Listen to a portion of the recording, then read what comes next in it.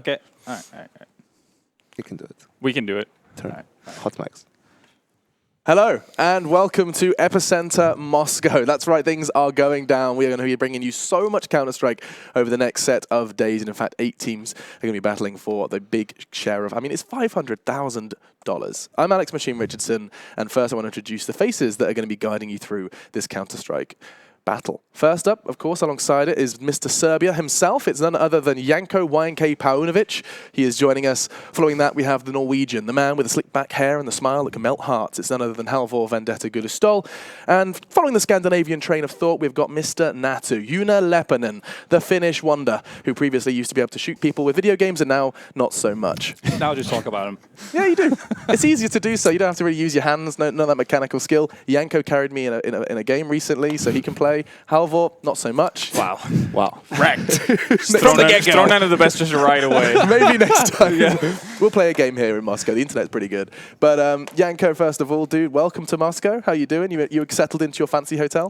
Yeah, definitely. The guys from EPICENTER are taking great care of us, so we got everything we need, and we have great teams as well, Alex. I think this is going to be a pretty sick tournament. There's a chandelier right above us, just to put into perspective where we are right now. How about you? Looking forward to this one? 8 of the best, world's best CS teams? Absolutely. It's going to be an absolutely insane tournament. In my eyes, the best tournament, for the last part of the year, really, hands down. So I'm really looking forward to it. And we just open up with the sickest of all games, really. Hey, don't get too far ahead of yourself. No, that is coming up. Yes, it's true. SK versus Vitrus.Pro is going to be our opening game here in Moscow. I have no complaints there from anyone, I'm sure. Natu, how are you all on the end? I can't even really... Can you see me? Hello. Yeah, Hi. Barely. I'm old. I'm blind already. I think it's going to be great. We have, the top 3 in the current rankings right here. So, that calls for a really, really good tournament. You guys have said it all. Great venue, just a great tournament overall that we're going to be seeing here. I just realized we're totally matching, Natu. Look at that. We're like little bookends. They're kind of black and grey look. Yeah. I should get you a tie, and then we could be twins, other than the whole brown thing. Maybe another time.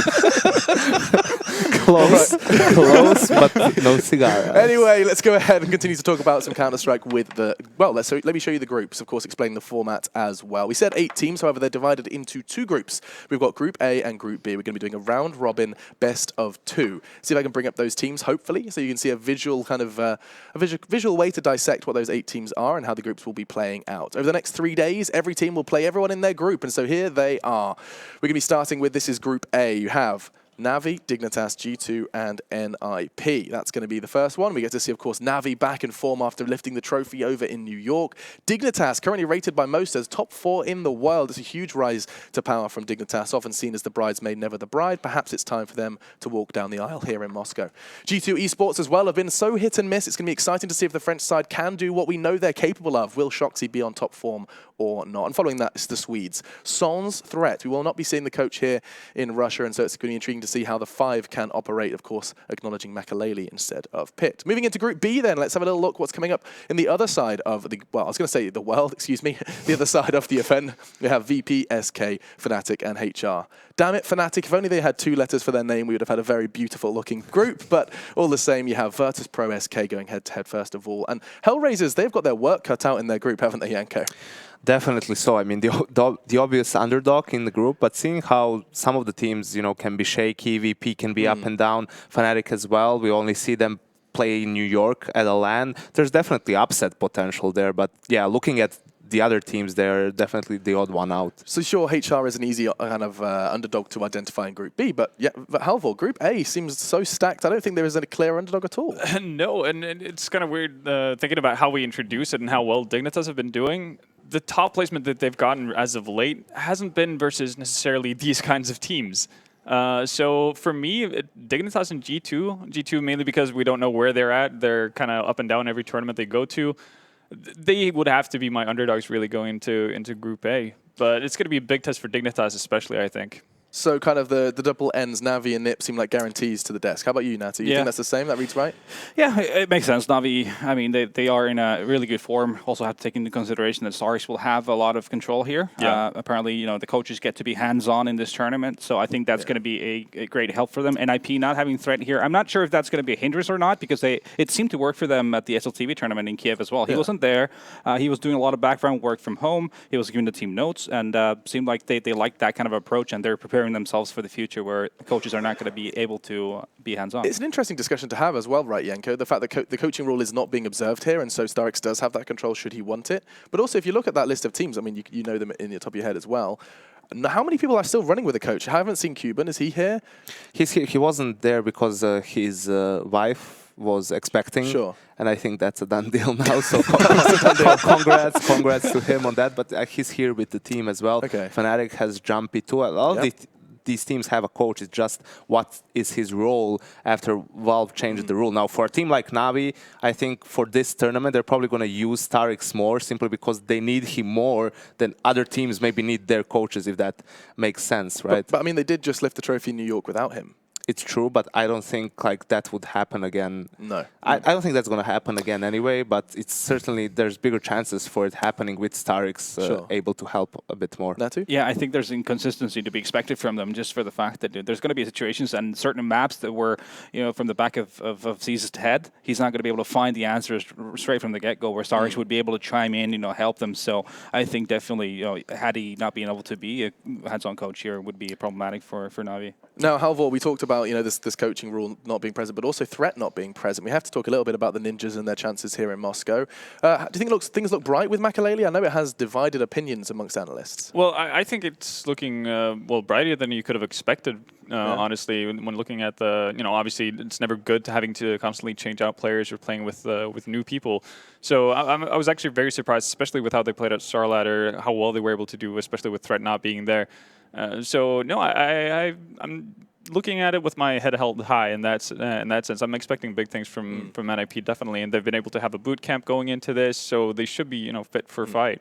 And talking of boot camps, did you see Taco's slightly flaming tweet? Slightly? I think that was just more like a takedown. Just being honest. That's like setting a forest on fire. I don't see the problem there. Yeah, can you just tell everyone what he said? I mean, it was like basically, oh, I just did some scrims in EU.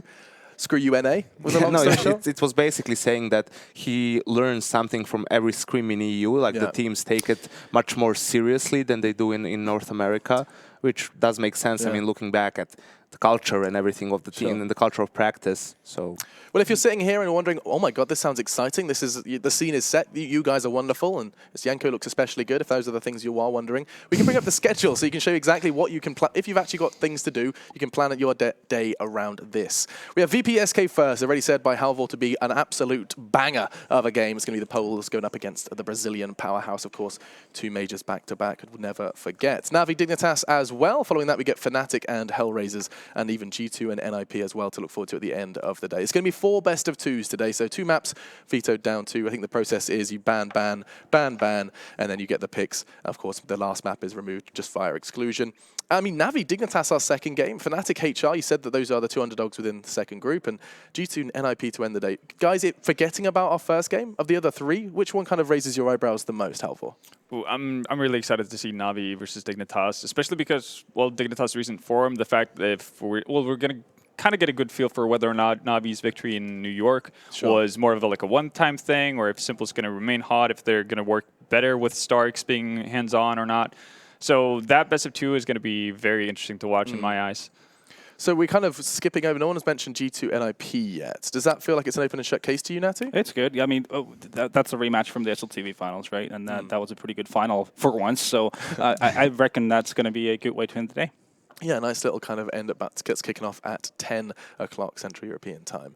Yanko, we have to start talking about VPSK. I want to make sure we have ample time to do so. So we should kind of move into the head-to-head between these 2 teams because it is due to start within the next 5 to 10 minutes. And so we can have the opportunity now to talk about the Poles and the Brazilians and why it is seen by many to be one of the most exciting games of the day. I mean, definitely when you look at the history between these two teams, you have SK, the two-time major champions, and the only team that actually gave them a really good fight at those majors was VP. Unfortunately, didn't manage to win. And now we had at New York that crazy semi-final game that they had with 2 maps going into overtime, and that incredible performance from VP on Nuke that caught us all off guard pretty much. So all of those things combined, you get a very explosive matchup and very high level CS. Now, it does seem like people have started to lean towards Vitrus.Pro as the best team currently in the world, Halvor. What's your thoughts regarding this? I mean, SK have held the title. A lot of people would suggest a big win like EPICENTER could be the one to push them over the edge. Where do you stand on VP and battling for that top spot? I think they're close, but I would still regard SK as the best team in the world. Yeah, and that's partly because when we've seen VP, as well as they've done winning E-League and, well, doing well at New York, winning Bucharest, all of that stuff, for every other event they go to, they crash out and burn. So you had WSG, for instance, where they lose to a Russian mixed team in the semifinals, which is not something you should do if you're VP.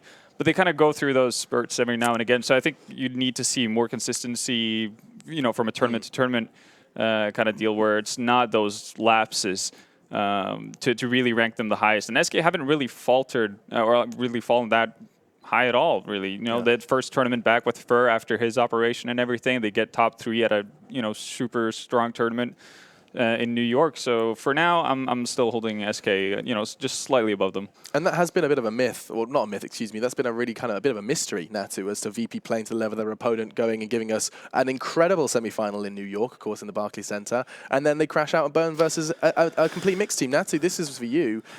How do you understand this? As someone, you've got the CS brain, you've played in this part. How do you put it into perspective? It feels to me sometimes it's psychological for these guys. It's like a lack of focus for them. I mean, it used to be so that in major tournaments, they would be always playing really spot on. Everything they did was just flawless. It'd be beautiful Counter-Strike. And then in so-called smaller events, you know, not as prestigious, I guess, they would be not playing as well. And I count that down as like a focus issue for them, which sounds kind of crazy considering they're pros. You're supposed to be 100% every single time, but it's not as easy as that. You got to be able to extract every single time the full potential out of your team, and it seems to be an ongoing issue for them. I think the WESG thing was fatigue more than anything else, right? Because they had New York, then they had to play Pro League as soon as they got back from New York, and the day after or 2 days after they had to fly to Ukraine. So the VP is a team that, I mean, no team likes doing that, but VP is a team that's particularly affected by that, being unhappy, to say the least. Natu can testify. You need some R&R, some rest and relaxation. At some point, we'll do that. That's the only reason why Natu does events, to get away from his family. Well, I don't no comment. His wife is watching. Stop. I told her to watch for once. Yeah, she's sitting there in the sauna, shouting at the screen. All jokes, of course. Jokes. Just all banter. jokes, of Hi, course. what's her name? What's her name? We'll give her a Haiti. Hey, Haiti. How you doing? No, she's actually at work probably, so she's not going to be watching. And no one watches stream at work, of course. No, nobody. Are you watching the stream at work? Hit us up with a hashtag. I don't even know. If you have a hashtag. Epic GG. We do have a hashtag. Epic GG. Hit us up with that. Are you watching at work? You shouldn't be, but tell us anyway. Hit us up with that hashtag. Leave a trace, like pretty much. Guys, this game is going to be going on very, very soon, and I think it'd be foolish not to talk about the veto process.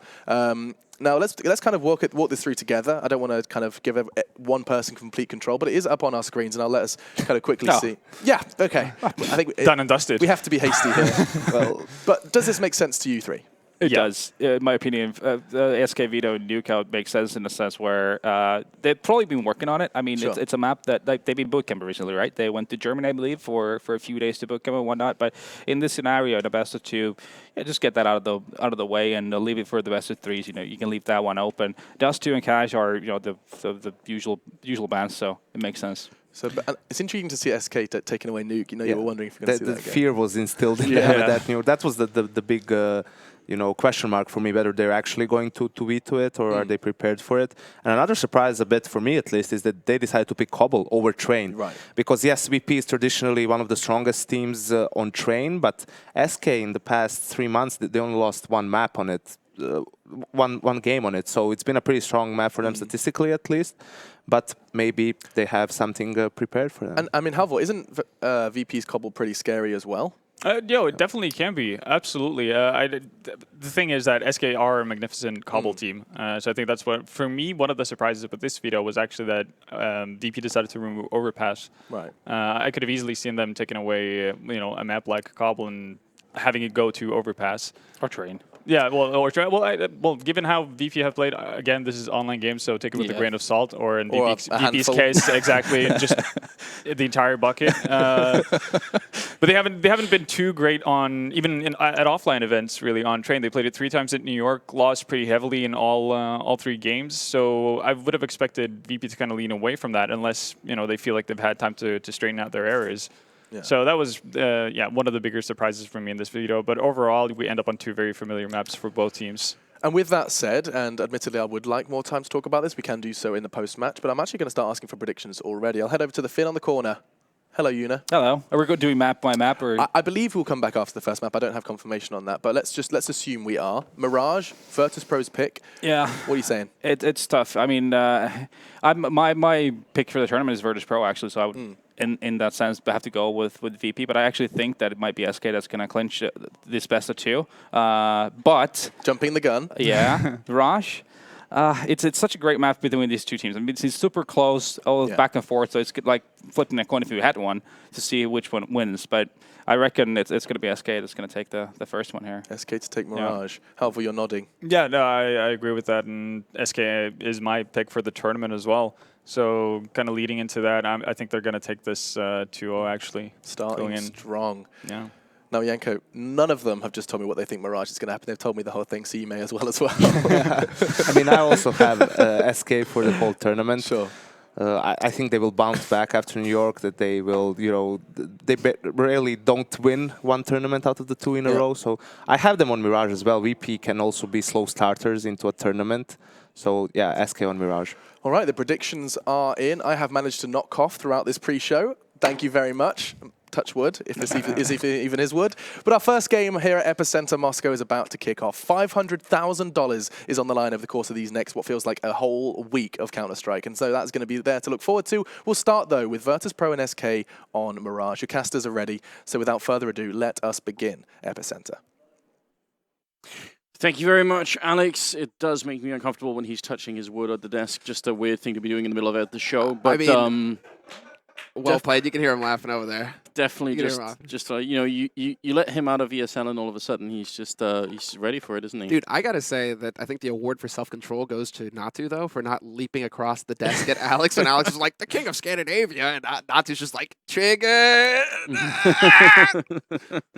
Oh, that was I thought you were going to be the getting away from the family and the wife comment. That was going to be the finals draw there. This is a pretty good one too. Yeah. Yeah, a conversation that I personally never have with my wife. She's always excited whenever I leave her and the kid at home to go and travel around the world and live in fancy hotels. Good stuff. We are going to be heading into the game here, and everyone seems to be ready for SK to take this one away. First map is going to be on Mirage. So welcome, ladies and gentlemen. Here's the first game of Epicenter. And Vitrus.Pro, they're going to be on the CT side, and they've got a great stack going on here towards the A side, and they're going to need it too. Now, this is looking... Whoa, hey. Windows 95? I don't know. This is already looking pretty tight. Minute 35 and a quick execute from SK.Gaming, not wasting any time at all, just charging out onto the site, and Taz cannot find a shot. He gets 2, but the first one is almost an accident. The man walked right into it. That's FNX down, and Bialy's there, drop fallen. How does SK not win this? Taco's going to pick up a second shot right here, and Cold Sierra to take down Pasha, so they do bring it back. Now, they're very far apart, and they don't have control of the bomb, and Vitrus.Pro, I mean, they shouldn't have been in this position to begin with, but now that they're here, they should be able to bring it home. Bialy going to be picking up a kill there on Taco, which just leaves Cold Sierra. 1 versus 2. He does have some body armor, and he's got the USP here, trying to see if he can click away. Fighting 2 against 1, and that grenade should pretty much seal the deal. He's going to get 1 headshot in. Could he get 1 more? Bialy coming around from the box. He's out in the open. Cold Sierra, not a good spot to be in. He's going to go up towards the stairway instead, looking for that last click, but he's not finding it. Woo, the jukes! And Bialy gets the drop on him! Sick play from Bialy. Cold still convinced he was behind the boxes on the left. Instead, Bialy sneaks past onto Firebox. But, I mean, that's just a tough break, right? That's a 1v1 duel that goes Virtus.Pro's way, but I did like the fact that SK.Gaming went so early in the round because of that sort of scenario. If it doesn't really manage to work out in the one fell swoop, you still have time to play it out, look for duels, and scrap your way back into the round. It just so happens that this time around, VP are going to come out ahead, so they pick up the pistol round, they lead 1-0, and now we get to see SK.Gaming with some Tech 9s. It's just full-on YOLO here. Yeah, Pasha's a little bit alone. He does have Neo, but Neo only has the Bison down there. And against all the armor, that could be really tricky. Now, the timing for Neo, though, is really good with the smoke's going to zone out the attack coming in. Pasha only with the 1 kill, and the Bison, look how little damage it does, but he's got a little bit of time, still a lot of bullets left, and oh no, he gets taken out. Neo helping out a little bit there to get the kill on coldzera, and now fnatik, last one left. He drops, and they will lose 3 players in that attack, Virtus.Pro. So a little bit of chaos over at that bomb site. It could have been much worse, I think, for Neo then, but it does work out. Snax on -1. Yeah, right. Okay. That kind of sucks as a start for a tournament. I mean, Bialy is definitely off to a pretty hot start right now. He's up to 5 kills, but Snax, don't worry. It's the very beginning. You're only 3 rounds into it, so you got plenty of time to catch up. But I mean, the main thing is that at least they hold on to one of the M4s after that round. SK.Gaming, I think they can be, fairly decent about that, considering they got 3 kills in that round, so they are making it expensive for VP, but in this round, it's going to be a hard eco for them. No surprise there. They're going to be saving up for the next one coming up, and the whole goal of this round is to pretty much just bum rush 1 point on the map and cross their fingers, hope that they can get the bomb plant so they can get that bonus money going into the next round. Yeah, I think you're exactly right. That bomb plant would really help them out. Virtus.Pro managed to deny it last round, even if they did lose a couple of rifles there. A little bit of a flashbang going in, but obviously not really helping out Snax too much, though he won't be rushed down immediately. Neo being there to help out a little bit, and with the bomb down and everything, I think Virtus.Pro have a good chance of locking down the mid right now. Taz, I mean, this is just all out aggression. This is that kind of bully tactic that can come through when you know it's an anti-eco that you're going to be facing. VP, they choose to just go ahead, wipe SK off the face of the planet, and pick up a 3-0 lead. So now we get to see what we have in store for us here. Does Fallen A have the money? No, he doesn't. coldzera had enough for just a dry AWP, like the glass cannon op. But this is just going to be full rifles for SK.Gaming going into the 4th round, whereas Snax had the money for the AWP. So we have to see where he decides to put that into use. That's where they needed some of those bomb plants on the Brazilian side, and they just did not get them. Right now, they're looking for 4 people over towards the B bomb site, just leaving a single player over by A. So we'll see if they're going to be able to pull in any kind of cool execute here. fnatik certainly setting up for something, but I can't even call this a fake. You can't really fake with just 1 smoke and a flashbang. I'd be shocked if Virtus.Pro bought anything based on that. They are going to be running straight into B, and Pasha flashed and in an awful position here with an MP9 as well. If they jump him, he should be gone. What a great flick coming out. Fur going to be taking down Neo. Pasha does pick up 1 kill, and he's somehow holding them back, going for a second and almost getting it. Oh, valuable seconds being picked up. That's right. Snax is going to find his pick on coldzera, who's stuck up in B apartments, and now Taz with the late lurk is going to be able to catch Fur off guard, but Fur makes it out just in time. So 3 players versus 3, and we have that delayed flank coming in from fnatik later on, but Taz is already going to be doing the damage. He drops the bomb carrier, and they know that there's still Fur lurking around here as well, VP, so all they have to do now is hold the angles. No need to go really hunting for him. fnatik even getting caught off guard there. Bialy going to be sneaking into kitchen, and Fur is out of the round. Good little double kill from Bialy to end it with. And that flank from Taz is obviously perfect timing. If the bomb goes down, then suddenly they might have a lot less focus on fnatik coming in from behind, but because they cancelled the bomb, they had suddenly had time to look around. It all worked out really well. That's 4-0 for Virtus.Pro early on here. And leading into the 5th round. Again, not even had any bomb plants yet for SK. They need some of those. That's really tough for SK as well, because they only get the 2 kills in that round. 3 players survive, economy stays stable for VP, and they'll be able to keep building now that they're facing an eco around here. So, I mean, SK, it looks like they're gearing up for that A push. And they're just hoping to have better luck than they did in the 3rd round, basically, where they got caught out in mid. VP were aggressive. They didn't even get close to a bomb site. This time around, SK are like, right, we really do need this bomb plant down so that we can comfortably buy the AWP, allow Fallen to go to work, or perhaps even Cold, right? But Taz going to snuff fnatik, and he drops Taco as well.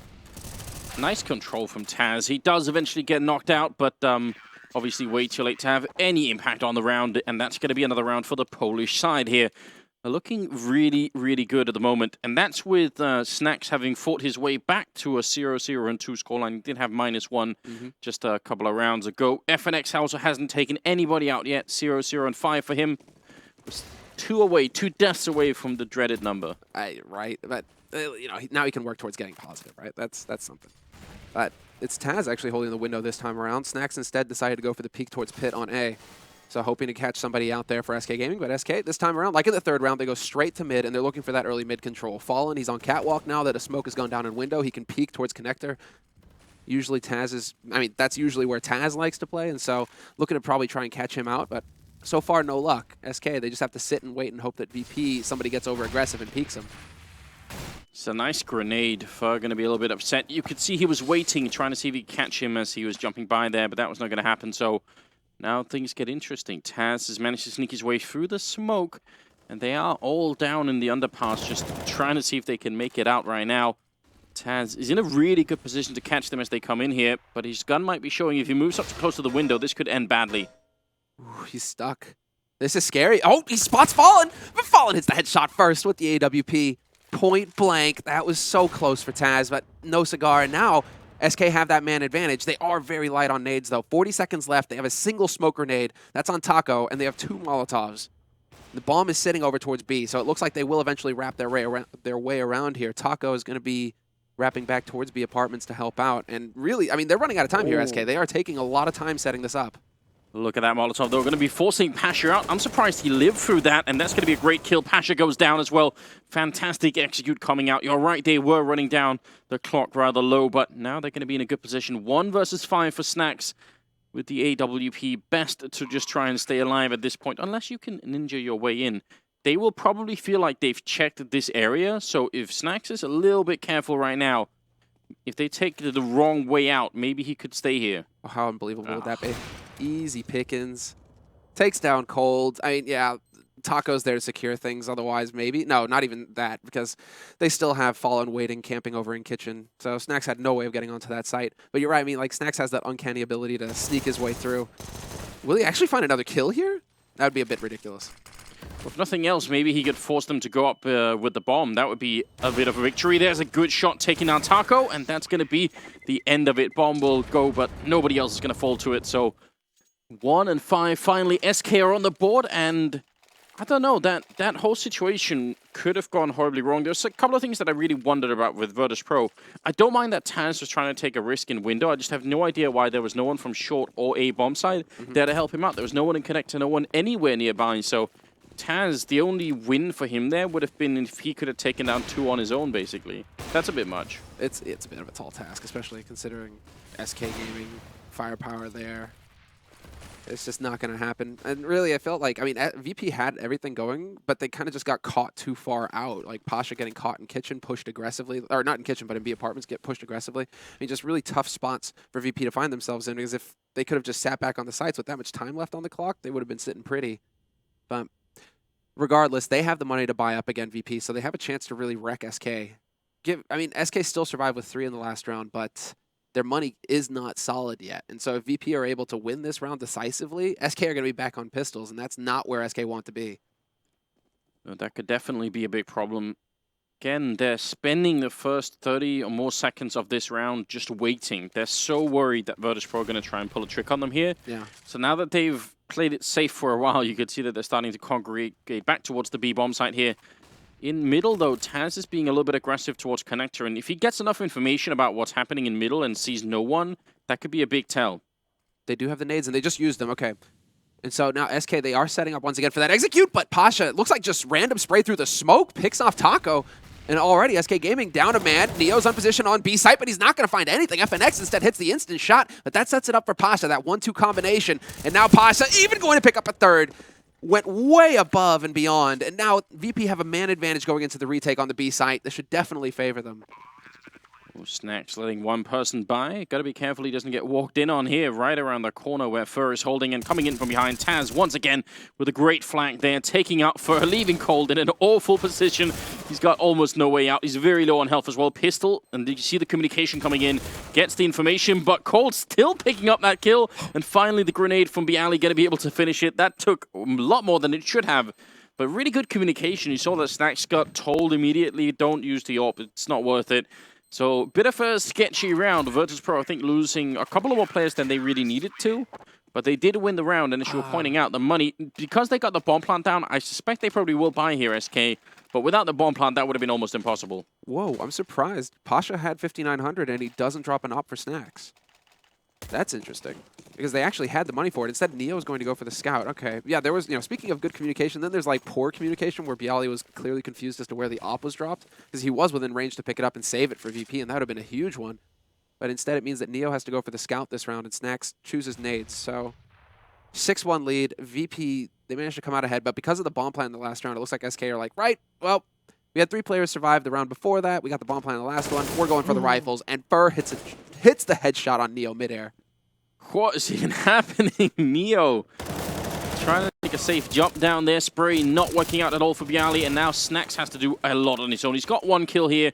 They need more. They're going to be walking back into middle and reconnecting with Pasha, who's coming in from the V-bomb side. That's a nice headshot, taking down Fallen Fur to fall again. And suddenly we're in a 2-on-2 with a massive health advantage, favoring Vitrus.Pro. fnatik and Cold Zero, what can they do to save this? There's even a Molotov on Pasha. If they try and hide in the back here, that could have really, really bad consequences for them as well. fnatik also in a dangerous position for a Molotov here. The one thing that they have going for them, SK, is that VP clearly, they're trying to figure out, are both players on the site right now, or is somebody lurking behind? Easy kill for Pasha. Cold Zero walks right into him, and now it's all on fnatik, who has 10 HP left, and it's just not going to be good enough. Taz, with the crouch peek around the corner, picks him off, and another big round going VP's way. 7-1 lead now on the CT side. And, well, it just seems like VP are starting to run away with this. SK.Gaming, they can't seem to keep it together in the clutch. In terms of risk, that was a really risky play that VP just went for. They lose the fight in the A-bomb side, and they decide to double up on middle and reconnecting with Pasha coming in from the B-bomb side. That's such a big risk, but it works out so beautifully for them, so you got to give them some credit for it. A very unusual way, I would say, to play the defense, just to try and take over middle. You sort of have to gamble that there's even anyone there. It could have been that no one was in middle, then you've just given up the A-bomb side, and the bomb is going to be going down, so yeah, credit to Vitrus.Pro. That was a nice way of handling that situation. Interesting, though. I mean, Pasha right now, he's having a very strong start. He's coming into this tournament with the lowest rating out of the VP guys, but so far, so good on the first map. He's definitely picking up the kills. Cold, speaking of which, is going to find a headshot, the 1 dig on Snacks. But it's still a man advantage, and advantage for VP because they have the rifles. There's only a single AK picked up on Fur. It's the hero AK, and he's giving it away. Now Taz knows, and Taz just barely makes it back around the corner. That sets it up for Bialy, who's holding a firebox. It seems like Fur, he's got an idea of it. Unfortunately, he comes up as Bialy's looking the wrong way. But still, Bialy gets the kill. Yeah, that looked like it was all down to timing. Yeah. Neither player really realizing what was going on.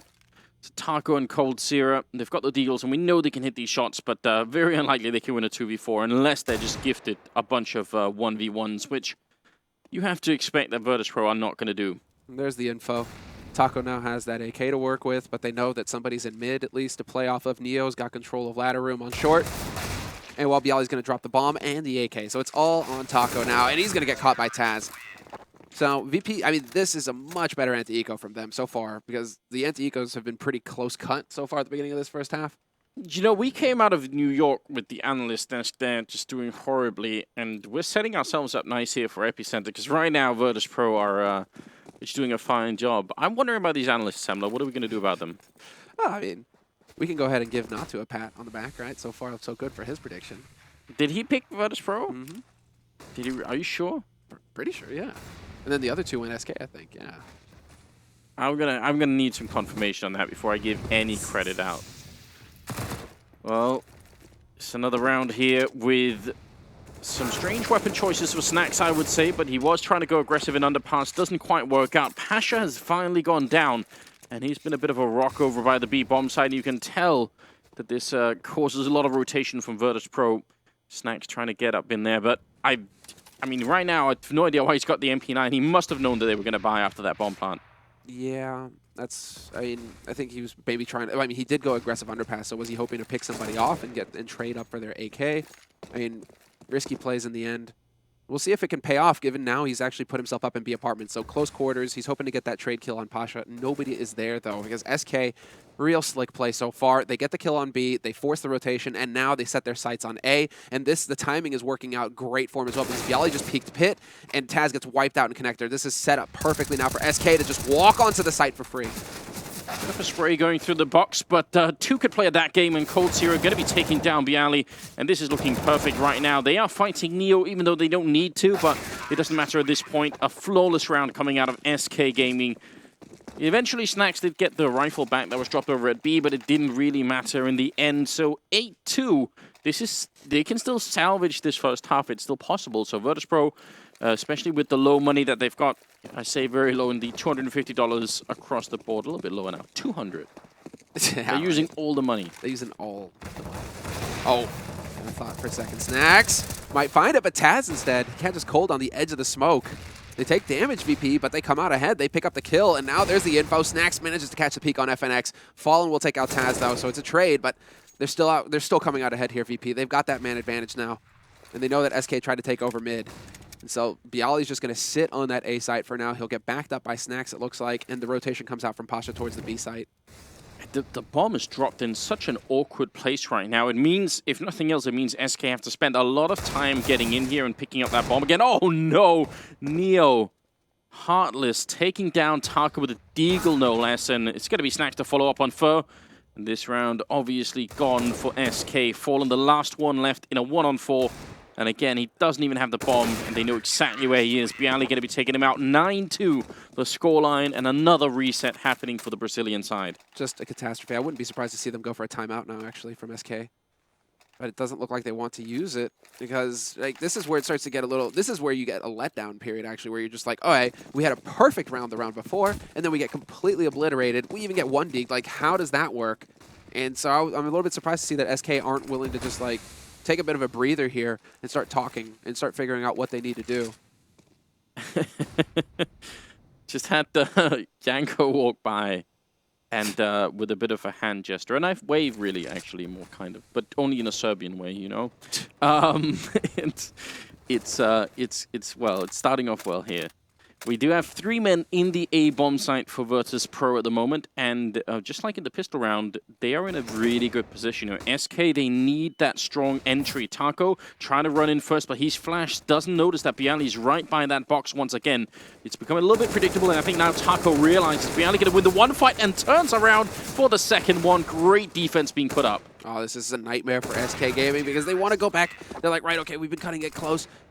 Time to go back to a tried and true strategy at this point, and still no timeout. Okay, well, now I'm really wondering because they want to try and go for just like a bread and butter kind of play, right? They clearly, you can see the setup there with Taco. He's ready, he's turned away from the flash, and he knows exactly what he's doing step by step as he goes onto that site. Just so happens that the second flash doesn't work out for him, but SK.Gaming, they're like, right, okay, so a default play isn't going to work now, and the only real rounds that they've been cutting it closer winning have been rounds where they just won duels. And so what? Is it time to turn it into back into a scrappy game, or are they going to try and take a pause after this one? I don't know. I feel like that position from Bialy has become so predictable now. I'm wondering why SK didn't have a Molotov save for it, because he's actually been there pretty much every round that whether they're fighting him in connector or through slope, he's always there. So why not? And you just look at the minimap, he's there once again. So just if someone keeps playing the same position that much, just Molotov them out. Yeah, and it is a bit fun. I mean, we've asked these kinds of questions in the past, right, when it comes to Bialy. Like Cash Forklift kind of comes to mind as well. He's either NBK corner or Forklift round after round after round. So, I mean, these are details and definitely that the pro players are picking up on, right? They should be knowing by now that, right, okay, this is where he's playing and make adjustments according to that, but... Can I point out the issue of the fact that Cold Zero and Fallen between them have 23 kills, and then the rest of the team between them have 9 kills? There is a... I don't want to point any fingers, Samla, but I am. Not the finger that Janko was pointing earlier, but just generally speaking. I mean, you are just like straight... Oh, straight assault in mid. Taz and FNX trade. And then Neo's there from window, just... VP right now, they have this mid control on lock. Bialy has changed it up. He's a little bit more forward on the site, and he will eventually get that kill on Fallen. That leaves it down to Taco in a 1v3, no grenades, and pretty much committed to Tetris at this point. There's no way for him to back out. And so, yeah, like, look at this. Snacks doesn't care. This is Snacks just enforcing as well. He's like, right, I've got the P250. Doesn't even matter. I'm going to come and hunt you down. So if you're wondering at home, was that even necessary, Snacks? Did you even have to do that? The definite answer is no. That is definitely, you don't have to do that, and it's not worth it. But I think you're right. It's a confidence thing. At Vitrus.Pro, they do get into this mode, and it always scares me. But it's one of those things that can can sometimes give up rounds you don't need to. I would be surprised if Taco could come out of this 1v3. It's now 1v2, but still, he has got a very, very tall task in front of him. I'm loving this battle, though. I wish we could have a little bit more of this half, just because we're starting to see the teams really try to make adjustments for how they're each setting up. And VP with that crushing defense on mid. But SK, they were like, right, if you're going to constantly put a guy in underpass or constantly have him in window, you know what, we're just going to jump out on short, try and take him by surprise, mess him up, and then roll from there. And it just didn't pan out. VP were too good. Everybody was winning their duels on the VP side, whereas SK, yeah, they still seem to be struggling. Easy peek there for Pasha. Takes out Taco. At least SK.Gaming will have bomb plant money for the last round of this first half, but it's not a lot when they only have 2 rounds on the board. This is where VP have just come out so far ahead on this first map. Yeah, they really haven't. Again, I wish we could go back and replay the whole pistol round once again here, because that pistol round was set up so well for SK. They got the first kill towards Connector, and then I think it was Taz shooting him in the back and missing almost all of his bullets. And from Firebox, yeah. Yeah, at that point in time, you know, when he misses the first 3 bullets, that's it. Like, the round should pretty much be done at that point in time, and then they still managed to let go of it. So I feel like SK could have had way more than just the 2 rounds here, but it's looking real tough, and especially with Taz picking up a double kill, though Fur and Taco are going to try and bring it back a little bit here. Snacks covering the line. He does spot the jump up, and that's a headshot on Fur out of the round. And the change of pace for SK just not working. They're way too good at trading, at drawing attention to different spots, and then boom, just it's just a sucker punch VP right now. They're so good at it. Cold will eventually find the kill on Snacks, who goes aggressive, but then Pasha from CT with the AWP will take down Cold. And Neo, he's been spotted on the lurk, but that's good enough because now they know where Taco's playing from, and it's easy for Neo to pick up that kill. 13-2 at the end of the first half. And, well, hello, everybody. What are you writing? What are you writing, Samler? I'm just reminding myself. 13-2, utter diary. domination. SK, did they make the flights? Or are they playing from Brazil? Is it a ping issue? Like, what's going on? I did spot them earlier, so I know they're here. I know for a fact. Yeah. Okay, because that's not the level that I expected to see from SK at all. And you're right to point it out. 2 players, double digits on the kills. The rest of them, floating at 3 kills each. I just want to go back to how wrong the analysts were. I feel like that's the main point. That's what I take away from this. You really it's going to turn into this war where it's like, all right, then we're going to say something in a cast, and they're going to throw us under the bus. On the it's so easy for us because we're not really making any predictions. We're just talking about what's actually happening, right? That's why I'm doing this. You get obviously. to be objective about it. Yeah, I wouldn't take it if it was a fair fight. That doesn't make any sense, does it? Yeah, 13-2. I comfortably made no prediction, so I can just always pretend to be right. But I will say I wasn't expecting this. I definitely wasn't expecting this. It's going to have to be the pistol round here for SK, and they are being rushed down to the B-bomb site. Taz getting the first kill there, taking down Taco. Cole got one as well, and Taz running into Kitchen and picking up a second one, dropping FNX now. It's a 4 versus 3, and the bomb is being put down cold here. He's in a good position, though. He's got the drop on him, and he's also got the info basically for his teammates. And Neo might just run right into him. Spots him immediately, though. Do they know where Fallen is coming from, though? Is Fallen? He got that kill initially with the USP. That would have hidden his position, but still not going to save him from Bialy, who hits the instant headshot from Apartments. And now, well, SK.Gaming realized they're walking into the Triangle of Doom. They just have nowhere to go. All of the peaks, they're going to be set for VP, who are playing this perfectly so far, really drawing out this bomb timer. Cold finds the headshot on Neo, but then Taz from Kitchen still here, and now it's a one-on-one, but Cold just has no time, and he has no kit. Yeah, this is pretty much done. I mean, Colt's a great headshot, a great quad kill, but it is not going to save the day here for them. Simply runs out of time, and that's going to be Vitrus.Pro picking up the second pistol round. This one, which is very well orchestrated, and you're right, the post-plant positions were so good. They forced SK to walk into that incredible crossfire. I'm surprised they even got that close to winning the round. I mean, they should have been done way earlier, but now they're fighting with whatever they have. They got no more room left to play with. Now they're stuck, right? And it's the Force Buy. Obviously, the Force Buy. They know that they have no room for error now. And, well, it's going to be VP's time. Now that they have so much room to work with, default time, straight out onto A. No smokes either. Taz just leads the way.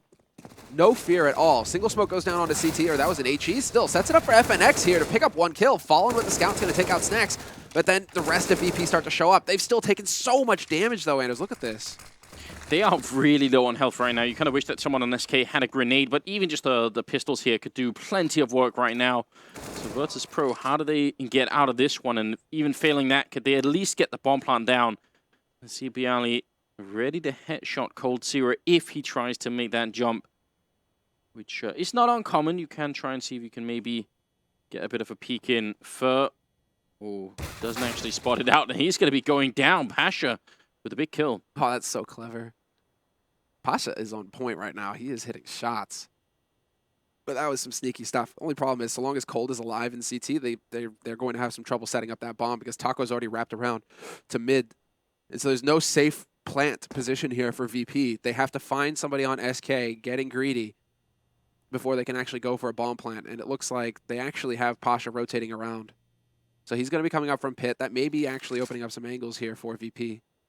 Really want to give some credit to Bialy for just holding that position for so long. The only thing I'm worried about is he has actually disconnected, but he is standing incredibly still right now. Obviously not disconnected because he's crouching, but raiding. This is really hard to be this patient, but you can tell it's working out because Taco's running to the other side to check if they're actually there now. The bomb goes down and they lost a little bit of control. Great headshot coming out from coldzera to take one down, and that's going to leave Pasha behind the box in a 1-on-2. Not a good position to be in. And that UNP with the jump, that's going to be the end of it. coldzera cleaning it up.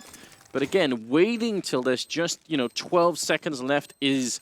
It seems like he's not doing anything. It seems like it should be easy to just wait behind the box for a long time, but it does take some nerve to do that. So, I mean, I think Vitrus.Pro played that actually pretty well. They did. It's just like unfortunate timings, right? Like the one thing that I was thinking about is just the fact that FNX gets that kill for free because nobody's actually looking pit. And I wonder if that's because the Molotov went down, and so they didn't see him immediately. They're like, all right, nobody's in shadow with the Molotovs there, and then FNX gets a kill for free, and that kind of starts the ball rolling because then he did damage to the second man through as well. It's just those CZ-75s are capable of so much burst damage that it doesn't matter if you have a rifle. If they're in the right position with the pistols, they're going to wreck you. Speaking of coldzera, he's got 20 kills and a second on the scoreboard overall, in spite of the fact that they are 11 rounds behind Vitrus.Pro. So he's doing a really good job right now. Top fragger is with 21. So, yeah, that's just really quite impressive. But obviously that needs to change here for SK if they want to mount some sort of ridiculous comeback. It's been done before, although rarely. coldzera now getting to 21, taking out Snax, and it is kind of a sketchy buy coming out of Vitrus.Pro here. They only have a little bit to work with. Pasha with the scout. And he will take that kill. Taco trying to clean up here with the UMP. He's going to be successful. And that leaves Pasha alone. In a bit of a nasty spot. Misses the shot. He's going to get the follow-up. And he's I mean, Cold, I realize what Cold was trying to do there, Anders. He was just trying to make it, tense, make a show for us, right? Just like drawing it out. He's like, I survived the first shot. I've got at least a few more bullets left before I actually have to snuff this guy. It's ridiculous. He's top fragging, and they're 10 rounds behind. He's got 22 kills, and it's 21 on Taz. Can't believe it. That is a lot of carrying happening for coldzera. I mean, I guess we shouldn't be surprised, but still. He is the Terminator, right? Dubbed by Thorin. Dubbed so. This is his nickname. But I mean, right now it's just more like. It's tough to say, right? Because yeah, okay, you have the guy. He's like so standout. He's got so many kills, but they still only have 4 rounds on the board right now. So where are the rest of his team? They need to start waking up here. They need to start getting into this fight. Or they can just, nade Snax into oblivion. Poor Snax. That just sucks. You're just standing there, you're like, well. He didn't have any armor, so that first grenade put him on 16 health. And, I mean, I guess you don't really expect anything out of this round if you're Vitrus.Pro, but you at least want a fair chance, right? Oh, yeah. Oh, Taco insta-dinked, though. He's down to 57, but still with that UMP, he's not going to be afraid of going for the peaks, and he's just hunting. Right now, this is like the nightmare for VP because they're just feeding so much money into these SMGs. Taco even going for the pistol at the end. Style points for him, but that's $600 per kill with that UMP. That's a lot of money going into Taco's bank. Look at that, 7,800 now. Actually, SK.Gaming, they're off to a very strong start economically right now. They don't really have too much to worry about there, and I'm actually a little bit surprised to see that Taco, when he upgrades, he doesn't just go for the AWP and drop it for Fallen or drop it for Cold, and then they trade, right? M4 goes to Taco, and then there's an AWP in play. Instead, they want the full rifle play here. So this is the point in the game where Vitrus.Pro know they just got to win 2 rounds here, and they're good to go. And it seems fairly easy, but you can easily lose the momentum as well. So we'll see if they have the strength to just carry on through and make this work for them. Just one little trick, one good entry, and they should be doing it. Taco, they're not going to recommit to that fight, and that's a good idea. Fallen getting a kill. Taco with a nice flick that even drops the bomb. Pasha going to be going down in this crossfire. Way too much for Vitrus.Pro to handle. I think they were hoping they could just rush in and take out Taco before anything else happened, and that's why it was so well played for him to fall back. Did they even throw a single grenade? is what I'm wondering as well right here, right now, right? VP. Yeah. Because they're going for a lot of these dry runs, right? The A execute, right? Air quotes, because they didn't throw a single grenade leading onto the site. And so they're just kind of running in looking for these duels. And they just did the same thing there on B. Just run in looking for duels. Wondering if VP in the next round, if they're actually going to start using some economy here, just or some utility rather. Start getting those nades into play to make life easier. Taco's waking up, and you don't really want to be allowing these players to get some confidence on SK's side, right? You don't want to give them feel-good rounds where they're like, yeah, I just owned them, right? You know, like, I got 2 kills that round, I'm starting to feel it, starting to get my aim back.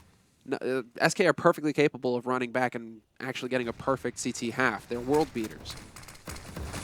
Yeah, I don't think anyone could really doubt that. And Virtus.Pro, they should know it too. I would love to see them try for something a little bit more aggressive, maybe towards the A bomb side.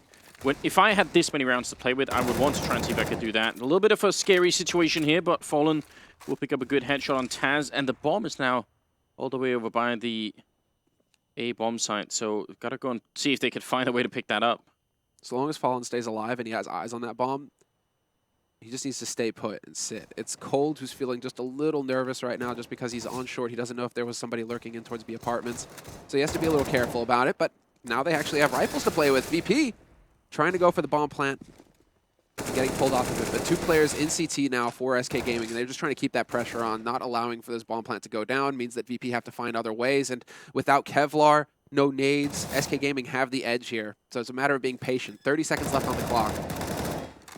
Neo finally going to be successful here, and Cold with a really good lurk. If he had gone through, who knows, it could have been the other way around. Neo going to get a headshot, almost a second one there, but it leaves Snax alone in connector.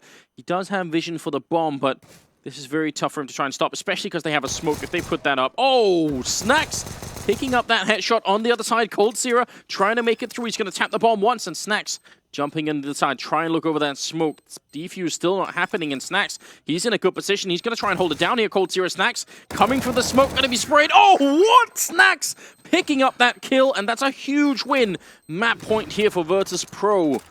Unbelievable, especially that first kill that Snax got. How does that work? Yeah, right? That's when you realize, you're just like, wait, but Snax only has the P250. But then you look at the HP for SK and the fact that they're all sitting on 30. I mean, with the P250, that's doable, especially with Snax. You see the aim that he's got, and he plays that down to perfection. Another clutch going to VP. And that puts it up on map point now. So 15-6. And that was a hard eco too, for VP, right? Like, that's what's ridiculous. It's just like, oh, well, maybe they need to, be using nades. But it's just like, no, actually with pistols, we can just go ahead and walk right through SK and win the clutch. Nonsensical, but it happens. Still, now that we have the AWP in play, the double AWP in play here for SK.Gaming, Cold is going to find the first pick on Snax. That sets it up. And now VP just running through, but Cold with the fadeaway headshot on Pasha. So scary. And Virtus.Pro, I mean, I don't know how you come back from a beginning like this in a round. I feel like that was sort of half-hearted, It's one thing if they were pushed all the way into the hallway and then they lose a man to the AWP. I could see why they'd want to recommit and just be like, all right, we'll just rush in. But they lost the first player all the way in the back of the hallway. How did they think that they were going to be able to rush down Cold Sierra anyway? Yeah, and then only rushing with one guy as well. Yeah. So it's just like, I mean, Cold basically gets 2 kills for free out of that scenario. No way for VP to trade it. And really, I think I got to the bottom of it, Anders. VP, they're going to lose this round, get back onto a hard eco, and then just win the map. There we go. That's it, because clearly they're doing better with pistols. I mean, if they put some speed behind it at the A-bomb side, I would be a big fan of that. You've got so many rounds to play with. All you need is one round where you get a good entry over at A, and that might be it. Great stuff from Fallen, but ultimately the round was pretty much over anyway there. Got a nice second kill on Bialy. That looked really cool. Now, 15-7 here. We would need for SK to win another 8 rounds in a row, then we would be going into overtime, which is possible in this format. Yes. And yes, it is overtime.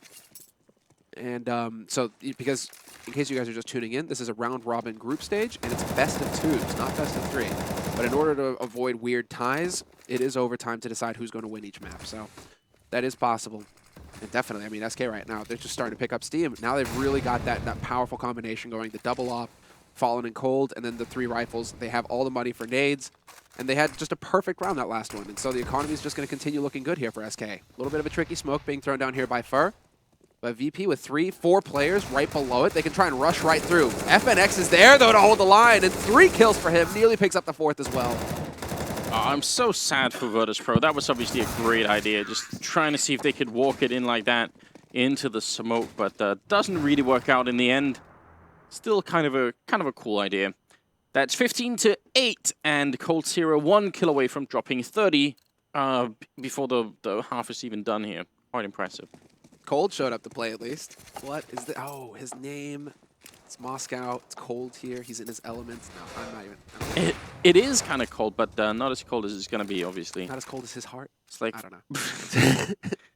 know. I feel like that's getting too personal, isn't it? I don't know if you went on a date with him at some point and he never called back or something. Snack's going to be running in. Will be taken out by Fur, but then a quick reply from Taz gives them an AK to work with. And Neo has 1 too, but also has almost no health left. And coldzera now dropping 30 in the 24th round. So definitely a scary beast right now. Going to be holding the line as well, taken out by Ali. And coming in from the flank as well is Taco. So this is just going to get way worse for VP. Now they both have rifles to play with, though. This could get interesting. I mean, Taz has got the Kevlar on the AK. He's definitely going to be the one looking to do the majority of the damage here. But this is buying time for SK to rotate into position now and start clearing out these angles. And so Pasha, he's working his way back up to short, but Taz is stuck. There's no backing off for Taz.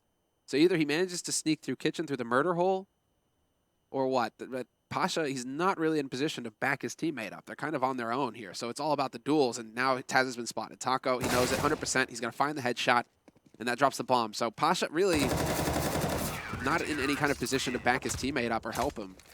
Just kind of, I mean, lackluster. Lackluster round there from VP in the end, even though they did actually have a strong start. And once again, Anders, they had pistols, right? So whatever it is that's unlocking when VP actually have the pistols, they need to try and channel that into these rounds where they have the rifles, they have the economy.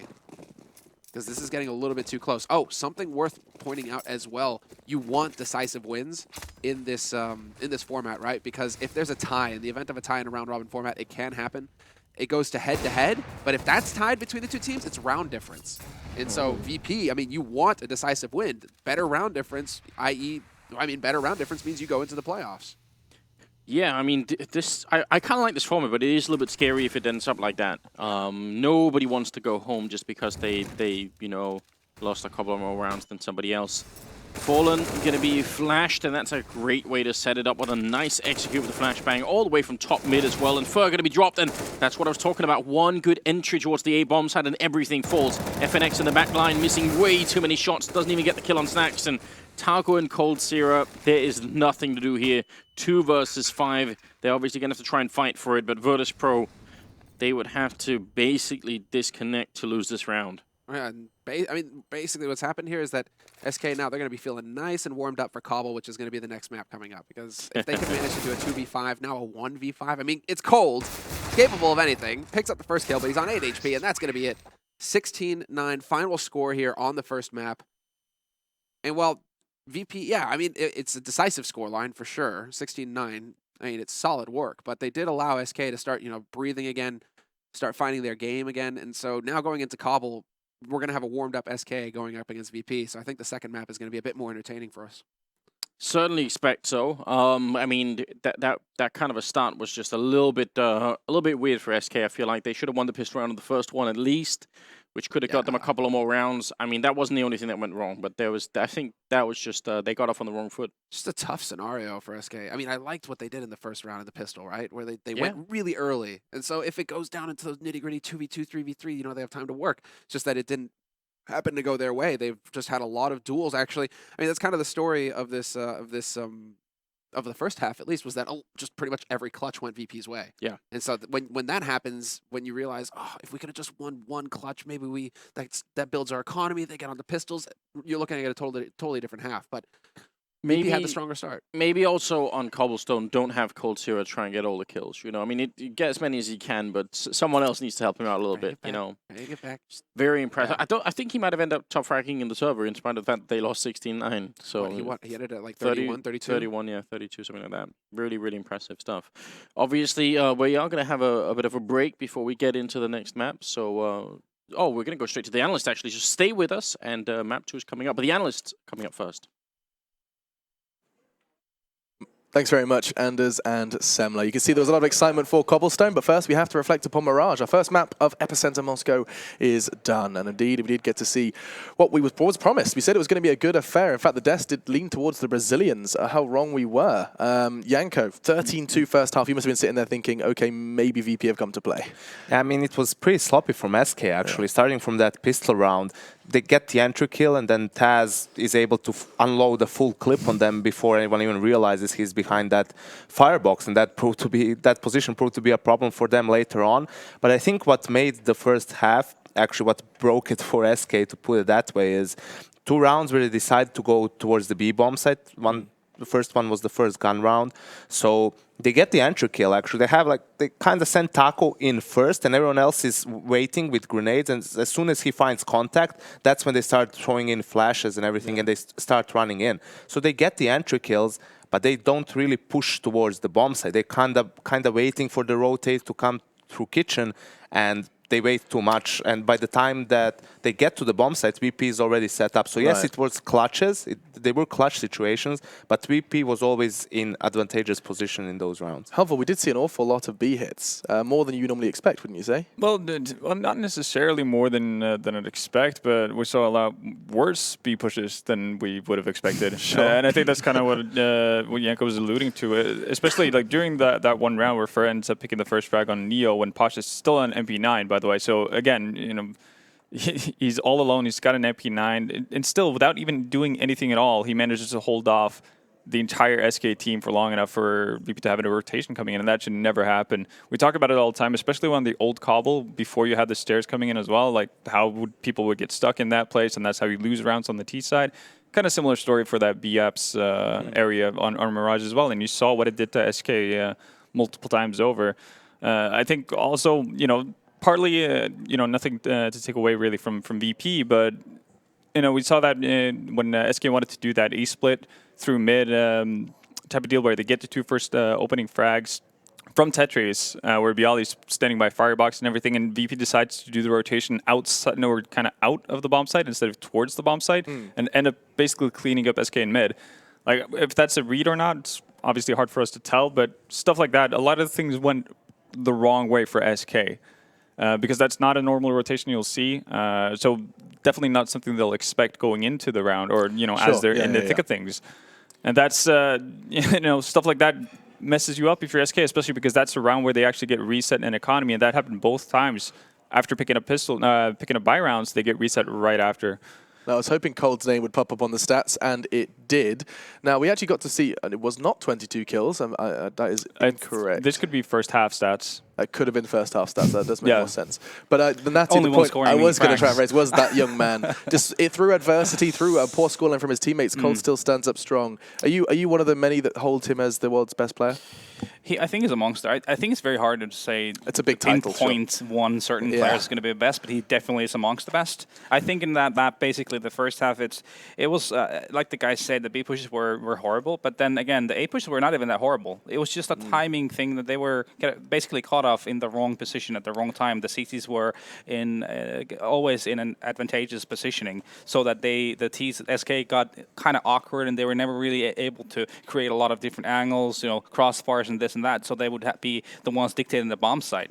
So the problem is, like, after it fails initially, going towards B, well, they're not going to try B for the 3rd or 4th time. So they win a round by going for mid control. They win a flawless round. So VP immediately adjusts and just starts fighting them for mid control round after round, and SK, you know, loses all of those battles. So it was a combination of early on, SK had a window of opportunity, they missed it, and after that, VP just had great reads. Speaking of windows of opportunity, that actually kind of set me back. When SK started leaning more and more towards mid control, the fact that they refused to smoke off windows so often, and the fact that that would actually allow Snacks to constantly come back to it, or Neo to constantly come back to a window and actually find a frag here or there. It doesn't necessarily happen every single time SK went there, but, you know, just 2 or 3 rounds is all it takes for you to really mess up SK, and just losing one man before you even got, you know, any sort of resemblance of mid control, that's terrible for you if you're a T side, because it makes your execute so much harder.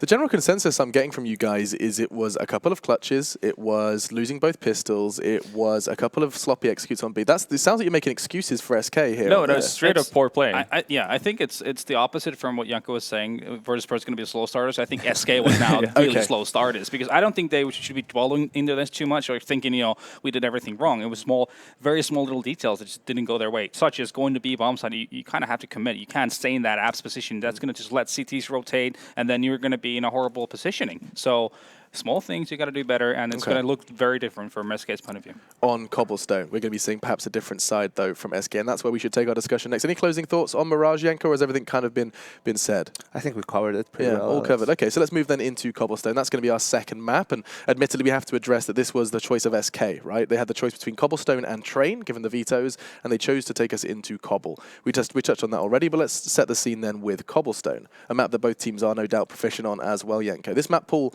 kind of complements both of these teams, wouldn't you say? Yeah, definitely. I was a bit surprised that they chose Cobble over Train, but I'm guessing that they've prepared for it a bit in the small boot camp that they had. The thing is, VP has been a strong team on Cobble, especially on LAN. I mean, in Pro League, they lose to different teams on it. Remember the HellRaisers game. But for VP, it's what's become characteristic for them on Cobble is that they leave drop zone. Like, they don't fight for drop control. They focus towards B plat, especially with Pasha being aggressive there. So that's something SK can tell if they've watched the game. So I'm curious to see how will they approach their T side knowing that. And a great thing for SK as well was the fact that they started that comeback kinda, so they got into the groove of things a bit towards the end. So they don't hold drop room, and SK are commonly known for putting an AWP in drop on T side. So yeah, that could... The thing is, I think that when we saw that, it's mostly because they tried to adapt on the fly, but you could tell that when that didn't work, they were completely lost. Like when Fallen couldn't get an entry kill from that drop zone with the AWP, they would just outright lose the round. Sure. Halvor, expectations for Cobblestone. You already touched a little bit on how VP are going to approach this. Is this something you expect them to be able to fight a little harder on? Can they go and make it 2-0 now? Well, there's definitely a chance. Obviously, didn't expect them to pick up Mirage, so already they're off to a great start, and they played well. I mean, as much as we've been talking about the mistakes SK made, it's also due to the fact that VP are playing a good game. So you don't want to take anything away from them. One of the issues I'm looking to see if they've kind of mapped out and sorted out from the last couple of times I've seen them play is that with them leaving drop zone open and basically having task play outside the window is that oftentimes, and for no good reason, you'll see Bialdi and Pasha having communication issues where they leave each other open from that one guy who's allowed to go into drop room. And it ends up putting Pasha in an open situation where he just gets picked off, easy entry frag for the T side, and that kind of starts the avalanche that you never want to have really on the CT side. So if they have mapped those kind of things out, if they can play safer and actually, play the way the setup is meant to be played, that's going to do a lot for them. Now, SK chose this map, Natu. It's safe to assume they're coming into this one as favorites in your mind as well. I think this matchup is very. I mean, it's been a great matchup through times, right? So I'm not really sure if they're the definite favorite in it, but obviously they've been working on it. It has to be assumed. But we haven't seen them play in the LAN for quite a while, right? Have we? I think it's close back to Cologne that we've seen them play. So it's going to be very interesting. I mean, like I said, if you drop a CT and on T side you take it. If you can't make plays out of there, then you'll have to have a plan B or plan C, which means you'll have to be gathering map control towards the middle, towards side hall, so that you can do some things if you're not able to create openings. So going to be interesting to see how SK tackle that issue. So you're sitting there with the coaching headset on, you're going to get given drop control. How do you exploit that? How do you take advantage of the control that VP give you, Natu? I mean, well, that sets you up for some nice B plays, doesn't it? Okay. I mean, if you just have a lot of good B executes, also applies for fakes. You can fake A side and just go for B bombs, or the opposite way around. Just go towards the B bomb side and fake A. So it does give you a lot of options, and then it comes to CTs to make plays. You have to you can't just be stale. You kind of have to play aggressive on other parts of the map, such as the B plateau or side hall or middle. So there has to be aggression somewhere, Jankos. Yes. You can't just sit there static. That's true, but the structure of Cobble is such that there's not that much room for CT aggression. That's the biggest, problem with the map in itself. You can do it for a limited amount of time while you have the utility as CT, but once that runs out, you're pretty much forced to fall back. Now, just while I have you here, and I want to start this discussion, I don't know how controversial it is. I think I spoke to Janko about this, but I haven't spoken to you, the others. Everyone talks about Inferno and how pretty it looks, and which map should perhaps take its swap out. Get the axe. Who is leading towards Cobble? Anyone here on the desk? You are? Natu, not so much? I like Cobble. Yeah. But, I mean, there's 7 maps in the pool. I don't like it. I don't want to have 8 maps. So you're going to have to X something. Let's be honest, Nuke is not a great map, is You're not a fan of Nuke? But you have to be realistic. That's not going to happen. No, it's definitely not going to happen. I'm just wishful thinking. Wishful thinking. Yeah, you can do that. We can do that. Yeah. It's not going to happen, though. It's Marshmallow World. We can wish for anything. And I mean, to kind of come to the defense of Nuke, because that's Okay, a map do it. I like, is that hasn't had enough time to be developed just from a playing style or just from Valve's end either, because it's not like the first edition of Cobble we had was exceptional by any Or means. Overpass. Well, yeah, that for that matter as well, right? So Cobble has had quite a bit of time to actually, been played a lot, and Valve has looked at it, made some changes here and there, and it's still very stagnant in how you're allowed to play on the CT side. Nuke hasn't really gotten that treatment yet, so I think it's fair for that to stay in the map pool, get tested, run through, pretty much find every nook and cranny of that map, and then allow Valve to potentially make some changes, hopefully the right ones, crossing fingers. So you don't. So you want to remove Cobblestone? I want to remove What's Cobblestone your short because answer as to why? as You've to hinted why, it already. well, yeah, because it's so stagnant to play as CT side. It's so one-dimensional. I think it's cool when you see teams have different ideas of how they want to solve different sides of a map, right? And with Cobble, it's pretty much like, well, we can't go aggressive, so I guess we just have to play, the optimal angles passively, and that's not super fun to watch over the course of time. I mean, I guess you kind of can play aggressive, but it's gradual, so you have to fall back. So it's basically a game of trying to waste as much time from the tees as possible, play as aggressive as possible. But it doesn't work in the same route, Yeah. right? Like where you actually go aggressive to gain map control, because on Cobble you go aggressive to potentially find a pick or clear out an area, but then you have to, like you said, scurry back because it's not safe anymore. But would you not say there's an argument as well that you want maps to play differently to an extent? You don't want all of the maps to have the same flow, the same ebb and flow. Of course, but you don't want one map to have one stale flow either, right? Sure. To it. Then that's kind of the issue you run into, because even with the other maps, you have, they might play more similarly in the fact that you have more options on both sides, but that allows for teams to do different things. So you're going to get different outcomes. With Cobble, it's very much the same cookie thing. cutter I defaults. think a lot of people think that Dust2 is going to be the one that's going to get the axe. I was about to take it there. But I mean, it is the most popular map in the game, right? And it also plays kind of differently in a way compared to a Where lot are of you maps. gauging popularity from? You mean like matchmaking? It's literally like the Is that most what played you- map in the world. ever. Yeah. In any game combined, I guess.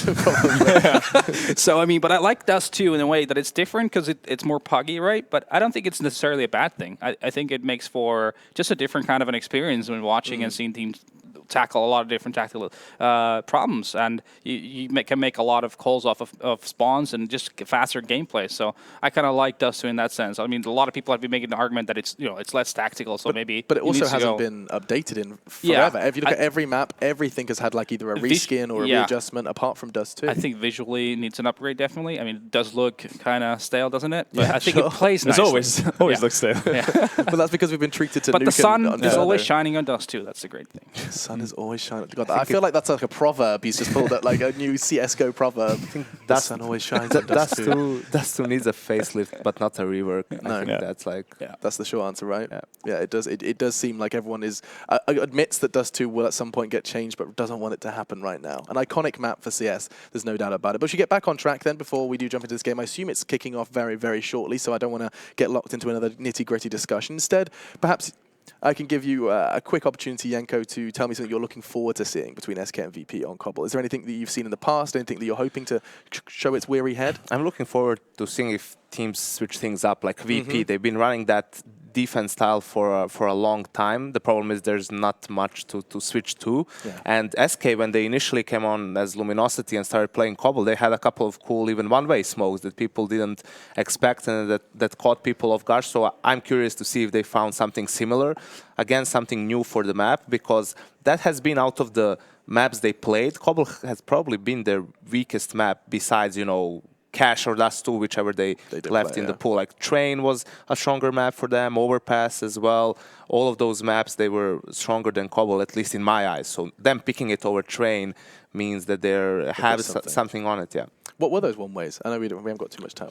They had a smoke that they threw on B platform near the box, like similar to the Olofmeister one, but it actually had a gap, so you could see like the short side towards drop. I remember, yeah, you were getting angry that people were using it in our pub. That was like DreamHack Winter, I think. Yeah, that's when they started busting it out, and when they stopped using it, Immortals. Well, then Tempo Storm picked it up and did the same thing with Bolts being the guy standing behind the smoke. The Brazilian plat smoke.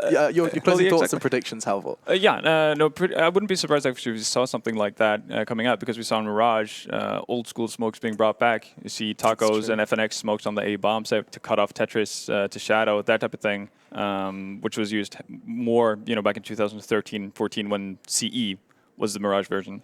So who knows? They could bring it back. Yeah, from the olden days. So give me a team name for Cobble. Team name for Cobble is going to be SK. Okay, believing in the Brazilians to split the series. You're nodding, Natu? Yeah, I agree. I think that they'll have to have something in the bag, because they're taking it out here against VP, so I'm expecting them to win. Nodding Natu, the man behind The Sun Always Shines on Dust 2, says SK. What have you got for me, Yanko, just finally? I'm going for the split. The last time they lost 2-0 was against G2 at the ECS finals, so SK rarely gets blown out. The desk just can't seem to find a way past SK. They expected Mirage to go their way, and it didn't. The polls have already impressed here in Epicenter, and now they're going to go ahead and try and make it 2-0. The desk thinks SK will take it. Let's find out what our casters have to say.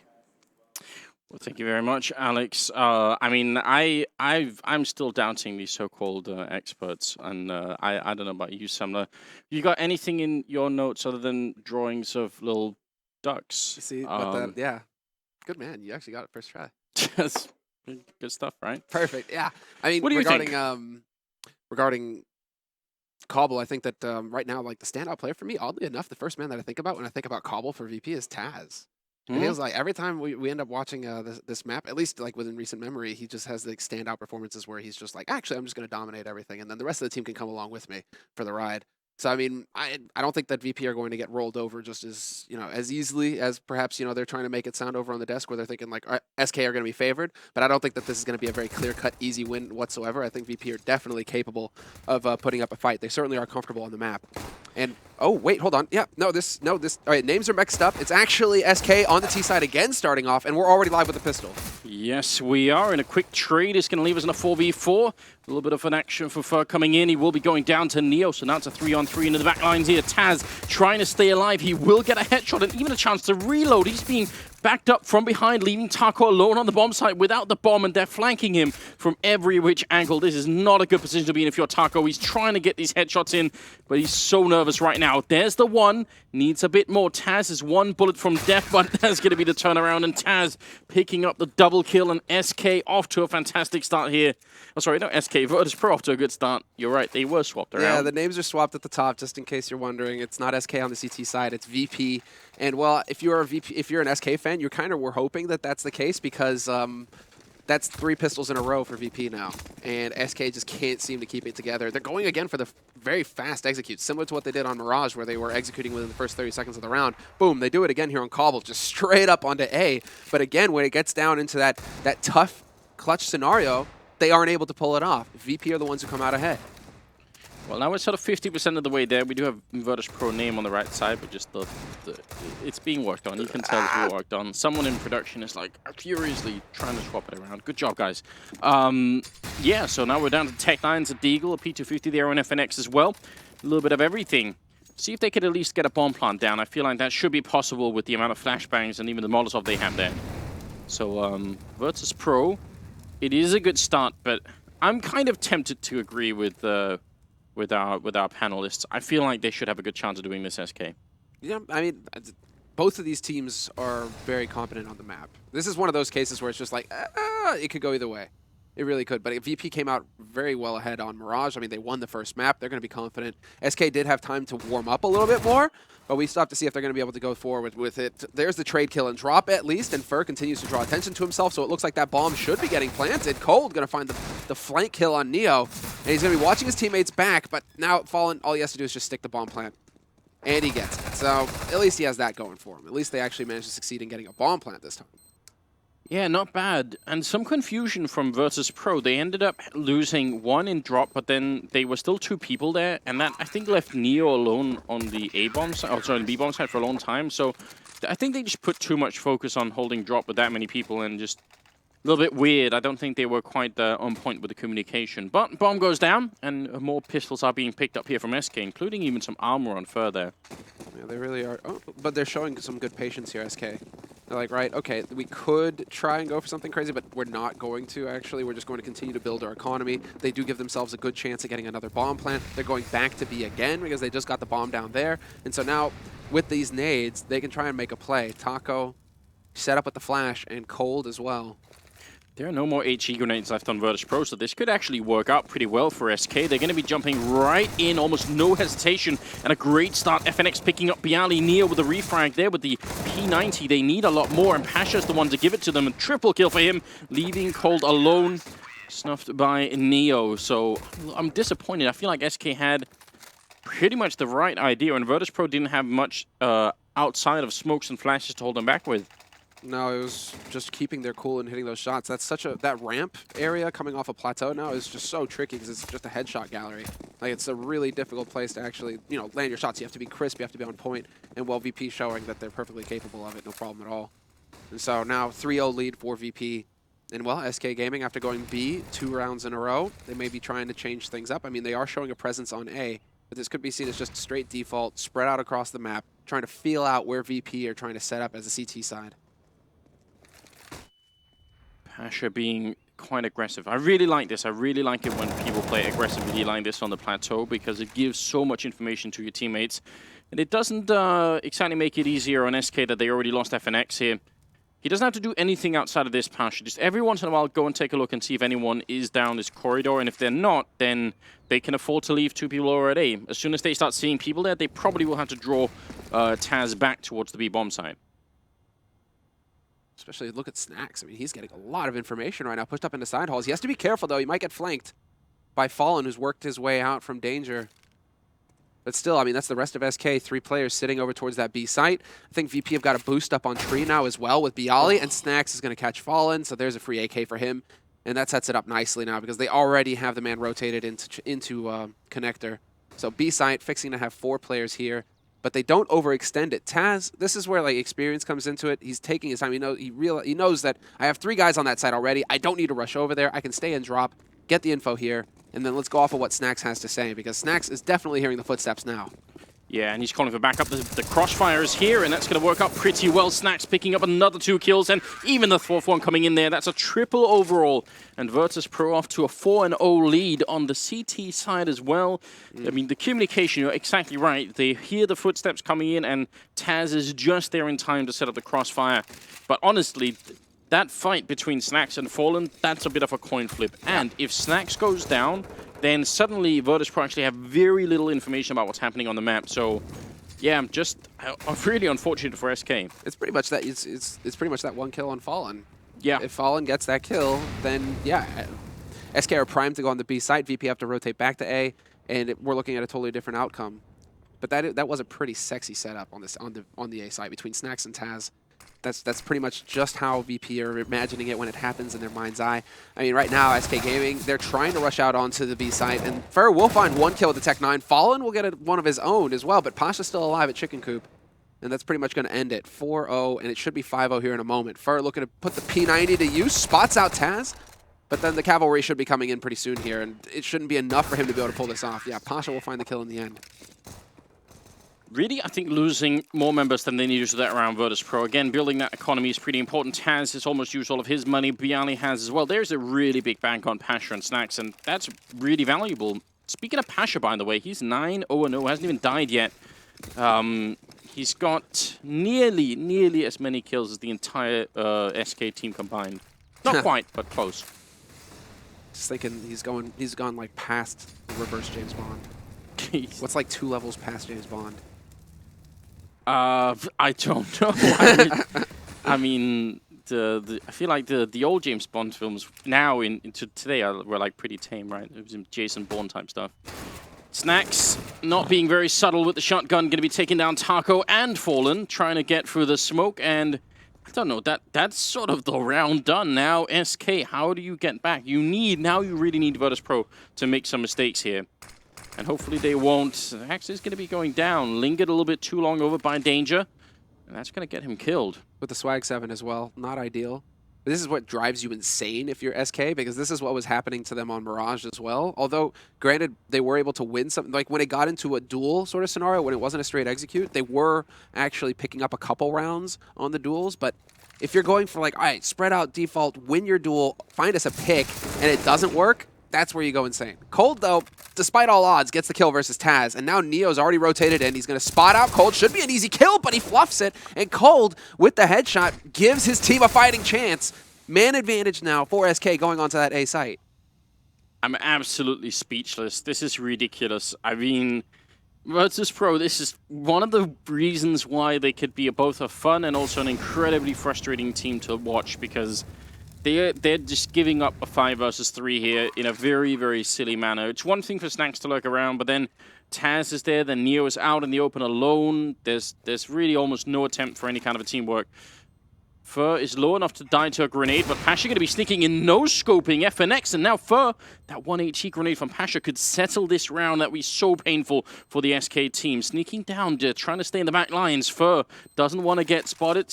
Pasha's very close, making a little bit of noise, and oh my god, he gets that shot! Absolutely ridiculous, and that's going to be the round. Vitrus.Pro, they pick it up regardless, and all hail Papa Pasha. This is absolutely ridiculous.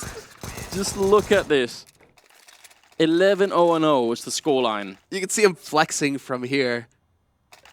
What was that? It's like, yeah, you got your tickets to the gun show, but did you expect to get the tickets to the cannon show? Like, I don't know, man. Just unbelievable. That is disgusting. And that, I mean, that's how you bring it back. Because it was disgusting how SK.Gaming managed to bring it back 3v5, mainly due to VP individual players fluffing their shots. Then Paz is like, okay, let me go ahead and just 1v2 this real quick. And that really sucks for Fur. Or what, was it Fur FNX who was alive?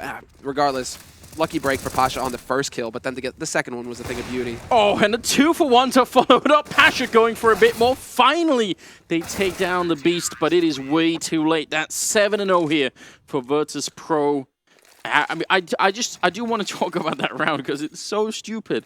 They were in a 5 versus 3, and at that point in time, you've pretty much won the round. Then you end up giving that up, and you're in a 1v2, and to sort of claw your way back into design, how about it just no-scope to appeal with the AWP to win it back? I mean, let's just all forget about that round and move into the 8th round, where we've got armor and tech 9s and even an AK there on Fur, and I mean, a desperate look for SK right now. Where is the Brazilian team at that we all know and love? They are playing, I think, under their level quite a bit right now. And if Snacks keeps getting shots with the Swag 7 over on the A side, I think that something's going to snap in SK. Like, their minds are just going to break. Because if you're getting dominated with a shotgun like that, come on. They aren't able to actually get any kind of flow going right now, SK. Fallen, going to miss the shot.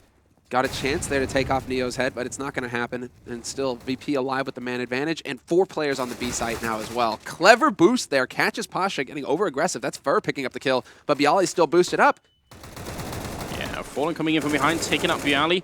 Neo with the AK sprays, 1 sprays, 2 almost turning around for a 3rd one, but not quite in time. And now you really want Taz to wait. Snacks is coming in from behind. I have no idea why Taz is fighting too much right now. Just wait until at least Snacks is in position.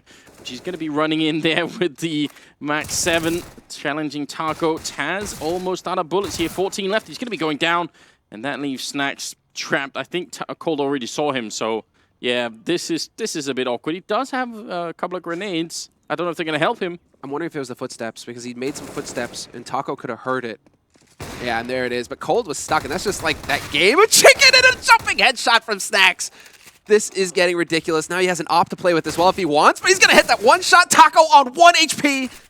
No way, Snacks. Another big clutch for VP. That would be ridiculous. Taco with the peek, takes the jump, spots out Snacks, hoping to get lucky through the smoke. And Snacks knows exactly where Taco's playing from now. Taco, is this real life? Are you really going to try and jump through the smoke? 2 seconds left, 1 second left, and Snacks gets the kill with the Molotov! I mean, I think Taco just wanted to die before the time ran out there. So, I mean, that sort of, in a twisted way, it sort of makes sense. But what a ridiculous way to lose a round. Why did he get the shot with the Max 7 jumping over? I don't know what's happening. Vitrus.Pro, they're not just beating SK, they're violating them right now. Someone needs to call a timeout so that we can all just take a deep breath here. Please. And that's actually what I'm wondering about. I mean, it's good that you mentioned it. We haven't had a single timeout so far. Some teams actually have a fail-safe rule where they're like, if we go 7-0 down, like 0-7, instant timeout, and we pause and talk about it. We slow it. We break up the flow. We try and throw our opponents off guard and allow us to actually discuss what the hell is going on in the game. But we haven't seen a single timeout used by SK.Gaming. When they definitely struggled in the first half, 13-2 on Mirage. They won 2 rounds, and they could have taken a timeout whenever. And here we see them down 8-0 on Cobble, and still no timeout. So is this, is it, because there is a bit of a back and forth between Cold and Fallen when it comes to the tactics, the strats, right? Oh, did he see him? I don't think fnatik realized. Snax is walking up from behind here again. Another coin flip, and it comes out in favor of Snax one more time. He's going to try and make it past and pick up the gun. I think he was successful. Neo and Taz picking up a kill each, and now it's down Fur and Cold Sierra. And what could they even do right now? SK, they've got nothing to stand on. Even when they're trying to be safe, even when they avoid that whole A-long area by miles walking away from Snax and that dreaded Mag 7, it still finds them anyway. Snax is like some sort of Jason Voorhees on this map, just popping up left and right. This is absolutely insane. Exactly. There's like no running away from him. Well, at least, you know, fnatik, he wasn't caught in the act or anything like that this time. He just didn't see it coming. All right, well... Unbelievable. It's unbelievable that you try and avoid taking a fight and the guy just takes the fight to you. There's no getting away from him now, and 5 players survive at the end of the round. A perfect round for VP. 9-0 lead, and I'm watching the clock tick down. SK.Gaming. Yeah, still not doing the timeout. 1. No troll. Okay, then.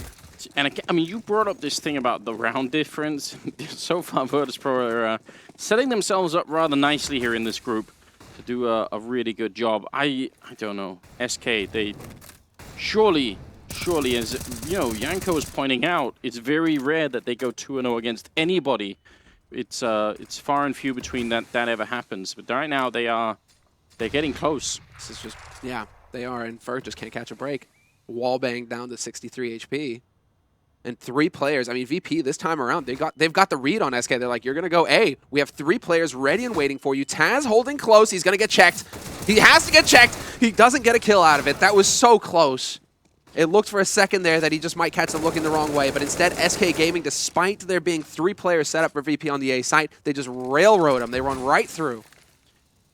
It's a really good flashbangs. I think that's what saved SK in that particular situation. Good little boost to look over here from...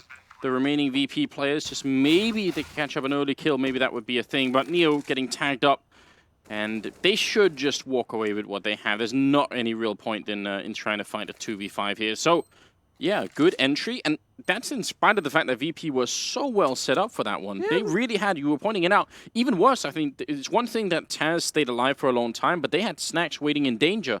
So if that fight with Taz goes bad, then suddenly Snax comes in from behind and everything is real bad. And it's got to be down to the timings as well. There must have been a smoke, because that's what I was wondering, because it was a similar setup to the one that we saw between Snax and Taz, where they were successful to set that crossfire up in the first time, right? This time around, however, there was no support from Connector, it looked like.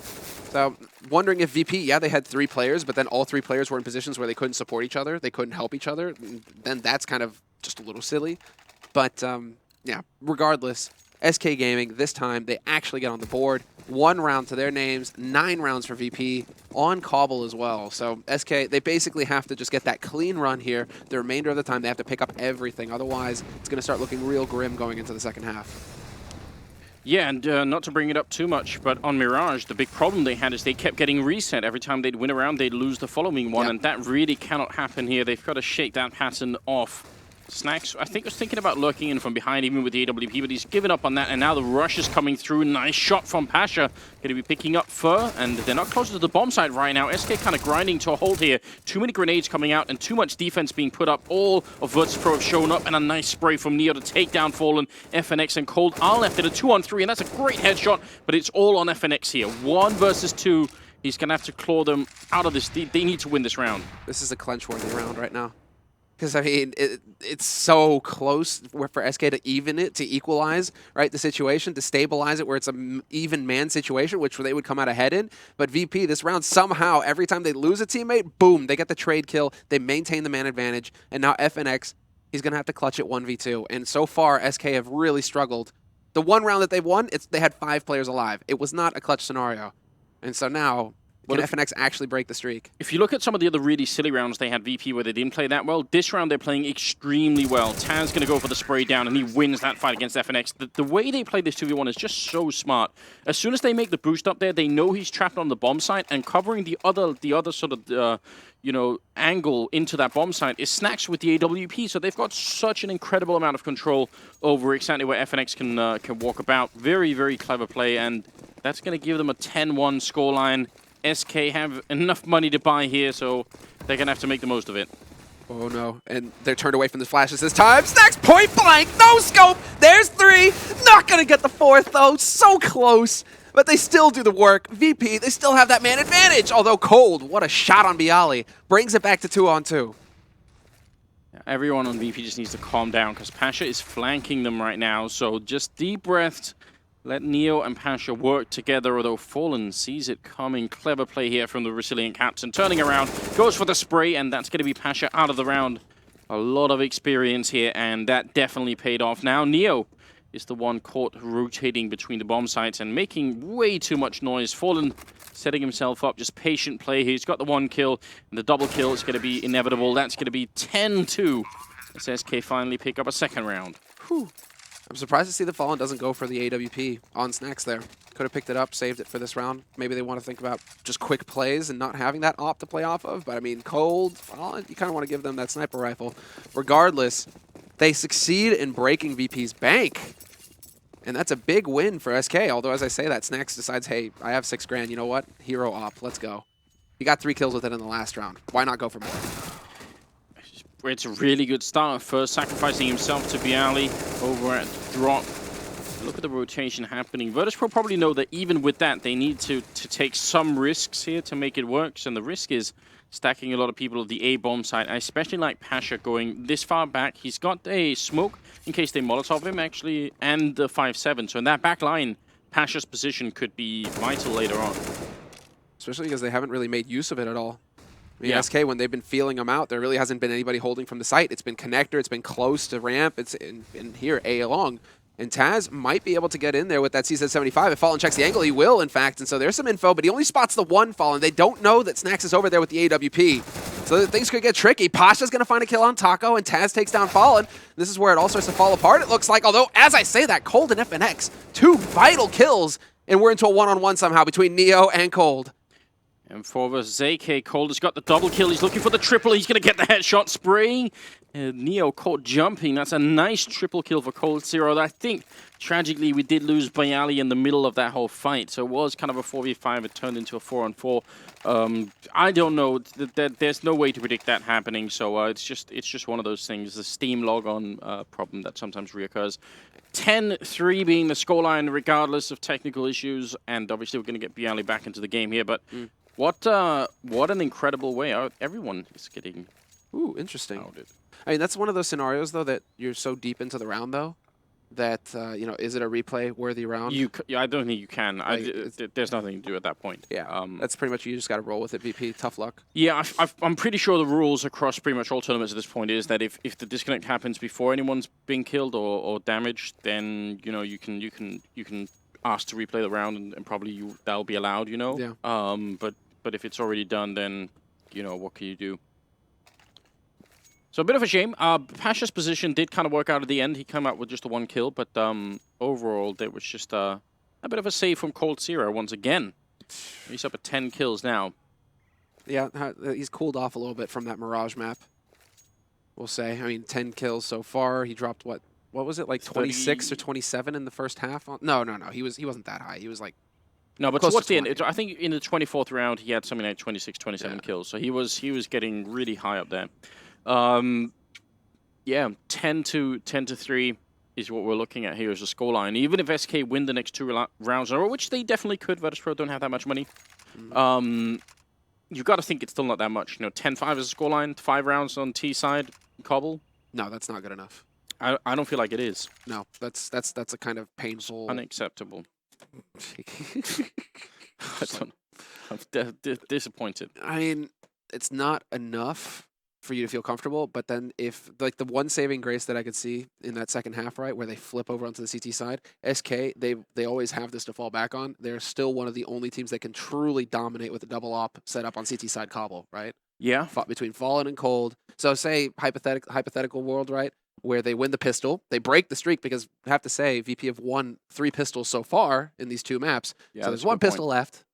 If SK can pick up that pistol, they get a strong start, they get the double op right out the gates. Maybe they could live in a world where they could run it back and actually get that dominant CT side going. But Yeah, you got to think the pistol round is the must-have at this point, and then whatever follows, I guess we'll find out. it's pretty much it. I mean, that's what's establishing your economy early on. That's what's giving you the easy rounds, right? Where you're dealing with anti-ecos, feel-good rounds where you're just spraying down people in anti-ecos.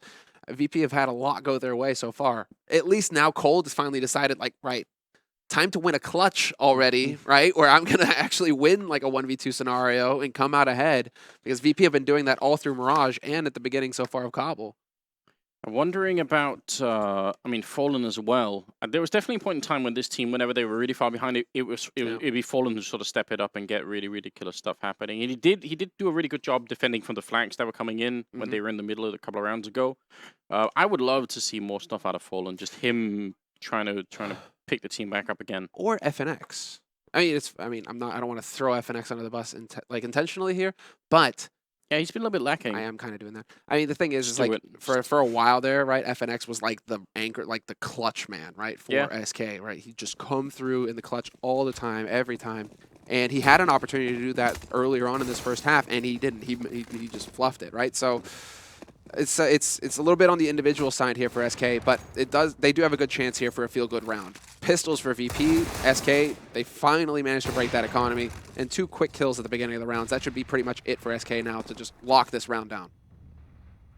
Snacks, you see how fast he is getting in. It's really lucky that they had Taco holding the line there with Cold Sierra, because if Taco isn't moved up, if Cold Sierra is the only one holding, then they only know that Snacks is that far up when he walks right into Cold Sierra's face.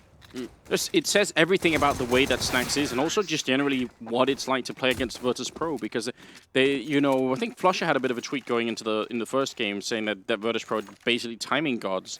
And this is something we've heard people complain about for literally years when it comes to Virtus.Pro, is that whatever read you think you have on how their timing is, when they're going to push through the smoke, exactly what they're going to do, it's always off by just a little bit. And for the longest time, everyone said that this was the team they didn't want to play because of that. It's funny because it's because of Snacks as well.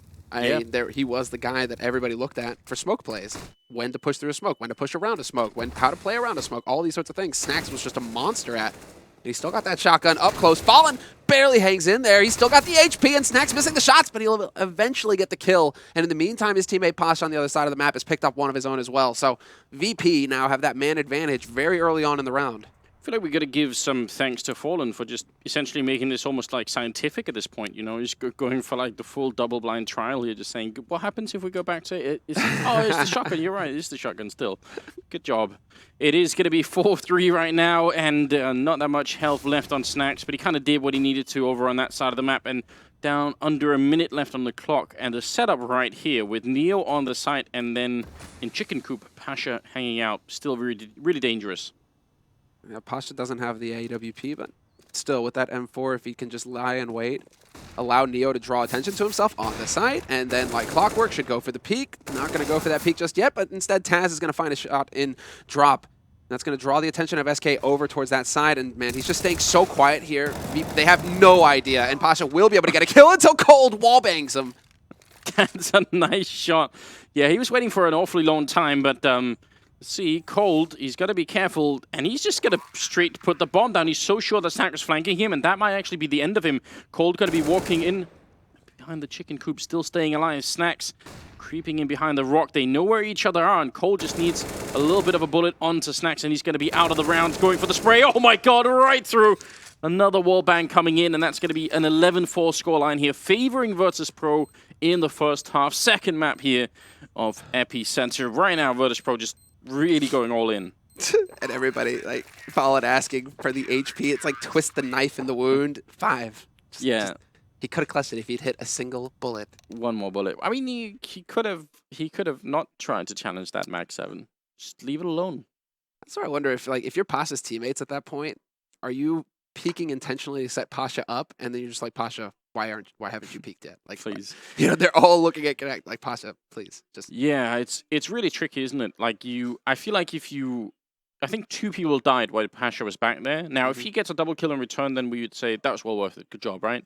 When he only gets the 1, then it does seem like, baiting almost. I almost want to see that. I want to see a replay from that from Cold's perspective, though. Yeah, the thing is, Yanko did have this line. Like this is like years it's true, ago. it's true. I'm surprised it isn't used more because it's a perfect line. But basically, there's a fine line between baiting and teamwork, and it's kind of true in some ways.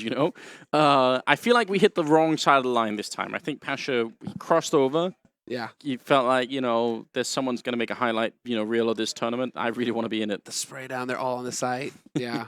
I mean, he probably felt pretty good when he dropped the bomb, but then that's why I want to see the replay from Cold, because it looked like Cold just did a 90-degree flick and just insta wall banged him. Speaking of drop the bomb, Sado and Henry are here, by the way, guys. You guys are wondering. They are here. They're chilling out back right now, but they have shown up. Whatever you do, don't look at Sado's shirt.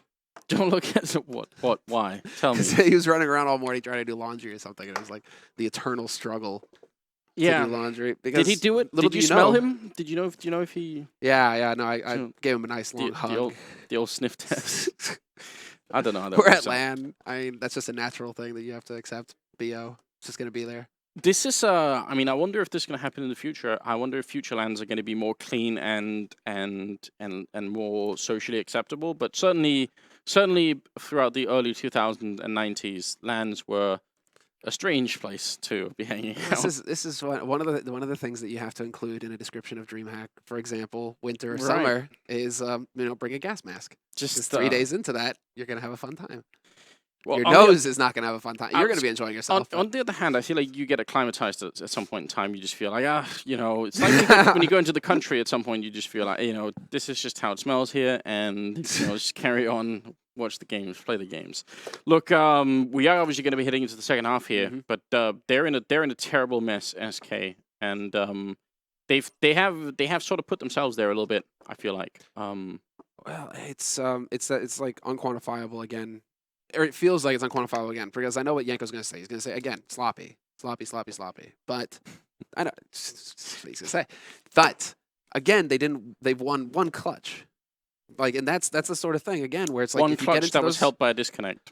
Yeah, exactly. Just saying. All right? Yeah, now, I don't want to be that guy. But... Is it like, sometimes there is that coin toss, right? That luck of the draw where you're looking left, he looks right, boom, you see him first, right? And it just feels like right now, timing gods, if that's what you want to call it. But like right now, VP are getting a lot of those coin tosses to go their way, and SK, because of that, you're right. They just keep getting their economy reset, and that's perfect for a CT side to just dominate. If you have a strong economy, you constantly reset your opponent's economy. They have no nades for the executes, so they have to go for duels. If you're constantly catching them looking the wrong way, and you have to go for that's where you just lose your mind.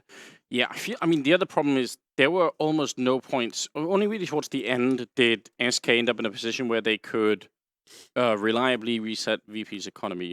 You're supposed to be on the T side of this map. You're supposed to be in a position where, you win a couple of rounds in a row and that's it. They don't have money. Then you can win more rounds. It kind of, they never went into that spiral ever. Hey, that disconnect actually really helped them out, because that was when they got the reset. Yeah, because that was the round that VP went for the force buy. Yeah, which they were going to win or it looked like. So imagine if that doesn't happen. Then VP never go to pistols, and and we're looking at just total and outright dominance. There is an incredible upside to all of this, though, which is that there's a real chance that our analysts are going to be wrong again, which I'm personally loving just every second of it. I can't sorry, help guys. it. Are you though? Are you sorry? I am sorry for coughing in the mic. All I'm right. not sorry for the analyst. So, all right. But one thing that I'm still stumped about, though, is just the fact that not a single timeout has been taken yet by SK, which is very weird, because they've been good about it in the past, getting that timeout down to break momentum and discuss, have that conference between Cold and Fallen, where now that Zeus isn't on the roster, obviously, but like that conference between Cold and Fallen in general, it's the two of them that are discussing what needs to happen next. Yeah, we're just not seeing them go for a timeout when they've been very good about it in the past. It seems just a little off for me when you're just getting driven, like pile driven down into the ground. What's going on here? Yeah, this is where you wish you could see the players, see some kind of, like, if there's a social interaction going on right now, because Cold can get hot-headed during a match as well. Like, he can change I know it's fun, like cold hot. But, you know, like, I was just imagining them actually fighting, but that would be more that would be more Virtus.Pro in the olden days, right? yeah, that would be like, what, Taz? And, yeah. Back when Luke was on the lineup as well, just punching. All right. That's what's fun about that roster, guys. Little do you know, like, that was the golden 5, right? When Lord was there? Yeah, And, Lord and Cuban. and Cuban is now coaching, but you still have 3 of those players who are in there. So It's really quite impressive, and the longevity. yeah, for me, what does it? The sort of the ultimate player in that is always going to be Neo. And especially because like I don't understand how he could be like, he was at such a high in 1.6, and then his global offensive career has been different, but he still has it.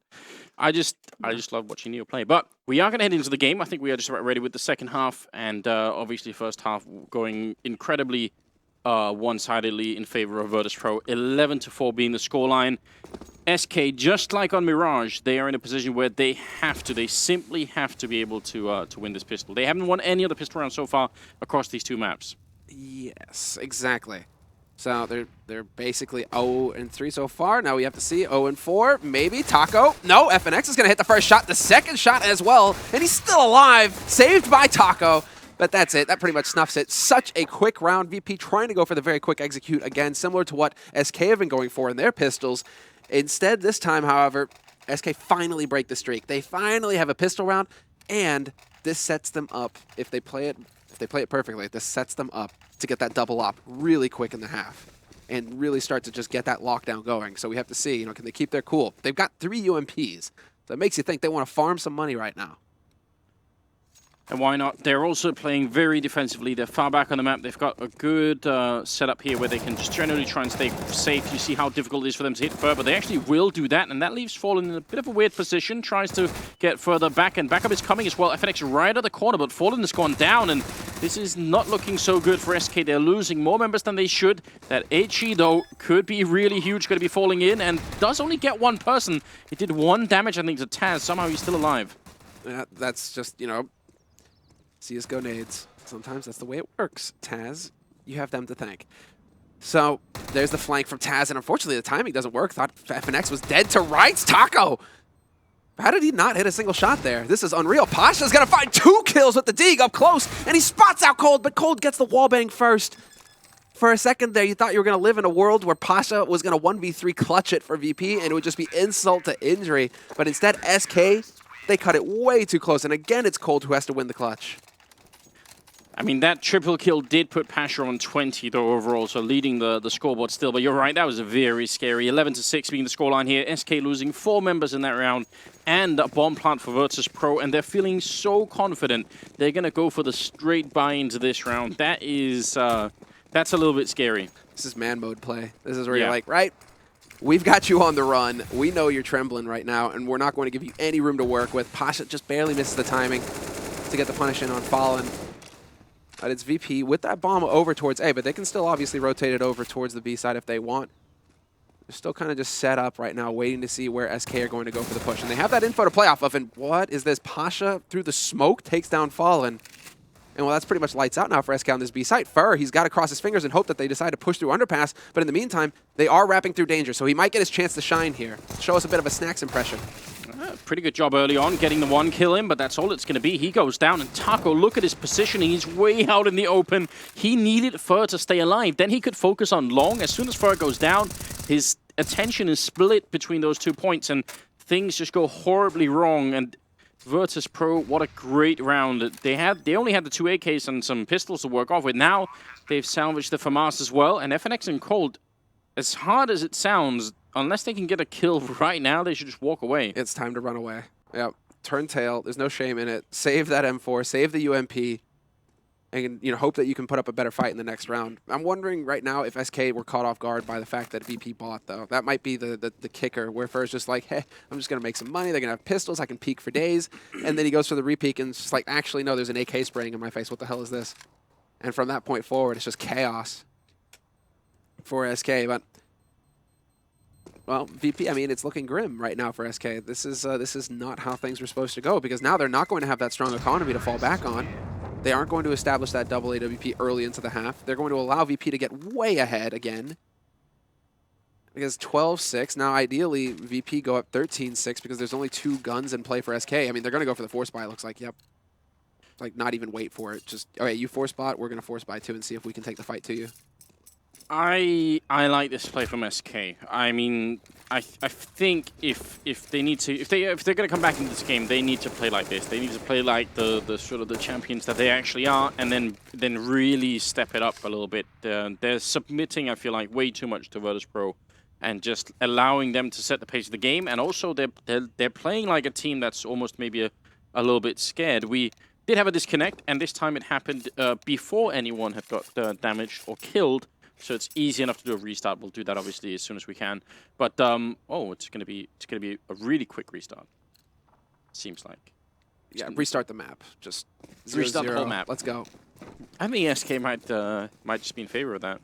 Yeah, at this point. Like, please. I mean, right now, we do have Mod. Excellent admin. He should be able to sort this out very quickly. So, guys, don't worry. But Yeah, I think quite possibly the best admin that we have almost. CS. Yeah. So I mean, Mod's on the spot. He's on the scene. I'm a bit curious. I mean, there are quite a few of these disconnects actually. So, I mean, hell, I mean, Anders, you know, it's just a stroll down memory lane, right? Remember those fine days? Nothing but online matches. Nothing but disconnects. Nothing but disconnects due to DDoSing and very many other things too. Are there any benches on Cobblestone? That's what I'm wondering right now. Benches? I'm pretty sure there are a couple of them. Marble benches somewhere. Some wooden ones maybe up there as well. There's like a picnic area if you go next to T-spawn. I seem to remember just your regular type bench, the iconic bench, I would say. Yeah, there it is. Ah, brings back the memories. There's one. Yep. It's not bad. It's not bad at all. See, that looks like a bench that you can really be comfortable on. You know, that's like the French-style kind of park bench. See, just because the other people who were on the desk were mentioning, you know, Inferno, I feel like Inferno has some. They have mopeds. They have updated orange benches. mopeds. Would anyone ever buy an orange moped? I'm just wondering. Well, I mean, if it had like a little Room on Fire logo on the front of it, damn straight. Maybe. Go to the office in the morning, make a lot of noise, because mopeds basically make a lot of noise, so you obviously draw a lot of attention to yourself. Well, you are French. You would enjoy the mopeds, right? What does that have to do with it? I've seen mopeds in Copenhagen. Yeah, but only a couple of them. People ride bikes in Copenhagen, you know? It's not like in Paris, I'm just saying. It's like Holland, basically. Yeah, exactly. All right, well, we are almost going to be ready with it. I think they're just trying to get the last Vitrus.Pro players on. The problem is obviously fixing the economy. So this is a bug that's been happening since forever. But if a player disconnects at the wrong time, then the money that they have doesn't get saved accurately in the log file. And then when you try and reset the games at that point in time, then yes, they're going to be on the server, but they won't have the money that they should have and all that stuff. So it's frustrating. Tricky. It is. Well, sometimes it happens. It's fine. Roll with it. I mean, right now, I think it's more like distract all the SK fans from the horrible beating that their team is taking right now and how things have just completely turned for worse. What's frustrating is that is a round that really was key for SK. They went for the force buy. So for something to go wrong in that round when you're tense and you're set and you're like, right, this needs to happen, actually, this kind of works against VP because now SK, unfortunately, are getting time to breathe. It's as if they're getting that extra time out now. We're just like, okay. Right, and they could still go into the Force, and now you know, and now. When is that new Star Wars movie coming out? 60 days, Anders. 60 days. See, and I don't. Keep I'm not a Star Wars nuts. I'm not. I just happen to be like scrolling through Twitter, and somebody like 60 days until it's out there. Was that someone Moses? I'm just asking. Because he is kind of like an Ewok himself, and he's also heavily into Star Wars. In case people don't know. I don't actually know if I can't remember if he actually is or if we've just made that up over time. That happens more than it should, I think. I want to say he's a little bit. I mean, SK right now, they are pod racing, but unfortunately they're like the pod racer that like goes into the wall right out the gates. Explodes, that's a good point. You know, they just got forced off the road. I don't know what that is. All I do when I'm not doing this or looking at maps on my own is worry about the American election. That's pretty much how my time goes. I was about to say that you frequent like the Creamy Moses subreddit because that's also I do. Baller. Somehow it's still alive. People still sort of post stuff on there every once in a while. So you're the real heroes. Yeah, that's a really good jump. We'll get a chance. Moses to do more hates us so much right now if he's watching this. Hey Moses. Maybe just a little bit. What time is it in America where Moses is right now? What time is it now? It's a 7-hour difference to east and 10 to west. Yeah, I think. exactly 7 hours to east. And is he on the East Coast right now, or is he on the West? somewhere in the middle. Yeah, he is somewhere in the middle, actually. All right. I'm not going to say anything else. I'm not going to say anything else. Worst part is he can't, like, he's not actually here, so let's change the subject. So, yeah, that's a good point. No, people watched the last Star Wars and told me, I mean, I watched it too. Yeah. But the people who wanted to defend it said, okay, maybe it wasn't all that great, but at least it's setting up for the next one to be really great, which I thought was a pathetic argument to be making. it's basically but it, yeah. If it's true, then certainly it would be worth the gamble, you know. Just sacrifice one movie to make the next one good. I like that. That's brave. Is that okay? So to put it into like CS terms, basically, you know, it's like, you know, Snacks is holding close on ramp.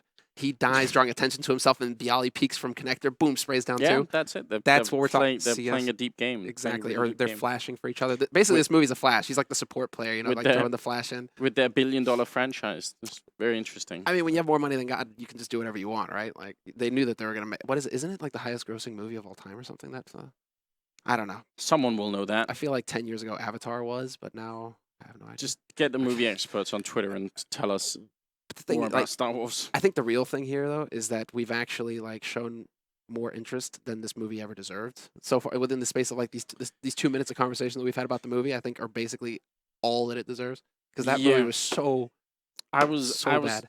I was not a fan, and it's weird because I know a lot of people who were really into it, who said it was really cool and they really loved it.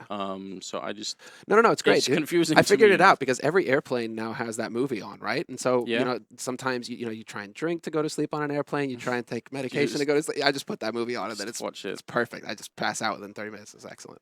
I'm trying to figure out what the last movie I did watch was, but I've sort of given up. Watching movies. Just don't do it anymore. You've turned into Henry? Yeah. Okay. Enough of that. Henry and I have many things in common. Movies and TV shows and music.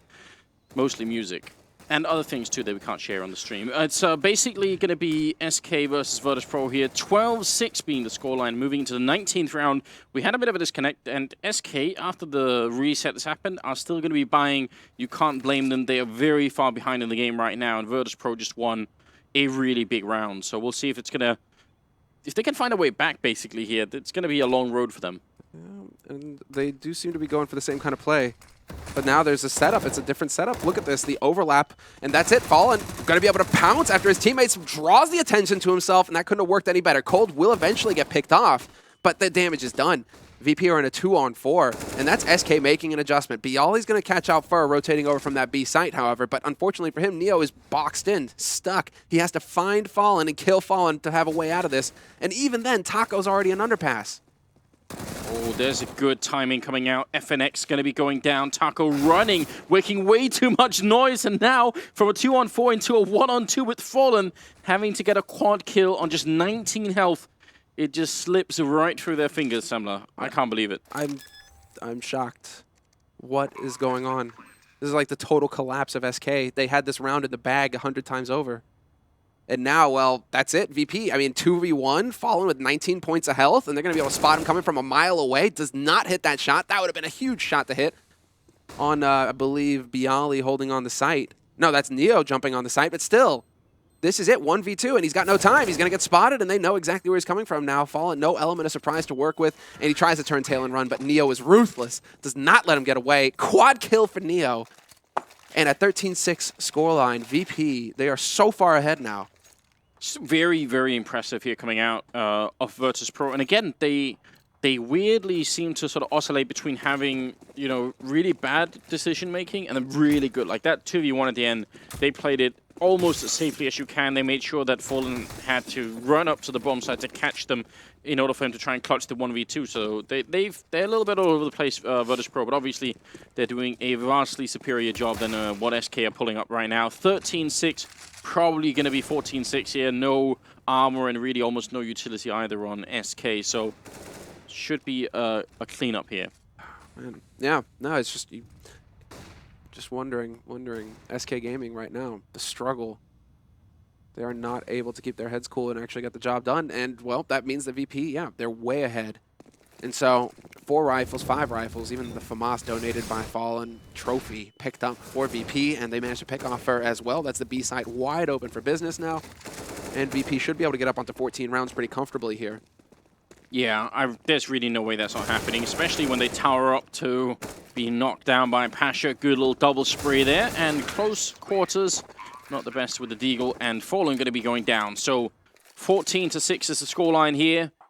Vitrus.Pro really far ahead, and SK, they did manage to put together a buy, I think, and it's not the worst in the world, but they don't have that much utility, I think. That's like doubly a nightmare for SK. They went for a force buy in that round that they lost, and we're going to have another pause here. They went for a force buy in that round that they lost. And so not only do they have to eat the round of eco, then they give a flawless round to VP. And so VP, who were ecoing before, right, bounce right back up to a very healthy economy. And so it's just like everything that can go wrong for SK right now to give them a fighting chance in this half is happening. They're just not able to get their feet under them economically or actually win the close rounds. This is brutal to watch. And I mean, I think it's going to catch a lot of people off guard just because we expected these to be much closer halves between both of these teams for it to be a very even match. But right now, SK just cannot seem to find the solution to take the fight back to VP. Yeah, I'm really curious what this is going to mean for SK. Obviously, if they somehow don't make it through the groups, then that in itself would be shocking, wouldn't it? They have the safety net, Anders. I mean, HellRaisers are in the group. HellRaisers are in the group, but that's also a dangerous way to be thinking, surely. Well, might as well take the opportunity, right? Just to make things crystal for anybody tuning in just now, right? It's 2 groups of 4. It's best of 2 round robin. So that means that each team will play each other twice, basically. And then it's the top 3 teams in the groups moving on. First seed goes straight into the semifinals and the playoffs. Second and third seed go into the quarterfinals. And then, well, if you're 4th seed, that's it, you're done. So you get 3 days of gameplay if you're 4th seed, and then you don't actually get to play in the stadium. So it's too complicated for me. A lot on the line. Can't keep up with this kind of format. I know. What happened to GSL format? No. You know what? Let's go with Swiss format. Although Swiss format is pretty clear cut. It's like you win 3, you're 3, you lose 3, you're out. I mean, I tried to figure it out during New York and I just couldn't. So, you know, I just love the attempt at the graphic trying to explain it. It's like I need a PhD and I need to understand what. Yeah, I just need like that reaction gift with the guy with like the formulas in front of him. Like, that's what I feel like watching it. I rely really heavily on people telling me, you know, what will happen next. Like this team will win, Anders. And this team will win. That's how it works. They will go through and play against this team. I mean. We're starting with a match from Group B. Yes. And that's also... Why is that? That's also... Well, we're starting with a match from Group B because of Shoxy's delay. He's not going to be able to make it here until the afternoon tonight. So that's why NIP G2, the last game of the day, is the last game of the day. They were supposed to be the first game of the day, I believe, and then they got swapped around because Shoxy won't be able to make it here until the afternoon. Do we know why? Family emergency. All right, fair enough. That's always an acceptable answer. I mean, actually, I think he tweeted about it, but family emergency. Basically, he's not going to be able to make it. We'll put it on that. That's fair enough. Yeah. So. And the other game is HellRaisers versus fnatik. So fnatik should get a feel-good start. Maybe. But then again, yeah, it is HellRaisers who are the kings of upsets in groups. I feel like it's always, whenever we do this, whenever we say, well, this team is kind of like a run-over team, you know, it'll be fine, you know, we always end up looking weird. So I mean... Oh, weird in what sense? Like that they come back and like prove us wrong, or just that they're better at least than you'd expect. I feel like you know, HellRaisers got nothing to lose. They know that they obviously know this as well. So I think they're going to be coming in swinging really big. Maybe, did you stop and think maybe that it's like the counter curse basically that we're setting up right now? Yeah, you know that we're like moving the powers of the universe towards an upset scenario. Or at least a more entertaining match. Dignitas and Navi are going to be playing out right after this series, and that should be good fun as well. Oh, that's going to be a good one. Astrala's not even here, obviously busy planning how to win the major. So that's someone has to do it. Yeah, I know you're still. I don't believe for a second, Anders, when you say that Astrala's are going to win the major. I mean, just to be fair, I don't think that you are. It's good. I want more people to say that I'm wrong, so that when it happens in January, I'll be like, well, there we go. You're like the log man. Called it. Yeah, 3 months early, you know. Trigger like so many people right off the bat. That'd be. I secretly look forward. You know who would be the most triggered actually, and I'd be worried is like Duncan. Yeah, might try and shank you the next time he sees you. Just for like, sure. No, I have patience. I can wait. Yeah, I can wait. It's. When you think about Astralis, I mean, it's tough. It's tough. It's definitely one of those where it's just like, what could have been? moments, you know, where it's like, what could they have been the chosen ones? And then no, they didn't do Anything. I'm like falling into this hole now. Where I'm just like, what could it be? That's the question. No, they're saving themselves for the major. That's how it is. That's okay, right? Yeah, saving strats. So not worried at all, actually. Saving strats. Yeah. And in case you're wondering, yeah, actually no, that is it. The rundown for today. Navi versus Dignitas is going to be the next best of 2. That's at 16 CET, all times in CET. fnatik versus HellRaisers, the one after that at 19. And then at 22, we have G2 versus NIP. G2 versus NIP is going to be so good. You know, there's only an hour's difference between here and Denmark in terms of time zones. And it only takes 2 hours to fly from Copenhagen to Moscow if you fly direct. Yes. I did not know that. I obviously suck at geography, but I thought that Moscow was like at least 6 hours away by plane. So you thought it was like in the middle of like on the edges of Siberia, in the middle of the country. I right? don't like know. The heart.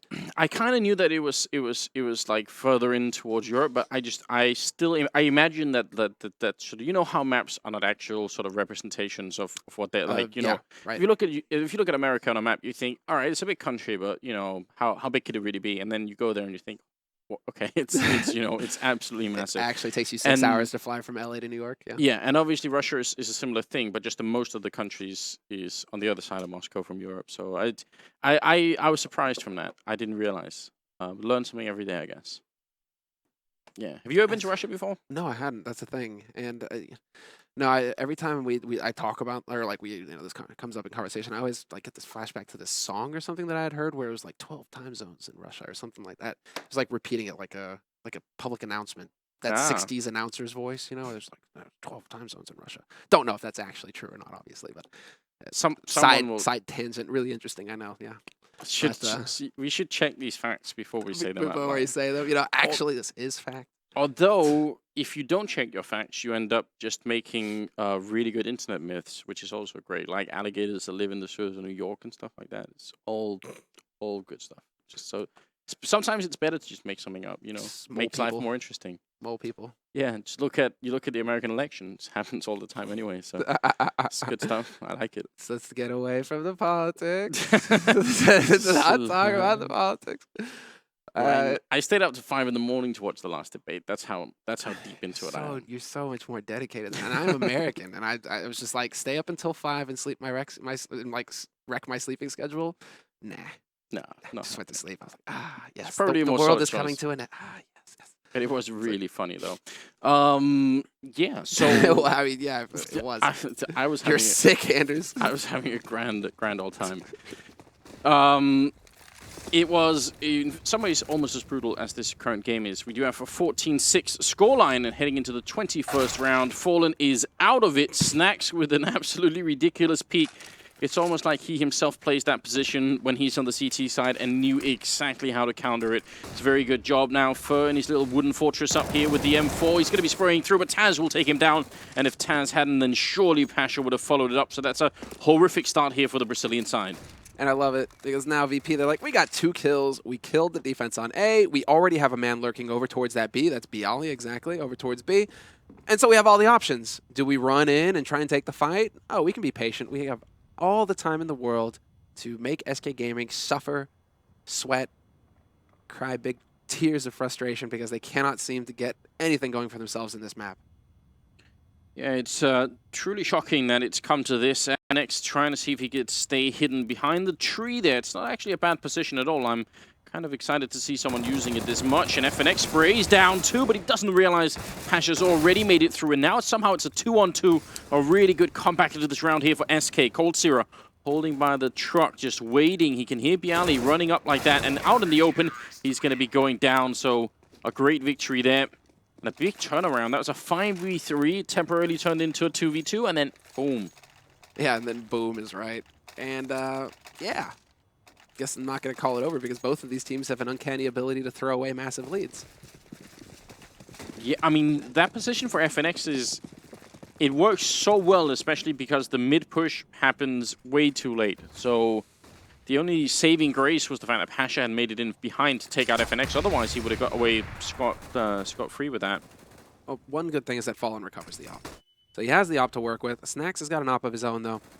And well, it looks like VP want to change up the situation. They don't want to go over towards A early on. Instead, they've set themselves up towards B, and it looks like it's going to be very straightforward in its approach. 5 players pretty much ready to go running towards that B site, or at least make it look like it's going to be running. The bomb is waiting in drop, and they are going to go straight through drop, and now they have options. Do they decide to go through connector towards A? This could get interesting.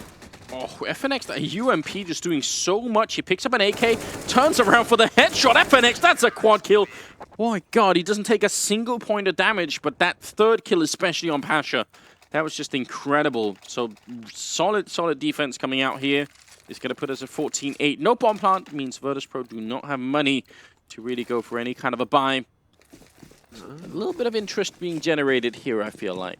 Yeah, no, okay, now it's starting to pick up. But I mean, it still feels very much like Mirage to me, where VP were just massively ahead. Try a couple of things, it didn't really work out. But one thing I want to remind the viewers of is the fact that the round difference, if it comes down to it, in a tie situation in this round-robin group, round difference can play a factor in that. And so VP, they want very one-sided wins. They want to be way ahead. And if Pasha keeps getting 1-digs like this, it's going to be looking pretty good. Pasha snuffed by Cold, but Cold has been spotted now on plateau, and he's going to get wrapped. If he can't get a second one, he does manage to stay alive. But eventually, Bialy will drop him. Still, that's an incredibly good job from Coldzera. It's not so easy to play when you have to cover both those angles now. Fallen FNX helping out, and Bialy going to be going down. So ultimately, credit to Coldzera for standing his ground like that. It will be 14-9. SK hold on. They don't allow for the bomb plant, which it's not going to damage Virtus.Pro too much, but a little bit annoying for them. Maybe they could have gone for an AWP on somebody if they had got the bomb down. Yeah, they would have had that bonus 800 to work with. Yeah, it's the armor is basically the difference. Oh, I'm curious. I mean, now they start going back towards A early on again, and this could be them just trying to run forward, but this time around, Pasha is going to be able to abuse the edge of that smoke to pick up a kill on, or rather, Fallen will be able to pick up the kill on Pasha on the way around. Solid opening here for SK.Gaming, at least, taking a little bit of damage, but they have the man advantage now, so things are looking pretty good. Now they just have to kind of sit and wait, be patient, because VP are still gearing up for this execute onto the A site. Wondering if Fallen's going to get flash from this. That smoke, he can hear it bouncing in behind him, and if you noticed in the first half, he was actually using the same smoke himself, and it works quite well for that reason, to just get people to fall back. Because if that smoke is up, there's not going to be any backup coming in from any teammates, so then you might as well sort of give up that position, and Fallen does just that. So insanely frustrating for VP, though. Single incendiary pretty much throws off all the timing on their on the use of their nades, on their execute. Now they're just slowed down, but they still have a couple of grenades to work with on Bialy and Neo. They have some smokes and some mollies, so we have to see what they decide to do with that, but 40 seconds left. Not a whole lot of time to maneuver. They will eventually start pushing through slope, it looks like. Just the straightforward approach. Charge onto the site and see if they can overwhelm the defense, because Fallen's up there on high with the AWP, and for one trade there. Fallen misses the shot, though, and now he has to fall back, but that buys time for FNX to rotate in, and the defense, it's solidifying on this site. Somehow FNX are caught in the open. Great push to the smoke there. Taco with a follow-up headshot, taking down Bialy, and that is a good way to end the round. Actually looked like SK were letting go a little bit, and I don't know how, because Fallen got back into safety, but he got headshot immediately. Another round without a bomb plant here for Virtus.Pro, making it 14-10. The Polish team out of money one more time here. This is possible for SK to bring back. It is. And still no double AWP here for SK. Interestingly enough, Cold staying on the M4, wants to be able to spray, it looks like. But VP now, they're the ones who have to go for the pistols, and I think now VP are the ones who are starting to feel just a little bit frustrated with how things are going. So they had that tremendous lead at the beginning of the half, and now SK.Gaming, they're within striking distance. So this time around, VP, I mean, they managed to win an anti-eco round on Mirage with just pistols. They can definitely do it again here, but we do have the 2 rifles in position on the site itself now for SK.Gaming, so the defense, it should be too tough to break, but Pasha and Neo find both kills somehow. Fallen probably disconnected then. I mean, the first time around I was wondering if he was playing some incredible mind game, but it looked like he was simply out of the round. So 3-on-3 right now. Bomb is about to be picked up from Neo running in on the back line there, and they're covering pretty much all the entrances right now. So I think still SK have a pretty good shot of retaking this bomb site, but this is something you just can't allow to have happen for them. Snacks is going to be going down. I think he was trying to catch Taco then. Bomb still not planted. Virtus.Pro playing for the win here. So patient. Neo is waiting for somebody to get impatient on SK.Gaming's side and go for the peek on info, but he's not going to get it right off the bat. SK, SK, they're too wise for that. They know all they need to do is wait for the bomb plant sound to get that confirmation. And now they're going to use that numeric superiority to push out onto the site. One man peeks from balcony. Missed shot by Neo, but he's still alive, and that sets it up for Taz. Going for a very quick peek, but he might have been given away on his position there. They might have heard it, but Cold has no idea. Instant shot from Taz. Not going to find the follow-up, but Neo's still alive on the site with 6 HP. Not for long. FNX will catch him peeking, and that's an excellent retake coming in. Both players have kits, more than enough time for the defuse, but that is how you do it. SK.Gaming, cool, calm, and collected on the retake. Quad kill for Taco there, and that was a really good retake. You're right. Very scary for a moment. Imagine if Neo gets that shot on the balcony. That could have really spiraled out of control. But a good bomb plant and a lot of damage being dealt. And I think a little bit of an unfortunate timeout there for Fallen. I'm not, because he stayed on the server, so I don't know what happened. Maybe... Did he timeout? I didn't see it anyway. Maybe I missed it, but he certainly, when they were running past, didn't do anything. So I'm pretty sure he was somehow temporarily not in control of his mouse and keyboard. That's where you wonder if it's like the next level mind game where he's like, I saw the one guy, but the second guy's going to be here in a second. And he never comes out. Well, that's what I thought at first. And maybe he just said, well, you're probably just going to re-peek it anyway. But the second time around, he certainly was disconnected. He was not shooting when they were shooting at him. It's going to be fnatik taking down Taz and pulls out the CIS. And that is not good enough. Bialy will drop him. There is a lot of backup in this bomb site for the CT side, though. Bit of a Molotov goes through. Fallen, is he going to catch him? He has to move out of that anyway. And Taco now going down, leaves Fallen missing a shot, and he needs backup. Fur is coming for it, but he's going to run right into Pasha, and now the boost coming out. Vitrus.Pro, one more round here, and they're almost going to have it 15-11.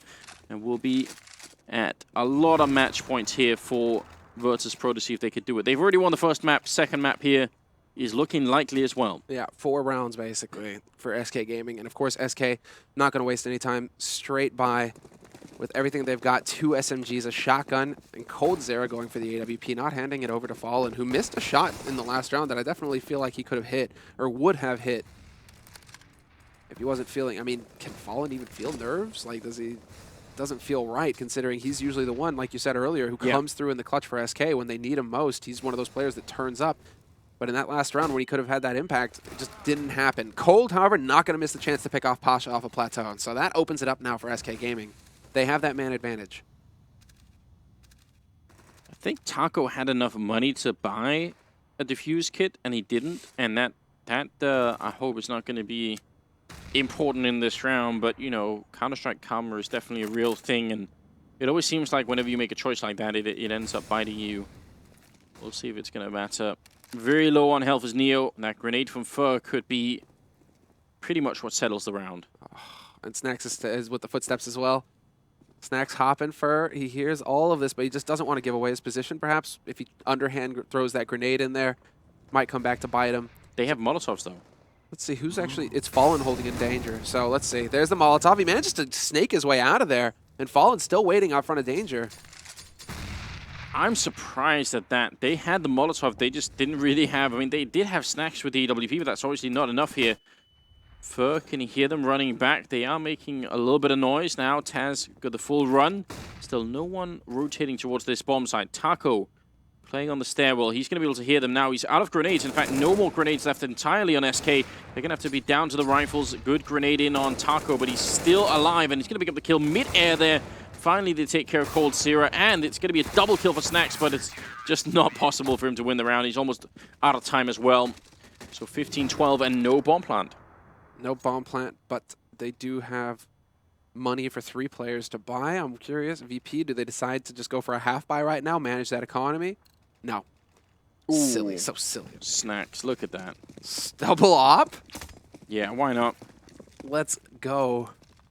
Bialy's got the grenades for this one. You think that VP would want to go for some grenades, but it's not going to happen. They are just posted up waiting for SK to get aggressive. 1 op, 2 ops. Both of them looking towards Underpass as well to start. Like, nobody even bothers going plateau. Bit of a grenade down, but no one there. In fact, no one holding it anywhere near drop, and that's interesting. Just very relaxed defense over at this side. They do have the double presence on plateau for SK. And if they give any space, if they show themselves somewhere for Vitrus.Pro to pick up a kill with that AWP or one of them, that would be just what they need. They're so patient now, though. Minute left. And there's drop and 4 players waiting here for SK.Gaming. Pasha going to find the first pick on Taco, though, and that's going to open things up. Although Fur is right under the lip of the ledge. Taz not going to quite hear it, but Snacks will pick up the kill on Cold. Double spray for Fur, though. He makes the difference. But there's still man advantage now for VP. They have the bomb and about to get the plant on the site, and they've been effectively locked out of this bomb site now, SK. 2v3. Can they actually pull this off? No. Fur gets snuffed immediately, and it's all on Fallen now. 1v3 with the AWP. Do they have any idea where he's coming from? Does it even really matter? They've got every angle covered, and now they know. Attempt of the flick, and he's not quite going to find it. Taz still manages to dodge out, and there's just no time left. Fallen, he's got the kit, so all he needs is 5 seconds to get the defuse, but he has to find the 2 kills on the remaining members for VP, and it's just not going to happen. 16-12, the final score here. And that's going to be it. Done and dusted. VP, a 2-0 win over SK. SK trying their best to find it back, and considering the first half that they had 11-4 in favor of VP, SK certainly sort of sticking with it, but not quite the same power and not quite the same strength that we've seen earlier from this team. So overall, VP ending up winning 2-0 against SK here in the group. That's tough. I mean, that's for SK in particular, right? You do expect them to make it deep into the tournament. Both of these groups are stacked.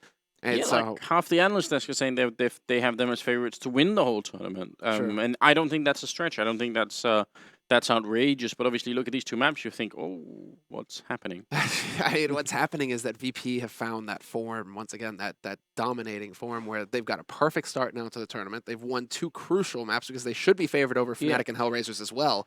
And so VP have set themselves up for that straight run to the semifinals if they can pick first seed up here in this group. Yeah, but I think Vendetta and Natu were pointing out that traditionally VP are sort of slow starters in tournament, right? They tend to be a little bit slow at the gate. So if they start at this level, does that mean they're going to end at a super high level, or what's happening here? Is it possible? Can it even go higher? I just don't know. You just 2-0'd SK comfortably as well. Yeah. I mean, sure, Cobble was a little bit closer. I mean, Mirage was 16-9. So. No, I think comfortable is fair enough. That's a fair description of what we just saw for Virtus.Pro. So they showed, I think, an ability as well to slow down and play calm when they needed to, and then back up on the aggression again when it worked out. Just very impressed, very well played by them, and excited to see how it's going to play out.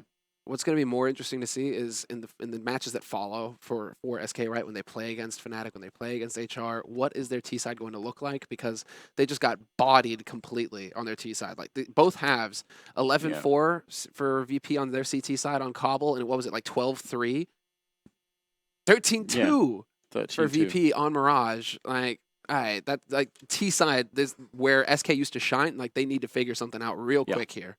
No, something definitely was lacking. We'll get a bit of a breakdown from the analyst desk. So please, Alex, explain to us what just happened. I won't be doing it on my own, and similar, I've got myself a fantastic bunch of merry men to talk about some Counter-Strike. Indeed, we've got a big one to understand. That again, the desk believed in SK. Again, they put their faith in the Brazilian side. However, Virtus.Pro go ahead and knock it out for 6-2-0, starting off with a bang in their group, of course, Group B. Yanko, Halvor, Vendetta, Gullistol, and Una. I got this. Una, Natu, Lepinen. It's awful. It's awful. I don't even try Close, Yankos but no anymore. cigar. It's because of the throat, Alex. Because of the throat. Yeah, I can't. Yeah, thank you. Or The nailed it otherwise. I like that. I like the excuses, and maybe we can find some excuses for SK going down 2-0. You guys were not anticipating that, even having faith in them. Watching Mirage going into Cobble. I mean, even with them losing 2-0, which is something that we didn't expect, you wouldn't expect it to happen in such a fashion, right?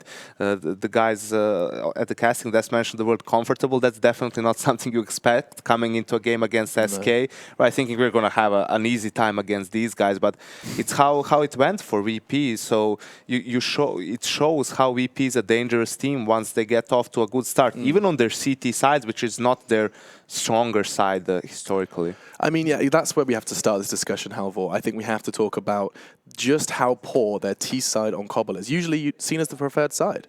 Yeah, and we talked about it in the pregame, the fact that we kind of know how VP are going to play their CT side, right? So that should already be a good tell for SK to try to take advantage of, right? And VP, no surprises, really doing the same setups that they've done for a good reason, because they work. most of the time. But Can you explain what those setups are for people at home? Yeah, well, pretty much it's Taz playing passively, leaving drop room control. Initially, like very early on, at the very start of the rounds, Taz will join Snax towards the A bomb side, put down a smoke in mid, so make sure that in case there's an A rush coming in, he'll be able to support Snax. But as soon as there's no indication of any action happening, he rotates over towards outside window and basically sits there. And then that also allows VP to have a very strong B defense because you have 4 players really close. Neo, Bialy working well around that big brick, and Pasha either playing from the side by statue or chicken coop.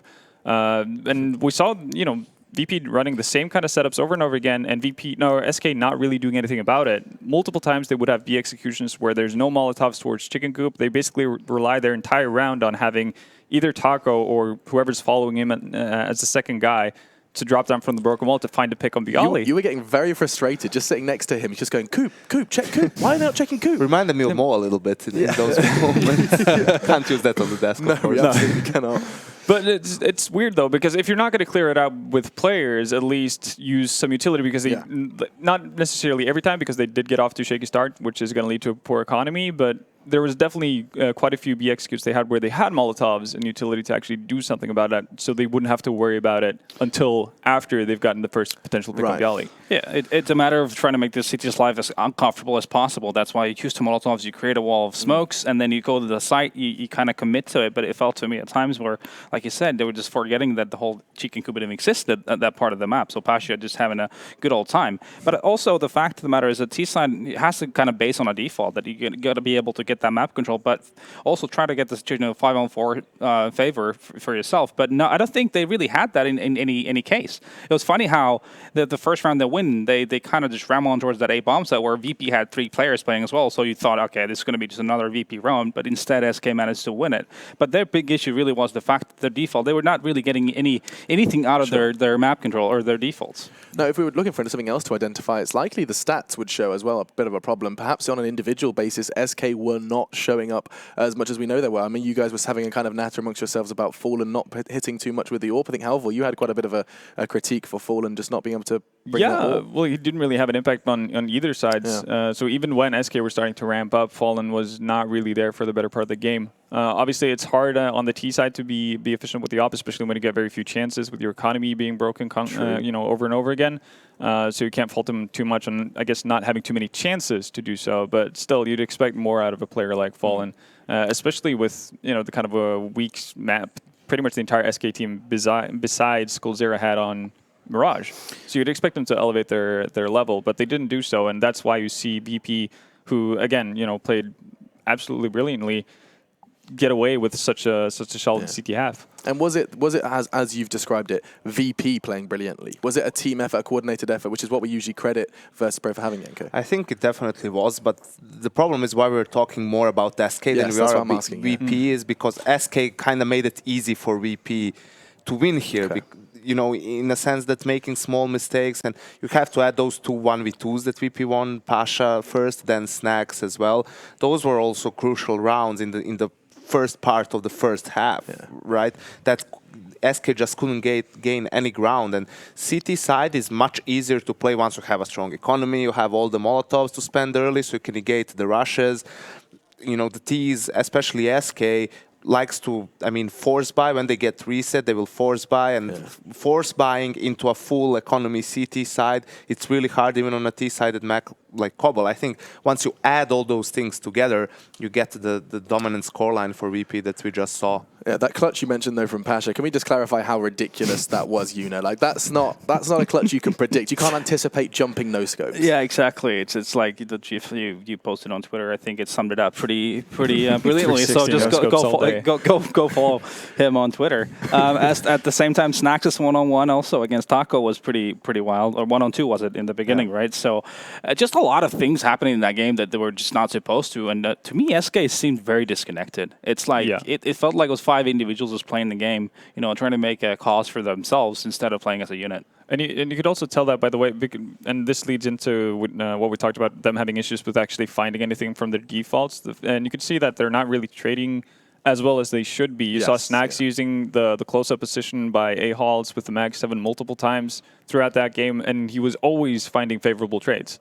in every single scenario, and he's he's playing so close up that he can actually see when the pop flash that's meant for A-halls bounces through the wall. So he gets the sound cue he needs. He gets a visual cue as well, and like still SK are not really onto it or expecting it at any point, which is surprising, and then that shouldn't happen with a team at this level. I can see that being a bit of a problem. Now we have to look a little bit further ahead. SK did just lose in relatively convincing fashion to the point that we are critiquing them versus VP. Now, you guys both, I mean, Halvor and Yuna both said, is it Yanko that said they're hot favorites to finish? Yeah, Yuna picked VP. Okay. Oh, there you So go. he's So you're feeling good right now. Yeah. But we kind of framed it as looking good for the Brazilian side. You've just seen them play 2 maps. Is it too early to judge, or do you think that already, looking at this group now, they could maybe fall to a fnatik, to a HR? I think it's too early to tell, but with this kind of play, Scary, yeah. I'm not really confident in my prediction that they're going to win the whole tournament. Yeah. But I would really expect from SK to turn things around, or to start doing it at least a little bit, because this has been pretty poor from them, not near the championship form we saw from them before. Certainly a little bit of a cause for concern, right, Halvor? Definitely. The good thing for them is that, again, not trying to bash on HellRaisers or anything, but they are, at a bit of a different level than most of the other teams here. So SK is going to have multiple chances of actually making it through, because it's 3 teams from the group that actually make it through the playoffs. So they will end up in a situation where they could have a really poor group stage, still end up in the quarters, and then you have the actual SK show up for the playoff stages. And in stark contrast, Mr. VP predictor over here, surely now if you look at fnatik and HellRaisers, you think as a Virtus.Pro fan, we've got the semis on lock. Yeah, I mean, it is Virtus.Pro. It is always just one game, right? I mean, you don't want to think of it too far, but as of this right now, it does seem like they're a team that's playing well together. They're individually playing really well. I think Bialy actually has been one of the players at recent times been the really decisive player for Virtus.Pro. Also had a really good showing here. So yeah, it's looking very good for Virtus. And it also fits very well into the fact that they've been on off, and with a bad WSG, EPICENTER next should be a great event for them. That's how it works, right? Yeah. Yeah. Okay. And also it's science. When it's for big money, they usually come in. Although WSG, stadium events, it also kind of maybe the sequence gets a bit more confusing, and it's like the Fibonacci sequence, except it's the Vipinacci sequence. Yeah, I like it. Still early. Okay, just cranking it up. Just warming it up. Still warming up, boys. It will get better than this, I promise. So Yanko, you have the great pleasure of warming them up for the next match. Navi Dig, why is that going to be a good one?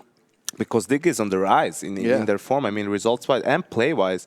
They also managed to widen their map pool a lot. One of the teams that can play the most maps at this tournament even. So I think it's going to be a really interesting game. Navi kind of being helped a little bit with the fact that they can use Tarek's here in game, that he can help them out, seeing as how they still didn't have enough time to practice all of the maps they would like.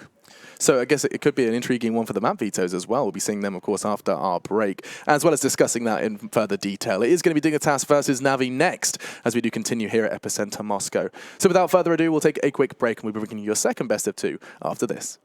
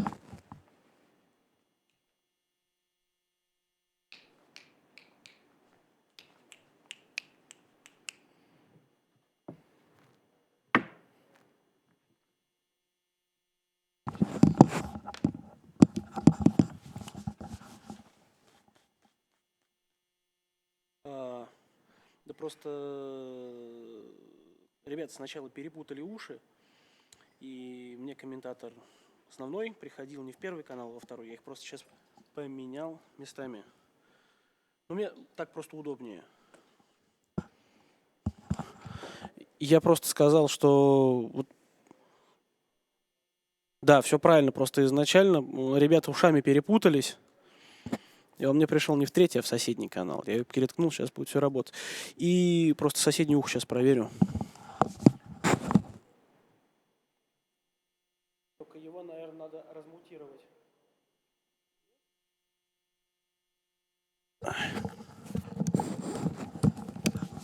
Я просто спросил, есть ли я... Раз, два, три, четыре, пять. Да, все, ничего не изменилось. Отлично, спасибо. Можно все закрывать.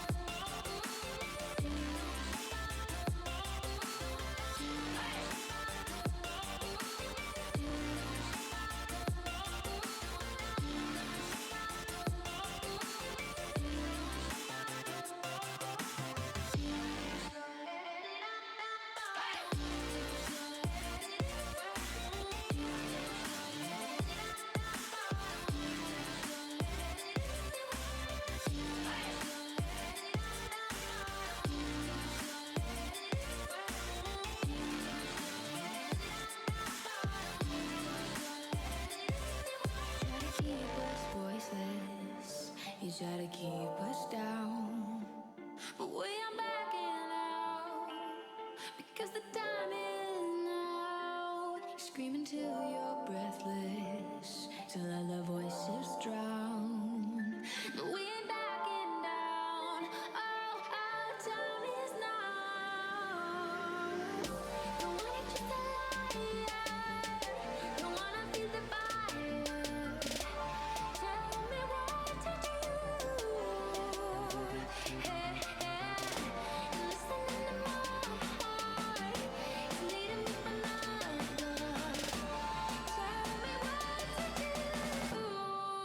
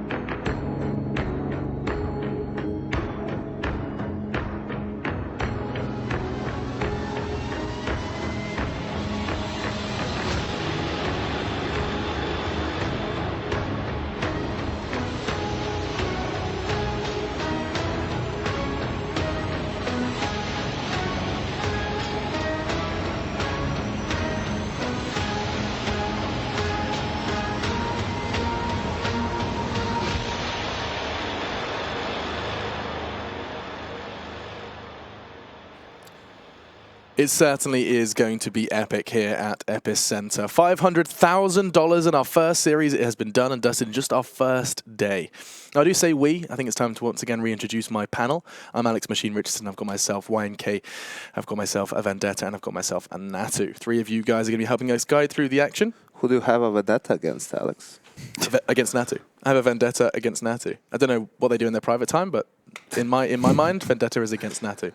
All right, then. Natu, okay, not Natu. Navi and Dignitas Well, are about Natu's to be been doing Sarah, though. battle. Oh, I see what you did there. Absolutely take it down. Absolutely take it down. Brutal, savage, and let's see if Dignitas will get wrecked by Navi. As they did recently lift the trophy over in New York, it was very kind of impressive to see this addition of Simple influencing this roster so quickly. Up against a Dignitas that it does seem across the board, everyone is very pleasantly surprised by. Yanko, first of all, we'll start with Dignitas. This is a team that a lot of people have kind of got their eye on for 2017. Definitely so. I mean, they've been a team that's been struggling with players leaving, you know, getting poached by other Danish teams, notably Astralis. But with the last swap, KRB going to Astralis and KGB coming into Dignitas, after the initial adjustment period, it looks like they've definitely come out on top. KGB becoming, you know, the solid rock of the team pretty much. And they've managed to, as I said previously, widen their map pool a lot. They can basically play 6 out of the 7 maps, depending on their opponents, and recently have a lot of good results, mostly online, unfortunately. They had a pretty good run in Bucharest as well, dropping to VP, who went on to win the whole thing. So definitely a team on the rise. And the map pool thing's an interesting point to make, Vendetta. Can you highlight exactly why it's impressive to see Dignitas with such a deep map pool when you've got some of the world's greats with less? Well, it's for many reasons, really. First off, the fact that they have such a wide map pool after making a change, getting Cajun into the lineup, that's something that normally takes a ton of time. And you see... And Magic after that. Well, yeah, exactly, right? So they've had a lot of changes. They haven't even been able to play with Rubino all the time, having AZ stand in from a couple of events as well. So the fact that they've been managed to actually be so well adjusted on every single map is wildly impressive, especially when you see teams like Navi, for instance, right? Bring in Simple. They still have a very limited map pool. And that makes it all the more impressive. Does that credit go to MSL then, do you think, Natu? I think it goes to the whole team. Yeah. I mean, they're really good at right now playing mid-round situations, after plans, even coming and winning rounds where they're not favored at all. And that, I think, is one of the defining factors between the top teams and the teams that are striving to be the top teams is those kinds of situations. And Dignitas has done a lot better job at that than a lot of the other teams within the same category of teams. Okay, and now that we have addressed Dignitas, we'll of course have to venture into them in a little more detail, but it'd be rude not to introduce their adversaries as well. None other than Navi. These boys are big dogs in Counter-Strike, and the dog has gone under some recent changes. We were very nervous, actually, apprehensive before New York about what Navi were going to be up to. Have we seen that development that you're happy with, Halvor, or do you think you need another event before you can start believing in Navi consistently? I'm going to need another event because New York, that was... Simple just going to, you know, out of the stratosphere with his play. So he was just absolutely insane, obviously, for the last map of the finals, Guardian showing up in good old Guardian form. But we haven't seen it before. Like, obviously, their first tournament at Star Ladder went quite poorly, to put it nicely.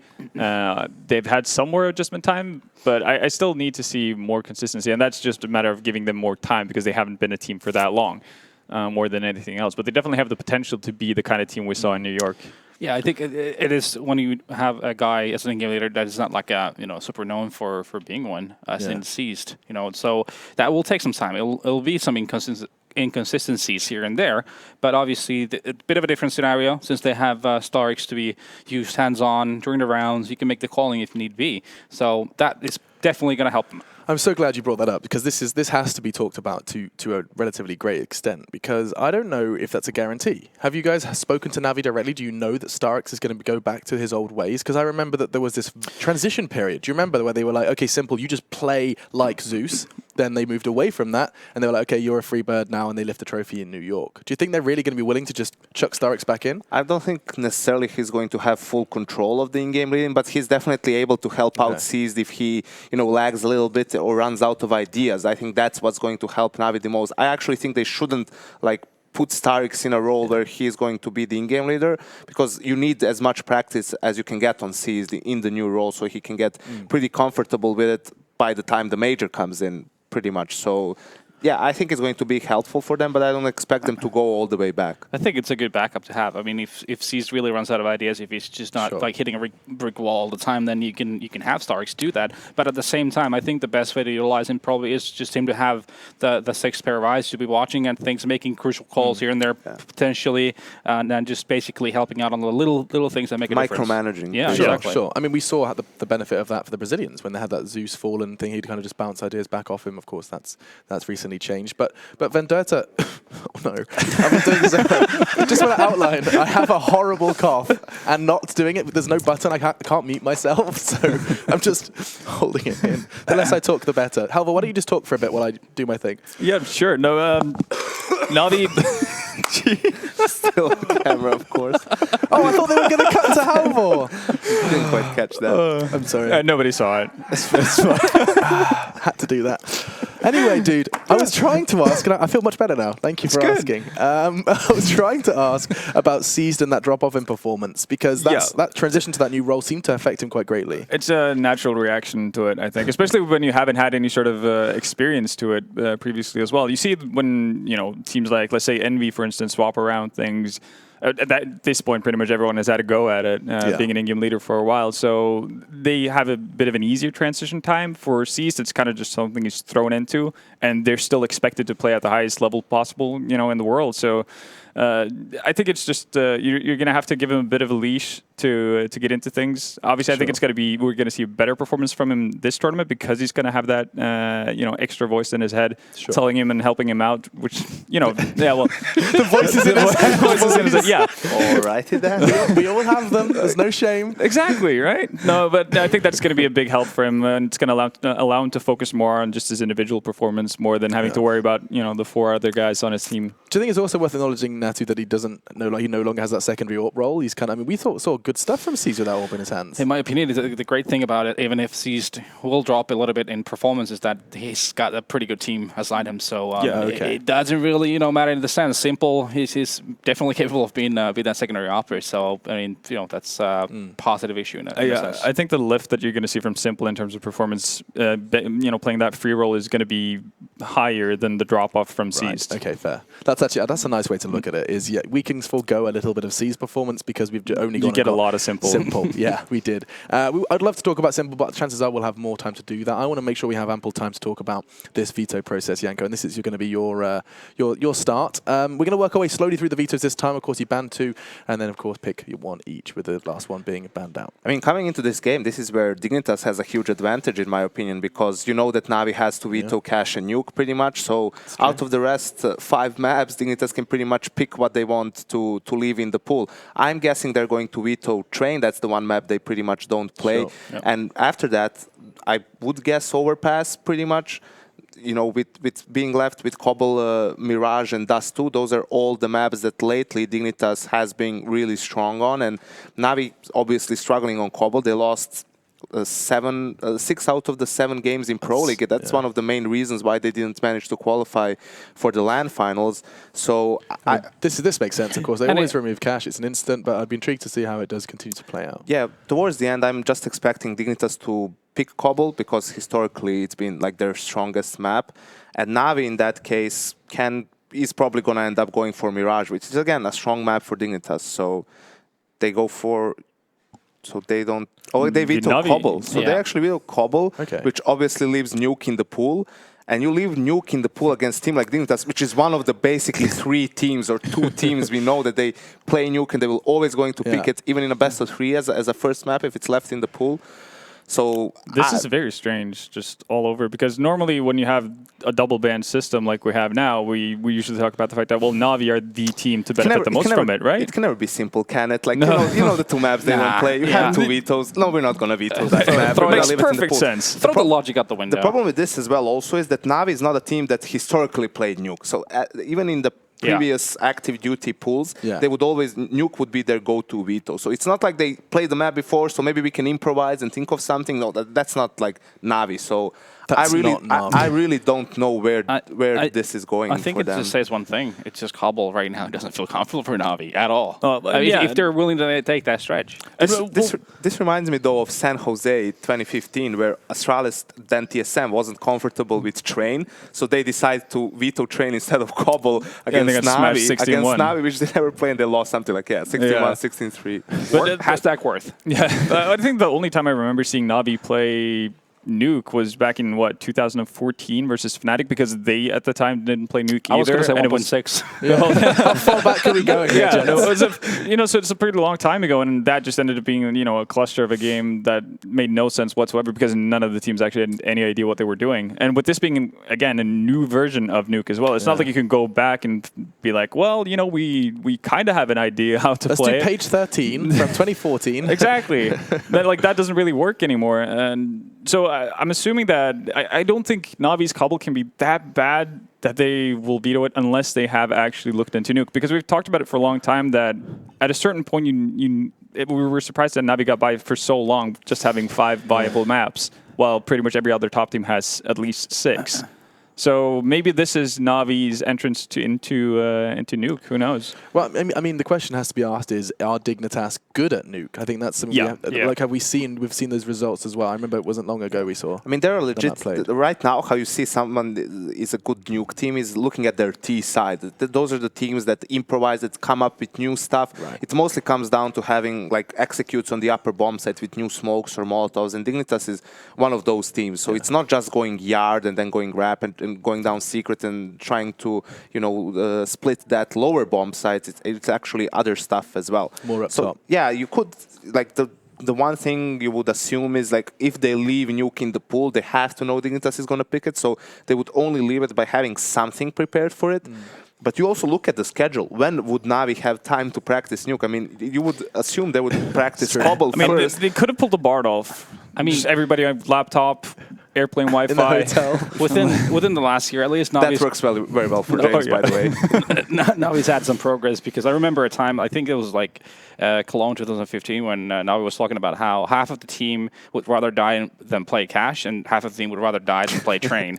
And now they've actually established Train as a map they like to play. So, a 6th map on the pool that they're good at would be great for them. Isn't it absurd? Can we just take a moment before we do predictions to realize that it's so crazy that this team still insists on just having a map they never play? Especially when you look at the players they have, because they have the recipe to be an absolutely magnificent Cash team. When you think about the players, you have Guardian, and now Simple, which is has in the past been extremely good on Cash. Has a graffiti on the map, guys. We saw what he did, right? A freaking graffiti. So, no, it's insane that they haven't. And if this actually turns out to be the case, that they've actually opted to, try to become good on Nuke instead of Cash, that's still mind-blowing to me. I don't know who's the immovable object in that team who just refuses to play. I mean, it's obviously, team preference and stuff, but you look just at the structure of the team. Cash, they could be a great team on Cash, but I don't agree that a team needs to play all maps. If that's what you allude to, you can always have a map you never want to play, because under no circumstances will you be forced to play that map. You will always have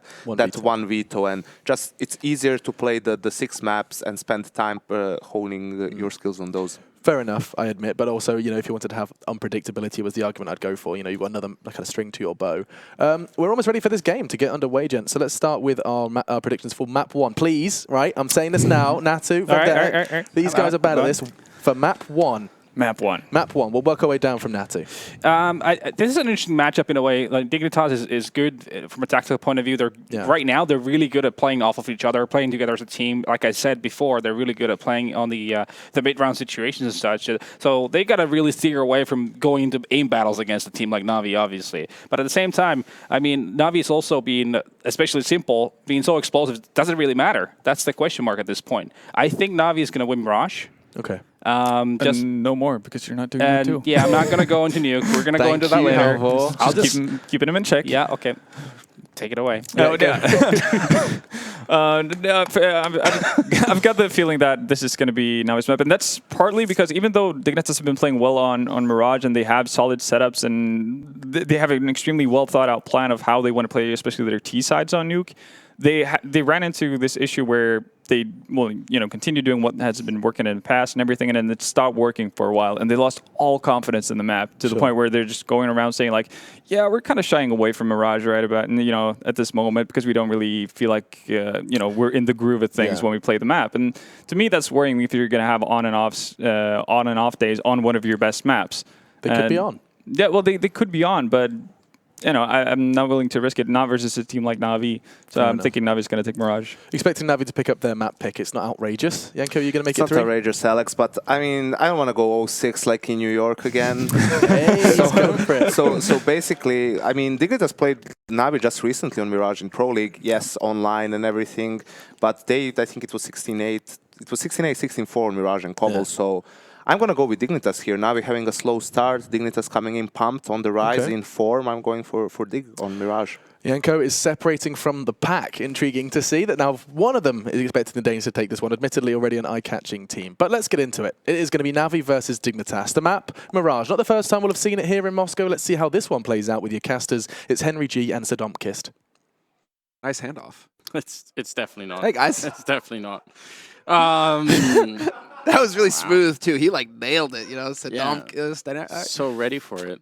Hey, Alex, go cough some more in the corner, please. He practically dropped the bomb on us, if you know what I mean. See how that works out. Kind of did. It's not yet, but they really will be coming up. We're not just They're here. Pulling you on here. They really will be here at some point. I've seen Sedicus start back. He's watching car racing.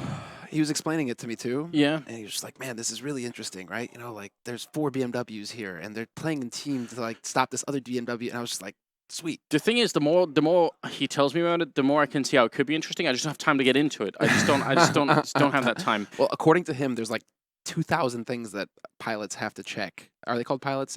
Pilots have to check before they can get into the race. It's a very complex thing, racing. All right. We do have a couple more minutes, so we could continue to talk about it. But I say we talk about the game instead. I thought the producer was agreeing with me for a second there. I was about to be like, that's right, producer. Your back. No, Mirage coming up. Half the desk saying it's going to be Navi to win it. It's their map pick. Yeah. Yanko saying no. That they're off to a slow start. I think that Yanko is actually just trying to, like I was saying before, where you're trying to counter the curse. You're just like, I don't care if I take the hit. He'll take the bullet for Navi in order to curse Dignitas to allow Navi to pick up the win. But I kind of do have to side. I feel like I kind of have to side a little bit with the rest of the desk, right? I mean, granted, he's going off of recent results. Obviously, Navi can make changes to how they played online. Yeah. They showed a little bit of their hand. They can obviously make some changes to that and try and catch Dignitas off guard here. But if Dignitas are pumped and ready, and they've shown that they're competent on the map like Mirage, feels like Dignitas could have an edge going into this one. So I might side with the Danes. I might side with your brethren. Oh, well, they're obviously the wrong Danes. That's the problem for me, right? Okay, they're the best Danes in Denmark right now, Anders. Yeah, but they're not going to win the major. That's the problem. That's the problem they're having. So I feel like it's gotta. Cajun's here, Cajun is here. It's true. The cleaner, the monster. He was actually here. We're going into the knife round now, so we'll see who gets to start on which side. But it was cool. Cajun was actually in the chat when we did the State of CS the other day. So he was agreeing, disagreeing, laughing a lot apparently at what we were saying. So, good times. What's up, Cajun? Let's see if he can actually, do some damage here on the server because he actually has been stepping up. I believe he has like the 3rd rating right now going into this LAN based off of stats for the past 3 months for Team Dignitas. So, I mean, he's definitely coming back into form. But I guess the main talking points for this team right now, apart from MSL and the Qual role, etc., are Magic Boy, and Config. His name is Emil, you know. Just there was a time when you got him to actually change his name to Magic Boy or Magic. I did. I even explained to him, look, I mean, it'd be great, you know. It's much better. But he went back, and that's fair enough. We'll have to live with it. I do talk to him on a regular basis about all sorts of Theorycraft-related stuff, so he's a pretty good resource for that. Now, we are going to be headed into it. Dignitas is going to be starting on the CT side, Na'Vi on the terrorist side, and already a bit of a fight in the middle. Config caught off guard, has to fall back. He can't. Rubino there, and what a great double kill, looking for more. No one challenging him. A 3rd headshot coming through from the Norwegian player. And it's going to be Simple left in our 1-on-4. We were talking about all these Danes. It turns out to be the Norwegian to save out his team there. That was just an incredible sequence, and it's going to leave Simple alone. Power of the USP and slow comms basically means that Rubino, they had no idea where he was shooting from. Gets that free kill off the 2nd one, and that's it. And this was an all-or-nothing kind of strategy from Na'Vi. That bomb was coming out of Palace, it looks like, and it gets dropped over on the site itself. So Simple, I mean, Dignitas know exactly where he's coming from. They're just going to be able to set up and lock him down. And you can see exactly Cajun B already in position. All he has to do is sit here and hold this angle. And in just a moment, it's like clockwork. Just all falls into place. What a round for Dignitas. Just very impressive. If Rubino doesn't get, you know, those, even just the first kill, I think especially, it could get really wildly out of control. So just great play on his part. Really safe buy coming in here, if you notice. Just the 1 UMP and then M4s and FAMASs on the rest. That's they're really expecting Na'Vi to be aggressive early on here. Yeah, I like it. I like to see it as well because this is like a play for the long game. Make the investment now, and you're confident in your ability to hold on the anti-eco, and so that you can carry these rifles on into the next round and the round after that, right? And you're just thinking long-term economy, right? You just want to be reinvesting in nades round after round. You don't want to have to go for the big spend on the rifles. And so Dignitas, right? They're confident in their ability to just completely clothesline Na'Vi in this round. And Config off to a good start. He finds Edward eventually at top mid. Magic Boy will take down Flamey. That was in Palace. And well, now it's, yeah, just 3 players left here for Na'Vi. And this was a bit of a force coming in from Na'Vi. They did invest in the Kevlar in this round, so they really do need to actually find like a couple of kills here. Yeah, I agree, definitely. They didn't put the bomb down in the first round, so we could kind of expect that they'd be doing something like this. They just need to actually have some sort of result with it. And Simple, the first one to pick up a kill there. Could even go and steal that from us, but he's going to stick with the Deagle for a moment. Guardian missing a shot. Simple taking down MSL as well. And suddenly it's a little bit more expensive here. Meg's going to pick up the 1 kill on Guardian and Simple. Surely we're about to hit the end of this round here. I don't see him being able to do much more, but he does have the bomb. If he can get this kill, then, oh my god, he takes down Magic Boy, and that's going to open it up. He can actually go and get this bomb plant. Not quite. Rubino going to catch him in spite of the grenade. I thought for sure that would keep him back a little bit. So really, really important kill at the end there. And just, there you go. That's the kind of explosive power that Simple can bring to the table, right? I mean, Config deciding to close quarters, basically, versus pistols, ill-advised in CSGO because those suckers will take your head off point blank like that. So you're putting yourself already, you have your FAMAS, you're like, okay, I'm hungry for kills. You're putting yourself at risk by getting that close. Simple, not going to pass up on that opportunity. And with that Deagle, I mean, yeah, this is what Simple is capable of. This is what he brings to the table now that he's joined up with Na'Vi. They have that explosive kind of just damaging power. And while they turn the round around, because now they get 3 kills, all of a sudden, that's a pretty decent round for Na'Vi. It is. If they could have got the bomb plant down, that would have been really scary. They didn't. They do have Simple on another Deagle, and then Glocks on everybody else. And Meg is in a position that's dangerous later on in this half if they have Molotovs, but because they don't, he should be very safe, especially with the double backup that he's got. So I think this actually position is almost perfectly tailored to counter this round for Na'Vi. I don't see how they could possibly make it anywhere right now. He's going to pick up 2 kills, and that's the problem. He can do this almost risk-free, so it's a good double for him, and that's going to be the end of the round. So 3-0 for Dignitas. Pretty comfortable, good start for them. We'll see if it can continue now that Guardian has picked up the AWP. Whew, by the skin of his teeth as well. 4750 on the nose. So straight glass cannon for Guardian, and Cajun has gone ahead and upgraded to the AWP as well on Dignitas' side. And it looks like Cajun, for now, just going to take it over towards the mid and basically look to try and get an angle towards top mid from Connector. But that short smoke goes down, so annoying. Basically means that he has to sit here and hold this angle, but he is providing cover for Config. But this is the problem with that smoke down. Config has to be careful about how he peeks this, because if he overextends, Cajun isn't going to be able to help him. And Guardian, in the meantime, is taking down MSL. That was in B Apartments over on the B site. So there, instant rotation coming out now from Config. He has to try and rotate over to support his mate on that bomb site. Yeah. You see that kill, even though it happens at B, it really relaxes the defense more in the middle. We'll see if now we're going to try and test that a little bit. Rubino is ready for a pop flash if in case they get a good opportunity for it. He also has a Molotov, so he could definitely buy a lot of time if he survives. The problem is they have Simple with that one Molotov as well, which means his position is going to be impossible to hold if that goes down. We'll see if Simple's going to be able to put it down in the right spot. He's got it charged right now. It's going to go down towards the truck instead, and now they're out. They're not checking the corner just yet, and Rubino's there. Pop flash in, picks up one, but he can't get the second. It took too long for the first one. Config down on the side. He's being flanked as well, and Simple to pick up that kill, leaving it a 2-on-3. Oh, and Cajun rotates off. Will he hit the flick? No, Edward, instant headshot. Drops him. And that's Magic Boy now. Oh, I'm just going to say Magic Boy. But it's Magic Boy now. Alone in a 1v3. He has a kit, no nades. And so, yeah, this is not a situation where he wants to go in to try and take a fight. Na'Vi have already established the Triangle of Doom. And so that bomb site is thoroughly covered. They even have the option. I mean, it would be insanity to go double AWP. But I just want to see Simple on the op, Anders. Just more opportunities for tags, please. Yes, I mean, he's made a name for himself in that front. I don't mind this idea that Guardian is the main one and Simple is the follow-up one. And maybe double up on T side here is a stretch. But still, you're right, it's perfectly possible. Rubino, sorry, not Rubino, Magus Boy already a little bit low, but they can't catch him, so that's going to be the end of it. 3-1. I've got to say, I think, and that was going to be my... I think a lot of this was down to Rubino just not hitting the spray then. Yeah. Because I think he took like 7 or 8 bullets to get the first kill, and that's way too much. And he actually... The flashbang was obviously perfect. I think he had 3 people flash, so... good setup, but bad follow-up, bad execution on that. You gotta wonder. I mean, the whole setup was actually for that one flashbang, basically. Yeah. Because Config is there to draw attention to the site, get Na'Vi to focus on him here. Like, yes, the defense is on the site, we're playing passive, and then Rubino, boom, drops the flash in their face. So... And Rubino, I mean, he's been expressing a little bit of frustration with his level recently. So, I mean, to see a little bit more of that at the beginning, first map, first few rounds, that's not what you want to be seeing right now if you're Rubino. You want to be nailing a play like that to really give you the confidence, the wind beneath your wings, to allow you, to power forward here. But we're not going to see that. They still have enough money, though, Dignitas, to go for the buy. So 4 rifles. Cajun still has the op.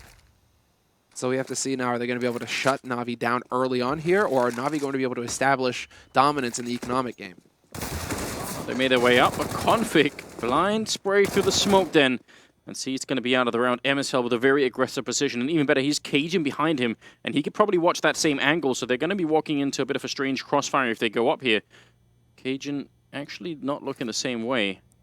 Kind of wish he would look up here where MSL is holding. That FAMAS close range is going to be good, but still AK's on the other side. Great flashbang in, and Cajun helping out. There's the shot. And now 2-on-4. Oh, and he misses the chance. Cajun with the unscopes. He's got to trust his angles here. Rubino there to rescue him. Takes down Simple, and now Guardian kind of stuck on the high ground. What a shot on Rubino. Just slides into the angle, but he's only got 11 HP, and he's already getting flanked. Nice prediction on his part. Dodges the wall bang. That's pretty clever stuff from Guardian, but it didn't really matter when Magus Boy was already looking for the flank. You gotta love these gloves, by the way, and I mean, there's been a couple of Reddit threads already about it. Not that I religiously check Reddit every 3 minutes or anything, but that is quite cool. Right, 4-1, and the 6th round coming up. A big win here for Dignitas, and a nice setup with MSL and Cajun in the background. I thought they had set up for more of a crossfire, but it still worked out kind of well for them. Now that puts Na'Vi in a bit of a weird position early on. I mean, economically, yes, Na'Vi are not happy right now. They had a chance. They know it. They know they had a chance as well to really reset Dignitas hard. But instead, they're back to pistol, so it's going to be a bit of the run and gun. Simple has the AK. And it looks like, I mean, right now, they're kind of alternating, right? It's back and forth between that A site and B site, Na'Vi. So it looks like they want to go tap on that A site real quick. See if they can find somebody sleeping over here. But Magus Boy holding solid on the site, and he's got support from Config as well. And basically, the 2 heavy hitters here for Dignitas playing on one site. That is not exactly the kind of crossfire you want to walk into. Definitely not. It'd be great if they could make something out of this round, Na'Vi. At least get a bomb plant or anything like that. They seem to be rotating back towards the A bomb side, and that's a big problem for them. They do have the grenades to set up a nice assault on here, but there's going to be at least one person that's Magus close to the balcony, and other two people right behind him. Cajun going to get smoked off, and look, he wants to go help out Magus. That's a really good idea, but the smokes are so good for Na'Vi, making it really hard to move forward with that AWP. Magus going to get the 1 kill, followed up actually Config helping out, and there's the double kill finally happening. So this attack is pretty much done with, even though it was a good idea because they had Simple in the middle here to help out, and that would have worked a lot better if the bomb was down right now. Near flawless. Just a bit of a shame that MSL gets caught at the end. But that was actually, and again, it's perfect play, and it comes down to timing as well. The fact that Magic, he manages to draw attention to himself on the site, that opens it up for Config to go for the peak. MSL is there to worry about mid, and it all falls into place so nice and neat for Dignitas. And so that's the kind of thing that Na'Vi right now, they have to figure out how to deal with. And it's not going to be in this round either because, once again, they're on pistols. They just don't have the money. So Rubino, quick 2 kills for him. That's fine. A little bit of an early peek at top mid, seeing as how the guys in Underpass weren't in position yet to try and, crunch on the man holding in connector. Yeah. But still, another just single kill. I mean, right now, what's really scary for Na'Vi is that they have to know that Dignitas are starting to build up quite a bank. Like, there's clean money across the board for Dignitas to go for a full buy in the next round again.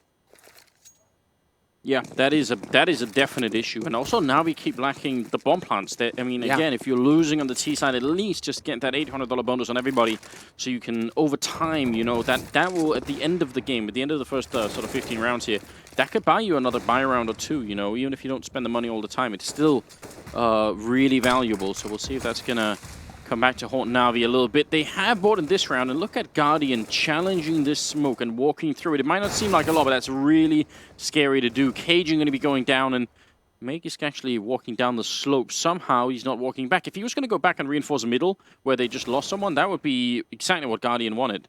Oh my god. If he catches the bomb carrier, that's huge. He drops the bomb, and that opens it up. Rubino finds seized as well. And now that they have bomb control, it doesn't matter, Na'Vi. You have the site, that's fine. What are you going to do with it? Now we can rotate over. We have the bomb. Yeah, really big issue here. Magisk still hanging around. I kind of wish he'd fall back and maybe reconnect with his team a little bit. But he's going to stick around and try and see if he can cover the bomb. And there's Guardian going down, and Magisk picking up one more kill. He's finally out, but look at this, 5 HP, 45 seconds left, and a 1 versus 2 for Simple. Magisk really helping out his team then, down to a double kill for him. And as you pointed out, just the fact that it was the bomb carrier coming through, that was huge. That was like the one way that Dignitas had a chance in that round, pretty much, as far as I'm concerned. Because the rest of I mean, if the bomb is there and Flamey runs onto the site, 5 players alive for Na'Vi, they lock down that site all day long. But they actually lose the one key member that could have screwed it all up for him. And now, yeah, 5 HP left. Rubino not going to miss the shot. Manages to pick it up nice and clean, and tactical pause being called by Na'Vi. 7-1 scoreline for Dignitas. They're way ahead now. They have strong economy, whereas, again, Na'Vi are going to be in a force buy sort of scenario if they decide to go for the buy. And that's it. Na'Vi, unlike SK, actually, they decide to go for the tactical pause before it gets too far gone. Flamey with no kills yet. Starting in the 9th round, 2 on Edward, 2 on Seized. Definitely a bit of an issue here for the Na'Vi team. And right now, I know of at least one Serbian who's smiling and giggling at this because I mean, his reasoning, Yanko, in case you're wondering, that's the different camera. Semler and I suddenly. Senya, that is like a sick sweater that he's got going right now. Just it is. Props. I have something that's even more outrageous at home. Meta, really? Yeah, Meta got me this Christmas sweater. You know, the ones that have like the reindeer and everything on them, you know? I have one of those. And I only ever wear it at home. You have like the horrible ones, right? Have you ever been to one of those parties where it's just the horrible Christmas party sweater where everybody has to wear like the sweaters? That's what it is. But then got this friend, right, whose mom is like a sick knitter. Like she just knits sweaters all day long, basically. And I'm just dead jealous because all of his sweaters are so cool.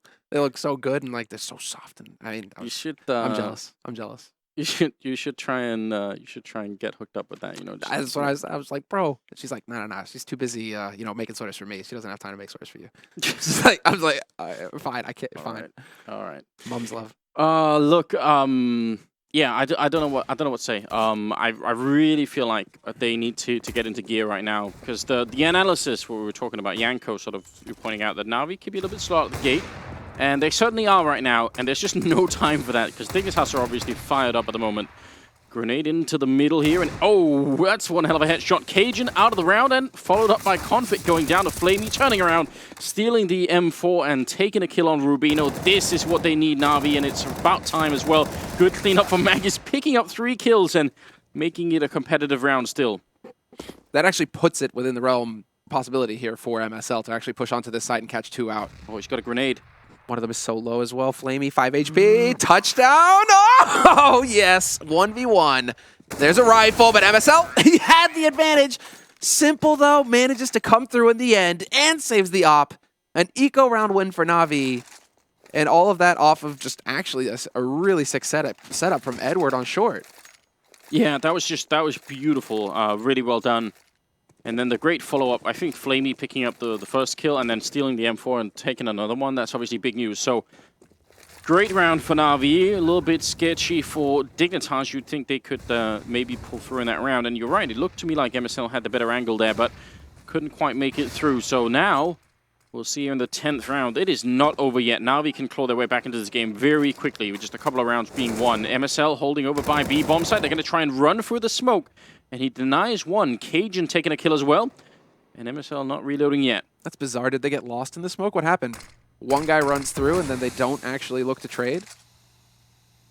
Interesting decision from Na'Vi because now they're pretty far behind in this. 2 men down. Config, he's on life support, sure. And, well, I guess that's what Simple can do, right? He spent too much time in NA. Just pushes through the smoke, gets the kill on MSL. But it's still a 2-on-4 scenario, and Rubino's alive on the site to get picked off by Guardian shortly after. So a man advantage now for Dignitas. Na'Vi still showing that they've got the fight. flamie and Guardian still alive here. Oh, he needed that bomb plant here. flamie going to be getting the kill on Config, but Guardian got to be quick about it because rotating in is Magus as well. They don't have all day.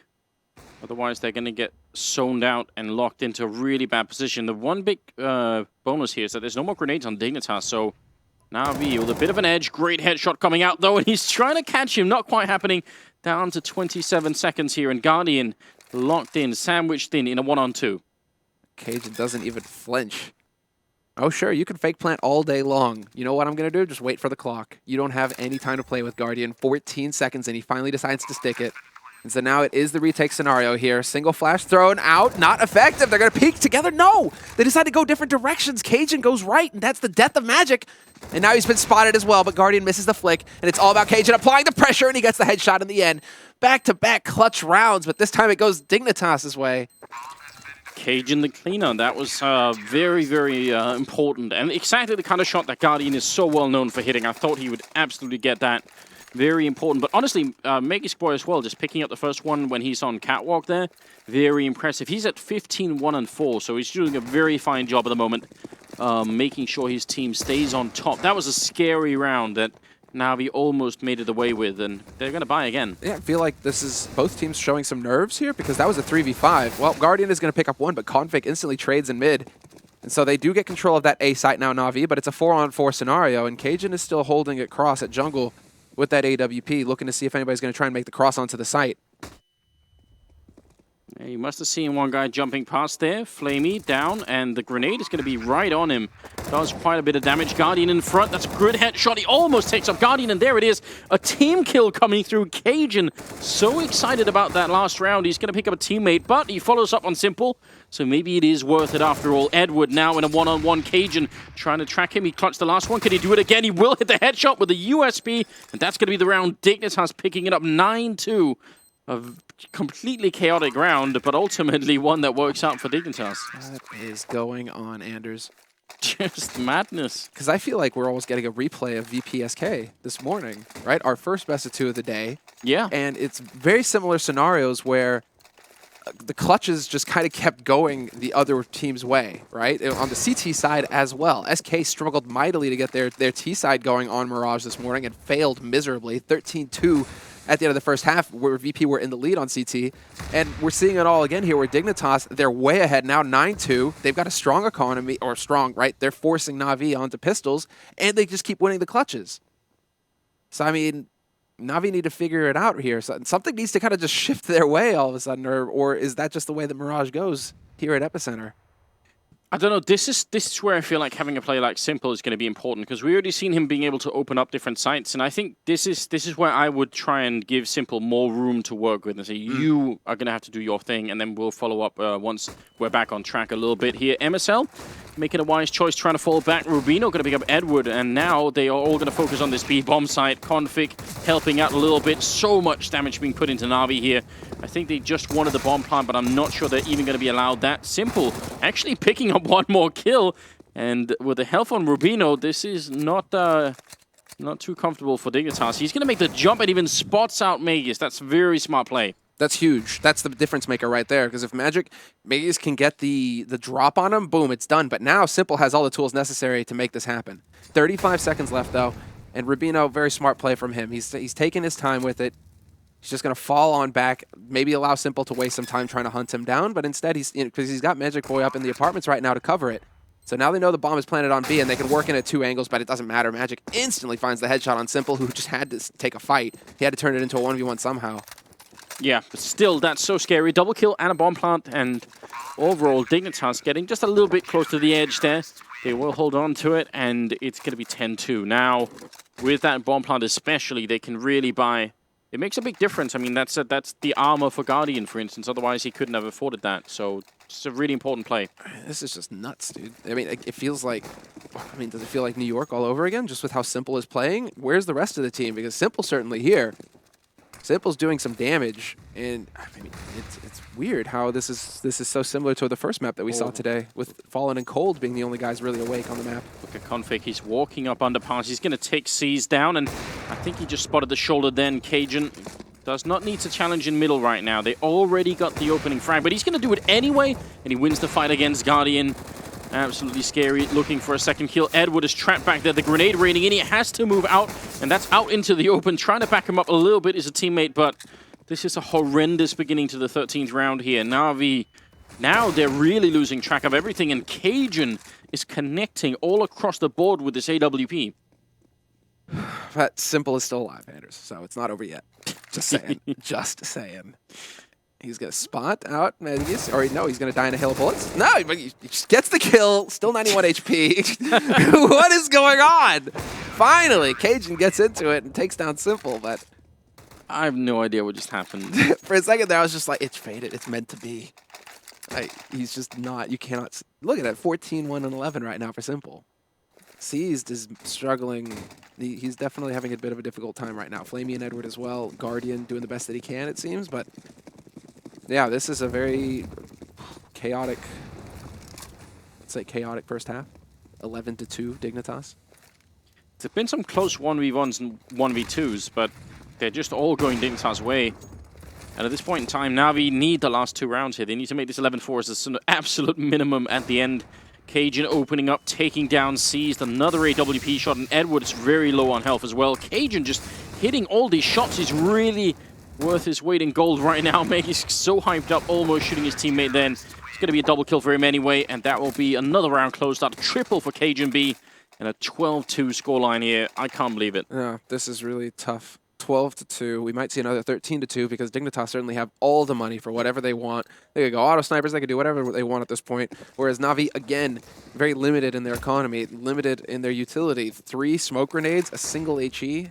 Couple of flashes to work with, that's the best. And then Cajun gets the timing on Flamey before the smoke blooms. Bam, takes him down. And nice attempt there by Edward to bring it back, but Config lurking at bottom mid is going to trade that kill, and Dignitas maintain the man advantage. In the meantime, Simple and Guardian moving as a duo, but they give it away. Magic Boy, he knows they're there now. He definitely does flashbang in, but he can't get the kill. Simple to pick him up, and Guardian with the kill on Config. So here in the 15th round, just when it is...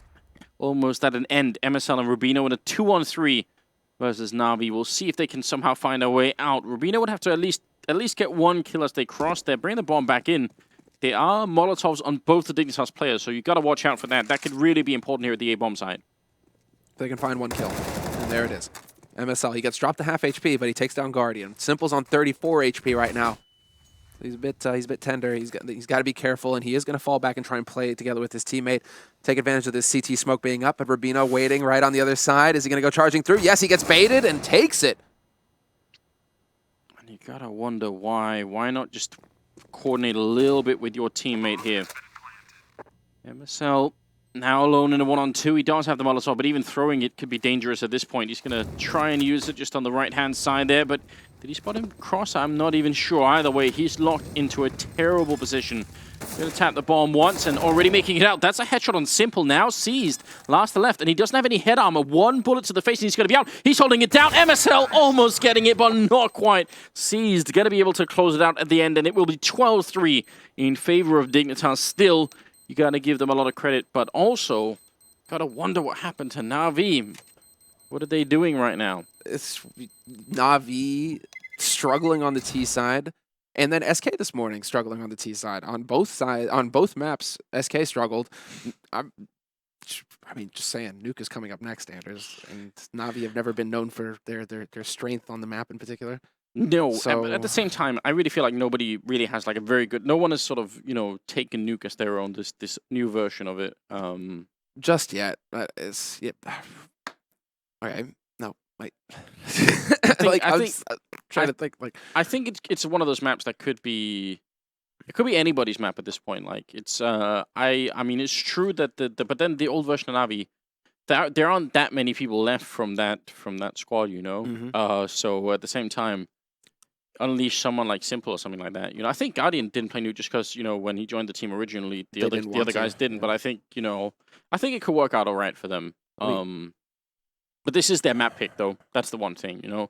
They did pick Mirage. You got to think that it's a bit of a slap in the face almost. Is this where already, because there's that question mark going into their T side, is Seized calling the shots? Is it Starks? And it looks like we're already live with the second half pistol. The bomb has been planted. Yes, we are. Dignitas, they've lost a member, but they are with the bomb down. Flamey and Seized picking up kills. Rubino and Cajun. Can they hold on for a long enough time here? Rubino's certainly not going to happen. And that will be the round here. They're struggling to pick up all the guns, and Simple with the defuse kit. Got to expect it's him to pick up that defuse. So a big win for Na'Vi. An absolute must-win round in terms of making some sort of ridiculous comeback happen. Yeah, I mean now let's be straight here. Now they're not on the T side, not that big on the tactics. They can basically try and play off of each other here, and we already seen that Simple. He's awake. He's at 16-1-13 right now. He's in double digits going into the beginning of the second half. But the big thing here is that they pick up the pistol. They actually trade pistols. Both teams win their CT pistol. So this can set it up for that lockdown defense where Na'Vi can start to generate that economy. And they have a very similar approach. Both of these teams favoring a rifle-heavy approach in the second round instead of trying to cheat a little and get some SMGs into the fight. Oh, that grenade, but they do actually see it coming and end up falling back just a little bit here. Good spray for Guardian. And you're right. I like this attempt. I like the idea that you don't try and take too many risks, especially in a map like Mirage. I mean, if you're holding far back with an MP9 or something, it's not going to be easy to use it. And again, both teams finding success with the pistols. Na'Vi, they did a lot of damage to Dignitas in the second round when Dignitas had invested heavily in rifles. And here we've already lost 2 players for Na'Vi. Seized, if he's unlucky, if the timing, it works out for Seized, but he just had to go full MLG. That's the key. He did the 360. I love it. Why not? Why not, indeed. 12-5 is the scoreline. 20 kills on Magisk at the moment. A little bit lower on the board is MSL at 7, so he's sort of holding the bottom of the scoreboard there. But still, his team overall is doing enough that this is not really a big problem for them at the moment. And because they got the bomb plant in the first round, here in the third round of the second half, they're going to be able to buy AKs and already challenging the middle.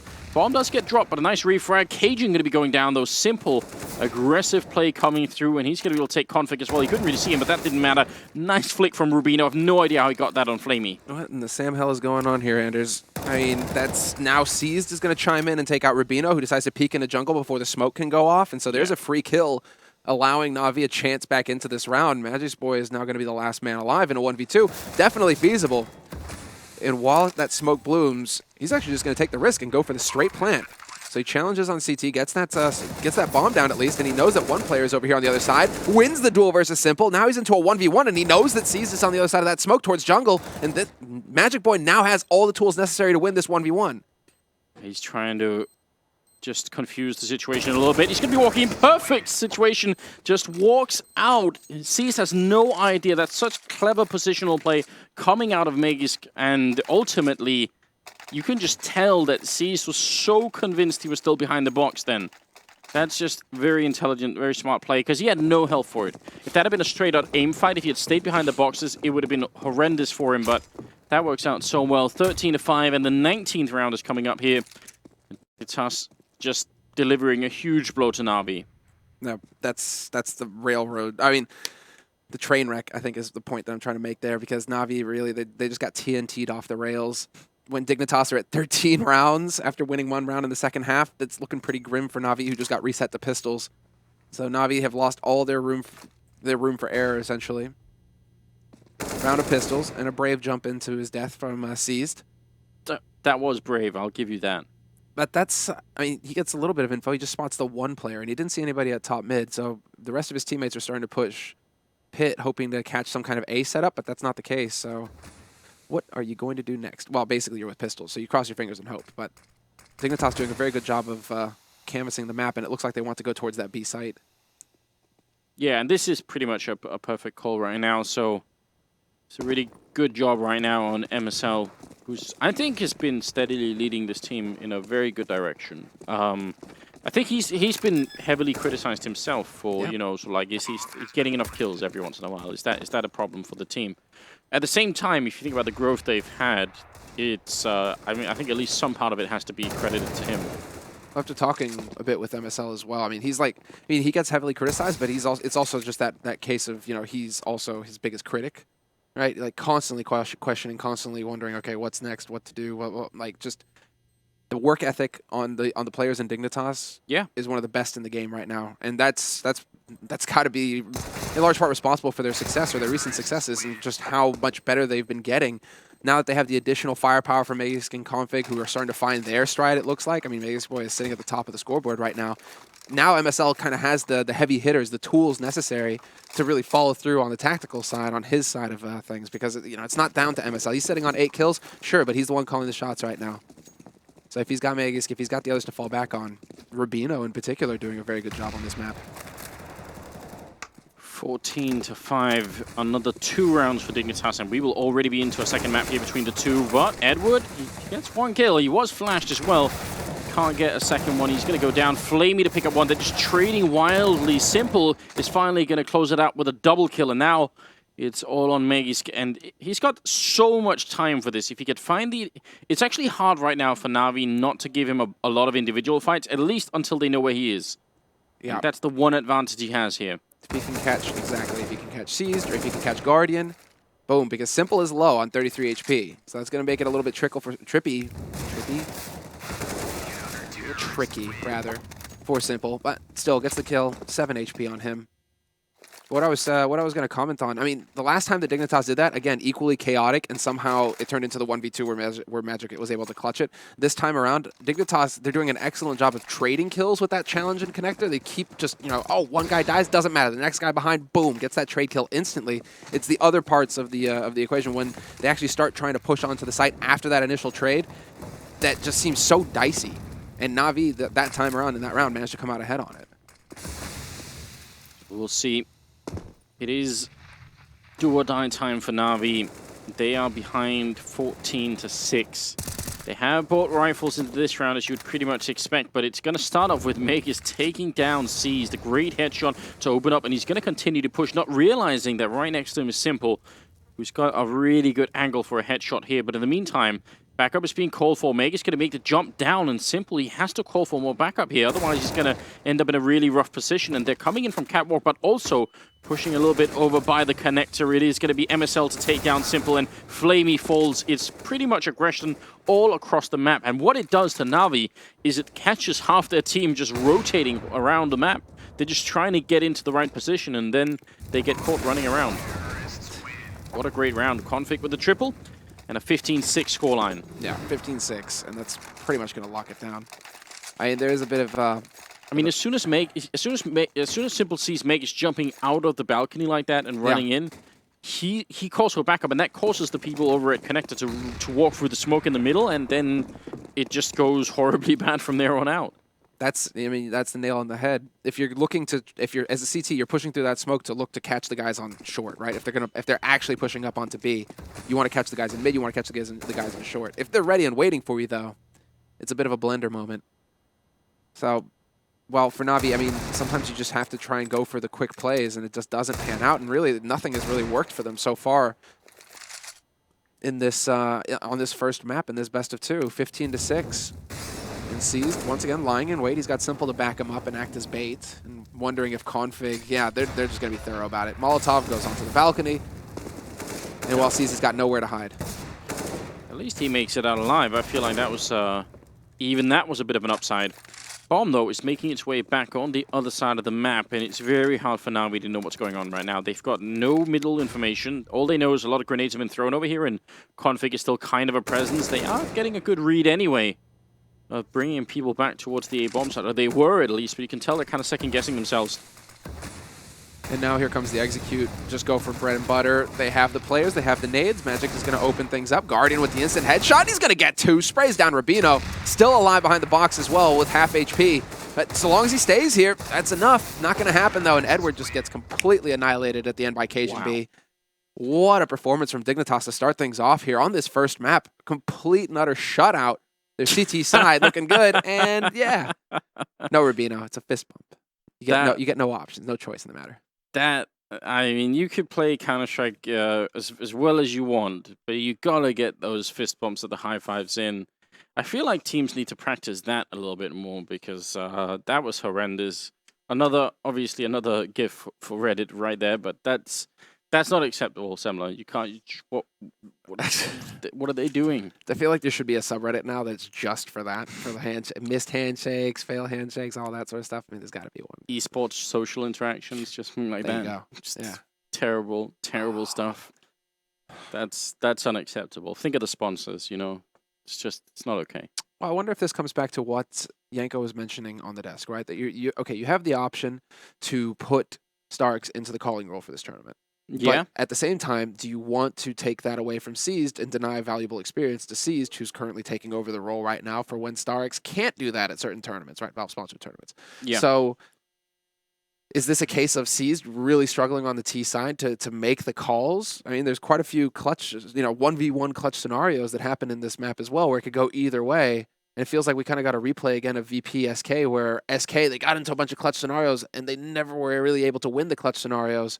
And so it just feels like a very, I mean, I don't want to call it luck of the draw coin toss sort of scenario, but it does feel like catch the guy looking the right way or the wrong way at the right time if you're Na'Vi, and all of a sudden we're looking at a different scoreline. I think if you have players like Guardian and Simple on your team, it could be a real challenge if you're an in-game leader, but at the same time it gives you other freedoms. Like I would want for if I had those players, I would say at some point if I felt like I was not really having a good read on the other team, I would ask them to open up somewhere, make my job a little bit easier, and just say, hey guys, go find a kill somewhere. Just play it what feels right.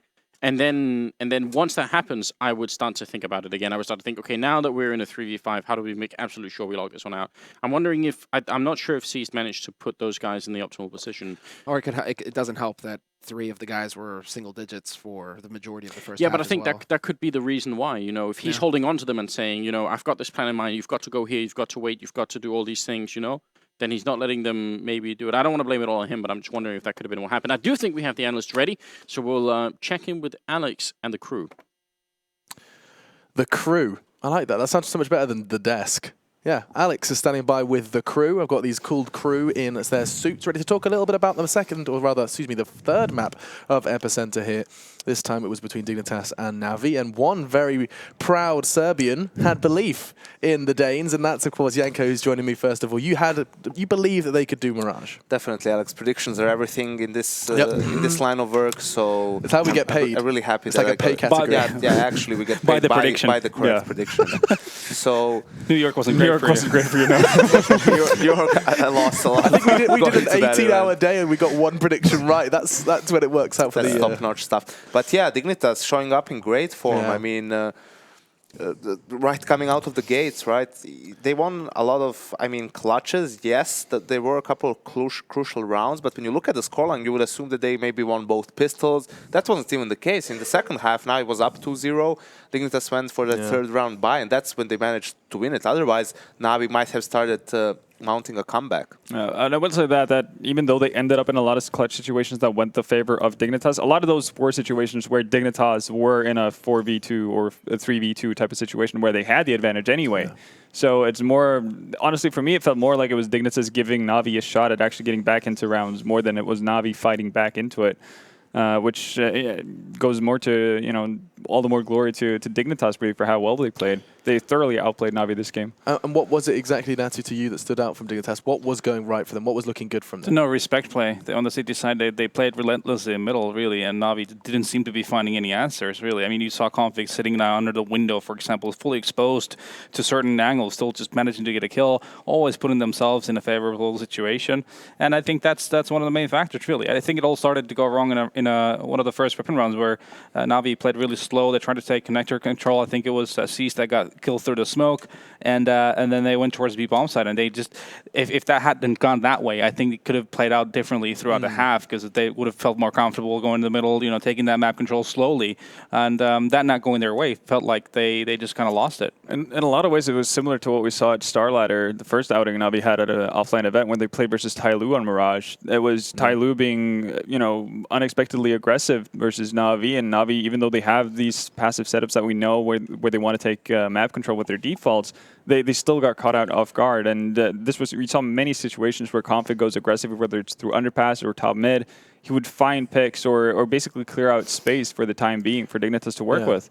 Now, while I have you, Helvor, one of the points you made in the pre-show was that Dignitas don't want to be taking individual fights with Navi. You're like, oh, that's not something they should do. They've got this tactical side to fall back on.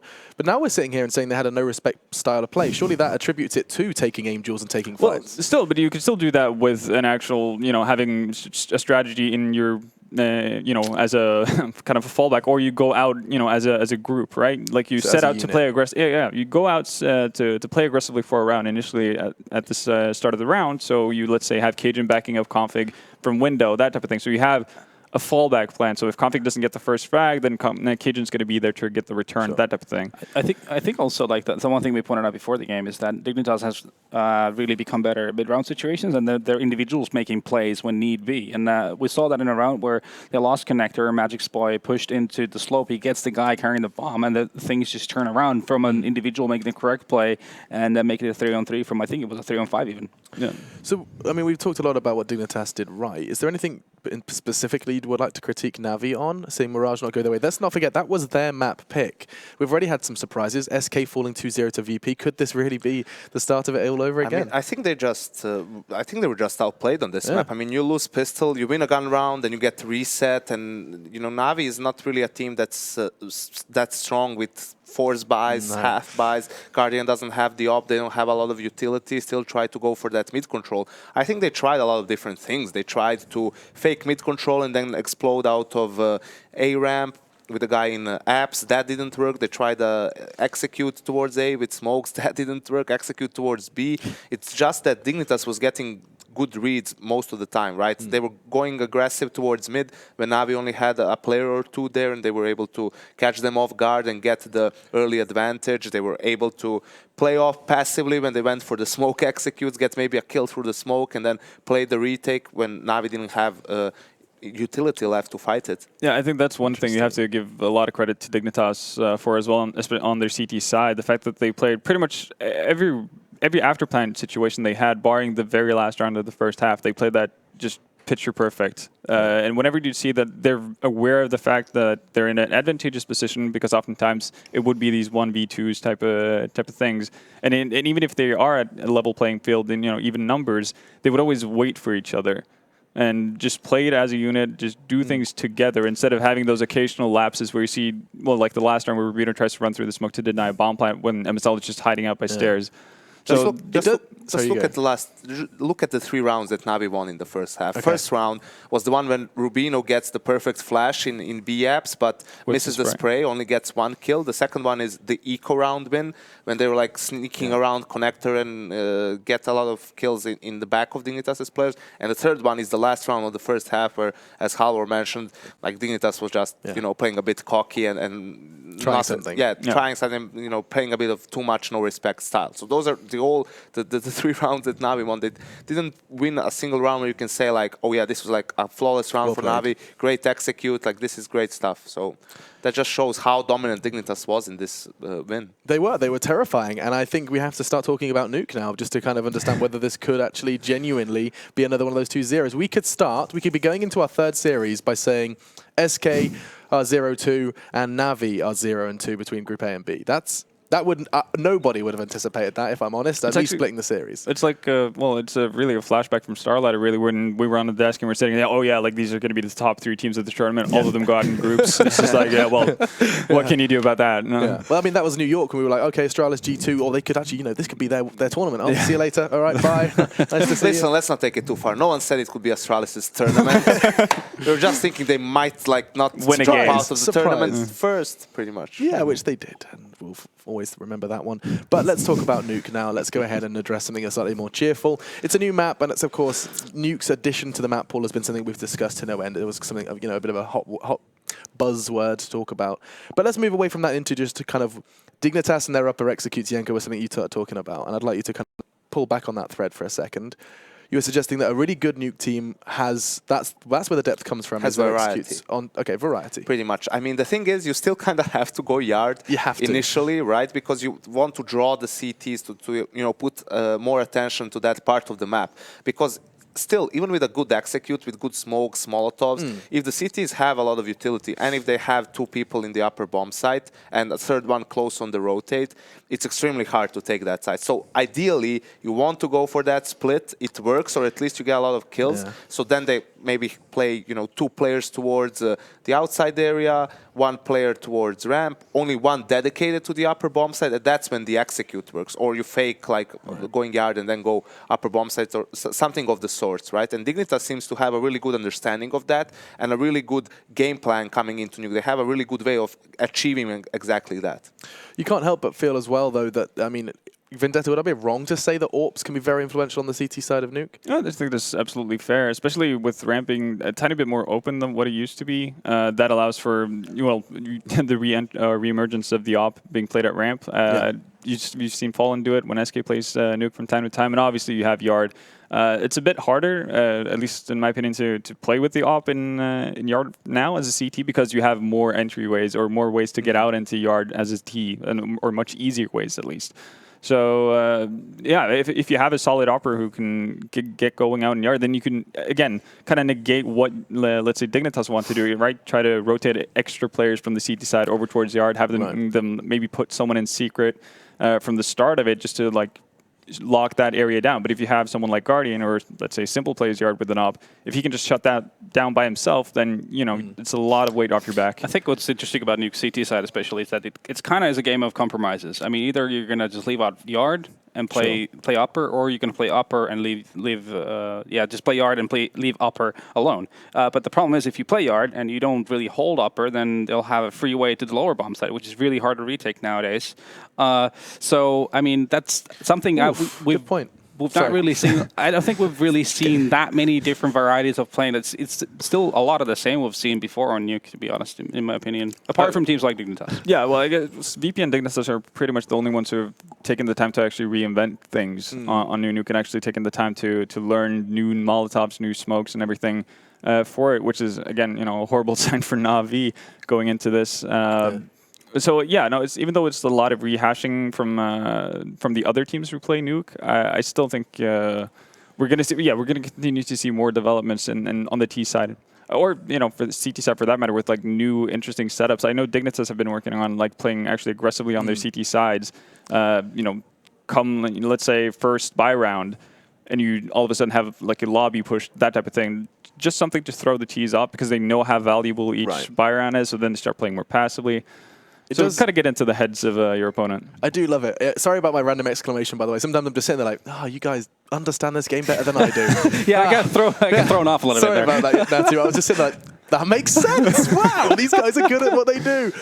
We have to jump straight into game, guys. The casters and the game is ready. So can I just clarify, everyone expecting Dignitas to win Nuke? Yeah. Yep. There we go. That's how predictions are done nowadays. Let's head over to your casters, and I'm not even going to try and say their names. We know I messed it up last time.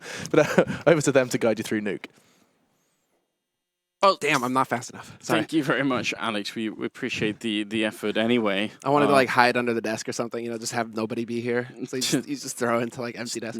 That could have been a thing. No, yeah, the analyst desk, or at least one of them, finally getting a right one. Yanko. Yeah.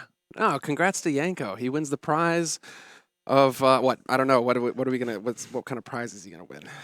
I feel like it takes you gotta be more than one. You gotta do better than like 1 out of 3. You know, you gotta do better than that. But they're all calling for Dignitas to win Nuke, which is what we're heading into in just a second here. So, is there any way to argue with that? I feel like giving the performance on Mirage and then just the fact that they're pretty good on Nuke already. I feel like this is a prediction I can keep up with. And they're starting on the CT side. Knife round. Oh, damn.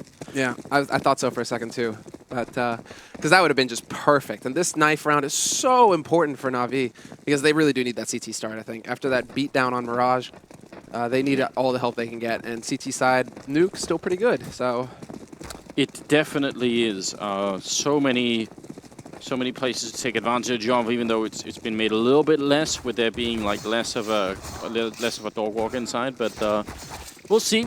I still like this map. I know everyone else hates it in the world, but I think it's quite cool. I feel like we're watching like some kind of ninja battle here, where he just narrowly dodged his opponent's sword. Because he can do this though. Yeah, they're both tagged. Yeah, I like how we're commentating in knife round. But look at this. Woo-hoo! All right, nice one, config. And, well, Dignitas, no, there is no respite. You're going straight into the blender. It's a T-side start for Na'Vi now on Nuke. Pretty much the worst-case scenario for them. We'll see here. This is a map, in case you're wondering. If you're new to the game and you haven't really been watching too much Counter-Strike, chances are you won't really have seen Nuke too much. It doesn't get picked that often. It's a very CT-sided map. A scoreline where you get, 11 rounds or something is perfectly normal. And that's why, and this is what I love about it, you need to focus on the T rounds. They're the ones that really matter. If Na'Vi can win up this pistol round, then they will be more than halfway to a good first half. If they don't, then they have to show us they can pick up some really good rifle rounds later on. That is not easy. So every little mistake, every little problem they have on the T side, it's all going to be scrutinized here because it really matters. And, well, now it's obvious. I was about to say that MSL is in position to hear the footsteps over in lobby, but the window's getting shot out. Also a little bit of an indicator that Na'Vi may want to come over towards this A site later on. C's he's walking with the utility right now. The rest of his teammates going Kevlar. So, if anything, he's going to be the man setting things up. I imagine they could want to smoke out Mini here, but C's setting up for a slightly different angle. He's certainly ready for it. Smoke is already going to be landing inside, and Guardian outside to try and wrap in as soon as they go for it. Simple already going to be down. The bomb is making its way in, and they've got one guy going down lowers, but I'm not sure that he's even going to help them right now. Edward is running down there, but the bomb is up in the A-bomb site. They've got plenty of time, but they're running low on people, especially as Cajun is going to be picking up Guardian, and that leaves Edward 1 versus 3 without the bomb and without any backup. Yeah, that's pretty much the worst case again. For Edward, I mean, Edward may be able to catch somebody off guard, but as soon as he's found out, as soon as he's spotted, then the remaining 2 players, who are pretty much at full HP for Dignitas, should be able to lock everything down. And there we go. The game is up. KGB through the rail there does get shot, but now really pretty much this is where it's all over. Edward trying to play peekaboo, but it's not going to happen. Cajun B stomps on his head, and it's a 1-0 lead for Dignitas. They pick up yet another pistol round.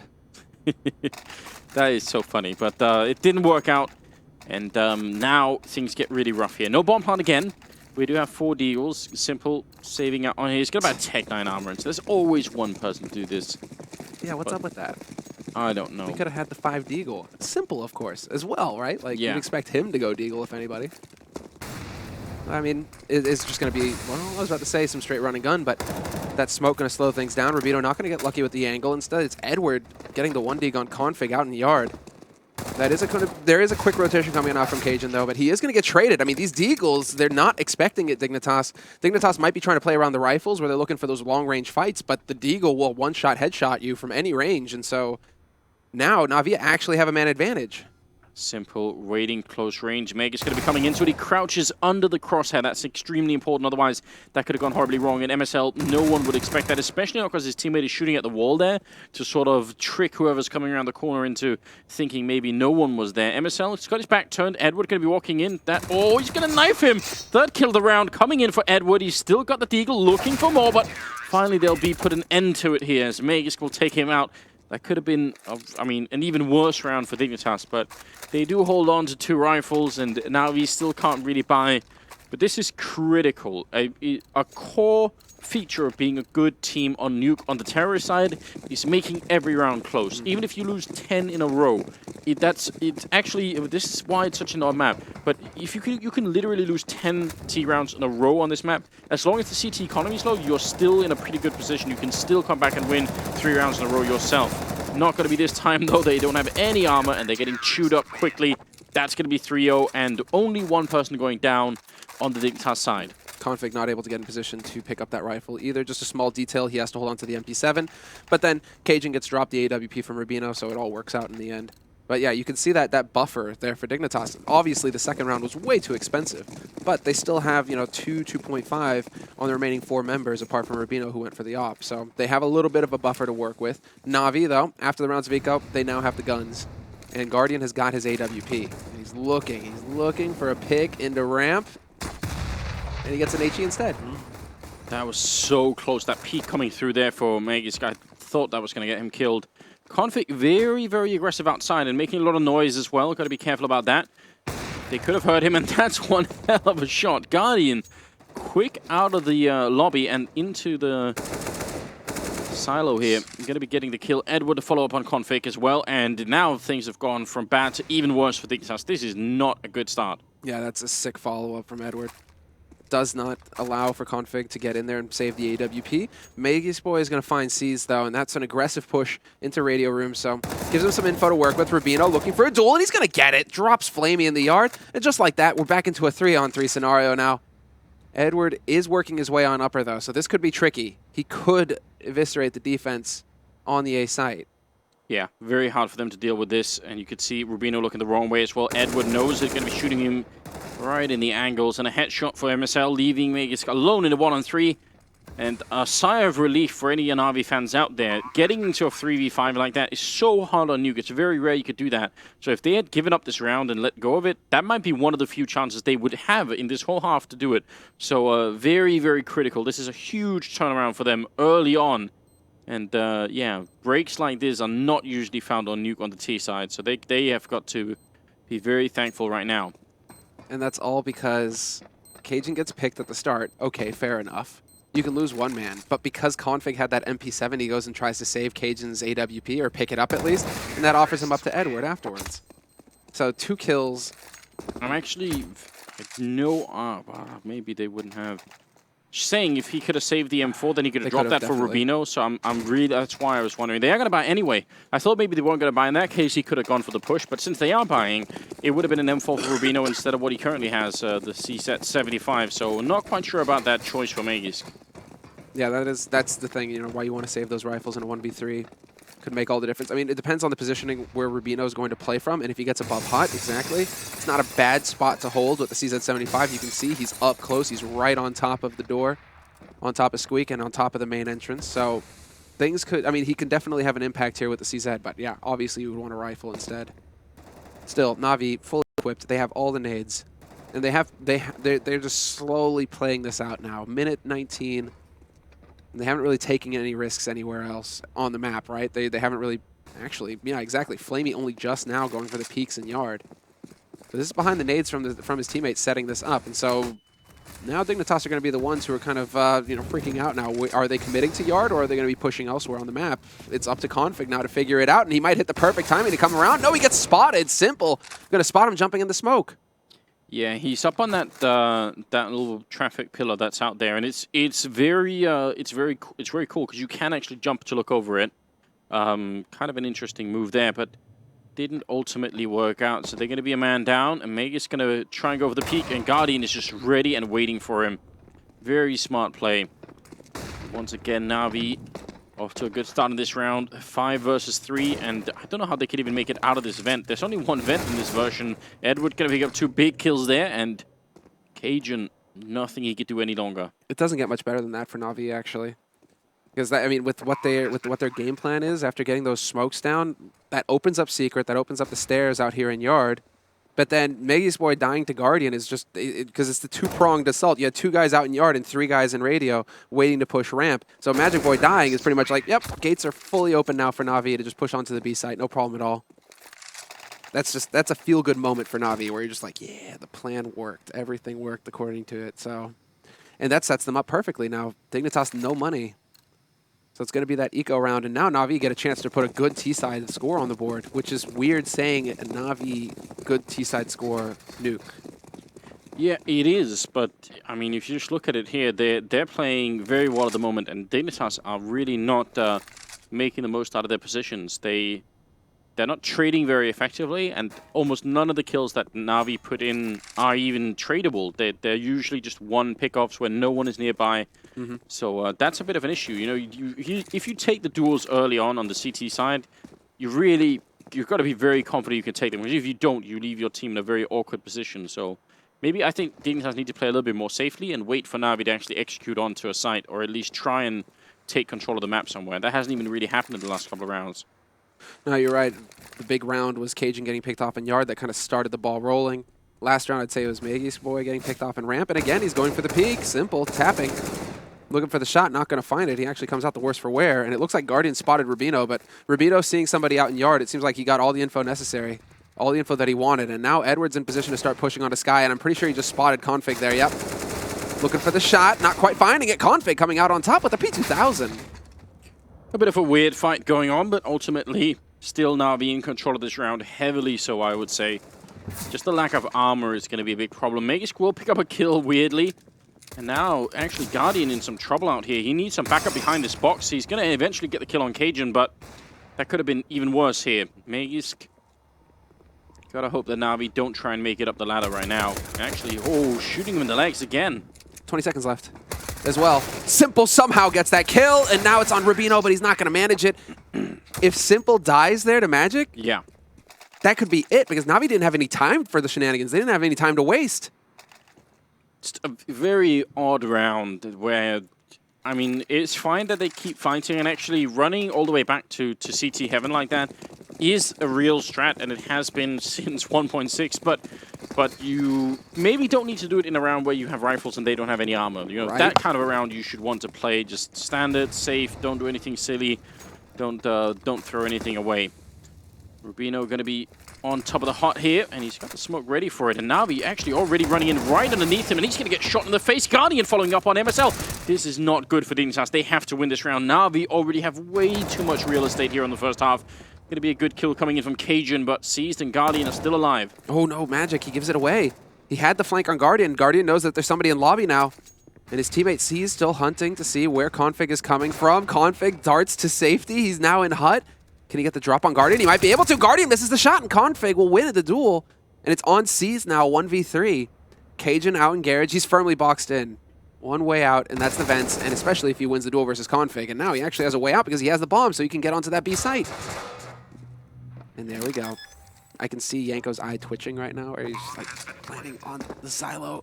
Yeah, I wish he hadn't for a number of different reasons. One thing, he has a Molotov, so let's say he really bought a lot of time. If he, well, he won't, but if he had bought a lot of time, then he would have been, it would have been almost impossible for him to throw down a good Molotov on top of that. That's very hard to do, right? Right. Whereas he plants on the low ground, he could go into the window room, he could go to vents, almost anywhere, and he could probably bounce it off and it would land on it. So maybe a little bit scary, but ultimately they kill 3 people, they get the bomb plant down. They are still in a beautiful position right now, Na'Vi. I won't worry about this one round here. It's all the pressure on Dignitas, and it will be for the next very many rounds. What's very interesting as well is there's no op. They weren't able to save the AWP, and they certainly don't have the economy to buy an op to challenge Guardian out in Yard or at ramp, right? So Dignitas on the rifles. Guardian looking for that peek and squeak. Very quick. Not going to find it, though. Very cautious play coming out from Config out in the yard right now, not wanting to give anything away. But I mean, one thing, making so many moves early on like this has forced a lot of the utility out from Dignitas. At least 2 smokes go down already at 1:30. So that's going to give Na'Vi quite a bit of time to work with later on if they can continue to try and force those smokes out. Continue making the noise like CIS is doing right now. He even got 5 damage on Rubino. Not that it really matters, but it's going to be a little bit annoying. It's definitely worth trying for the wall bangs if you've got nothing else to do. Nothing like, what, like 1.6 Nuke where everything was tissue paper and you just wall banged everywhere? Yeah, I sometimes wish someone would make a version of Nuke in Global Offensive that was like that, just so people could try the difference.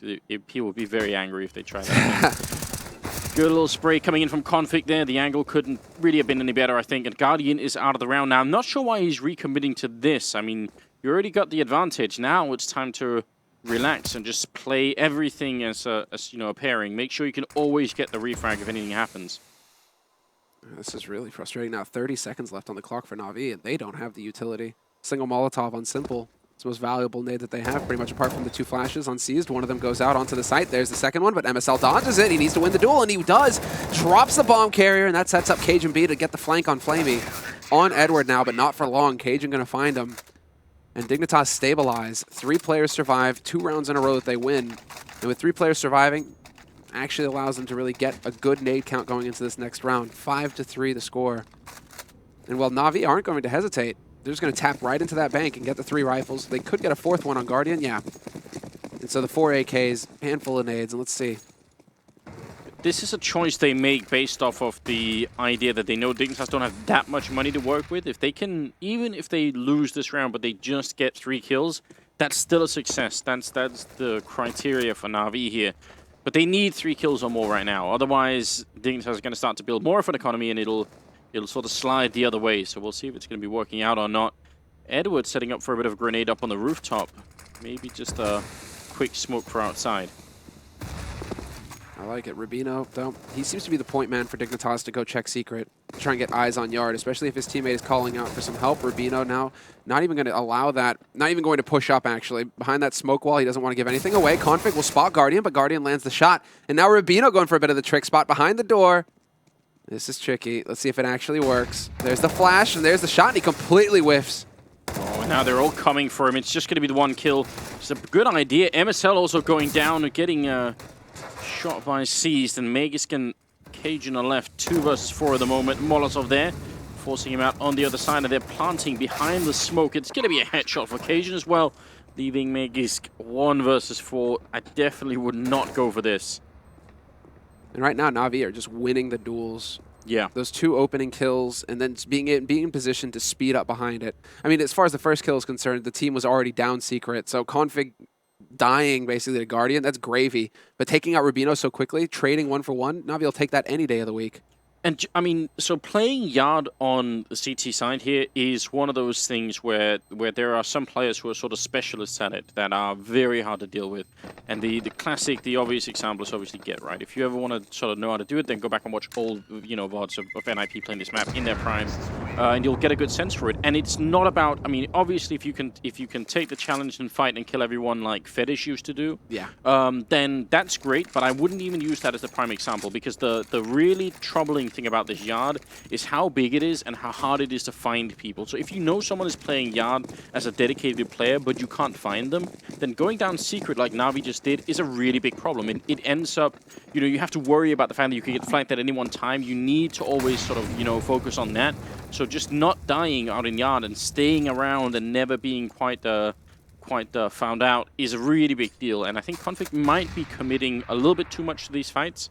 And as soon as he loses the fight, Na'Vi are just like, well, that's sweet. Now we have control of almost everything. It's a really big win for them. What was that? All right, Rubino. Let's calm down a little bit. Simple with 2. Guardian finds 1. That's Config out in the yard. He's going to spot Cajun as well. Takes him out. Nice and neat. And MSL. All right, very quick. But you're right. I mean, it is true that, like, Get Right, Snacks is also a standout. player, basically, when you think about smokes and smoke timings, pushing through the smoke that's covering garage, these sorts of things. Like, Get Right and Snacks, it was like uncanny watching those guys work around those smokes out in the yard. But yeah, it's very, very interesting. And it's weird that you'd have to say Snacks, because VP used to be a team that also didn't really play Nuke. And it was a Gfinity event where they picked it up for the first time and played it against Titans, I think. Cajun running in there, and Rubino picking up a kill as well. It's the pistol train connecting in lobby, seized with 2 very important kills. He's still in a really awkward position, but he does have some backup now. And Dignitas fighting back. They're already so far behind on this first half here. Just Na'Vi doing an exceptional job, and Seized trying to get a little bit more on the board. Triple before he goes down. The bomb outside, and oh no! Simple! well, that's awkward. You had so much to live for. That's... I think of all the times to be really careful about fall damage and where you're jumping off from, this would be one of those times. Because now Magic Boy can actually win this. Edward stomps on his teammate's corpse real quick. You fool! I don't know what to say. I've got to just take a moment to recompose myself here. I want all of you watching to remember this round and what could have. I mean, if Magisk ends up winning this, then you've got to think. At the end of this game, is that going to be the one round that makes the difference? Again, Counter-Strike Karma and all that stuff. Magisk is going to be quite far away from where the bomb is. It's a level below him at the moment. You can shoot through the floor or the ceiling or whatever you want to call it, but it's very hard to know exactly where to hit. So I wouldn't expect Magisk to try and go for it. He's just going to be quick down when he hears the plant, and that smoke going to be covering for Edward. He's got a very good position right now. He's got the angle on him, that's for sure. It's going to be the quick scope from Magic if he decides to actually push out from the vents. And Edward, he's got the angle now. So this is a scenario that Edward should just lock down. He's got the edge, and Magic is going for it. Doesn't check his back, though, for a second there. You could see it, you know, the Doritos, the Mountain Dew, jumping with the op, 360. No scope, point blank on Edward. It would have been God tier. Instead, he gets shot in the back, and, well, Na'Vi are in the lead 6-5 on T-side Nuke right now. This is impressive. This is basically sending a statement that Na'Vi have been putting some work in on this map. And so, can you count on them auto-banning it in the future? Or is this going to be one of their new picks that they can count on and really only be weak on cash? Config somehow barely survives with 36 HP out in the yard. Na'Vi once again going for a very quick yard take, and it worked out for him so far. I mean, just a few trades of the bullets, and Config going to miss the shot. And they're just going to hunt him down here. Config out of the round. KJ with a good refrag. That is important, but he can't get the second one. Guardian just ready on that red container to take him out. 4 versus 3. And again, way too much of a fight out in that yard. Just Na'Vi are obviously winning that fight pretty much every single time, and yet they keep getting it gifted to them. This is the brutal thing now, because MSL's kind of caught in a corner, and he's got Magic. Oh, and that's the timing. That's CSGO for you. Sometimes you're going to jump, and the guy's going to spot you just at the perfect time to take your head off without you being able to answer. And while Rubino tries to challenge out in yard, and he gets picked off by Flamey as well. Nice save there by Seized. Pulls the AWP out of the fire just in time to save it for Guardian. Yeah, just to answer your question, I don't think that there's any real reason why Na'Vi would keep banning this. And it kind of goes back to what I was saying before we got started. I feel like the original lineup that didn't want to play this map was like Edward. That's what left. That's what's left, you know. Yeah. Pretty much everyone else has not been a part of that, right? So why not at this point? This is the same kind of questions for Cash, right? I mean, Yeah. you've got a guy who's got a tag and a tattoo from Cash. Let's go. Just got to get in there. Yeah, and the analysts were even saying this. There's no good reason why they wouldn't be good on that map, you know? So just start to pick it up. Now, whether or not they want to make Nuke their home map and their sort of expert map, that's a different question. But I feel like Nuke is an odd map because it is so polarizing, because some teams really either love it or they hate it. If you're just halfway good on it, there's a bunch of teams that you know they will never pick it against you because they already don't like it. So they'll just so then essentially if you just sort of demonstrate a couple of times that you can play it to some extent, maybe you just focus on every other map and rely on a bunch of those teams to ban it out against you, because they're already not going to want to play it, right? I mean, for a long time, there were only really 3 teams that ever played Nuke back in the early CSGO days. That was NIP, Very Games, and then to some extent the Danish teams like Dignitas, basically. Yeah, Dignitas, Western Wolves, I think, played it as well. So some of these teams, like they were the only 3. So the only time you'd ever see Nuke is if those teams played each other, and then it was seen a little bit up in the air about which one was the best. Obviously, NIP had the longest sort of streak on it, but there were some of the other ones that would sort of peak in every once in a while and take over the spot, it seemed. So I think the same will be true for this version of Nuke. I think it will just be some teams that play it and the others won't. Well, maybe it's still a little bit of a challenge. Going to be falling back, and again, this is smart. This is not a loss. You know, you can give up ramp control if you feel like you're being challenged too much. Something that they haven't done as well. You know, Maze keeps fighting at ramp no matter what. So props to him for not doing that. Yeah. What's fun to think about those old days is that it was like a 5-map pool. So it was still at a time where you could have that permaban. Yeah. Now I'm wondering if it's going to be possible with a 7-map pool. You're going to have 2 bans, or you can't have access to 2 bans in these sorts of scenarios. I feel like most teams are going to have to get good, or try to, right, on Nuke. It can't be as, like, get good, right, as one-sided as it used to be. Still, I mean, if we can get to the level of NIP Very Games, I'll take that, thanks. If we could have a couple specialist teams that'll give us maps as sick as those back in the day, yeah, sure, please. Whoa, close. Oh, and he doesn't get the follow-up. That's Cajun, on simple, in yard, just saying. He got 2 strikes, he wasn't even going to get a third one. That's just simple for you. Now, it's looking a little bit tricky here. Config with 1 good kill, but Magus losing control of ramp once again. And now they're in a really tricky spot here. They are low on health on the Na'Vi side, but they still have the man advantage. Rubino showing the fact that he's down there. It should give them a little bit of pause, but they don't have too much time here. 17 seconds left, trying to see if they can get in. Rubino sneaking down the stairwell and already waiting for him. Simple with the headshot, and now MSL. How do you retake this 1 versus 3? I mean, it's almost impossible. Yeah, and it's tough to say if you want to save the gun for the next, for the last round and a half. I mean, it can make all the difference because a 1v3 retake on B site, it's probably not going to happen.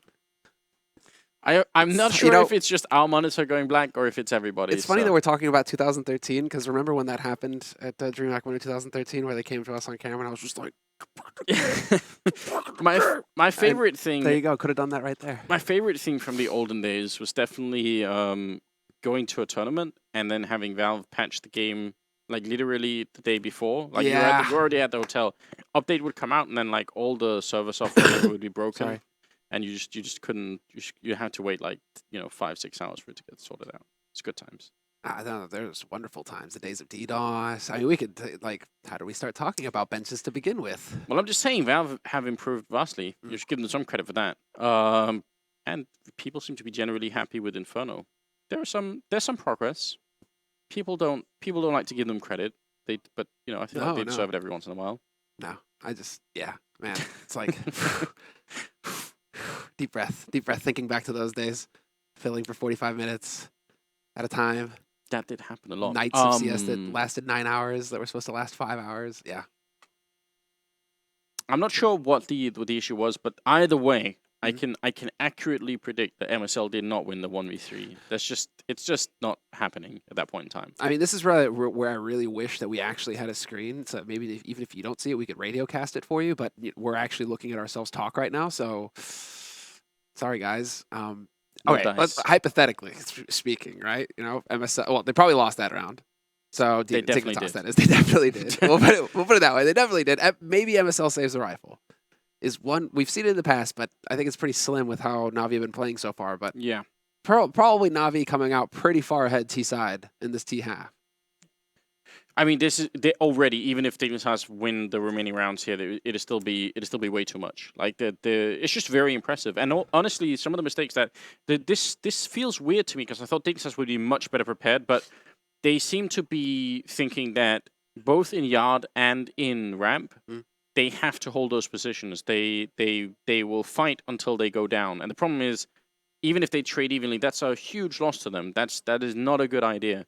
And ramp room, I mean, there are so many ways to fall back and just buy time, and then that's perfectly acceptable. Why not? What does Na'Vi win by controlling the ramp room. As long as there's one guy controlling CT Heaven so they can't sneak around the back, and Magus can still fall back and just hold the ramp a little bit further down, and that lures Na'Vi in. Now they have to spread themselves even more thinly as the sort of the closer to the bomb side they get. So it's just, I don't know, they seem to not understand what appears to me a very basic idea of playing Nuke. You know? But the problem is now, there's that, and Edward has shown that twice already this half, is that he's willing, if they lose yard control, if either Config or Cajun go down in yard, Edward is showing that he's willing to run the ramp all the way up into Heaven as well. So if you have the man holding Heaven, and it used to be that he would just have to focus on, 2 points, 1 point mainly being the ladder, now he has to worry about some guy basically stabbing him in the face with an AK, who's just going to come around that corner. I mean, there's like all these different... That's the problem with this... Well, the problem, right? I mean, it's just the case with this Nuke is that it's still fresh and new, and that clearly Dignitas, not as familiar with the map perhaps, or not quite as comfortable on their CT side yet. Yeah. Not knowing what to expect from Na'Vi as well, like the rest of us, who are just like, well, Na'Vi and Nuke. Yeah, Fish or out I of mean, water. yeah, it could also be that just they had such a big win on Mirage early on, and then they started a 3-0 here. So I'm wondering if they just generally felt like we're in such a good place, let's just take all the fights, and then it took them like 8 rounds to realize, wait a minute, we're not winning any of these fights, are we? No, we're not. We're actually, it's the complete opposite of what we saw in Mirage, where Dignitas were winning a lot of the fights. Yeah. And it was Magic Boy, it was Config. Rubino, in particular, had a very strong first half on Mirage. Here, we're, seeing a totally different beast. Yeah, it is. I wish that we were seeing a totally different beast. Could have been seeing. Could have been seeing. Alex was asking the question to the panelists, saying, what map would you like to, which map should Inferno replace? Do you have a quick answer for that? It was Nuke, I guess. Or no, it was Dust 2. Oh, and that was, was that the 15th round that we just saw with MSL and 1-on-3? No, that was the 14th, so we missed a round entirely. Okay, fair enough. I thought maybe I had gone slightly crazy, but you never know.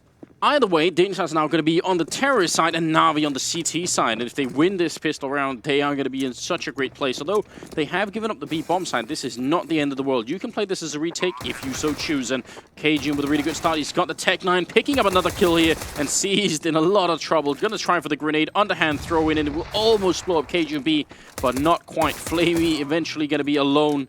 And what a great start here for Dignitas. Their much needed one as well.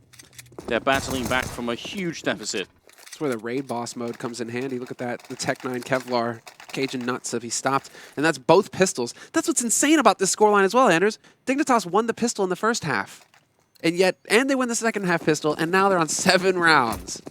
If you win the first half pistol on CT side Nuke, I mean, you should be getting double digits. Yeah. Comfortably. No, you definitely should. And even if you got the 10-5 scoreline at that point in time, you still would be in a position where you'd think, oh, we gave up 5 rounds. That's a bit of a problem. You know, that could definitely come back to haunt us. Now, I mean, 9 rounds for Na'Vi. If they can't close this out, then that would be disappointing. It would also definitely be evidence that they have not put too much time into it, because this is the map where you're supposed to be able to do that. Flamey does go down early on. So, no dice for him. We have 2 Deagles still in play here. And again, these Deagles, they're going to be put to work. Simple, trying to get into the fight. Config instantly rips his head off. But Guardian does manage to find 1 kill on Cajun B. Couple of UMPs here for Dignitas, but they still have the 2 AKs. And while Config, again, just dominating out in the yard right now, taking control of that open space, that gives his teammates a lot of room to work with here. Basically, direct access to the B site. And it's up to Edward and Seized now to try and make this a little bit more expensive for Dignitas. This is one place to be. I mean, Seized, if he can catch Magic looking the wrong way, like right now, there you go. 1 kill, now he's got a gun to work with, and he can see if he can do a little bit more damage and make some money on top of it. Yeah, every little bit matters, especially being on the CT side where economy is always going to be a big question here. He's almost in position to catch another player. Config all the way up on the T roof here. Oh, catching an AK too, that would be huge. That would be ideal. Christmas come early for Edward, and he does. He's going to be able to pick up that AK, run and save it. We'll see if Seas can actually hold on to that UMP for the next round. It looks like he will be able to. Yeah, they're in the garage. Oh, they're actually right there. I thought maybe they were a level up, but not quite. 8-9 the scoreline, and Dignitas, they're going to win the round, but they did give up a lot, the UMP, the AK, and both those players have armor and even some smokes here. So we'll see if they can make something off it. This now puts a lot of pressure on Dignitas. If they walk the wrong spot, if they go out into yard, for instance, with Edward, yeah, it's very predictable he was going to be holding yard with the AK. That could be tricky. And instead they decide, well, actually we're just going to completely ignore that and walk right into the stack. 3 players ready and waiting. And Flamey gonna find a kill, making it expensive here. Simple and Flamey both finding kills. Magic Boy is on 6 HP, Config at half HP. It's definitely looking a bit tricky here for Dignitas with the pistols and the AKs. Na'Vi in position to win this fight. Config gets caught, and that's it. Na'Vi picking up an anti-eco. And all of that, is all of that due to Dignitas trying to avoid Yard, not wanting to take the fight, not wanting to risk a fight versus an AK? Running straight out into upper where the pistols up close can do so much damage? Yeah, I feel like this is the sort of situation where if they had slow played it and got picked up by the AK and the UMP, we would have said, well, that was weird because they were just taking individual fights. Why were they doing that? And if they don't do that, then they risk what just happened. So it is kind of easy to have the hindsight and everything. Guardian, the AWP already with the double kill, and they're trying to get close, but the UMP backing him up here, and obviously Dignitas just getting destroyed out in the yard. It makes for an 11-8 scoreline here. Na'Vi very close to a victory, and the Danes, honestly, at this point, I don't know what could possibly get them back in this game. It's time for the big plays, the carry plays, and, well, Config needs to wake up a little bit, but again, he's only got the UMP. I mean, I think it's going to take some of that star power, basically. Magic Boy, Config, even Cajun. Somebody has to come alive here and win a high-impact round for Dignitas for them to turn the tide. Because if Guardian keeps reigning supreme out here in Yard, it's just not going to happen. Another pick for Guardian. He drops Cajun, and Seized in the meantime is going to be able to push forward and take out MSL. So this is looking fantastic now for Na'Vi. If they get back-to-back flawless rounds as well, that would be huge. Seized dies, but he had the UMP. That's not the end of the world. If Simple goes down with the AK, though, that's where it gets a little tricky. Guardian caught out in the open here, getting shot in the leg. Simple there to help out Rubino. One bullet away from getting that kill. Guardian on 1 health, and he's going to pick up the final one for a double for himself. 12-8 the scoreline. And, I was criticizing Dignitas for being too aggressive in the yard and taking too many fights. Now, Na'Vi, they were very aggressive as well, but they had a completely different setup. And it was a beautiful one because they have Guardian in the back line with the AWP, and then Simple playing close with that UMP. So once the whole team focuses on Guardian and how to deal with that, he's right there to get a couple of kills in. That's really nicely done. Now they're going to try and get their way through Squeak, and Simple just will have none of it. No, lines him up. That's just brutal. Config will be able to take him out in the end, but Edward is there to trade. And Flamey, he will get caught in hell. So Magic Boy, he's alive in a 1v3. They've actually succeeded in doing a little bit of damage, trying to counteract, the fantastic 2 rounds that Na'Vi have had right now for building their money.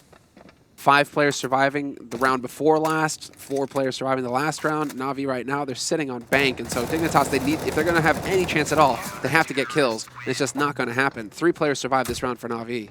So a 13-8 scoreline. Dignitas now going into a buy round once again. They have the money for the op. They can hand that over to Cajun. The other problem is that this round Simple started with 13,000 in the bank, and it was 12,000, I think, on Edward, or maybe more than that. It's just way too much here. They have a big bank now. They have a huge round lead, and Dignitas are just in a lot of trouble on this map. So very interesting. We're learning a lot about these 2 teams and Nuke right now, and a big presence at the A-bomb side. You see 2 people already on it, but another 2 fairly close by. And they have all the nades as well to be able to drop things. Seized with the Incendiary Guardian as well. So as soon as, if Dignitas decide to commit the nades to the A side, boom, those Incendiaries go down in hut. And it gets so difficult for Dignitas to hit that proper timing for it to be just this uniform group moving onto the site. And it does look like that might be what Dignitas have in mind. They are setting up for the smokes outside. So for now, when the push comes, are Na'Vi going to be ready to hit the shots? That's what we're crossing our fingers and waiting for here, because Guardian, he's got control of high ground here out in Yard, looking for that initial pick. He'll be able to look over any of the smokes that go down to block him off, and boom, drops MSL, drops the bomb as well. Not at all a bad position there. Once he gets the kill, he's going to fall back and play a little bit more safely, as he should. Doesn't have to completely evacuate, but it's not a bad idea. We're down to 40 seconds here, and Guardian, look at his position. Look how far back he is compared to how Config was playing out here. It really is like a one shot, and then he could fade away, go somewhere else to fight. It's very hard for Dignitas to fight him right now without just having way too many angles to cover, and they've lost another player here. Cajun trying to find the angle. Guardian is right there. Oh, he just peeks away at the wrong time. That's unfortunate. We're still going to pick up Config. Why not? Sure. Cajun not going to be able to get the kill on Edwards. Simple, he's here to hold the angle, but it's not going to be necessary with Flamey on the high ground. So 14-8. Na'Vi just running away with this. Dignitas have to force buy. And luckily for them, they actually have the money after losing so many rounds consecutively to go for some rifles and nades. It's not just going to be the Tech 9 YOLO buy, but still 2 rounds off here for Na'Vi. And we might actually have, well, I mean, it's looking like Na'Vi are going to be able to break that streak. Because VP 2-0'd SK in the first best of 2 of the day. Dignitas won the first map of this best of 2 convincingly on Mirage as well. And so Na'Vi, they're going to be able to actually turn this into a 1v1 or a 1-2-1, it looks like. It is looking quite likely at the moment. A bit curious about that grenade that MSL was about to throw. Looked like that couldn't be possible, but apparently it is, so it's interesting. I'll go back and check that later on. Guardian going to be falling back again. They are getting a little bit close. Simple. You'll probably hear them running into Connect or into the main, but MSL with the opening kill on Edward is going to give a bit of a lead to Dignitas here. Simple with a good kill. Flamey following up as well before Simple finally goes down. The bomb is planted here, and Make is alone in a 1-versus-1 against Guardian right on the other side of the smoke here. If it fades the wrong time, then Make is going to be in some trouble. But the bomb is planted and ticking away. Guardian, there we go, swaps it out. And Magic's Boy, he heard that. Does he assume it's Vents? What is he thinking? It's got to be main, and he's going to see the nade go down. Guardian not going to be able to react in time. Magic Boy from on top of the hut will be able to catch him off guard, save the AWP, and basically give Dignitas a fighting chance here. That's an important clutch that he just picks up for his team. Because otherwise, Na'Vi pretty much clothesline them out of this, end the series. Instead, now we actually have Dignitas with the chance to fight back. So rifles picked up again. Now Cajun actually has the op to try and take that fight in yard. And this is where it would have been beautiful if Dignitas had done a lot of damage to Na'Vi every round so they could have forced the eco. But Na'Vi have so much money, they just don't care. Go straight in. They can even buy the next round, and that's the big problem here. Dignitas have sort of made themselves, they're in this awkward position because they haven't got enough damage on the early rounds. So we'll see if they could do anything right now, but they've already got their backs against the wall here. Megas down to 13 health. I love it. The Guardian, he's just like, you can't use my own trick against me, Cajun. Get wrecked. In position to catch the early squeak peek. And that's the big kill, pretty much. Magic Boy getting the heal shot out from under him. That's also a bit brutal. The Config looks like they want to try and rinse and repeat here, Dignitas. They're trying to wrap through main, and they are actually going to get some kills out of this. Config holding the back line, but in the meantime, Seized comes out of nowhere and picks up a triple kill. Drops the 2 on the site and catches Config out in the open, 15-9. And Anders, that's pretty much the worst case scenario now for Dignitas. No bomb plant. And just no money going into this last round. Yeah, I am not sure if there's any way to make up for this here. Just a very solid performance from Na'Vi, and honestly, it could be different if we see this map again later on between the two. That would be interesting, but right now, to me, it feels like Na'Vi have a better understanding of how Nuke works than Dignitas do. Good kill from Guardian, sees that a rush is coming in, doesn't want to challenge, instead just calls for backup, and 2 people coming in from Heaven as well. It's going to be a good kill there, taking out Seized, Seized taking out Config, but can they actually get the bomb plant down? It is a 3-on-3 right now, and the bomb is dropped behind them. Oh no. Not if you kill the bomb carrier. You denied. You're not getting it. You can have the site. You can have the site all day. I feel like we're seeing what happened to Flamey earlier on Mirage all over again. Kill the bomb carrier, and then you can sit on the site. You've got 1:12 to ponder the meaning of existence, the meaning of life, because right now, Na'Vi, they've got the smokes as well to continue buying time with, and they're going to hold on to that bomb all day long. And you still have to worry about where the remaining CT players are.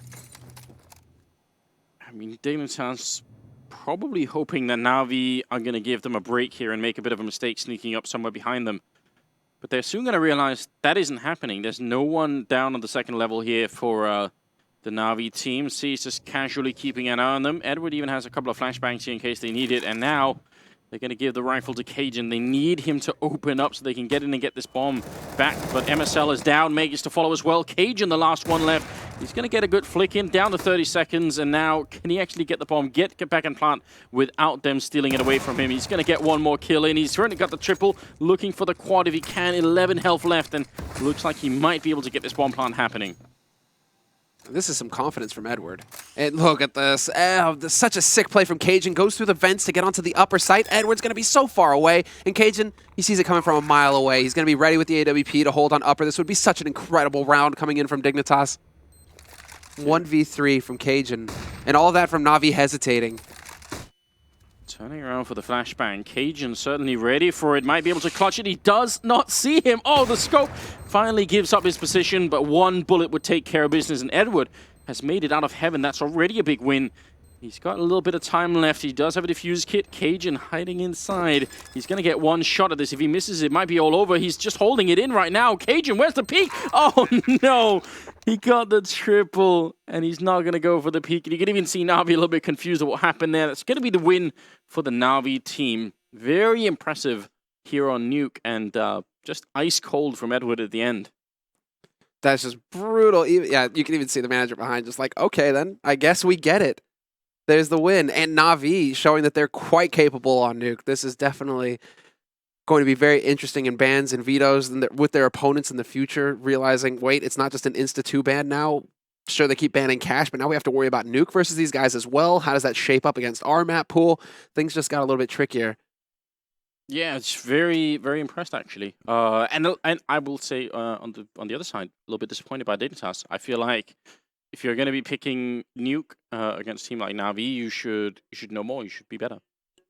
Yeah, I'm not. I don't find it to be acceptable. You have no mercy when it comes to Danish teams. No, definitely not. But let's see if the analyst desk do. I'd love for them to try and break down Nuke for us. So please, Alex and the infamous crew, let us know what went on here. Standing by with my crew, thanks very much indeed. Right, Anders and Semler have said it once, but we should probably say it again. Na'Vi have got Nuke, it seems, or is this one map not enough for us to start saying that they have got a new map in their pool? Yanko, Vendetta, and Natu joining me.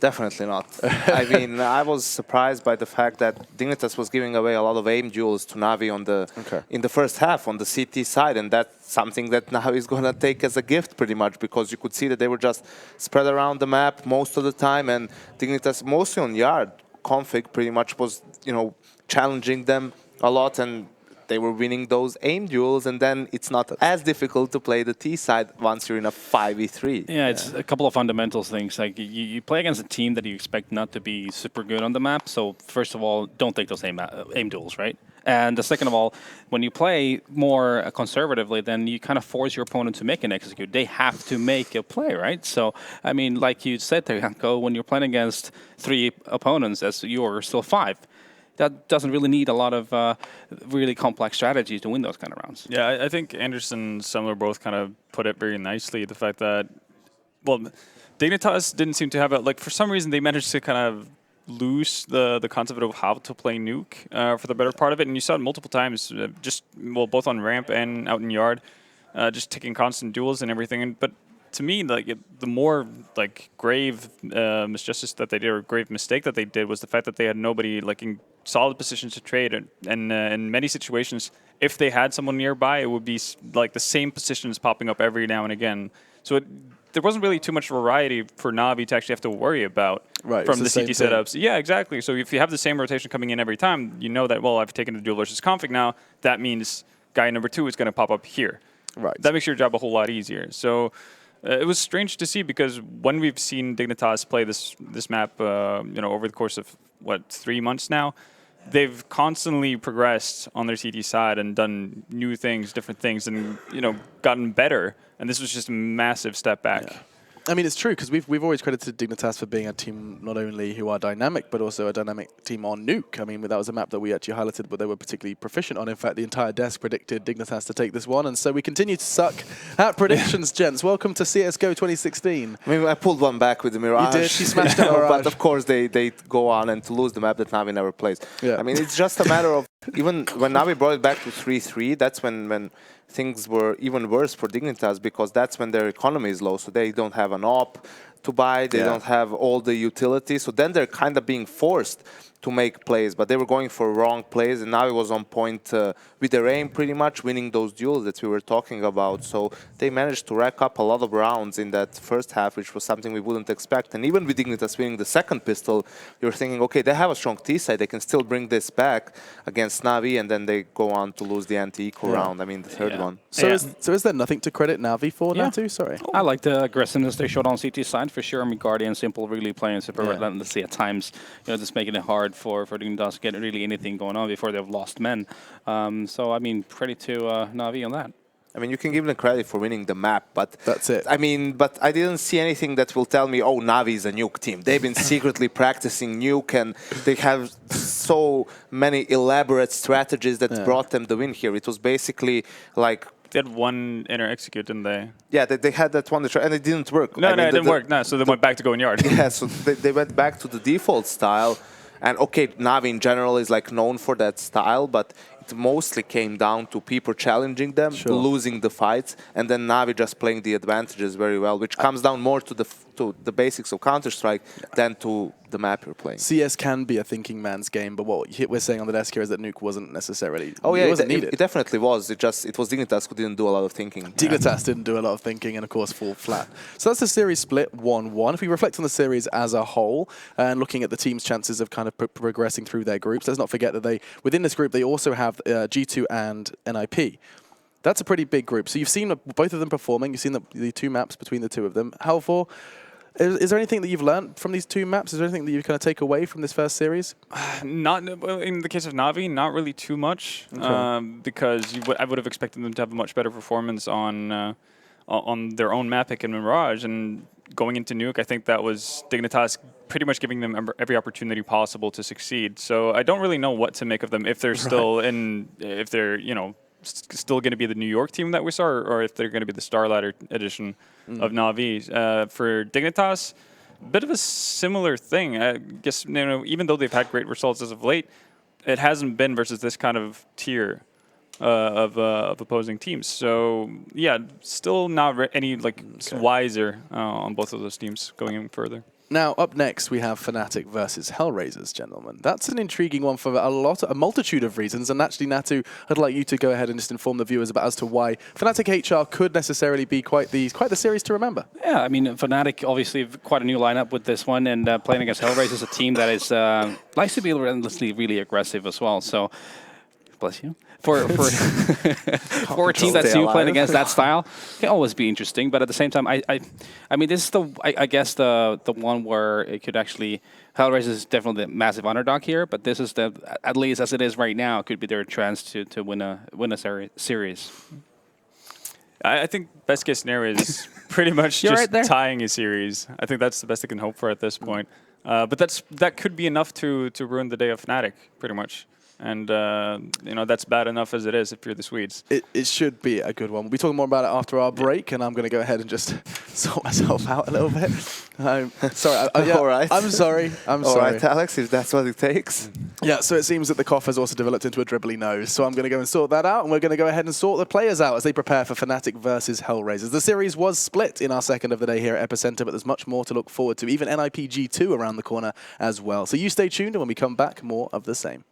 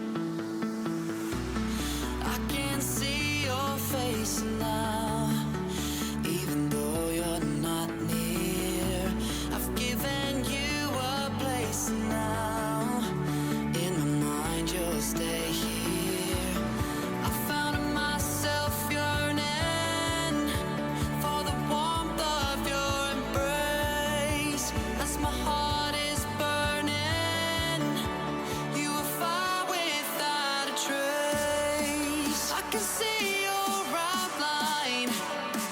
You were front and center. And I know that in time we will be together.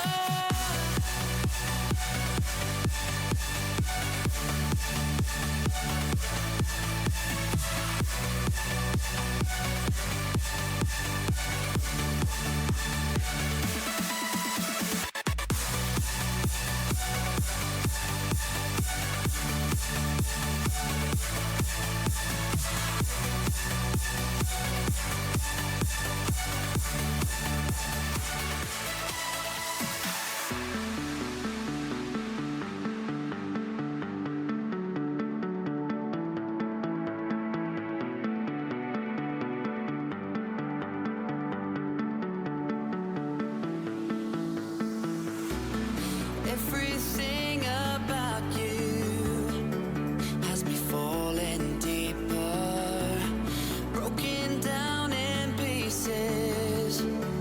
Only you can fix me. I can see your face now, even though you're not near. I've given you a place now. In my mind, you'll stay here. I found myself yearning for the warmth of your embrace. As my heart is burning, you were fire without a trace. I can see your outline. You were front and center. And I know that in time we will be together.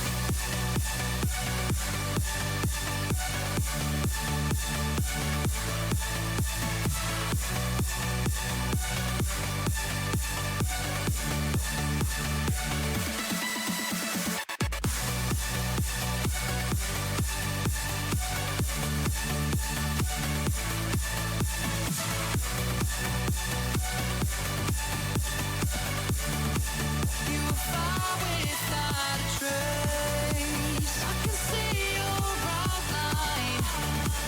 You were front and center. And I know that in time we will be together.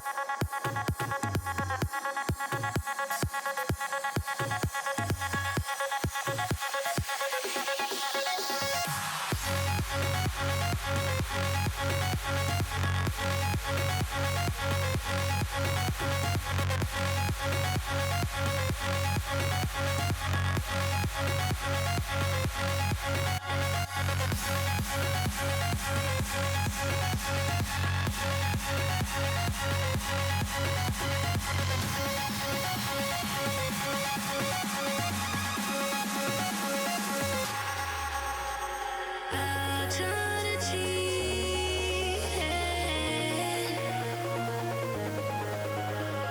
but I won't beat it.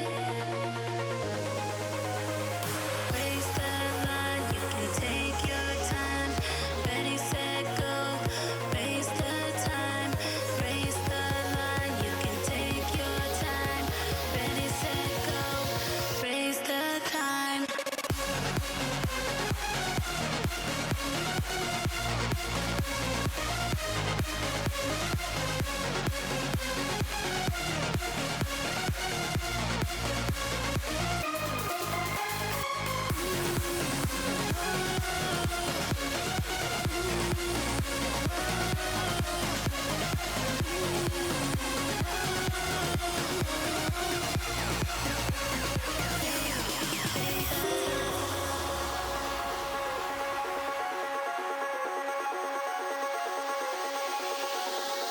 I can see it,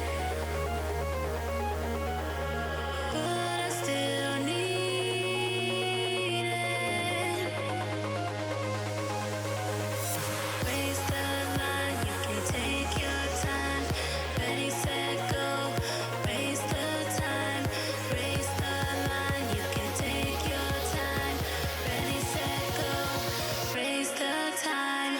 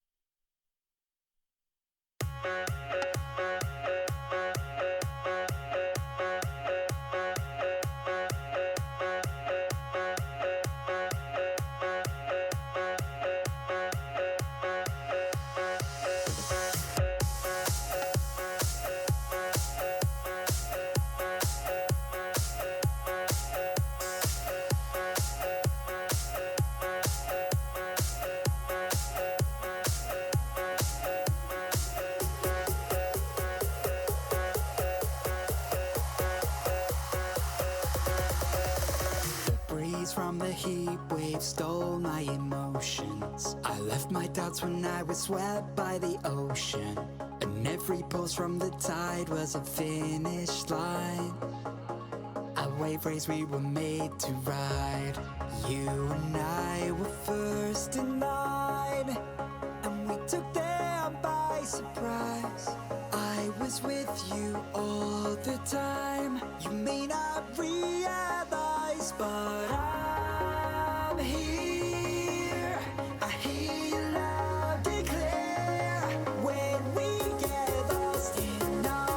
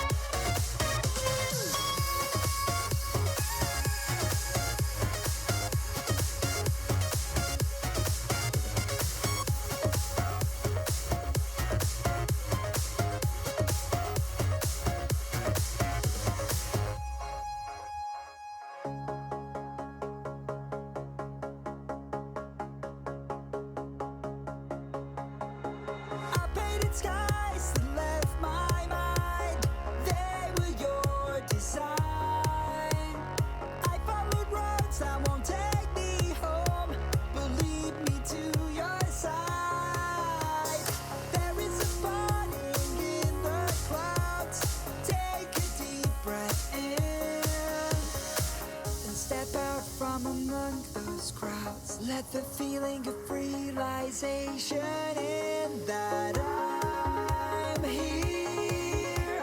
I hear you loud and clear. When we get lost in our own minds, you'll be keeping me near.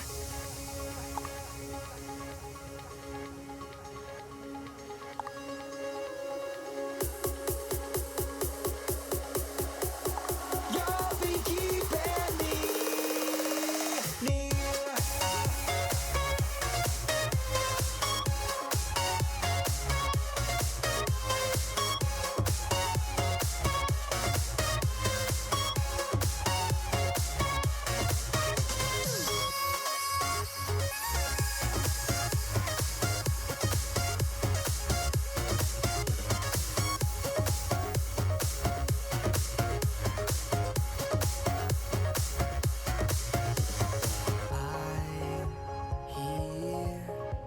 I hear you loud and clear.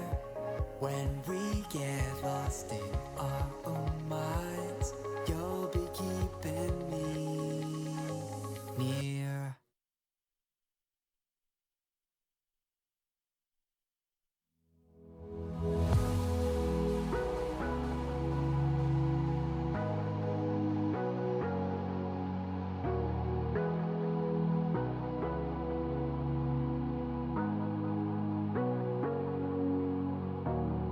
Sorry I kept you waiting forever and a day.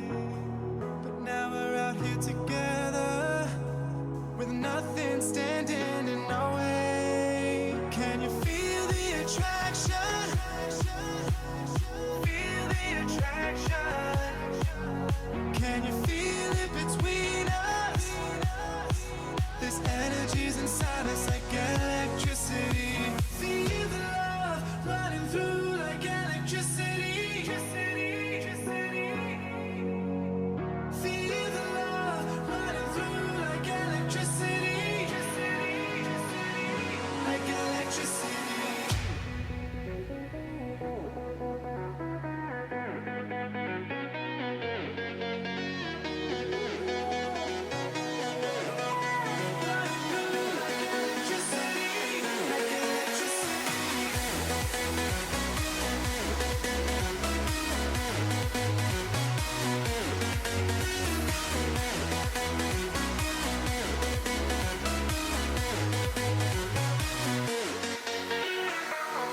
Taking over your body, it's flowing through your mind. This feeling's got me on fire. Don't ever leave it all behind. Can you feel the attraction? Feel the attraction. Can you feel it between us? This energy's inside us like electricity. Feel the love running through like electricity. Feel the love.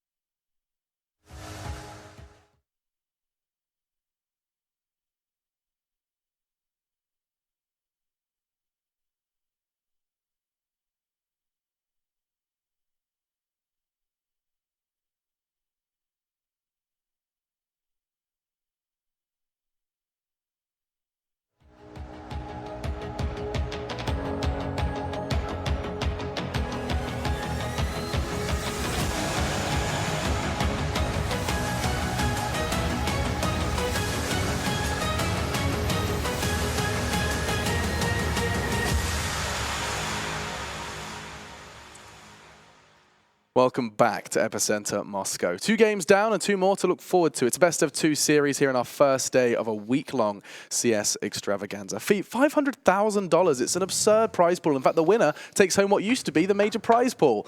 It's crazy to think that these guys are going to be competing for so much money over the course of the next 7 days. Now, I'm not alone here on the desk to dissect our 3rd game of the night. I'm Alex Machine Richardson. I'm joined by Janko YNK Paunovic, Halvor Vendetta Gullistol, and none other than Yuna Natu Leppinen. Always struggle with Yunas. Did you hear my little stutter at the end? I've got to get these hard ones. Got to get these hard ones locked down, gents. Going into our 3rd one, we have already witnessed, it's safe to say, a fair few surprises. Virtus.Pro 2-0 versus none other than the world's best team, SK. Following that one, we got to see a little bit of Dignitas shining on Mirage, albeit foregoing Nuke as well. And now, hopefully, we could have another surprising affair between fnatik and HellRaisers. When we went to the break, Natu, you highlighted this by saying that fnatik are an intriguing team. You're not quite sure where to place them just yet. Yeah. Why is that? I mean, I don't think they still haven't figured out themselves what they are and what kind of a team they're going to be and what they're going to be stylistically. I mean, first thing that comes to my mind looking at the lineup they have is they should be really good on pistol rounds. Yeah. Oh, they are. Like, really good. So, I mean, in these kind of scenarios where you're playing individual best of ones, essentially, even if it's a best of 2, should benefit them, shouldn't it? I mean, they should be able to run away and hit the ground running in the pistols, that's for sure. I mean, Dennis is nuts. Is there anyone else around that? Lecro as well? Lecro as well. Yeah, but I mean, he's still, I guess, in a state where people are saying, is he as good on land as he is on line? But if he can, when he can really get that same stride on land, then I think those 2 are going to be dynamite. Well, already you have another guy kind of stepping up to the plate. Well, when Lecro is not showing up, and that's Twist. Twist has been absolutely amazing for fnatik as well, and and that tandem really of Dennis and Twist has been kind of the surprising power pack for fnatik. You would have expected it maybe to be Dennis and Olofmeister. But Twist has really, started to show why we've been talking about him for, almost 4 years, pretty much. Why he was touted as such a big talent and why everybody was expecting him to be in all of these star lineups that Sweden managed to push out. And it's very cool to see. Well, while I have you, the walking CS encyclopedia, I mean, or rather, there's 2 of them in the community. This is the second one, the Norwegian version. Good to have you here, Halvor, because I'd like you to be able to just quickly, admittedly, we only have a handful of minutes, but if you could talk me through Twist's story, because I mean he's an intriguing one considering he has been regarded by so many for so long being so good, and yet this is the first time we've really seen him under a banner as prestigious as fnatik. Yeah, and there's different reasons and different theories as to why that is, but he never really struck through earlier or until the very, very, very end of CSS. Pretty much the last big CSS tournament there was, which was what? That was Copenhagen Games in 2012. After that, hopped over to CS:GO, started playing with Buggit, which is a few old faces like Sipe with a Z, Berg, those guys. Played with them for quite a while, ended up in Lemon Dogs, and then took a bit of a time off pretty much. Started playing with friends, Benji, Dumas, and that gang. While he was doing that, was still one of the best individual players in Sweden and would constantly get offers from other teams to join them, but for various reasons turned them down, whether it was because he wanted to play with friends and try to succeed with them, or whether he didn't kind of feel that he would fit in with the team he got an offer from. He'd never got the right offer in his own mind. So finally, come 3 years later, here he is in fnatik and finally playing, with some of the biggest players you can get from Sweden. I mean, we talk about fnatik. It would be silly not to bring their faces up and to walk through this roster. Janko, I'm sure you can do that for us. Because alongside the new blood, we've already mentioned Dennis, Lecro, and Twist, there's some old guard as well. At least, one name in particular that hasn't been mentioned just yet. I mean, Olofmeister is the focal player of the team. He was, at one point, the best player in the world in the old fnatik lineup. Then, unfortunately, he had that wrist injury. A problem with that was off the field for a while. And ever since he came back, yes, he had a couple of those performances like the old Olof has, but he hasn't been dominant continuously, I would say. So it's obviously a matter of playing in a different team as well. He had the old fnatik team was much more cohesive. Everyone was on the same page. Here, they're still figuring things out, and I think the best sign for that is the in-game leader role. We see that Twist now has become the in-game leader, which is something he has never done before. And also, Halvor pointed out how he is one of the more individually skilled players in the team, one of the playmakers as well. took up the op most of the time. So I'm curious to see whether that's going to affect his performance now. I don't want to get too hung up on fnatik just because I want to make sure we talk about HellRaisers as well. But you can close your point out, and then start talking. I mean, also the fact that Jumpy is now the coach for fnatik, right? I mean, like I said, fnatik's still trying to figure out what kind of a team they are, and apparently, like Jumpy is really good with strategies, really good at theorizing the game. So it's going to be interesting to see the development in the coming months of fnatik and what kind of a style are they going to be implying. And of course, this is the roster we've just been spending the opener talking about. It's, of course, Wenton, Dennis, Olaf, Twist, and Lekro. Wenton, the only name we didn't choose to highlight. He, of course, gets the majority of his skill from his cap. You'll see him wearing it in every player photo. And every time he plays well, he is wearing the magical CS cap. So keep your eyes on that. That's my analysis done. Thank you very much. Actually, a fnatik trend. Tradition. It needs to be red, just in effect because of to get better. fnatik ends back in the day. Yeah. Oh, that's how it works. So basically, yeah, my two-hat theory continues. Dennis is wearing his beanie in the photo, therefore Dennis is going to have a good tournament. Keep your eyes on him. Okay, that's my analysis done. Now we need to talk about HellRaisers because we are going to make sure we give them ample time to discuss what is undoubtedly the underdog of the tournament, right, gents? I mean, this is a team that has, outside of the other 7, this is a name that seems a little out of place, excluded, out of place, Halvor. Yeah, no, they definitely are, but you know, you got to give them credit for actually managing to qualify. They managed to beat out teams like Flipside, Gambit, Tengri in order to get here in the first place. Yeah. So not an easy road by any means. Fairly new lineup in the sense that they've just brought Dead Fox in.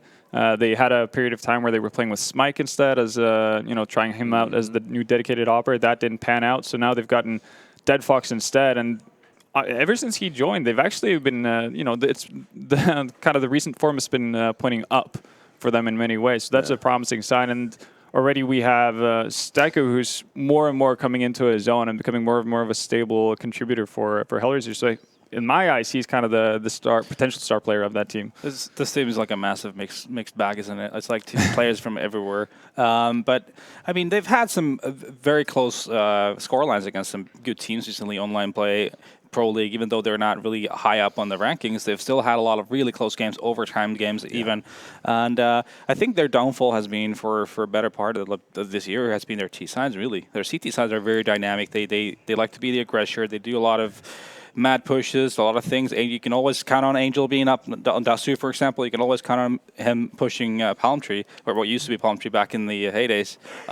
But T sides are very one-dimensional on the other hand, and like a lot of they just don't have a lot of structure to it. Well, that's a common theme with all Angel teams, isn't it? It's structure. Well, the lack of lack of structure, a lot of interesting individual ideas that are allowed to be pushed through. Sure. So that's always been kind of a theme with him. But still, they are the kind of team that can get everything. They can get stars to align every now and again, and then they look like a very, very competent team that can actually steal a map off of fnatik potentially.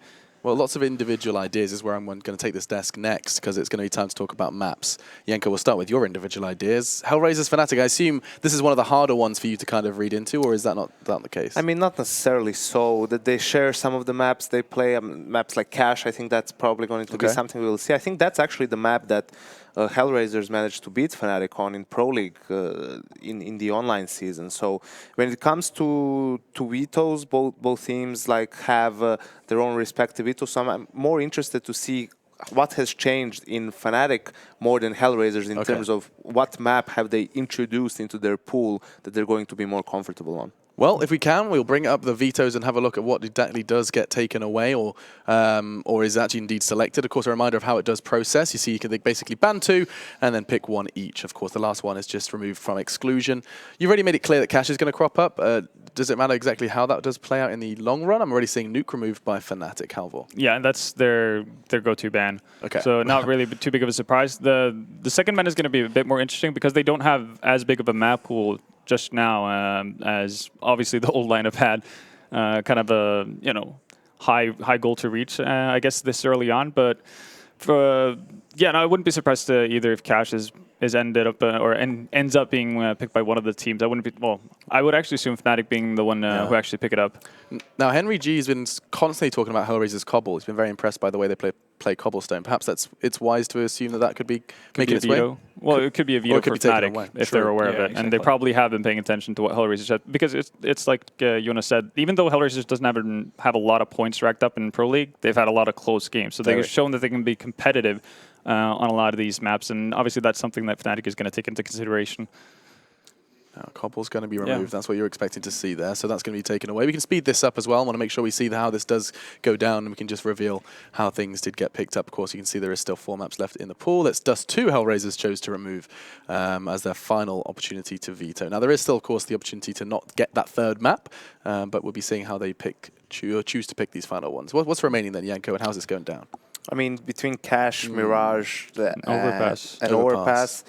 I'm not really sure what HellRaisers goes for here. I think they might go, for Overpass, because it's a map that fnatik doesn't play all that much, really. Not comfortable on it as of just yet, while HellRaisers have played it more than that, right? So it's a map that's complex, you need structure, you need to have a plan on it. Yeah. I mean, in theory, right, but looking at how the old fnatik used to play, even, they would just rely on individual skills. So I think HellRaisers will actually be satisfied with this veto. I mean, there's no doubt that they're going to be able to put up a fight, right? No, I mean, it seems like we're all not expecting a stomp here. No, not necessarily. Well, I guess you could get, it's opposite day pretty much today, so I guess we could have just the utter trashing. But pretty much just whatever we decide on is, expected to see. We're probably going to see the complete opposite. Yeah, and fnatik used to be really good on the map. And Jumpy also, his teams back when he was playing, it was that Cash was their comfort pick on his teams as well. So now that's interesting. I haven't heard anyone talk about Jumpy's X teams too much. Could you maybe expand upon that? What's the Jumpy name that we'll often see at the bottom of the scoreboard? Well, I mean, in terms of he's observing, he's watching the games. He's not playing. In 1.6, I guess the most known team was really MYM. That's where he was really in the world elites. And CSGO, he was more in the tier 2 teams that I can't think of right now, which they were called. Guys, can you help me out here? They're brainstorming. Was he playing in the team with Barbar and Maeve and those guys? They played like his most recent team was Escape, exactly. Yeah. Where I think he at a certain point in time he actually played. Well, yeah, Pixelfire, but I think they actually got picked up by Escape at some point, because Pixelfire was the name they went under at the EU minor. And I'm pretty sure he actually played with Dead Fox for a small period of time. But then again, those teams change lineups pretty much every single day, so it's kind of hard to keep track of.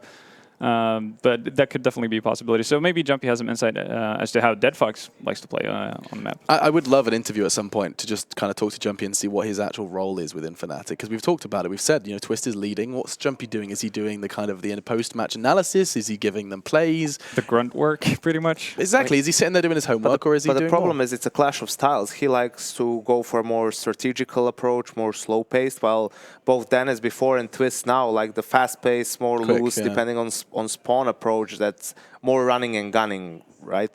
So are there benefits to both? I mean, there are. In my opinion, you need to master both. Okay. You should have both styles, otherwise you can get too one-dimensional and easy to read, right? Sure. And I think that, talking like Stico gave an interview about that as well, that when they had Oscar in the team, he was a bit, too loose in his play style. It was hard if players are not on point individually, then if you don't have anything to fall back on in terms of strategy or structure, then your game just completely falls apart. Right. So that's what the new HellRaisers actually are trying to do, get more structure into their play, so that even when their players are not performing individually, they can, come together as a team and pull through. And we'll be seeing who pulls through in our first map. I need predictions now from you guys. I'll start with the Finn in the corner. What have you got for me? You expecting to see fnatik's pick go their way? I think they're going to win Cash here, just outright. Just expecting fnatik to take Cash. I appreciate your succinctness, actually. Now, what about you, Halvor? Yeah, no, same thing. fnatik takes Cash. I just think they're the better team overall on that map. Okay, and finally, is it going to go all the way fnatik, or are you just going to go continue with your... You did a mad Dignitas prediction that paid off. You going again? Yeah, I won't do it again. I think it's going to be... I think HellRaiser will put up a fight, though. One thing that I disliked at New York was that in that game against Liquid, when fnatik actually dropped out, you could see that the players who went on tilt first were Dennis and Olaf, who were like the most experienced players on the team and are supposed to be the pillars for the other guys, right? So I hope that they learned from that, because that's something that just can't happen in this roster of fnatik, in this lineup. I hope that they will be able to pull themselves together if things start going south initially, because HellRaisers are a team that's definitely going to come in prepared. And, you know, you have players like Angel, who's similar to Pasha, or sometimes goes for moves that look a bit silly, but when it works, you just get even more frustrated. Of course, HellRaisers coming through from the qualifier. They are seen to most as the underdog of the tournament, but sometimes it's the underdog that bites the hardest. We're going to be seeing if HellRaisers can indeed do so to the Swedish roster. Olof and Dennis are going to have to keep that tilt at bay. We can go ahead and introduce your casters, though, as it's time to jump into Cash, our 5th map here for the first day of EPICENTER Moscow. It's none other than, I get this right this time, it's Henry G and Sadakist. Yes, thank you, Alex. You did indeed get it correct. We are the people you say we are. Sadokist and Henry G is the correct order, but I'll accept it. I'll accept you, Matt. Thank you. I'm glad to be accepted by you again. It's good to be here in Russia, actually. I like it here. It seems nice. First time we've actually ever been. We've been to Ukraine lots. We've been to Romania lots. Never been to Russia, so it's cool to kind of get on this side of the pond as well.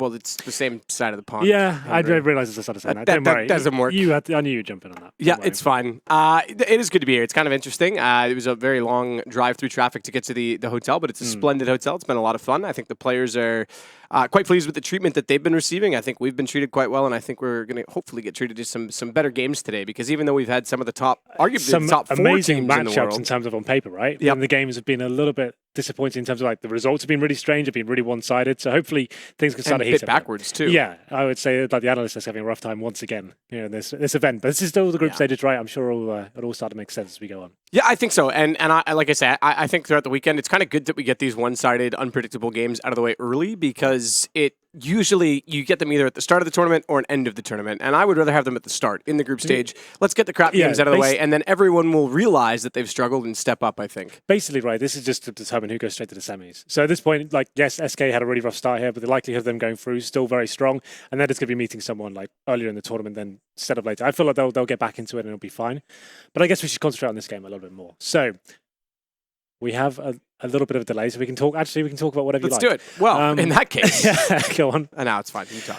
So yeah, fnatik, an interesting team. They've actually qualified first for Pro League finals, which are next week. So that's kind of cool. No one really saw that coming, considering the lineup changes. Yeah, you remember everyone was doubting when that three-piece core kind of shifted over to Godsent. They brought in 2 of the Godsent players plus 1, Wenton, Venton. I don't know why I've gone back to the W. It's clearly Venton. Yeah. He came in as a stand-in for a while for fnatik, the mercenary, as you'd say, and everyone kind of doubted them and looked at them and said, "No, that's the team that's come out worse for wear in this. They've got the bottom end of the deal." I think that's proved to be dead wrong. Lekro stepped up. I have to say, I'm going to continue to say I'm not surprised after seeing him on Godsent and his tenure there. But Twist back with Dennis and Olaf is very pleasant as well. The weird thing is as well, Venton, when he was brought in, they were saying like he's going to be the in-game leader. That's not the case anymore. It's going to be Twist. So that opens up the question. And it went to Dennis in between that too. That's so right. It's kind of across. There's always been that question mark above Venton's head. Like, where does he stay within this role? I think he's been decent, but he hasn't necessarily kind of secured his place there going forward. I think I still like he has to prove himself a little bit more. We've only seen them at 1 event, I believe, so far. Yep. So this one will be interesting. I want to see them on more events. Same story for really HellRaisers. They had a decent online run in Pro League as well. Not necessarily getting deep into like the top of the table, but they've actually having good teams, good games every single time consistently, getting lots of overtimes, a few wins here and there. The addition of Dead Fox, they have looked a lot better. And that's such a surprising thing. I mean, look at Oscar. Everyone was saying on Mouse Sports, Oscar's like world-class opper, top 5 opper, so good. Yeah. Leaves, gets picked up a long time ago, by the way. It was after MLG that transaction actually went through. They just had to ride out the contract period when he was on HellRaisers before he went to Mouse Sports. September 1st was supposed to be the date. They kind of accelerated that due to the player break a little bit. I think it was starting to get leaked, so they pushed it forward. Goes on Mouse Sports, 1 bad tournament, doesn't get along with teammates, doesn't want to put in the time. Where's his career gone? That was a weird one, though, wasn't it, overall? Those statements are always going to be a little bit like PR focus, is trying to make sure you're still under contract right at the organization. You can't really say exactly what happened, so you have to take them with a pinch of salt sometimes.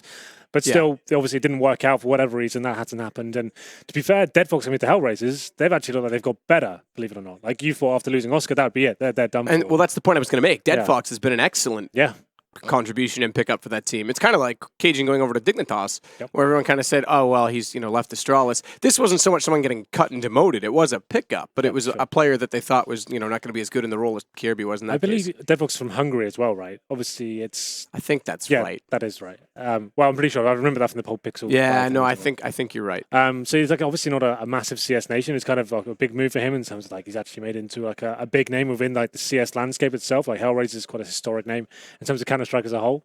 And it's quite cool to see him actually kind of stepping in and actually delivering performances that have got them into these overtime positions. He's had high impact in terms of replacing Oscar, a player like at one point was one of the hottest properties in terms of AWPers, like the new ones at least coming into this team. Like he's had to replace him.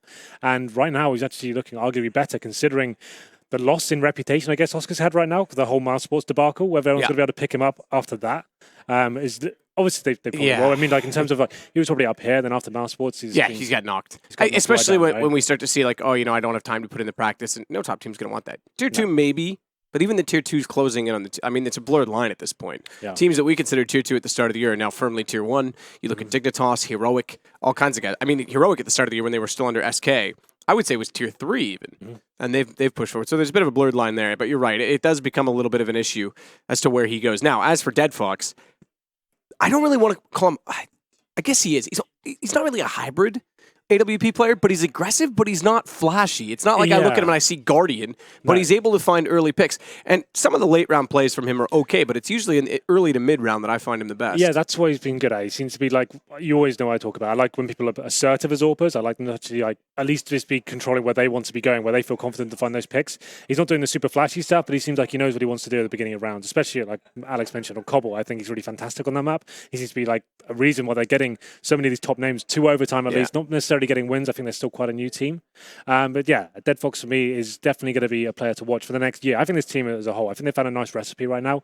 I can't recall a LAN we've seen them on since the Pro League. I think this is maybe their first. I don't want to go all in on that one. Yeah, because obviously at WESG they were split up everywhere. Yeah, so this is they had Russia with... I'm going to say this is their first event with Dead Fox, right? Maybe I'm wrong there, but not necessarily a tournament we've got. I'd have to think. There's been so many lands. Okay, let's put it this way. The one I've only seen them in Pro League so far, in terms of me watching the event. So I'm interested to see what they bring to the table here. It's very easy. It is. Yeah, I think it is. It's quite like, I'm not going to say it's easy to perform online, but it's definitely a much different kettle of fish overall. Coming to a land like this and having to perform to similar levels what you're doing online, having the team chemistry there, and obviously a bit of an international lineup coming in there with Sticko and the other guys, and then you've got Dead Fox as well. I want to see how that comes in. That was always a problem with the HellRaisers as a whole, I think, even when Oscar was there. Like the kind of mishmash of languages they got going on there as a whole. Like I remember speaking to the coach, I think it was at the minor actually, when they're saying they've got the guys over here talking one language and the other bomb started talking another language. That coach, by the way, is Lambert, who's now, or I don't think it's Lambert, I forget how you say it, LMBT, whatever. Yeah. He's on Most Sports now. That's right. But yeah, that was like discussion, like they were talking in two different languages on either bomb site. That sounds like a logistical nightmare.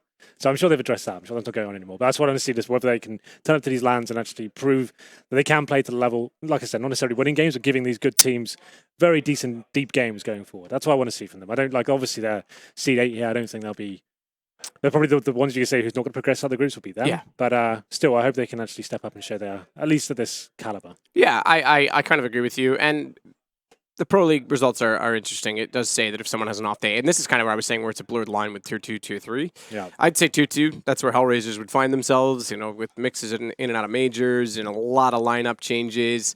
They've kind of been the team that survived. It almost looked like for a while, maybe now with Dead Fox they look revitalized, but it almost looked like for a while it was just a slow death. Yeah. It was picking up players from everywhere just to see. If you remember that minor that you mentioned, by the way, for PGL, they played in the EU minor that time on a 2-hour notice. Based on who they recruited. Yeah, that is right. Yeah, and they picked up 0. They played one scrim with them, and they had 2 hours time to decide, okay, are we in the EU or are we in the CIS minor? And because it goes by, obviously, your 3 players, your main core. And they said, we'll go with 0. And all of a sudden, they were in the EU minor.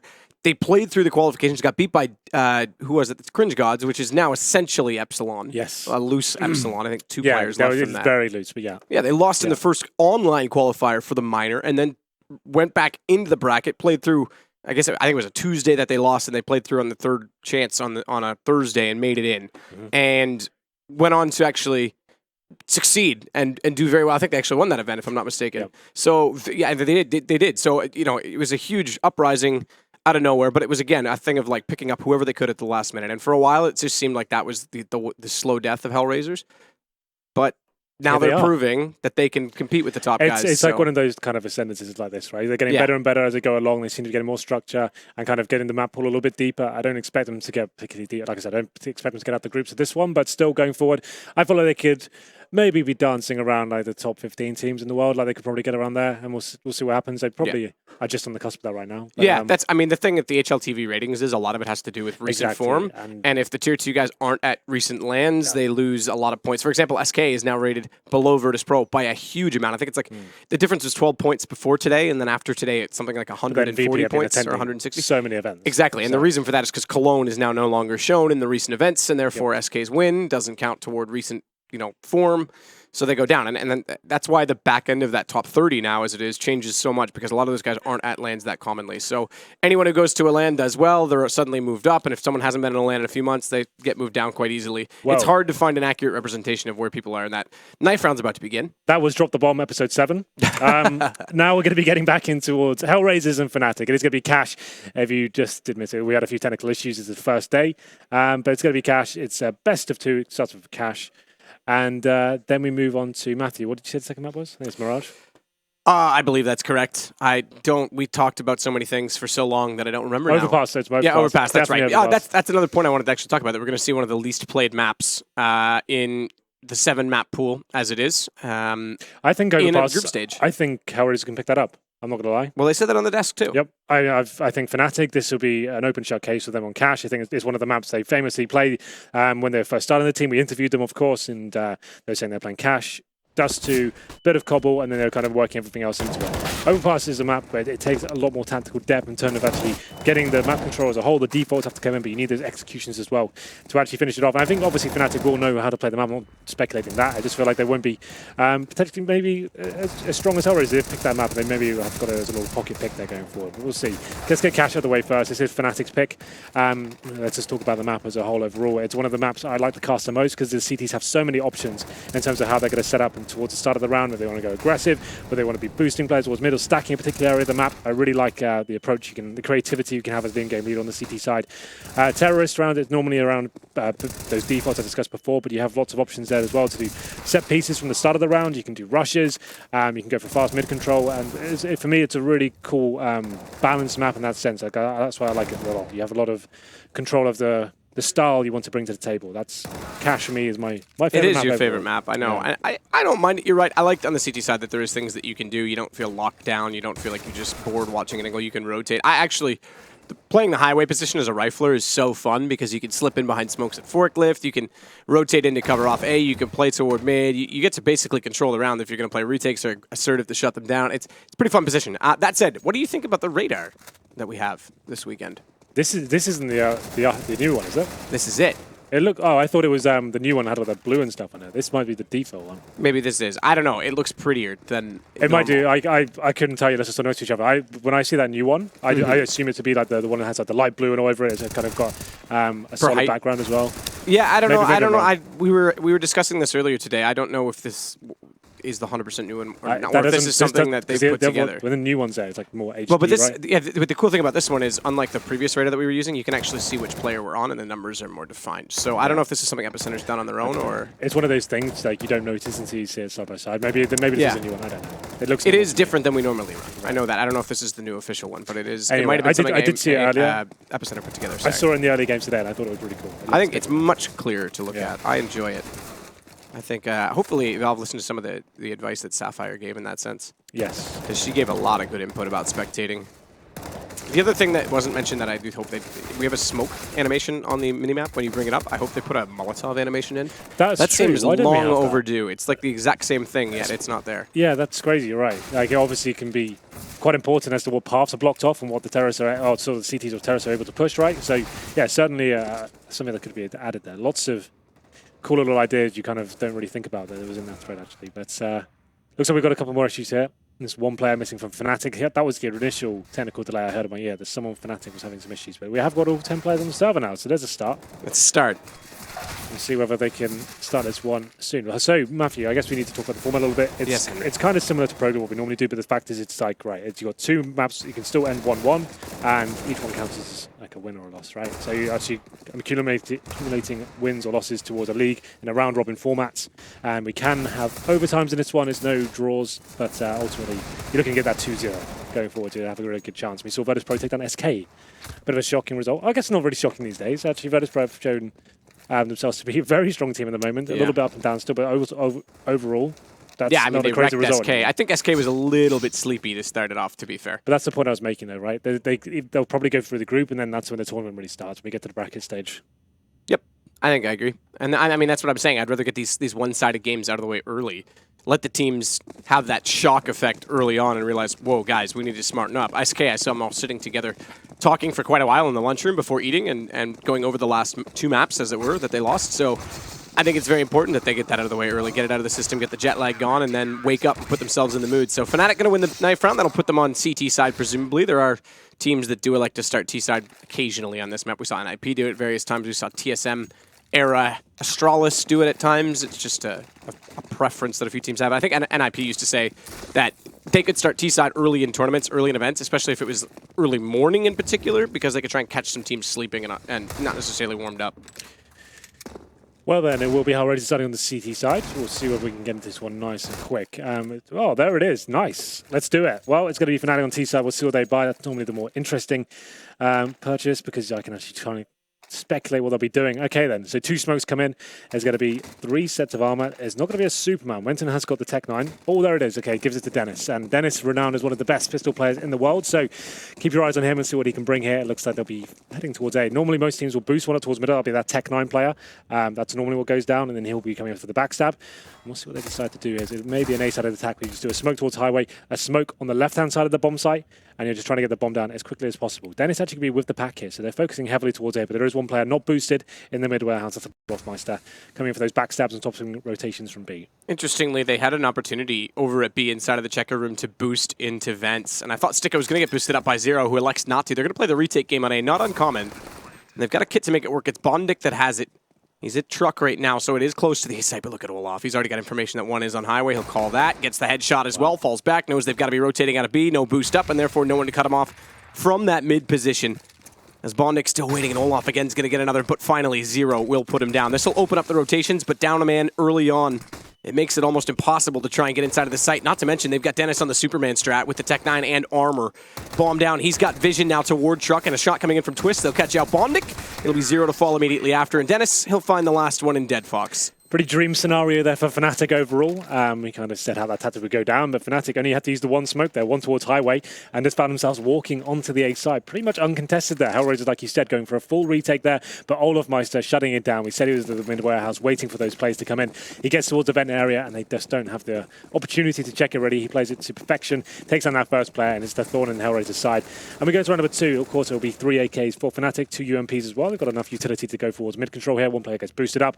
There's not a full commitment in terms of the force buy from HellRaisers here, but they do get 4 Desert Eagles, no armor purchase. So that means, we talk about this a lot recently, Matt, especially in the underdog, it's probably safer to go with this and have more grenades and an AWP in your favor when you go to that first gun round, but still, the Deagles, regardless if you have armor or not, still can be very impactful on a map like Cash. Lots of angles like this one, Zero's playing to go for those headshots. Can't deliver it this time, Twist takes him down, and at this point, fnatik don't really need to commit, they can just get some mid-control here and see what the reaction is from the CTs. Ooh. Dennis clotheslines Angel when he walks back out for the peak.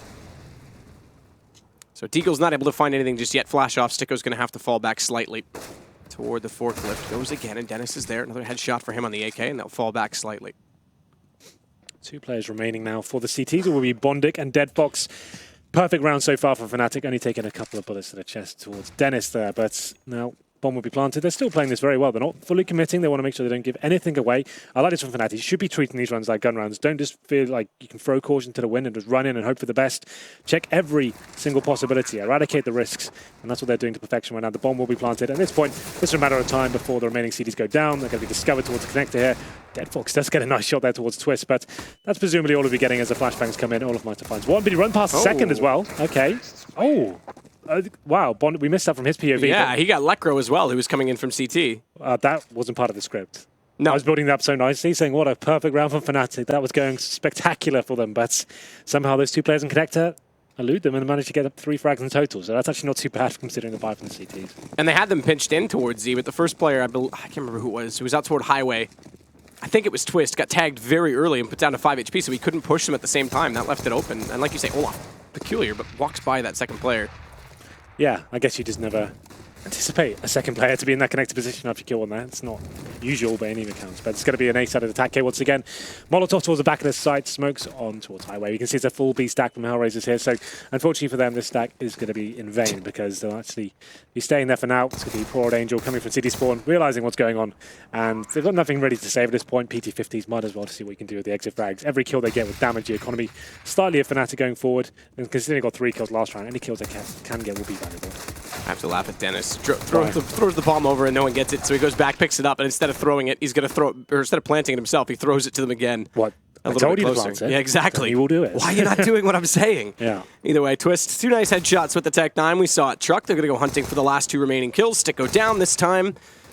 I was about to build it up like you did, Henry, and say finally they've got an efficient round, but they lose one. It's going to be Zero picking up a UMP. Which is still a viable weapon for the CTs, believe it or not. So you'd be more than happy to use it. You can get a gun for free. Anything at this point around the UMP mark and above is great to say. If it had been like a Mac 10 or an MP7, probably wouldn't be as lucrative, but this is fine. He can throw those to a teammate who may be struggling a little bit more. You can see Angel yet to buy. He hasn't got the worst money, but I think keeping the UMP is absolutely great. And we'll see what happens here. It's going to be Dead Fox on the AWP, as we talked about before. Have they thrown away the UMP? No, there it is. Angel did take it. And Dead Fox, like we said, he's a nice assertive AWPer. His confidence in where he wants to go and find those picks. No AWP for fnatik just yet. And we'll see what the first round brings. It looks like a nice little B play coming in for fnatik here. Considering it's the first gun round, the city's normally weak. This is a good call. Smoke towards the main entrance and a Molotov in the checkers. SK stickers on the AWP as he takes down Olaf. Dead Fox. We said he's good at finding those first picks. He's not as aggressive, not flashy, but he's able to get the angles and once again finds the opening pick. Sticko's waiting. Bent not busted out. He's got to go aggressive and manages to. Bomb down twice. He's going to fall away, relinquish that position. They will be able to grab it and head toward B, but good damage done early as they now have a 3-man advantage. And Sticko stays alive in that. 11 HP. That's just a menacing factor as Angel's going to wrap back around, catch Twist, who they boosted up to try and chase down the low HP player. And it's just Lekro remaining. 1 versus 5 on an AK toward the B site.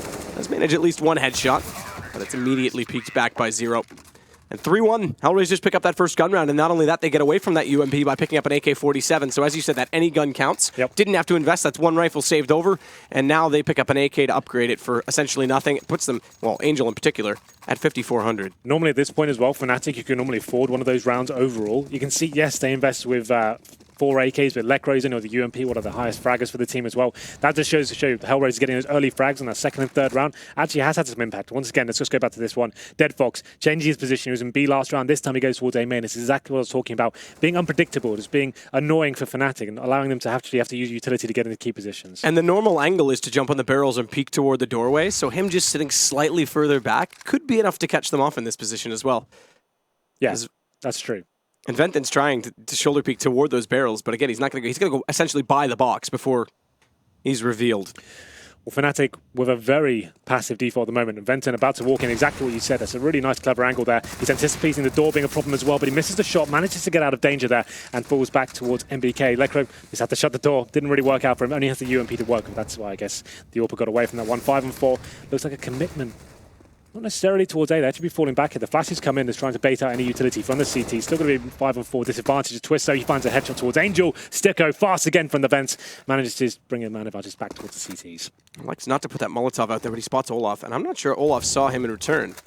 He's still looking toward the vents. Molotov completely missed. Not sure what the intention of that trajectory was, but his teammate taking damage. It's still going to be Bondik. It goes down low on 19 that picks up the kill on Dennis. And now Olaf knows there's one in behind the bags because of the counter peek. But they've got to go one-on-one in the duel. Olaf to win that. Flash comes out, dodges. And as he gets toward Highway, Bondik's going to have to rotate in behind Fork at A site because the 19 HP. Giving up that kill. Goes back to a 2 versus 2 with the defense split. Bit of a problem, but right now they are going to pick the correct site because there's only one in here. Zero above the smoke. Drops the bomb down and he gets up again to find Olaf. Like that a lot from Zero, using his smoke, right-clicking it in front of him. That actually blocks the path for fnatik on the site, and actually they've Molotov towards headshot as well. So that's actually a really nice jump from him. They're not anticipating it. He gets a lovely angle with that smoke deployed as well. Finds the 2 kills. I was about to say, fnatik still have a seriously strong chance going into that B site. There's only 1 player waiting for them as well in a 3-on-2. Had they get that kill and the bomb down as well, the advantage goes towards them. But Zero steps up in a very crucial round in terms of the CT money and broken fnatik at the same time. 3-2, and it's going to be pretty much full eco here for fnatik. You can see they've got a Deagle, a PT50, no nades. This is pretty clean-cut round. Dead Fox this time towards middle, so he changes position every single time. Spots a player in the towards boost, but they'll be falling down once they've I've ascertained the AWP will be towards that position. Now, a passive play from HellRaisers. Don't need to overcommit, don't need to be finding those first picks. You wait for the terrorist to actually commit towards the site, then you can give your calls, and that's a nice position from Sticko. Can't find the frag just yet, but some decent damage. Nade comes in from a teammate as well, so they've worked out it's an eco, and they've done a lot of damage to the unarmored terrorists here, as they will be making their towards A. The problem is, with no nades, no smokes, you're just going to be walking in at a set time and hoping for the best. Bondic. Top wooden spots one through the door jumping. Good pickup on Twist as well, and then the rotation in behind. Red 2 for him. Angel's going to follow it up on Dennis, and Flames in the corner. Venton denied the plant. No money for fnatik to work with in the next round. At least not. There will be some money, okay, but not the injection from the bomb, that is. So 3-3 HellRaisers. Very efficient now that the guns have been drawn. They'll buy back in fnatik because they are on 3 rounds bonus. What kind of a bomb down. Yeah, I can't quite see it. I don't think they're going to have an AWP, and I'm not sure even the utility is going to be full in this case. We'll see what buy comes in for fnatik. It's going to be... I have to apologize. Normally I do have a PC in front of me. I can tell you exactly what it is before. But it's going to be 5 AKs. They have got smokes, but no Molotovs. A really crucial part of Cash overall in terms of flushing out the key positions towards like the B site, back of A as well. And we'll see whether they can actually find these frags here. Obviously, fnatik, a great team in terms of fragging capability. Lots of star players available for them. But deadfox this time back towards B. And no smoke to actually block his vision. He's getting a ton of information here towards B storage. And Olaf, I think he might have showed his gun barrel there. Maybe not quite. The X-ray is a little bit deceiving sometimes. But Sticko in a good position. Pushing through the smoke. I say good. It's going to be Venton spamming the smoke and taking him down. At this point, though, fnatik, that's the job done. They managed to get a kill at the opening start of the round. Can just slow things down, see if there is a reaction. But a nice nade towards Sunrim. Takes Olaf down towards 81. And deadfox seems to know he's there. Oh, definitely yeah. Now, yep, that's easy. That little tiny tool belt. Tim, what's the saying? The Tim's tool belt in Home Improvement? Oh, yeah. I haven't seen that show in about 10 years. Yeah, exactly. Just enough to be shown. Just a little packet. You'd know all about that. I would. I wear tool belts all the time, Henry. They're great. I carry so much utility with me. I'm packing, you could say. Zero, trying to play this correctly and dance around the approaching players inside of B, but caught out behind the boxes. Twisted, beat him onto the platform. deadfox did respond, though. An immediate trade drop bomb temporarily, and fnatik's yet to recover that. They have picked up AKs in this round to work with. Remember, we said the buy was going to be limited, so they've only got flashes in the post plant, but the smokes came out correctly to cover off the tree. Venton watching back toward B main. They've got one on top of the vents. That's Dennis. And then it's deadfox, who's going to be the first on approach, waiting for his teammates that wants to come in from CT, the tree area. Problem is, CT's don't have any flashbangs here. There's one incendiary. They're going to have to come in together and hope for the best in terms of the timing. Will be deadfox using the AWP towards the A side. Bondic checking it towards Checkers, but 2 kills coming in favor of HellRaisers. It's just going to be Venton there. Can't hold them off, and with a lack of utility, somehow HellRaisers come out on top there. deadfox with 4 kills in total with that AWP. We discussed what a great addition he's been to this team so far, and it seems like every game he seems to be posting decent numbers and key frags at the start of rounds and towards the end as well. So good stuff from him. The money getting to a really promising position for HellRaisers as they find 4 rounds in a row. Yeah, that's a massive amount of bank on Bondic. 11-1 for him. Look at these force buys from fnatik. Yes, they're getting rifles, but at what cost? They don't have anything but 3 smokes and 1 Molotov. That's not really enough. They're going to have to go for something simple here. Looks like another B push, contact play, smoke in the front of the B entrance, and just hope for the best here. Zero won't have the ult to back him up, but Sticko in those vents once again. It's actually all 5 players here from fnatik. Such a good retake as well. That crossfire setup coming in from tree. They got the information when their teammate went down at vents. And like you said, they didn't have utility, but they had the trades. And they had kits on everyone as well, so they took their time to set that up. Sticko's going to get 1, but immediately taken down by Olaf, and again Zero. Caught out in the same position as he gets overwhelmed. So decision-making in those panic and dire situations starting to be a bit of a problem for him on the site. It gives fnatik yet another plant on B, and this time, well, all right, never mind. I was going to say, as opposed to being in a 3 versus 3 in the post plant, it's deadfox. That'll find Venton. Molotov set for him. That goes back toward the bomb, flushes anyone out over toward the left of the platform, hence his position now with the AWP. And Angel's going to flash in, likely to drop down when his teammates set the same cross. He'll find one inside Checker, drop immediately, needs to get the trade, but Twist, he's found deadfox, and now it's on Angel. They heard him drop down. Olaf's not going to peek, smoke out in front of him, and Angel's got to go hunting. It's Twist to finally win a round for fnatik. Well, we said fnatik were limited in terms of what they could bring to the table, and the default there, no nades, just 3 smokes, and that was about it. So they go towards B, all 5 players committed, locked off by that initial incendiary from HellRaisers. They played it very nicely indeed. They know they'd have to get 1 smoke down, try and work the frags out. They nailed the first 2 kills, and that play from Twist at the end right there. He doesn't go for the frag, he goes for the safer play, like he said. Knowing Angel drops down, he goes towards CT spawn. They've got a nice little crossfire there and able to shut it down, and the retake unsuccessful this time for HellRaisers. So fnatik, after losing 4 in a row, finally get around to the board here though. But you can see, after getting down to another tense round, it's Lekra only on the UMP. HellRaisers getting a ton of cash built up. Zero's the only one really limited here. He's got a FAMAS, but they have got the AWP in the hands of deadfox. And we'll see this flash towards A main. amounts to anything. Angel doesn't find it, but we'll be able to fall back. It's information gathered at least. See if they can shut them down on the A site. B, it's been struggles. They won one on the retake. They lost the second, the immediate after. Dead Fox again is trying to find this shot to lock anyone in toward the sunroom. It's Olaf. It's Twist, excuse me, this time. I thought it was going to be Olaf. It's Twist on the AWP. That'll be facing onto him. Bomb slowly making its way onto A, and Twist is going to win that duel. Dead Fox down now. Does this influence the players inside A main to head over toward the B site, or is HellRaisers going to over-rotate on it? They go passive toward the highway position. There is a rotation from the Z connector as well. Hence why Angel's gone down highway, because he's trying to cover that off, but Dennis bluffs a shot. That's a huge problem, because now on the way through, they've lost a man. It's going to be traded out Olaf. But Bondic, he's on his own. As a result of this, they don't look, they don't check it. Why are they not clearing toward Qual? And he whiffs as well, thankfully, because then Lekro can respond with the UMP. Nade set, that's going to go toward default. Lekro's low, and that's going to touch him down. As Sticko now rounds the corner from Truck. It's a 2 versus 2 again on the retake, and HP favors the HellRaisers side. Twist, great shot. That was extremely fast, considering all we saw was the foot. And that'll encourage, or rather discourage, Zero from retaking and encourage him to save. Indeed. Well then, an interesting round in terms of what we saw in terms of the Angels there, Matt. Dennis missing an absolute sitter towards highway, and then a similar sort of procedure from the player, I missed who it was, and towards quad as well there. So an opportunity to win the round for HellRaisers towards that position, but only finds one there. The UMP from Lekro manages to save them just about. He gets taken by the HE, but Zero, the only limited player there remaining. He only has the Famous, no kit, no nades remaining. So he's just going to pick up the AWP and save there. So fnatik, a difficult round, not the cleanest CS I have to say overall, but still a round around, and fnatik take the lead once again. I can't see the money. What is this? I can't see the money either. Great. Well, we're just going to have to go with this then. It's all right, Henry. I guess they've got enough to buy. I don't. Yeah, I was going to say we saw. Yeah, I guess it's when it was that funny camera position. That's what we don't see. It's a scripted usually camera position, so it may not get the same amount of information fed to it. Either way, I'm surprised that it's as low as it is, considering we saw that $11,000 and they've had to force out a buy and a drop to go to one UMP and a 5.7. So 2 not ideal weapons. AWP though still on Dead Fox. 5.7 and UMP, like you said, yes. Dead Fox needs to step up here. His position right now will be actually towards Checkers, but it's going to be Angel finding 2 kills on a 5.7. We don't see them. I assume they was through those smokers. He actually somehow manages to get 2, and that's for fnatik. Okay, was it? Okay, looking at the dead bodies, Matt, I guess it's both towards boost. I have no idea how he did it or how it happened, but with a 5.7, that's kind of sick. That is super sick. Yeah. I mean, see the angle. Okay, that's where he was. He was standing right below him where that blood is. He takes 2 down. 1 has an AWP as well. Those are such valuable kills, and he stays alive. That's pretty godlike. Yeah, unfortunately for him, none of the guns fell down. The AWP looked like it was tantalizingly close. He may have even been able to jump and click E on it, but why risk it at that point? Like you say, 2 kills on a pistol. We just talked about the buy. And fnatik just starting to get some momentum in this game. That's brilliant. And Zero just gets into the angle inside of vents. Doesn't fully commit to mid, but holds off. So Olaf can't get toward the ramp leading up to the vent. Venthen's got to clear from highway. Bomb is mid as well. Both of them going to try and take the same approach onto A, and as soon as they do, the timing.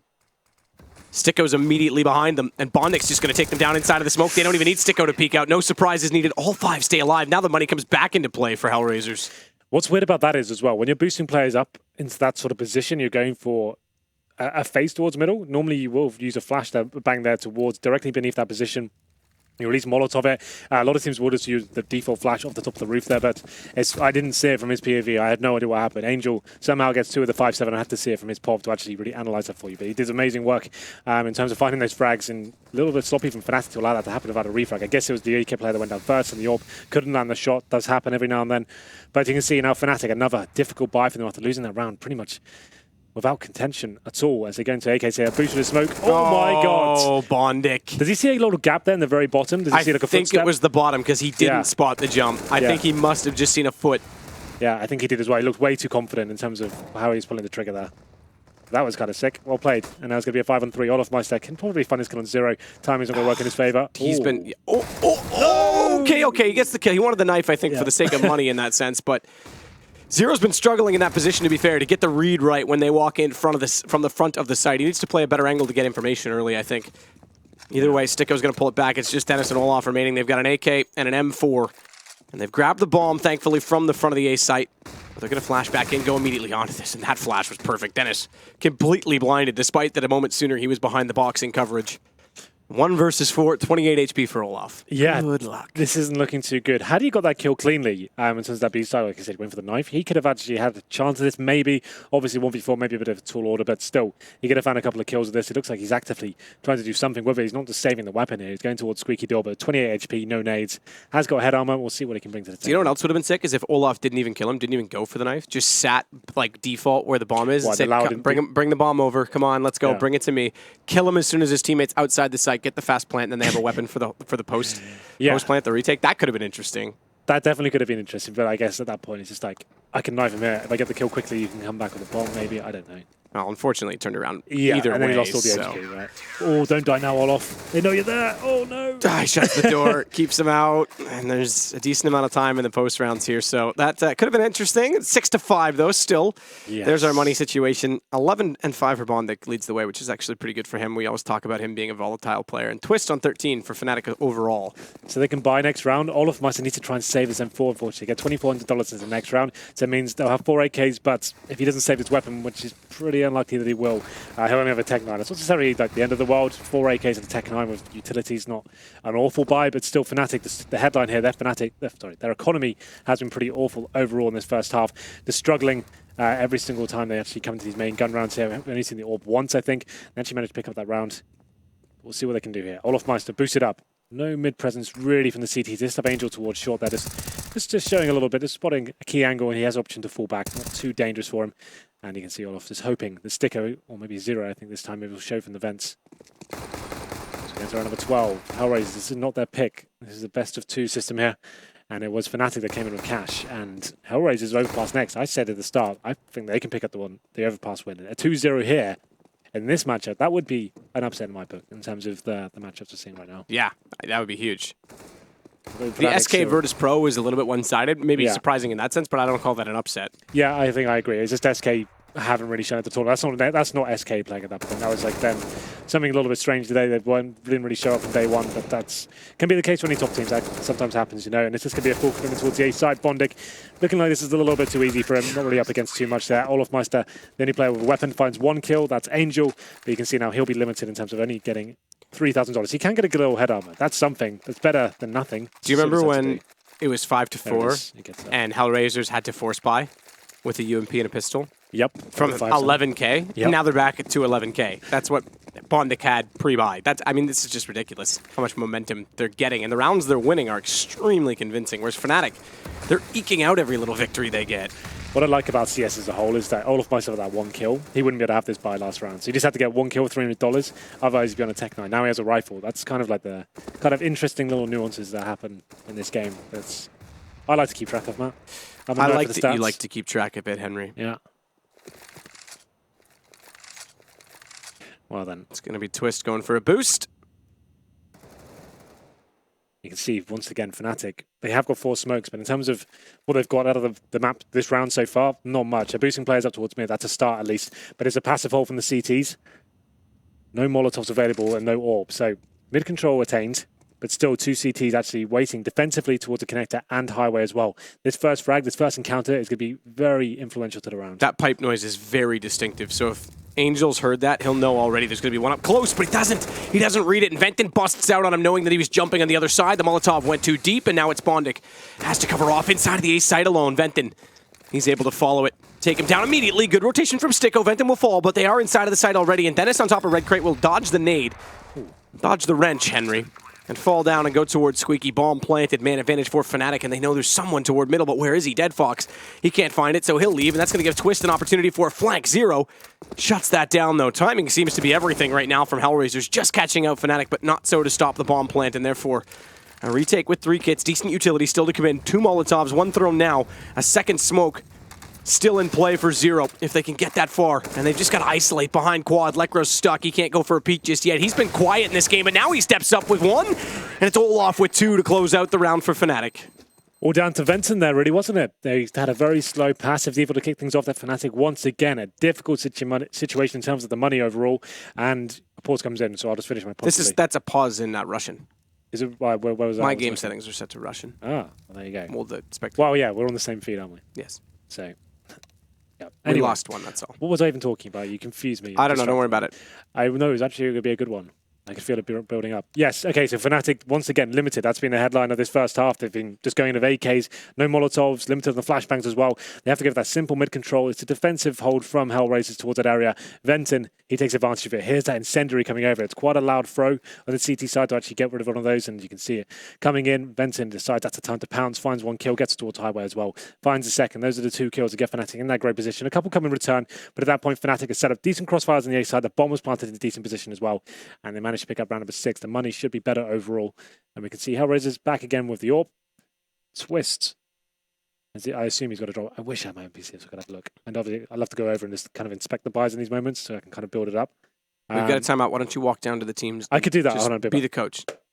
Okay. See you in a minute, Henry. Thank you for doing that. You're so committed to the game. You're so committed. Can you imagine? I just ran down there and said, guys, what buys you got? Yeah, what do you got? So Twist will be the AWP. This is another discussion we have with fnatik all the time.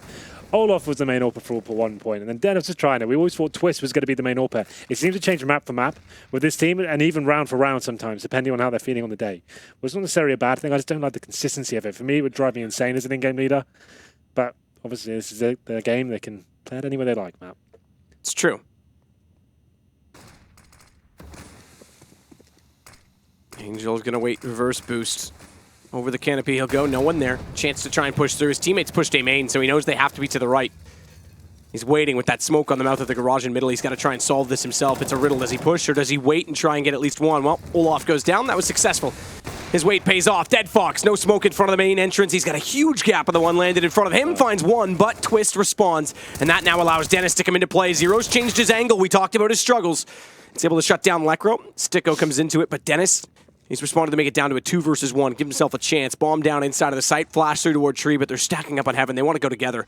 And they now know he's below. Timing is perfect from Sticko. Yeah, couldn't be better. As he drops down, Dennis pulls out the nade, and HellRaisers do manage to capitalize on that round. Dead Fox finding that initial first pick towards the B storage area. And you can see Twist with a nice little angle there. When the Molotov's down in the entrance, you can see the incandescence of the Molotov itself actually protects him and gives him a nice little veil. And actually manages to take that one in return. But it needs some adjustment from Zero, as you said. Manages to get them round number 14. And once again, fnatik, after winning a couple, do go down to literally no money once again. It's going to be 4 pistols, and Dennis with the AK-47 and a bit of armor as well. So that fast mid-control coming in once again. fnatik have had reasonable success towards this area, but it looks like it should be a 9-6 in favor of HellRaisers, but we'll see. Maybe the Tech9s can deliver. Sticko going to fade away toward the truck.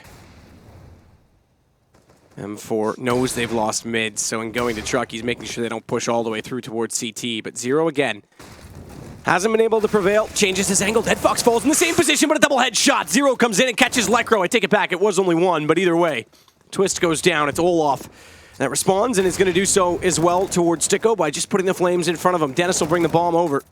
Throws it across. Doesn't want to go for the plant again. Seems to not like to do so, but it's Olaf that will oblige. And Bondic just making sure he doesn't drop down, wants this angle to cover off behind the boxes. Meanwhile, Sticko's going to try and spray through on a checker.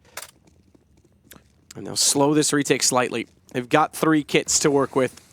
And fnatik, considering the momentum shifts in this game, could end this 8-7, but they've lost the first kill in the post plant. The 3 versus 3 is down, but it's fnatik to pull it back. Venton with a headshot on the deagle. Dennis follows up on Bondic. Sticko's got it to a 1-on-1, but Dennis can go for the peek. He's onto the AK, and shot successful. It will be 7 rounds in the end for fnatik. Overall, fnatik, considering the start they had into this and the economy overall for them, they actually do pretty well to get to 7 rounds there. Some very close rounds with those tight buys, and it's going to be Dennis delivering the goods on the final round there. So you can see that little crossfire towards the end. They didn't have much to work with. Olaf missing a very key shot there from the bomb site itself. Can't hit it towards city spawn. You thought the round was done. But actually working together from the checkers area, facing at the same time, and is hitting the shots required. Dennis gets them to 7th round, so still anyone's game for sure. Very much so. I'm impressed with fnatik's ability to be resilient in those cases. Yeah. Obviously, like I said, the rounds they were winning were very close, and they came down to some clutch situations. But the ones that HellRaisers were winning were so one-sided that the money game was never favorable for fnatik at any point. There was no point when they had like a full buy with the AWP. They're always clutching the straws at some point of it, whether they were lacking smokes, whether they're lacking Molotovs. At some point, they just had AKs and a few flashbangs. That was it. But they're still just about squeezing rounds out of it. After losing the pistol, they never really got their teeth stunk into it. This is their pick as well. So we're expecting them to still come back and win this one. But overall, I still feel like HellRaisers have a very strong chance. They've won the CT half here. Pistol will be very indicative as to where it's going to go once again. And I don't know, for me, some of the key players haven't shown up for fnatik just yet. Olaf Meister, like we said, regarded as one of the best players in the world. seems to be a little bit hit and miss with this team so far. Still hasn't really delivered to that same sort of level it used to in 2015, you know. We're still waiting for that to come back. Yeah, I agree. I completely agree. I think in this game we did see some moments of brilliance from him where he did step up and kind of take the reins. Obviously that last round when he did trade in to get them into the, I think it was the round right before, I can't remember. It was around 13 or 14 when they did get into the B side as well. And he was able to get the trade kill onto 0 and then ended up planting. I think it was the last round. I don't remember, Henry. But the point is, he was very good at finding room inside sites on trades. Well, we'll see what happens here. Here he is, the man we're just speaking about. A 5-man push from HellRaisers towards the B side. Olofmeister challenge first, can't get the initial headshot. Now in a very tough position, needs backup from his teammates, has to hide. As you can see, HellRaisers waiting for him to face once again. They're going to be committed to the B side here, but Twist, he gets the first kill. Lekro chimes in as well. Looking for the third is Olofmeister, but it doesn't matter. He goes down, but his teammates have done all the work here. 4 versus 1. Bondik, the last player remaining, no bomb going down, and they know exactly where he is at this point. So just trying to find one frag for the $300. It's going to be shut down. Olofmeister takes all the attention away towards that checkers area. Twist and Lekro finding the headshots in return. So it's a bit of a gamble from the CTs to go towards that B side. They're actually committing 3 players at the start, but it's a very common position from the terrorist overall. It's quite an easy position on all the maps, really. The B bomb site, you're almost guaranteed a plant. Most of the time you're going to trade 9 times out of 10, but this time it's going to be the CTs. Getting a decent crossfire there, and Olofmeister, yes, he didn't find a frag, but he did a lot of the hard work in terms of staying alive. Yeah, and now it gets a little bit scary as well, because fnatik of old, the dominant fnatik, was very good on this map using a double op setup. We know they still have that potential. In fact, they could, given the day, given the player, have 3 different players be in that role with Dennis, Olaf, and Twist. So there's a lot of promise if the money does finally get rolling for fnatik. Venton's going to wait in behind forklift. UMP and smoke fading just nails it onto Sticko. Headshot all the way to the back corner of A main. That'll take down one of the 3 players inside of that position. The other 2, mid and B connector, just waiting, holding to make sure there's no push through for information from the CTs and to potentially rotate back over to B when this A plan, if this A plan fails. I shouldn't say when. Well, to be fair, they've got no nades, and that's a huge problem on the T side if you're not force buying. You need something to work with there. The fact you haven't got armor or nades, it's going to be very unlucky to get the bomb down. Someone needs to go sick beyond belief with a Desert Eagle. That's not going to happen here. Dennis finds 2 kills with the FAMAS. Venton finds his 2nd kill of the round as well. That's the bomb plant drops. And, okay, that's what we needed at the start. Might be a little bit too late here, as it's going to be Angel. Gets 1 kill in return, but he's on 7 HP. Venton gets his 3rd. And like I said, those rounds are always going to be so difficult to do anything with, especially on the T side. There's so many areas you need to check as a team. You're going to get naded at the start. CT's aren't going to allow you to walk into the bomb sites.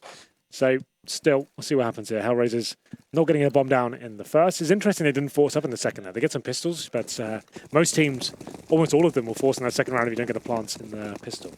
So maybe they're saving and hoping they get a bomb down here, give them the option to buy up in the next, but you know. So far, so good for the CTs. 5 rifles across the board. And Dennis using this door to start to try and get the first pick. I want to cough so bad. Do it, Henry. Take your headset off and cough. Okay. Like you've never coughed before.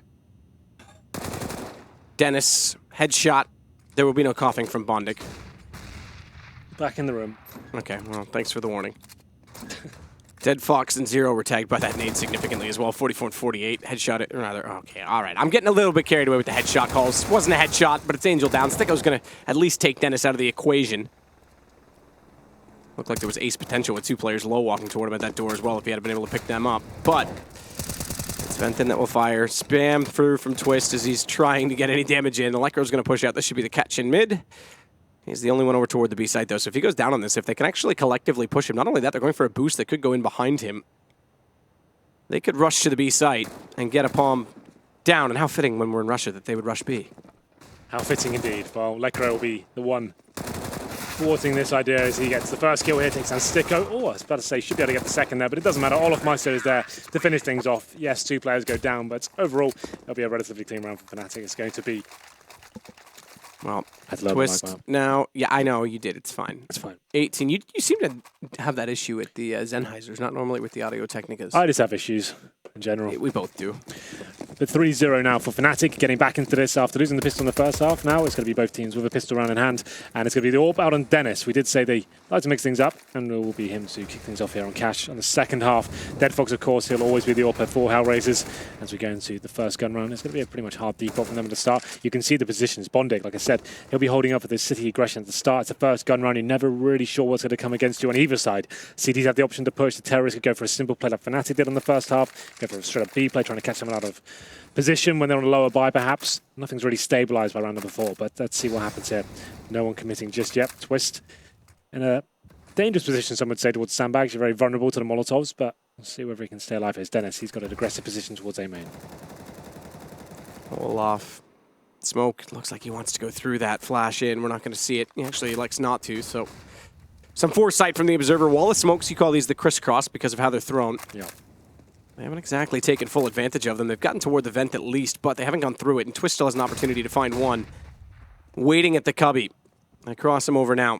It's Angel, the one to go late. An inside vent broken out. They can't spot from Highway. It's going to be a full push on to B. Twist.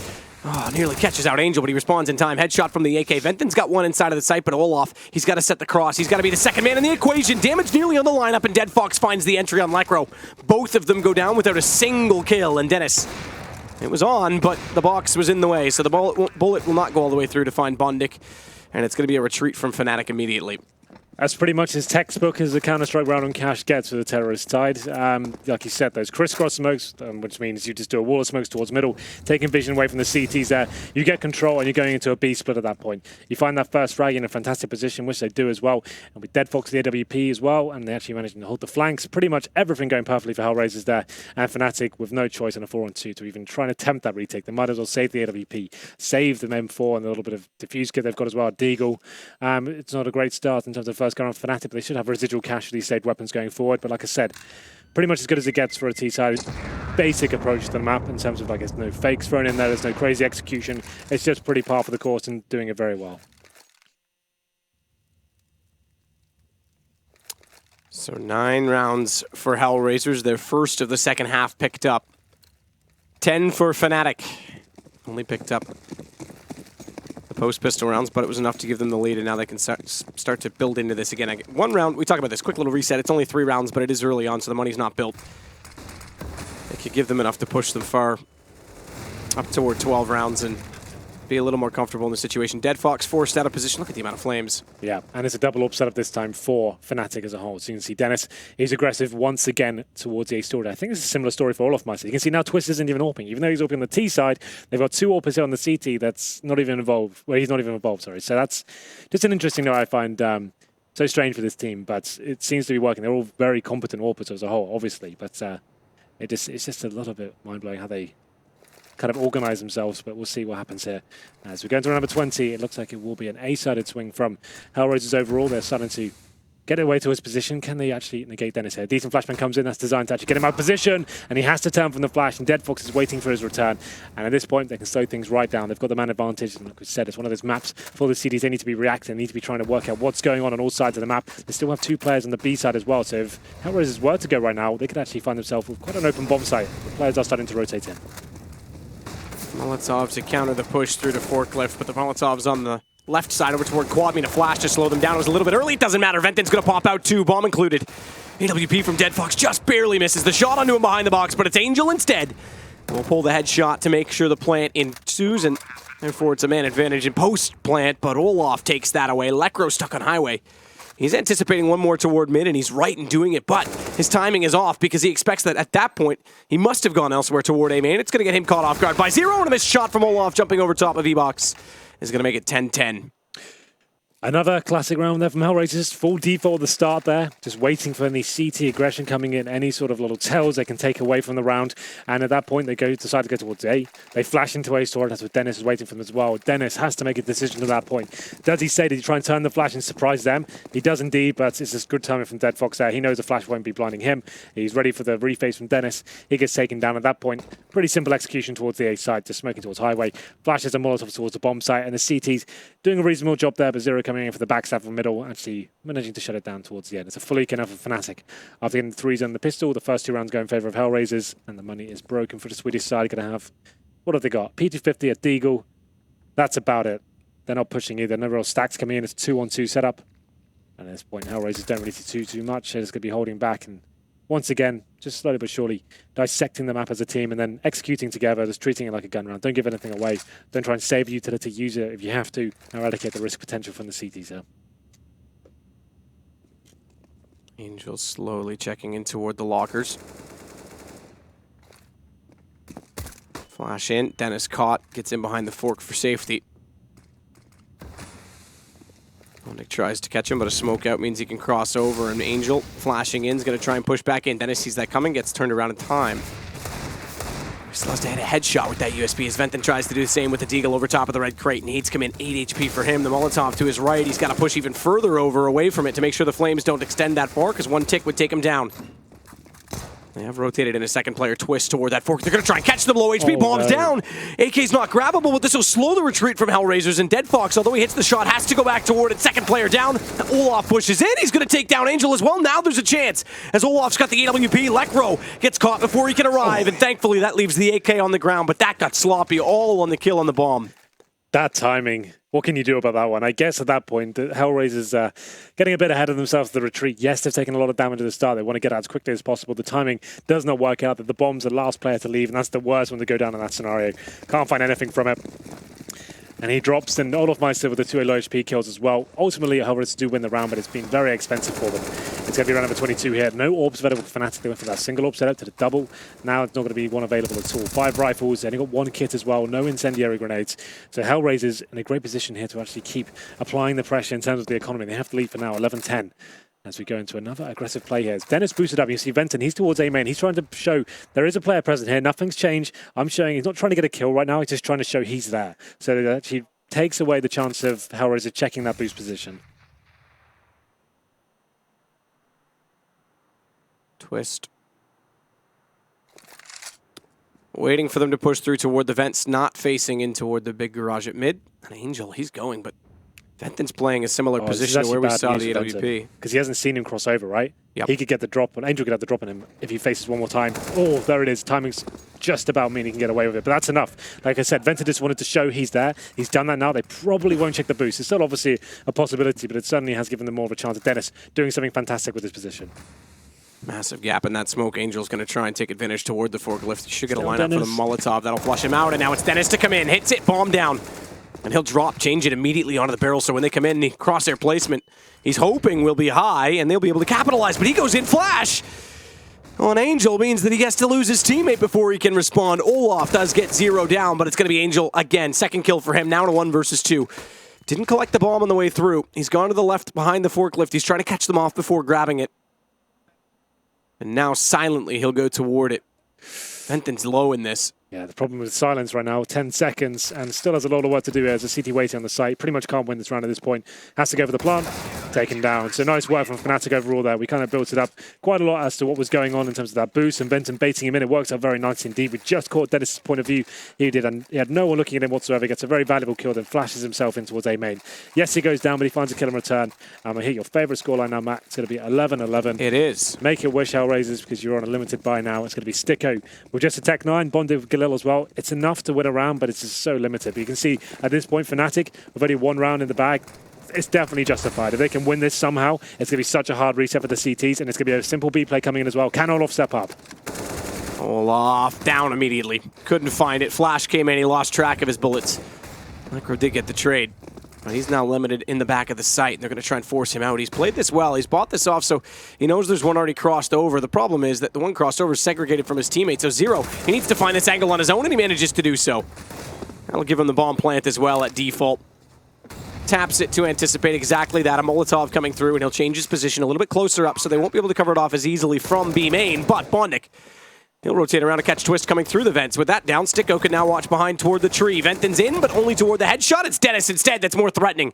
As he manages to drop down, he'll get toward Checker. Missed shots, Bondik down and out, and Dennis is going to capitalize. Bondik has to be kicking himself after losing that round. Yeah, Bondik didn't even have to commit to that, but he goes for it. Should be a simple kill, to be fair. He completely fluffs it. And Dennis with 7 HP, you have to say as well, the player on the bomb site, he should at least be hitting 1 bullet there. My God. If we do have replay potential, please can we see that again? I'm not sure we do, but still, that was pretty nuts. Dennis had no grounds to win that round whatsoever. He's in a crossfire, the bomb's down, the terrorist got a shot in the back as well. Yes, sometimes they can be the hardest ones, but I don't think there was an excuse. It's such a crucial round as well. That would have been HellRaisers' ticket to winning this first map there. That would have been a hard reset for fnatik. They would have had nothing to work with getting to this round, but Dennis delivers a performance, maybe with a bit of assistance there from HellRaisers in terms of the shots in the back, but still, they managed to pick up the round. HellRaisers going for another force buy here. It's going to be 2 AKs this time, 2 Tech 9s, and committing fully towards the A side of the map. You can see, though, fnatik, 2 players waiting for them, and a third towards high, but it's going to be a fast execution, and Benson, wide to receive as they make their way to the A side. And a pick up from Dennis, 2 already, 3 now as well as Sticko's going to fall. We snapped away. It made me believe that he'd gone down, but in the obituary, his name reads supreme. Finally falls to the Tech 9 and Olaf. He's there to get him. Electro trades on Twist. 13-11 fnatik and Bondic. What a pivotal moment to miss a shot. Yep, I was about to say, that's actually the moment that probably cost them this map. I don't normally make sweeping statements like that, but that actually could be it. That's huge. In terms of like making the CDSP onto an eco. And credit to Dennis as well. In fairness to Dennis, he snapped from one to the other very fast. That second shot was impressive, but he never should have been in a position to hit it. Exactly. He shouldn't be alive there. That's just a shot. Like, we can talk about it for quite a while as to how difficult it is, but at this level, shots like that, you're gifted him sometimes. And Dennis came back. It's looking like Dennis run out of the way. Dennis got tagged by the Galil, had to stop, turn around, then kill him. It wasn't like it was an instant kill either. There's just like 20 bullets missing from Bondic there. But let's get back into this one. It's still going to be 4-on-4 fnatik, like we said. Gifted, potentially, this map after that round. It's going to be a 4-on-4 with pistols only for HellRaisers. Angel, though, doing some work here with the Desert Eagle. Finds his second kill of the round. Olaf Mice is going down towards Car. Looks like Angel wants more here as well, and might just get it as he spots one towards Highway. Well, Venton, who he was trying to take down, manages to find 0 inside of the open doorway. Bondic's known to be rather emotional, shall we say, in these situations, so chance that he could be off his nerves now, but Angel, great shot. Your reaction says it, takes the head off Twist. Bondic is going to follow up. Wenton's gone down. It's on to Lekro, 1 versus 3. M4 in hand. Has a kit to work with as well as 1 smoke. If he can get that far, facing out, it's low HP. Can't find the shot. Now he's vulnerable, left in the open. Switches to the pistol, and down he goes. Bondic. Fitting perhaps that gets the kill, but that might just be enough to save HellRaisers. Just about. You can see that's what I was talking about. fnatik's money was on the cusp of being broken, and maybe HellRaisers have been given a lifeline back into this one. It's Angel who doesn't want to go down without a fight here. He finds 3 kills, 2 of which were very impactful at the start of the round. Both headshots. He gets the third as well, and fnatik now they're in the hot seat because they're actually going to have P250s and Deagles, and I think the loss opponent's only be a second stage next round, so they can't actually afford too much. This could be HellRaisers getting the lead once again. That was another huge round in terms of this first map. It's going to be the all picked up by HellRaisers. They have got a UMP, but that's fine. I have to say, Lekro, for me, like one of the players we talk about a lot on this team, he's been quiet. Very, very quiet indeed. Like normally one of the biggest fraggers for fnatik, or around number 26 now. I think he has 7 frags. I think I saw 6 a few rounds ago. I assume he got 1 more since then. But still, that's a very poor performance from him so far. And we've seen him have opportunities to get frags. He doesn't seem to be landing the shots. Well, here we go then. The full eco for fnatik as the mid-commitment from the terrorists comes in. They're going to be getting this mid-control. Don't need to rush towards the side. They still have 1 minute and 10 to play with here. Smoking off towards Connector. Check the sandbag, check Highway, and let's see what's available for you. You can see it's actually a 5-man stack now from fnatik towards the B side. So definitely don't want to go there. It would be a little bit of an overcommitment for Bondic to go into this position, but they're going with the UMP first to see if they can find the frags. Drop down, Angel sweeping back out. It's Bondic. It's dead, but nice shot from Dennis. The pistols again, making their presence known. P250 from far this time, and Venton's got one with the Deagle. No. It could be the same in reverse. It's only a man advantage. They did lose 1. It's Lekro gone, and Dead Fox will find Dennis to make it 3 versus 3. And they've got the HP advantage back now on the HellRaisers side. The one thing they don't have is the bomb toward Checker. Well, that's probably given away. A B-stack has come in that kill there, so they're not going to be fully committing. The bomb's still down in a horrible position, like you said. Dead Fox, though, he's in a tough one, but Sticko's there to bail him out. Gets 2 kills with the AK-47. Now it's just all off. So what seemed like a very scary situation is neutralized by HellRaisers overall. The first 2 frags coming in favor of fnatik there, but it's slowing things down. Like I said, maybe a bit of an overcommitment there. You have no idea what's on the other side. You've got no one in B storage. You have full mid control. They run in there without having the split at all from the connector from the B storage area. I thought that was a bit of an oversight, but still, they managed to win the round, so no harm, no foul. And it's going to be fnatik. Like I said, not much money going into this round. 2 UMPs, no ops, 3 M4s. They have got utility. That's why they've gone for the UMPs here, but still a very difficult round overall. It's a full buy from HellRaisers. As we get to the closing sectors here of the first map of this best of 2. I still feel like HellRaisers have a huge advantage. This round pretty much decides that Twist goes down to 22 HP. 15 makers and nades seem to be raining towards mid. And no one committing heavily from the T side just yet. They have got some room control. A little bit of damage done towards mid as well, but only 1 player towards mid for the CT. That's Twist, and he's the low HP player as well. Another 2-1-2 setup here. Molotov goes counter boost. Benton waiting to throw a nade out toward anyone who climbs the top. It's going to be Angel. Ascending on high, as always. At this point, they've boosted one player towards middle. He doesn't necessarily have to go with that one. We talked about it in the pistol as well. He can hold for flanks, and when his teammates go towards the bombs, they can stop rotations. See whether he wants to go for the control here. It looks like he will be actually going in aggressive, believe it or not, by himself, it seems. He gets that first frag, a good one of that, and his teammates now, once again, mid-control picked up. They've taken down Twist, who I assume they knew was low, considering that play, and now they still have plenty of time there. 35 seconds. It's starting to get a bit worrying, but they're going for another B split here, which has been good for HellRaisers so far. Players this time towards B storage and the vents. It's not a full commitment. The flashbang comes in. It's a good time for them to go in together. Now it's up to Lekro. Said he's had a poor performance so far. Can he deliver in this very crucial setting on the B side?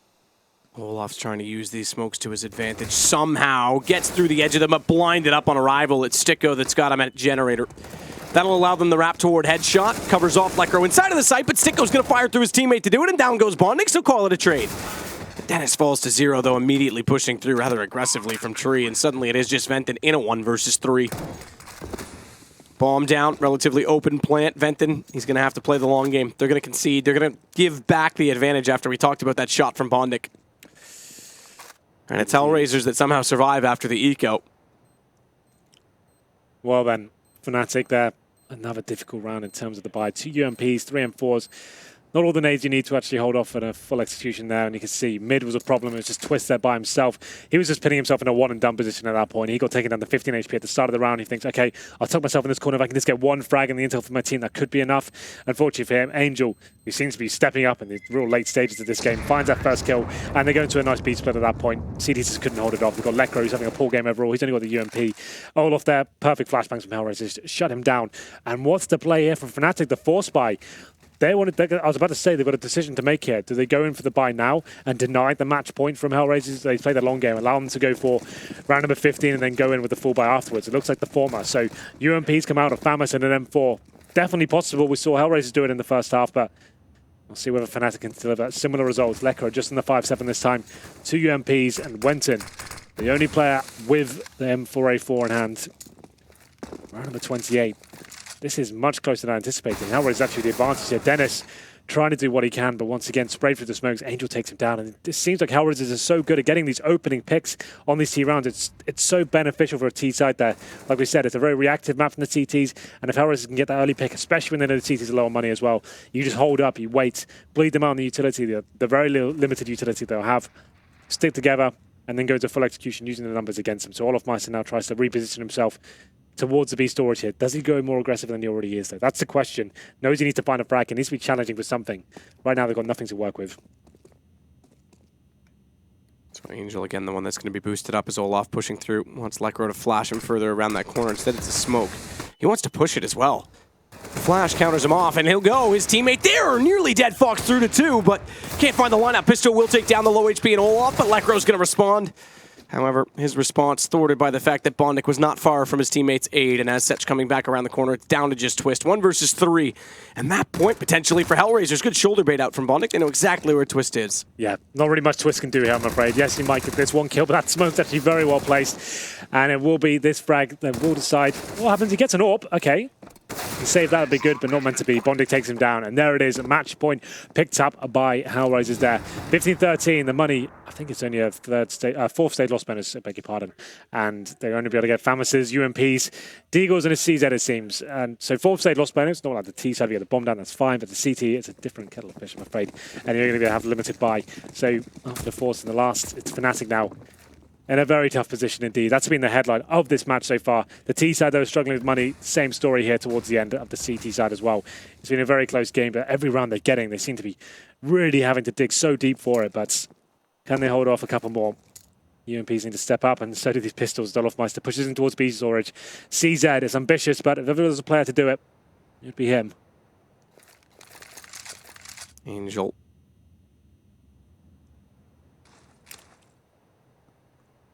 Zero. Let's just say the names. Yeah, I was going to say, is that your Let's go minimalist. style? Olaf. Yeah, into or B. He's got the CZ75, and hand, to be fair, it is his style. It's a minimalist style. Hasn't really been brought over to Counter-Strike yet, but we'll get there. One day. Sticko with the AK toward mid as well as trying to play off of Angel, who clears out close. Molotov to vents, make sure no one can push up and catch them off, and then Sticko waiting, finds Twist. So good at getting his first picks. I think I've said it every single round here on the T side. So the HellRaisers just looking incredibly efficient in that respect, getting good mid control, fragging together, making sure refrags come in. It's actually been pretty impressive to watch here. We said they've been getting better and better. I wanted to see it on land before I get my final verdict. But this has been impressive overall. Quite simple Counter-Strike in terms of what they're actually bringing to the table, but just doing it very well. It's going to be Angel to find Olaf. Catches him off as he looks back down. Venton's at least made something a case in this because bomb dropped. It's given Dennis a chance. Can't find the second, and Dead Fox pops back out. Tech9 to take him down, so it's pretty much over at this point. Lekro pulls a nade, realizes Angel's close, gets the gun drawn, but that's to no avail. 16-13. HellRaisers take cash from fnatik. That was fnatik's pick. This is a best of 2 format, and we move on to Overpass next, which is really interesting because that's where I actually favoured HellRaisers overall in the series. I thought fnatik were going to take cash, but the T side, you could see them struggling, fnatik there. The buys over and over again. Yes, they got 7 rounds total, but they had to work so hard for them. None of them were convincing. Came down to lots of one-on-ones and some tight clutches as well.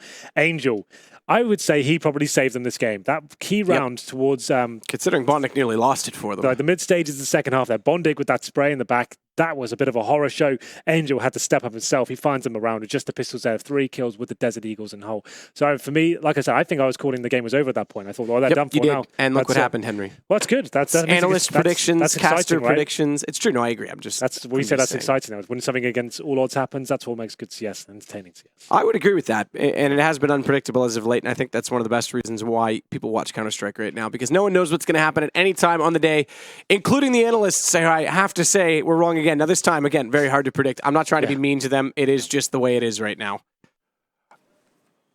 And my first question is going to be why? Why on earth is this happening? It happened in New York, of course, not too long ago, and now we find ourselves with the same predicament. We can't seem to pinpoint who is going to win these matches. Our game has become a lot more volatile, a lot more difficult to predict. Of course, the gentleman that did get it wrong are sitting to my left. Got Yenko, Halvor, and none other than Yuna. Gents, what's going on here? We've got one prediction right, and we've watched 6 games of Counter-Strike. It's the nature of upsets, right? It's the team that you do not expect to win, Alex, goes on and wins the game. Oh, okay. Thank you so much. Yeah, but in this particular case, it was, a very, very poor showing from fnatik. Yes, that one round did decide the game. I agree with Henry, the eco pistol with Angel getting a lot of 1-digs, pretty much. But I feel that it shouldn't ever come to that point. fnatik won both pistols. You would expect them to be more dominant in their performance. I mean, their T-side did start poorly, Halvor. I mean, it was highlighted on the caster desk as well. They did not have a good start money-wise. No, they absolutely didn't. And when they actually got some money and they were on the brink of actually breaking HellRaisers, they were still losing situations where they, should have come out better. But when we've seen them play online, you see them using a bigger variety of strategies than what they did today. For instance, I was constantly expecting them to do this, basically how they counteract the fact that, CT smoke off garage early on. They'll have, they will boost up like they did in this game, but they'll have Venton kind of diving through the smokes with a pop flash for him. And when they've done that in online games, they've been very successful with it, finding opening frags or at least getting control over mid, which allows you to do a lot more. Sure. In this scenario, we saw, in instances where Dennis and Twist gets boosted up, both get picked out by Angels playing close with a 5-7. Like stuff like that's not supposed to happen if you're fnatik and if you've kind of gone through your game plan in a proper way. So yeah, disappointing from fnatik, honestly, given we've seen slight improvement ever since they created the lineup and gone forward. But with all that said, you have to be impressed by what HellRaisers were able to do. We talked about how they struggled on their T sides normally, especially in their online games. Today it was a completely different story.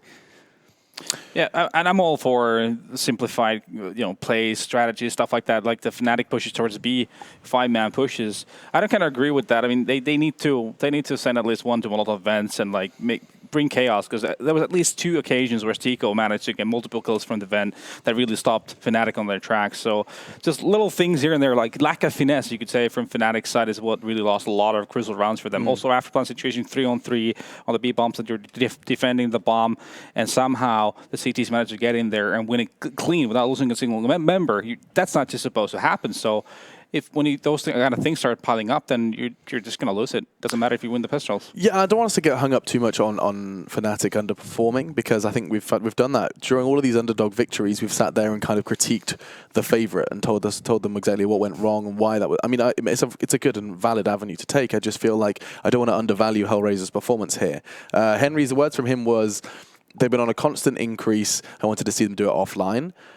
So my question to you is what was making Cash look so good? Yes, you've talked about that one defining round. You've already talked also about the couple of afterplant situations. But on an individual basis, when you look at fnatik's names and you look at HellRaisers' names, Helvor, there's no doubt that you would probably lean towards fnatik in terms of the individual prowess. Yeah, no, definitely. So where is this coming from? Is it strategy, or are HellRaisers much better than we give them credit for? I don't think it's necessarily any of those things. Okay. I think it's, well, again, if you don't want us to criticize fnatik back... You can, just don't want to get hung up on it. Yeah, but if you bring up individuals, obviously we talked about Lekro pregame, if he's going to be able to showcase what he does online in an offline environment, and he was completely invisible for the entire game, that obviously doesn't help, especially when, because this is the thing about HellRaisers, and it doesn't matter what iteration of the team you bring up, they've always been inconsistent.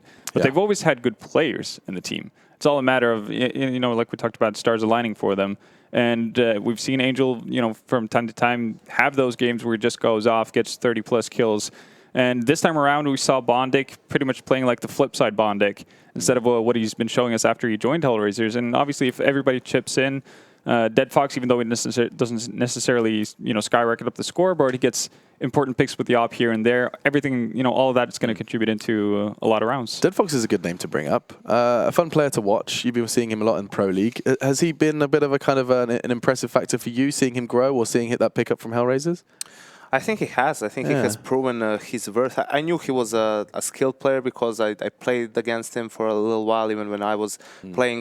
Kassad coached his team at a major qualifier as well, so he told me that he's like a guy who gets the job done. He will get you the kills pretty much. It was about the finesse and the small nuances of his play. And in Stiko's interview, he also said that he even values him more than Oscar. Damn. So as a player and what he's capable of. So definitely I think there's more to show. I think he did his part, and that Sam had a couple of really had a really big round towards the B bomb side where he got the early pick, but then in the retake got a couple of kills, ended up with a 4K. I think that was a super important round for HellRaisers. Yeah, you don't have to be necessarily super dominant to be very effective as an operator. You take the right angles, you make the right picks, and you delay the attack from the opponents is what can really make a difference. And I think he did a tremendous job at that. Yeah, especially when you're playing against the kind of style that fnatik are running right now, especially on Cash. The fact that they have not necessarily herd mentality, but they have these setups where they do sudden executes towards a bomb site or as a large group. And if you're an operator able to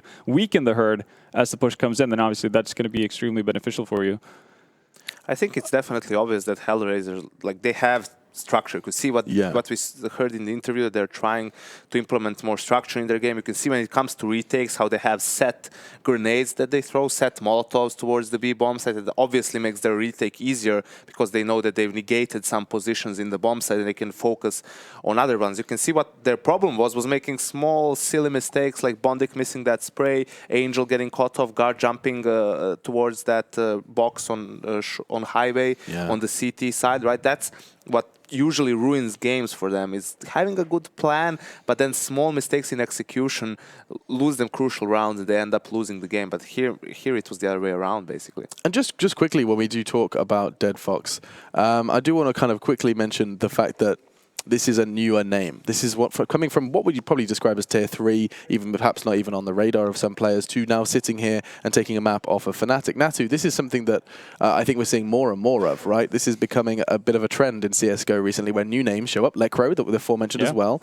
Is this something you want to see more of? Is this something that we can help support, or is this just a matter of time before this was going to happen? I think it was just a matter of time before it happens, really. I mean, teams are going to be more open to scouting, seeing how these guys like Dead Fox was playing the team. That was I think the first time I really took notice of him was the first minor of this year. So I mean, teams are going to be watching. They're going to be seeing how they play and give them opportunities when they need to have them. The beauty of if you have these tournaments with open qualifiers or a team that does well, all of a sudden you are on everyone's radar, and of course that's a message to everyone who wants to play. I think these players are making a statement at this point in time, at this very crucial moment in CS:GO, where you have the opportunity to try and battle with the best, and the best are falling. fnatik have just fallen as well to HellRaisers on Cash, and I want to start moving in the direction of our second map. If you guys are up for it, Overpass, a map that you guys have already suggested it looks more likely for HellRaisers, Yanko. So surely seeing Cash, we start looking a lot more favorably towards HR.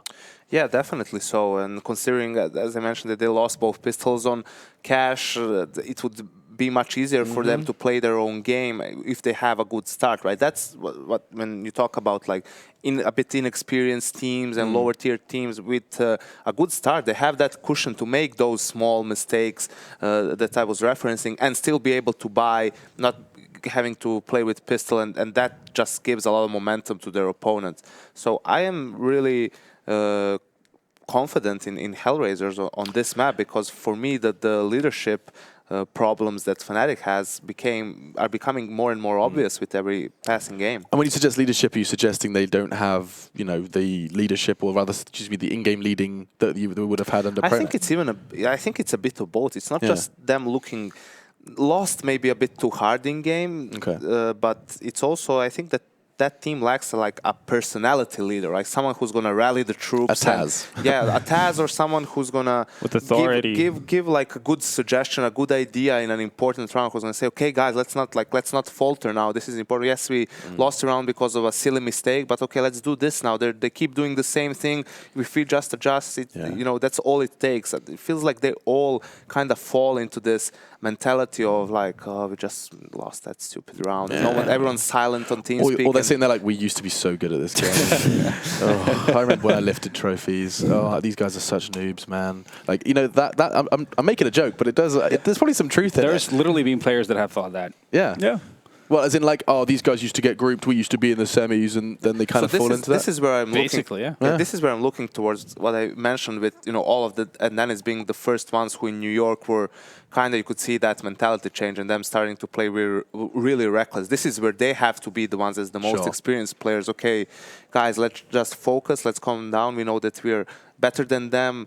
Even though it's their pick, we can still win. Let's just communicate more, communicate better, and we can fix it. Yeah, it's not like we talk about mental fortitude for no reason. I mean, it is a massive part of this game is to keep your composure and just stay on top of things, not getting too riled up about the fact that you've lost a silly round or even a map because of it. So it does go without saying. Also, I think on Overpass, I agree with Janko. It really plays with the strengths of HellRaisers, to be honest, at least on the CT side, especially because they like to take challenges, they like to play aggressive, and this map really plays towards having to take gambles, having to play really aggressive. So I feel like this is definitely going to be a map where they're going to be feeling comfortable on. Halvor, isn't that really the style, like the go-to must play? You have to have some essences of aggression on CT Overpass, wouldn't you say? Yeah, most teams would. But we've seen every now and again, you know, one or two of the, let's say, top 5 teams in the world manage to play extremely passive on Overpass and actually be successful with it from time to time. But it's definitely not the norm, and it's definitely not as easy to execute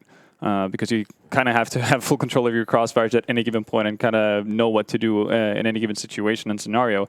So yeah, definitely aggression. That's gonna benefit. You know, that's gonna bode well for guys like Angel who, you know, hates standing still, pretty much. And you can see that, you know, the round you alluded to, you know, where he's jumping all over the box. I'm betting he's so keen to just like press down W and just go right down mid. But now he's going to be allowed to do that.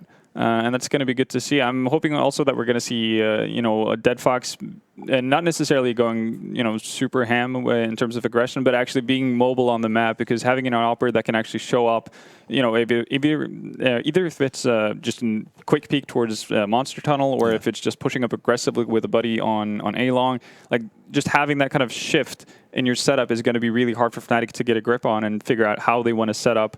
Because, you know, let's say first buy round, they set up in a standard default, and that gets trashed because someone from HellRaisers just goes aggressive. That's going to make them more wary about doing that over and over again. And we saw that with Navi on Mirage versus Dignitas, for instance. Like when you don't get your normal strategies to work, then you start doubting yourself.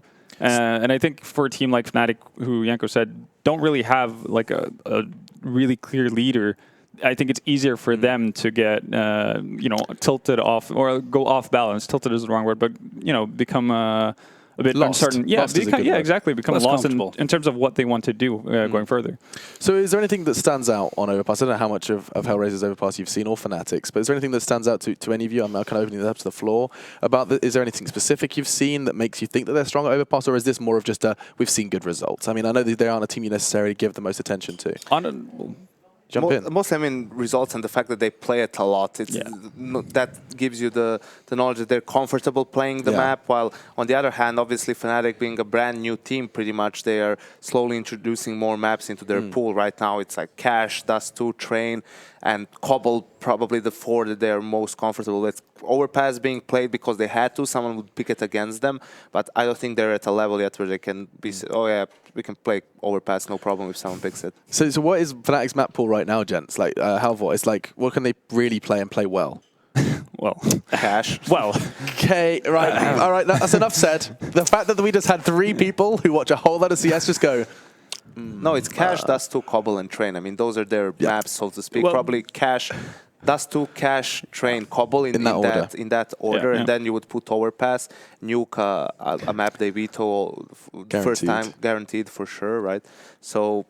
But then you have to question, like, how strong of a map that are those when they drop map. And again, not just any slight towards HellRaisers, but when they drop a map towards HellRaisers, like, well, because when it's you expect you have so high expectations of fnatik. That's really where I'm coming from. I think the problem is like Lekr was really missing, and the problem is it's not like one player underperforming. It's in the play style that they're going for, heavy individually based. Lekr is supposed to be one of the heavy hitters on the team. You can't go.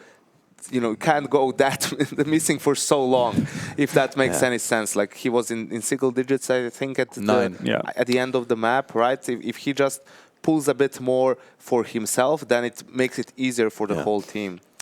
I know from experience, it's really hard when you change this much lineup as they have, that when you don't really have that comfort zone you can get into, you can always go fall back on something, like the 100% rounds, or like the kind of rounds that everyone knows so well that you can always fall back on it when things don't go well with the things you were doing at the time. So there's so many things still to figure out for fnatik that it's not really surprising to me at all that they're struggling at this point in time. Yeah. If I could ask you to put in your prediction as well into that, do you have any faith in fnatik, or is it seems clear cut for HR? Yeah, like I said, I feel like the Overpass is a map place for the strengths of HellRaisers so well that I have them winning it.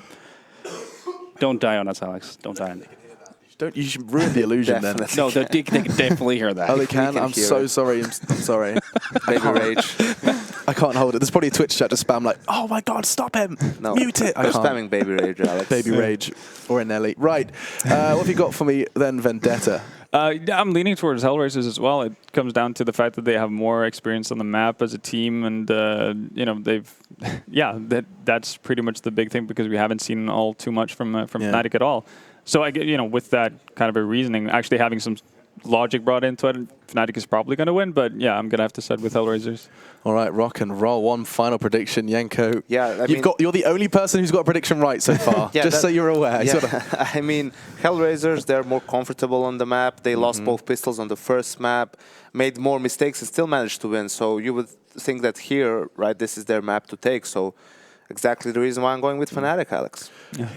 Okay. No, that's why not? No, that's interesting. Logic obviously doesn't work when you want to predict results simply, so I'm going with fnatik. You should start taking a leaf out of Sadek's book where he just kind of goes, HR. And has nothing else, no backup for it. He just says team names. I mean, he flips a coin. Yeah, I mean, backroom talk, Henry has predicted HellRaisers to win the entire tournament, so...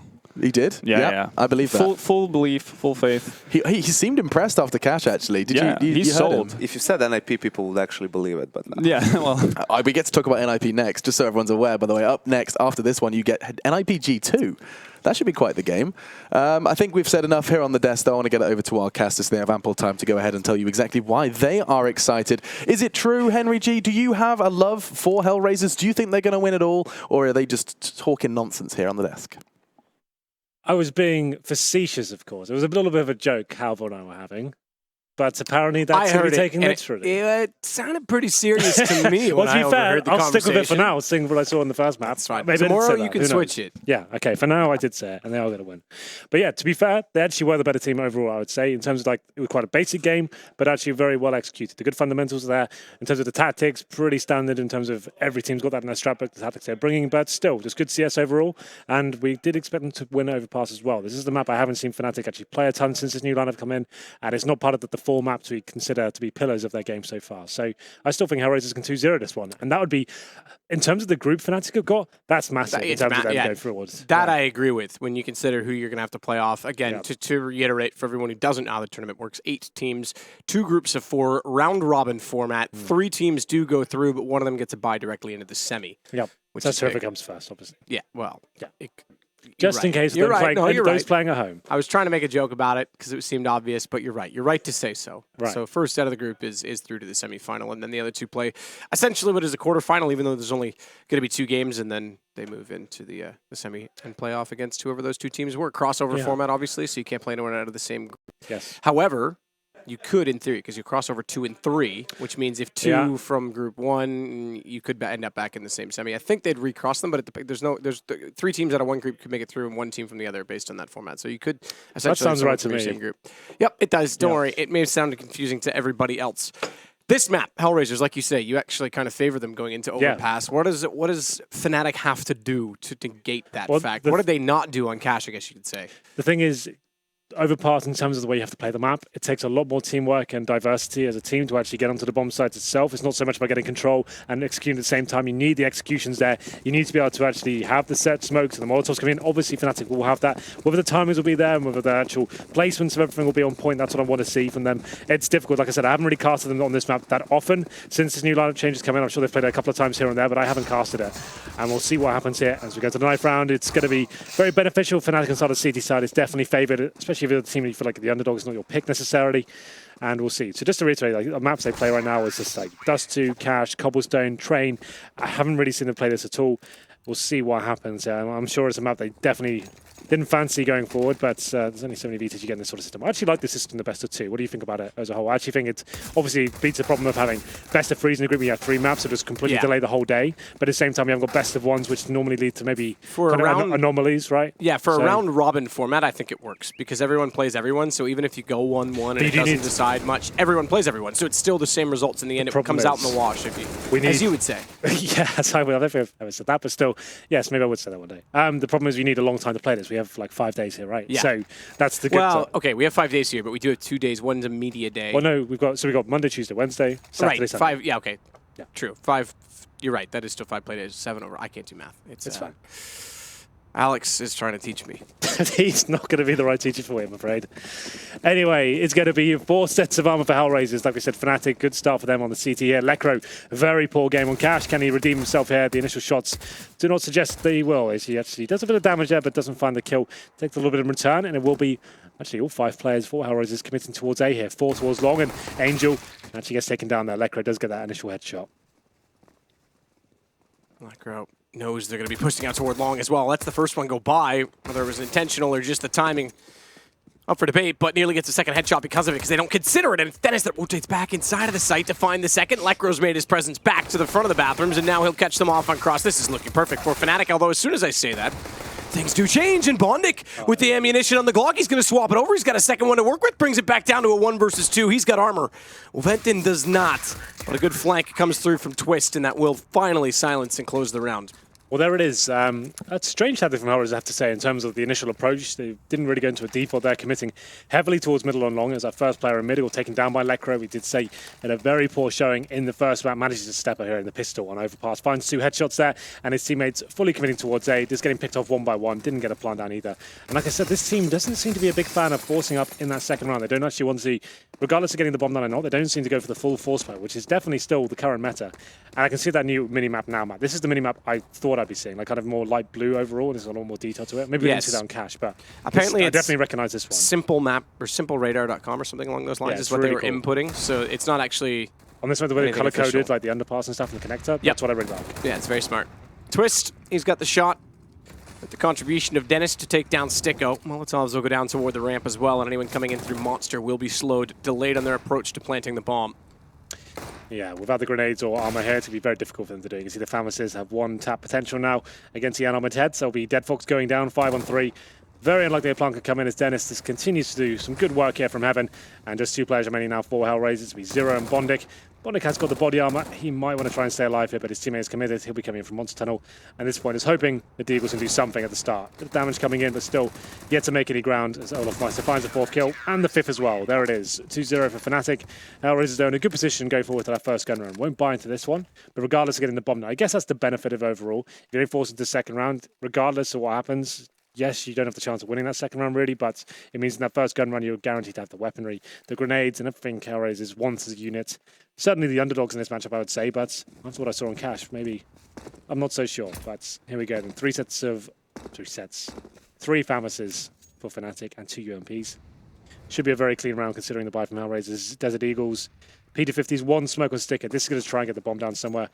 You'd normally head towards B. It's a tighter map. It means you can get an exchange just about if you group it together as a terrorist. Maybe go for a connector. That's what I would speculate is going on right now. They're getting 2 players towards middle. Get in that connector position. Go through the door.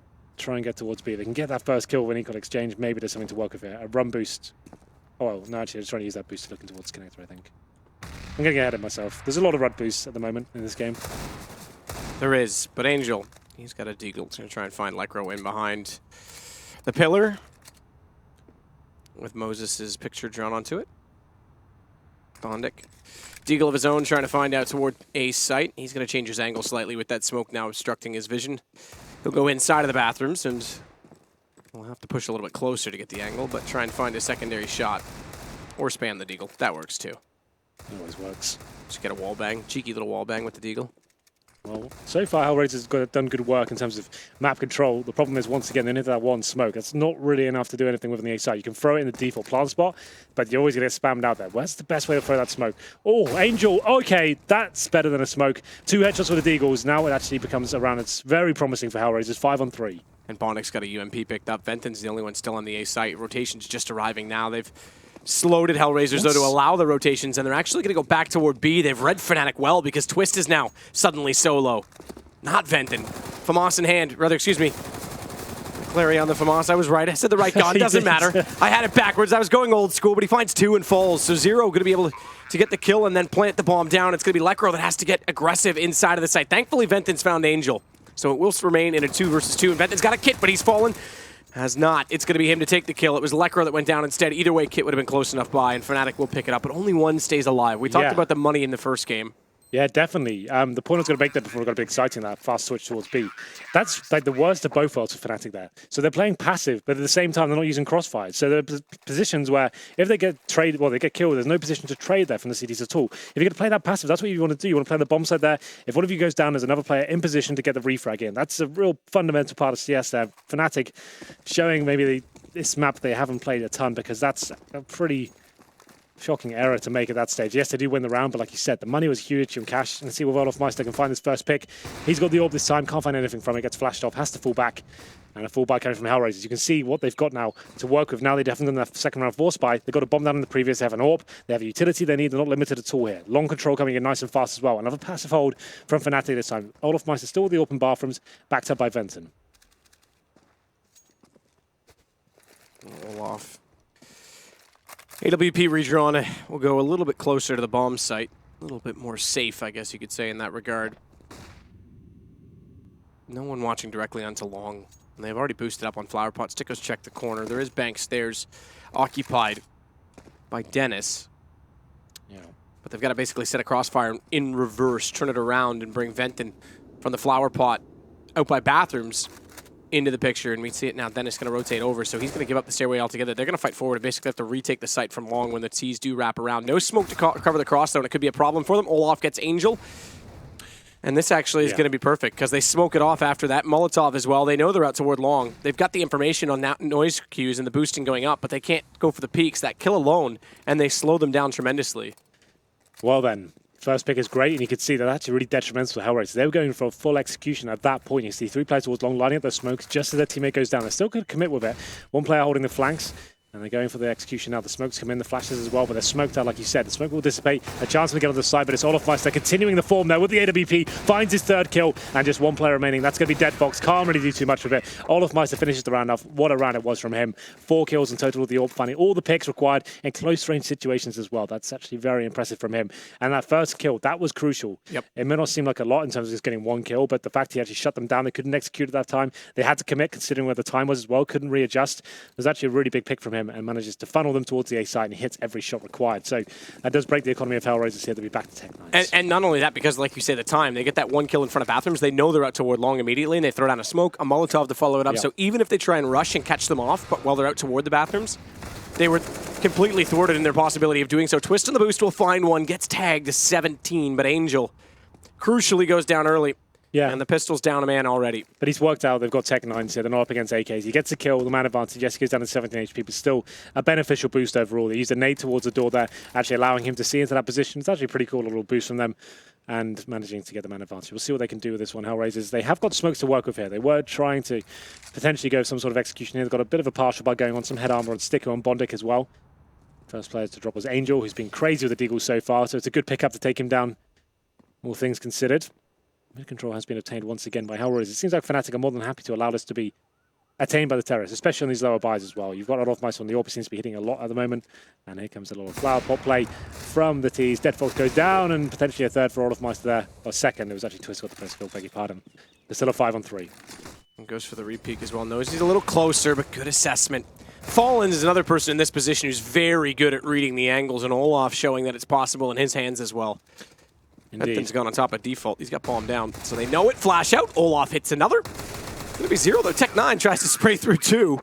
If he had hit headshots, we might have had something to scream and holler about. I do like to scream and holler, Henry, but Venton's going to get him. All 5 stay alive for fnatik. You do it very well as well. Thank you. I appreciate it. And it's going to be now another full buy, 5-round loss bonus for HellRaisers. fnatik, we said HellRaisers probably have the advantage going to this one. It's been some very tight situations for them, but keeping 5 players alive in that round means the money gets in a very promising position, gives them a bit more to work with in terms of being a bit more audacious at the start, go for those first picks. They can justify them a bit more now, be a bit more aggressive. You can see on the minimap right now, it's going to be Olaf, Meister, and Venton. Once again, Olaf going for that first pick.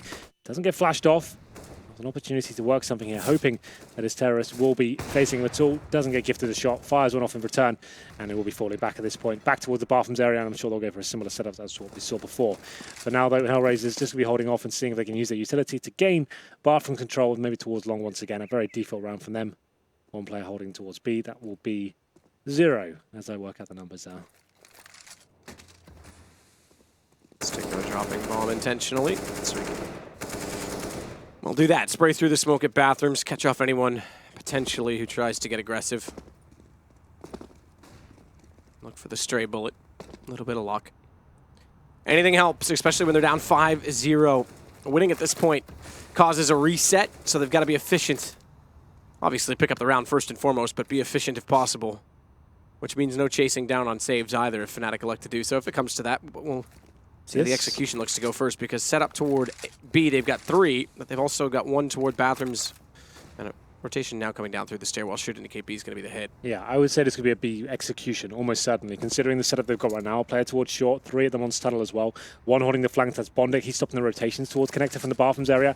And here comes the play. It's going to be Molotovs towards the site, smokes as well, and 3 through monster tunnel. This next kill is crucial. We don't really want to be watching Bondic here. We want to be on the other side of the map, please, as Twist gets the first shot. There it is, and that's the play of the HellRaisers once again. 2 frags equal for now, and 0 gets the man advantage. Bomb should be planted. Deadfox nearly hits a shot as they cross toward the jungle as well, but bomb planted, as you say. Deadfox can't find it again, wide of the smoke. Molotov will hold them in this position, though, and Venton's going to have to... Well, he thinks about using the smoke, and whether or not he's going to, we won't find out until a moment later. Lekro's already in, though. He's going to commit to this. They've got a kid on Venton, but they're down a man. They've got to try and find it. Answer immediately, and Venton's back into the picture. Now spray comes through from Lekro. Chance to push the smoke from short. Lekro's going to have to hold off as Venton now last alive. Wraps back around, and he's shot from Bondic as well. Nice play there from HellRaisers. Decent execution, good fundamentals to start, working a nice default, not giving too much away, not losing that first pick this time. You can see them setting up for it as well. 3 players towards that monster tunnel position. The smokes and Molotovs are on point. It flushes fnatik out into positions where they have to face at that stage. HellRaisers equal exchange to kick things off, but 0 found that very crucial kill to allow them to get the bomb down. 3 versus 2, the Orb's still alive as well. Deadfox hitting the shots required, and it's to be the first round on the board for HellRaisers. Not out of the woods just yet, though. Obviously, reset potential coming in. They do manage to keep 3 players alive there, so it's a decent round overall, but still in a precarious situation. Olaf Meister changes his stance this time, more aggressive towards long. As smoke takes the terrorist view away as well. So have a lot to work with it. They could do boost in front of that smoke if they really wanted to. Not at this point now. They've actually fired off some shots and given their hand away. They'll have to fall back now, using a flash just to buy them some time. You can see Deadfox affected by that. Won't be able to chase at this point. So another default for HellRaisers. I assume this will be back to business as usual as Angel works towards connector. Door to be open. Flash time perfectly. Twist will not only not see it, he won't hear it either. Now this allows that flash coming in as well. It means you can open the door and stop that boost position we saw on that initial anti-eco. So it means you can just clear out to a short position, then get control of it as well. But it looks like HellRaisers want to try and get bathrooms on mid here, as they use the Molotov to flush out Olaf. And that could have been very risky for Olaf. Thankfully, the smoke down at the other doorway, because he gets pushed back inside to get away from the flames. Twist trying to do Crim's-esque Inferno on top of the cart at the top of Banana. As he sees over the smoke. That is rolling back the years. Yeah. Inferno, not Infernu. Yeah. The rejected is in no. Well then, still 5-5 for now. 35 seconds remaining. Decent map control picked up by HellRaisers here. That missed shot from Molotov as well is crucial. They can Molotov him back towards the bomb site hit, but Incendiary in return as well. That's going to buy CTs more time here. So a lot of pressure on HellRaisers. This is almost a guaranteed read now towards the A site. Olofmeister picks up that kill.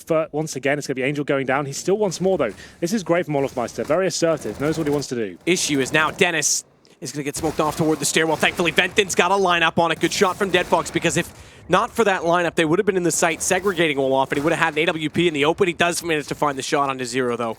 And Deadfox is on no man's land. That's very convincing from fnatik. If not for Venton in that position, that could have been a huge problem, the smoke going in front of Dennis. Well, there it is. The full reset comes in. You win the previous round. You use the subsequent one. You only get $1,400, especially if all 5 players go around. Deadfox has got 5k. They could get a little partial buy if they really wanted to. I'd suggest they don't. But as fnatik, great utility usage there. Olofmeister, like I said, confident now. They've got a better round to work with here. Double orb setup coming in as well. I like that. But this is pretty much full eco from HellRaisers. Deagle and PT50, that's all they have.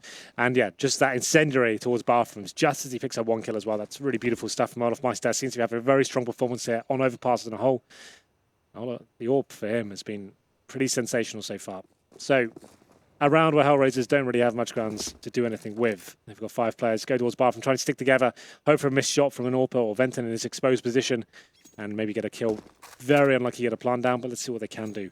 2 players on the A side and off towards long. Shot comes in from the terrorist there, but once again the incendiaries drop and just trying to buy themselves some time there. Missed shot from Olaf that time. Tough one to hit behind the flower pot. That does give Angel a bit of an opening, but a lovely shot from Olaf up close. Misses the next, but he's got time to reset. Got to go to the pistol eventually. Headshot on 2. He'll close it out. And again, I miscall the first headshot, but doesn't matter. Olaf's got style. 7-1 fnatik. 15 kills for Olaf after 8 rounds and 15 kills, 3 deaths. He has been a monster with the AWP so far. Pulls out the PT50 in that round and finishes things off with style. And 7-1. We said fnatik would be struggling over Overpass, but so far doing a very good job here. And it's going to be HellRaisers' money once again to buy into this one. So the AWP, like we said, Deadfox had residual cash from previous rounds, so he's okay to get that weapon out. He's actually pretty well equipped overall. 4 AKs to join him as well. This is going to be fast. HellRaisers are going to try and change the pace. Counter Molotov does slow them down. I take it back because only 2 of them did go toward Monster. Yeah. It looked like they were going to go all the way in with the AWP leading the charge to find a pick. Well then, 3 players from fnatik towards mid that round, actually leaving long fully open. And this is Twist going for that first pick as well, but a very defensive hold from HellRaisers. Means they get an early first pick. That's Twist going down. And at this point, HellRaisers can breathe easy. We saw this a lot in Cash. They were great again in that first pick. And once again, they do it again on Overpass here. So 5-4. It looks like now they will be committing back towards B. That's the only round they picked up so far, that set piece towards the B site. They could probably do that again considering the setup. 1 player is normally Bondic, he's holding the flanks, and then smokes, Molotovs onto the side, uses man advantage they've got. Should be a successful procedure, but they need the frags to go with it. Nade spotted going over. You can see it from Lekro as he turned away to dodge a flash, and that's going to call his teammates in closer to the site. Lekro's got the shot onto Zero. Switches his angle. He's going to find the shot on Angel as well. Deadfox, though, will get Lekro immediately back. And Venton, smoked off, has been waiting patiently for an opportunity, but he gets caught off from short as he goes hunting for the 2 players on the ramp, and it's down to Olaf. In a 1 versus 3, waiting patiently. Well, flash from Sticko, but doesn't use that to escape, so still inside the default. Olaf's not aware of that. Yeah. The Molotov will bounce it, though. That should get him 1 kill, and if he gets it fast enough, well, there could be a chance for it. And overcommits, loses the AWP, but they've got money to work with. Yeah, Sticko even throwing a flash from that position, doesn't have to kill, doesn't have to find a frag. He wants Olaf to commit at that point. Doesn't go down. The Molotov, yes, gives the position away, but still, HellRaisers, like I said, that man advantage, full B execution. It was very likely to win that round. It's difficult for fnatik to do much with it after the pick has been obtained by the terrorists. It was an equal exchange, but that's not quite enough. fnatik still with cash, so the double up setup is going to be redundant at this point. Just back to Olaf. You can see the money starting to slowly but surely disappear for fnatik. You can see they've got body armor here on 3 players. Olofmeister on glass cannon. Maybe they won't stop them there considering the form he's in right now. We'll see what happens. There's another default from HellRaisers, not giving too much away at the start of the round. And the same notes, not too much aggression from the CTs here. So Olofmeister towards long by himself. I assume he's booted up on the flower bed. Smoke's coming in towards the bathroom. Bombs still down towards B. So just trying to dissect the map at the moment, see where there is aggression from the CTs at the start of the round. It's going to be Sticko working towards the party area, and Angel clearing out connector as well. Once they've worked out these areas are clear, they can work out what the next step of the plan is. Angel does clear every single angle at the bottom of that stairwell. And again, fnatik Trying to get assertive inside of the bathrooms. No one peeking out toward long. They've been doing this all game. Playing the front of bathrooms, holding that off, letting them walk down the narrow choke point, and then setting a crossfire. Micro wants to get a little bit closer to Monster as well to see if there's anyone waiting in that position. Zero. Smoke in front of them now on short. Doubly smoked. Not really sure that anyone wants to go through 2 smokes, but they'll flash over it regardless. And in the site they go with the flash. Missed time. Zero loses his vision, but so too does Lekro down below. That'll give him position inside of the site. Lineup potential, but Lekro's there. And the headshot comes back from the A1. Gives him a chance to get the bomb as well, but the reload will leave it to Dead Fox, who's suddenly down in a 1 versus 2. Checks back for the flank, but it's a boost instead, and Olaf's got it. Olaf boosted on Overpass, no question. I knew you were going there. But yes, you're right. It's another B-sided attack there from HellRaisers. Not working out once again. fnatik holding strong, and like you said, a boost to finish things off there. Pretty much perfect scenario, and it's going to be 8-2 here. fnatik running away with this one on the CT half. We'll have a look at the money for HellRaisers. Looks like they're forcing into this one. It's not the most convincing force by either. Normally you want to see a lot of utility on these sort of buys. They have 1 smoke, 4 flashbangs and a Molotov. Once again towards B. That's the only place they've found success so far, and maybe just a straight up rush here. Towards short they go. The Molotov's out, and a boost coming in. Twist will be ready for it. He's actually in a prime position. The HE won't quite reach to... Oh, actually does do significant damage. I take it back. All right, that's fine. It's 4 players. And a contact play now potentially from HellRaisers. Walking up towards short, just hoping they can find that first frag. Let's see what they can do with it. Sticko. Oh, he's going to go down immediately. Again, it's Lekro inside of the water. He's channeled his inner Poseidon to hold off the position, but he will eventually. Okay, he does get the pistol back out. I was going to say go down to Dead Fox's angle, but he takes Dennis instead. It's going to be 9-2 for fnatik. Very convincing and very fast round after the reset. Yeah. For HellRaisers. At that point, I don't mind the force buy from HellRaisers. Obviously, fnatik only got 1 state loss bonus. They're trying to shove all in on the T side here and try and get fnatik on a full reset there. But another B play comes in once again, and that seems to be the only place they've got any sort of success at all. This time, much faster, taking a heavy nade at the start. Just going in with a contact play as well. Don't really get too much for it. Not going to have a bomb going down, and should be another round here for fnatik overall. You can see it's just Glocks and 2 PT-50s, no nades. Benton, just a Defamus, got a Galil as well, but that's just saved from the last round. And we'll see whether they can do anything with this. So they managed to get the first frag, went in with 3, dropped a bomb as well, looking for his third. Can't quite get it, but he works out with the last 2 players out. In the corner, Zero has to get a reload in. Ooh, Olaf switching to the AWP. It's timely for Zero, but that's all they'll get, and easily pick up the AWP as well. Twist the one to do so. 10 rounds. I think Yanko was right. Just pick the opposite. Don't pick based on the map. Pick based on work out who you underdog on the map. Yeah. Work out who you think's going to win and then pick the opposite. And that's what happens. That's exactly what happened with Dignitas and Na'Vi as well. Like, no one thought Na'Vi were going to have that sort of play on Nuke. And Dignitas, one of the most well-versed teams on that map, somehow don't pick it up. There's been a mixed bag of results today, I have to say. But still, HellRaisers is not completely out of this one just yet. Let's not get ahead of ourselves. It is 10-2, but still, they have 5 AKs in this round. But Olaf Meister, good positioning once again. Managed to get the first frag. He funnels the remaining terrorists towards long. 3 of them, in fact. They're going very quickly here as well, not messing around. They know Olaf's there towards mid, so a good chance they can actually get up towards long and potentially find something with this one. A quick smoke will help them out, but Dennis, he's waiting for them on the other side. Olaf in that great position once again. Dennis sprays down, does drop the bomb off. Bondik, though, he's got 2 in return. Finally, Olaf turns around to find him in sight, looks for the bomb again, and he misses the shot. That gives Dead Fox a bit of a chance. In fact, a real chance as he catches Lekro in rotation. It's just Twist remaining. And finally, HellRaisers pick up a round because Dead Fox is able to find him. Olaf got caught out. That's the first time that we saw that breakdown. We set up the crossfire, wasn't successful at long, then it did leave Olaf as a sitting duck out toward bathrooms. I'm not sure I'm a big fan of Lekro's decision there to push through the smoke. Yes, he's hoping the terrorists have got their focus directly on Olaf Meister, know where he is, but he had Dennis in back as well. Those 2 could have stayed alive and still won the round in that scenario, or at least made it a lot more convincing. Him running through like that, it's actually set HellRaisers up for maybe a couple of rounds in a row like right now. As you can see, the money is starting to break down for fnatik overall. 4 M4s, no kits, very limited buy. They have to go aggressive here, and that's reflected right now. That sort of boost towards connected towards the short tunnel here. They need to be working this first frag. They don't have enough to work with there, especially no AWP. Good damage from Olaf Meister towards Angel. Looks like he wants a little bit more. Just here we go. Okay, Dennis and his teammate pushing towards the connector, finding those first 2 frags here. So a very successful start as they once again funnel the terrorists towards long. Let's have to go for this point. 5 on 3 and a good frag towards Olaf. Good start again from Bondik. Now they're starting to go with speed and grace toward long, and it's catching off fnatik, who go for a 3-man retake from a flank position at B. So default reversed, it's on the inside of the boxes as a result of not having bathroom down. Think of that almost like Catwalk on Dust 2 when you plant either for long or Cat. This would be Cat given up, as we see most teams try and hold on to it with the execution. Dead Fox has Lekro down, but again, the other three are coming out from bathrooms. They know it now. Nice shot from Venton on the way through. Bondic falls, but Sticko's able to swing. Leaves him vulnerable, though, and it's suddenly down to one-on-one, and Dead Fox again is going to pull this off.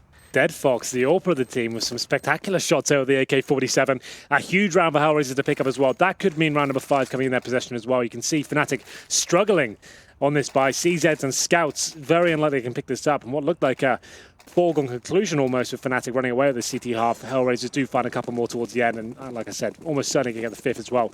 Dead Fox there towards Bank. It's Lekro once again putting himself in positions where he by himself, not waiting necessarily for the rotations from his teammates, gets taken down in quite a convincing manner. And at that point, HellRaisers run away with the round. It's going to be round number 15.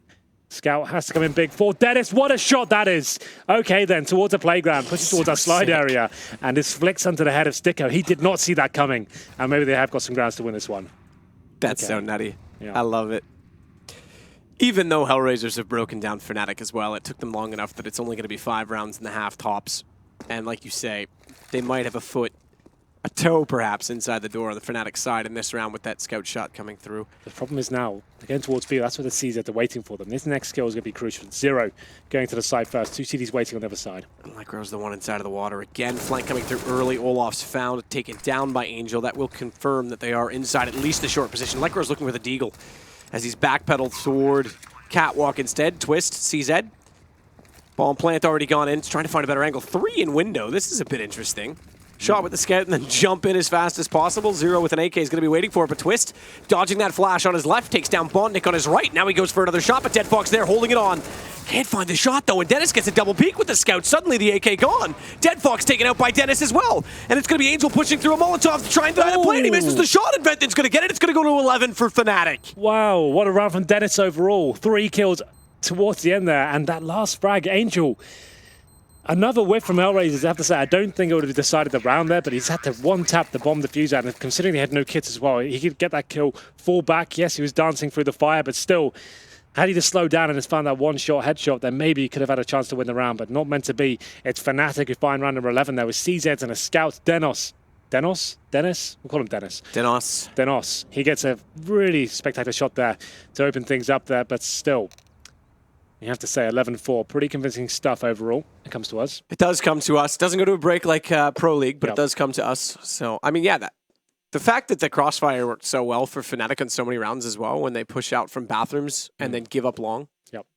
It's like a little pincer move. It just kind of sucks them in. It lures them in. That's what fnatik was so good throughout that CD half. It's just almost dictating where the terrorists are going, showing such aggression towards site, one side of the map, and actually getting kills as well. It could actually almost dictate where the terrorists are going. They fall back towards B, slow them down the CZs, and a nice little retake there from Dennis to finish things off. Yeah, I think so. I mean, and not to mention the fact that the scout shot comes in to start it, and then he's able to take down 2 more. A lot of missed shots inside that B site, which was almost the detriment of the first game, if we remember that Bondic round. But 11-4 CT side at half. Convincing stuff from HellRaisers. I'm a little bit disappointed that they were a little bit, I think hesitant is the word, because we saw when they started playing with more speed, they were finding the picks and catching fnatik off in rotations. Well, the pistol round has presumably begun. It's going to be a 3-on-3 for now. Zero over headshot there towards Olofmeister. We'll see if we can get back into the action. The bomb yet to be planted. It's going to be Lekro challenging 2 CTs here. This is the big round for HellRaisers, but it's Lekro finding a kill with the Glock. Now it's going to be 2 in favor of the CTs. Somehow I thought that was going to be fnatik running away with this one completely. And Lekro, he's been poor so far in this series, but he finds his 3rd kill of this round. 1v1 begins. Lots of time to play over as well. It's the mind games. What kind of plan does Lekro go for? He doesn't know where the remaining CT is. Zero has found a kill, so at least he will know he'll be towards the B side. But where is he rotated to? Is it CT spawn? Is it behind him? We'll soon find out. Or at least Lekro will soon find out as the bomb plant won't come in just yet. He's actually hunting towards CT spawn and hoping he can find the drop in him here. But interesting thing is, too, with pushing in, this should mean he takes the bomb over toward B. Because if he can't find him on the way, that means he's got to be coming to A from the flank, and therefore might as well continue all the way through, catch him off, and get the plant down. Oh, no. Oh, this is perfect from Zero now. Yep. This is going to play back into Zero's hands as Lekro goes back up. Still searching for him, can't find him. I would have thought you go straight to B on this. Oh, get wrecked. Peeks it out and Zero just wrecks him. Oh my god. Yeah, the thing is right then, because thing is for Lecro, right? He doesn't know that Zero is fully committed right now. He has no choice but to go down long. So regardless of what Lecro did there, the fact he gets to face it as well, he maybe wanted to get the bomb down there, but he knew CD spawn was clear. I would say maybe he was planning towards that area, but obviously hindsight is a great thing to have. He faces towards long, trying to get intel there, and he gets completely destroyed by the one tap there. So a much needed pistol from HellRaisers does come in. It looked like fnatik had control of that one. We missed the beginning exchange of that pistol, but this is more standing out. fnatik are force buying the second after not getting the bomb down. We didn't see this at all from HellRaisers, which certainly an interesting approach, but one, you could see why they were doing it. They had a lot more to work with in that first gun round, and obviously didn't have the potential to win the second, but a decent grenade there from Angel. There's a ton of damage towards Venton and Loloff. You can see they've actually been heavily affected by those. B-smokes come in. Angel, though, such a great position. Does get taken down with only 2. Twist is able to pull it back with the Tech 9. The MP9 just started off, does so much damage. 0, M4, missing shots again. Thankfully, his teammates are there to bail him because it is going to be just Twist remaining, who gets 3 kills in the end with the Tech 9, so it does force a little bit of reinvestment from the CT side. Makes it 11-6. That is my car after driving at the Nürburgring this weekend. What's that? Missing a windshield, into a wall. Right. Well then. To be fair, I did see a Ferrari into the wall that wasn't quite missing a windshield, but missing some parts, let's say. Was everyone okay? Everyone was fine. Good. Well then. fnatik, no bomb going down in that previous round. Full eco here. 1 PT50 purchase. Only $300 actually brought into this round. That's it. Nothing else. So, as they get the bomb down here, it's something just short of a miracle, I have to say. Let's see what they can do. As they go fast towards long A, at this point, you haven't really got much to work with. Go for it, see what happens. bondik, can't believe his luck. 2 other players with Glocks running towards him. He gets a third as well. Looks quite pretty, but I have to say it's quite an easy maneuver for him. He'll be happy that round's over. No bomb planted for fnatik, and it will be 11-7 here. HellRaisers getting back into this game. This is the one that really counts here. Do they keep the UMPs and the MP9? Considering the situation, I would say probably not. Maybe get rid of one of them. Looks like they've upgraded to an AWP. I would say you just need rounds on the board at this point. Money, yes, it's a great thing to have, but losing a round because you want to go for that bonus round mentality, I don't think it's worth it. So I think they've upgraded one of those SMGs. Probably the MP9, yes, to an AWP. That makes a lot of sense. And then keep the UMP, which is still a viable weapon, as we discussed in cash. First gun round, 5 AKs for fnatik. Actually, a heavy presence towards the connector. 3 players there. You normally send 2. Yeah. It means no one really over toward A to clear out party or push back inside of bathrooms. They're going to take the bomb in that direction and try and time it so that when they come up the stairs, they can try and accomplish the same thing, but it changes the angle considerably in doing so. And thankfully, a smoke there. Dead Fox has an angle. 19 HP, spray through, and a bullet could catch him and take him down, but he does manage to retreat. Hit his shot on Dennis as well. Bomb drop temporarily. bondik, he'll follow it up by taking Lecro, and it's a great start, considering how dangerous that could have been. And more lineup toward the bomb with a smoke out in front of it. Quick check toward long. Angel doesn't see it. So Olaf does get the drop. Twist is going to pull this back. That changes everything. Just the lack of vision through that railing, and suddenly a texture change sways the round back in the favor of fnatik, a 3-3, which will split the defense, give them the bomb back, and still 54 seconds to work with. Twist is going to grab an AWP out of this.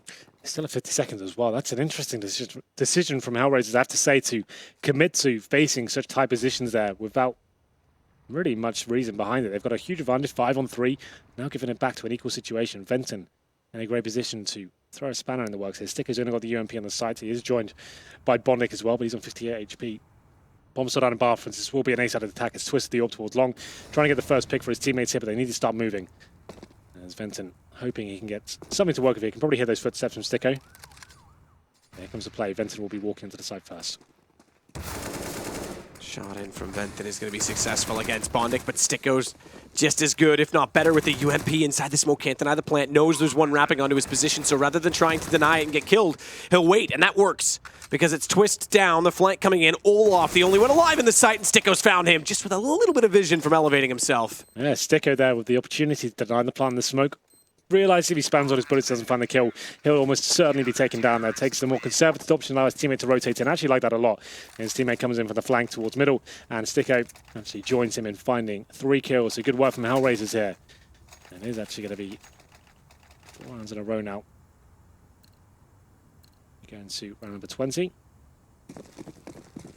5 AKs purchased for fnatik. You can see they are struggling here. Yes, the bomb's going down, but they've got AKs and smoke, sure, but Molotovs or orbs not going to be achievable for them as we go into round number 20 here. bondik towards connector, listening out for steps in a full contact play. They're going to be extinguishing the smoke. Sticko ready to receive. The Zero gets the first headshot. Bomb dropped as well. Equal exchange for now, but still a lot of work to do as Angel finds another kill. 2-on-2. Lots of damage done to the remaining terrorists. Nuke's going to throw a nade over. Oh, man, no. Oh, that nade does do enough damage to Dennis to take him down to 32, which could be costly. He manages to cross.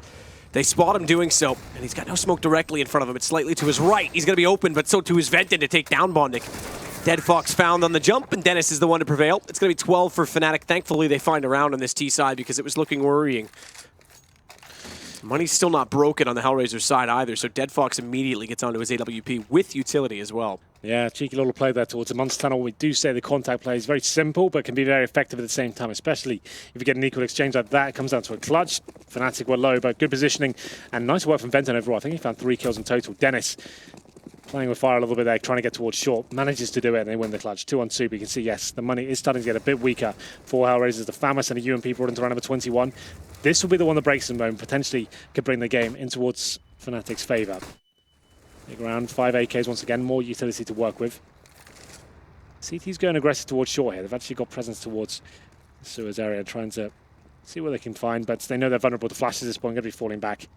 And what's the play? Dead Fox back on the AWP. Played fantastically on Cash. Let's see if he's got enough in the tank here to win a very important round here. Venton's going to work out toward the party. Checks every little off angle. How often would you see someone hugging the stairwell to the left, but he still considers it because they can't afford to go down on a man early in this situation, especially having just won a round for the first in a while. Spotted out toward long. Angel can't land the shot with the FAMAS. He's going to get closer rather than backpedal on this as well. The Molotov should discourage him slightly, but he's brought a second player in. So this becomes interesting because Bondik's here with him. They're both waiting for the flash to go over. It's a smoke instead. Angel's going to reface on it. He goes alone and he makes it work. If he had gone alone and went down, then the trade potentially becomes awkward for Bondik.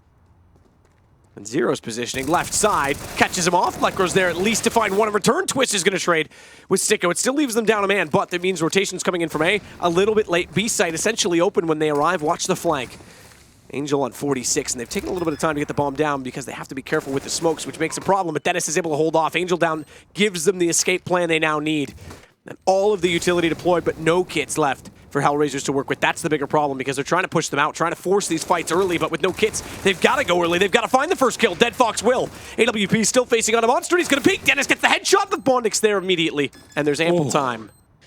Very touch and go there for the CTs. We said that was a huge round going forward to the final result of this game. It comes down to Dennis versus Bondik, who just had the UMP. Good thing for him is he has the information as to where Dennis is. The pressure's on the terrorist trying to defend the bomb as well. UMP comes and trumps, and at this point, I think fnatik know how low the money is for HellRaisers at this point. After getting the bomb down as well, I wouldn't be surprised they force into this. It looks like they'll be just going for a partial buy after the better rounds they've got available to them. I guess it's not fully required. That could just mean opening the door of opportunity for HellRaisers slightly.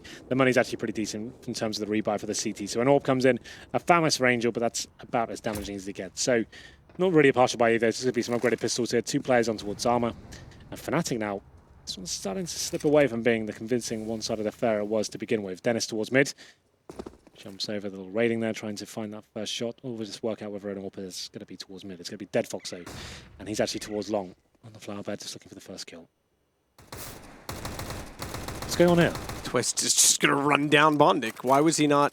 Was he flashed? I guess is the problem. I didn't see a flash animation above his head. We switched to it late. It was almost like his mouse just didn't want to turn. Either way, Twist. He'll get Angel down, and then now fnatik somehow on that. I'd love to see that again from Bondik. Yeah. It was peculiar.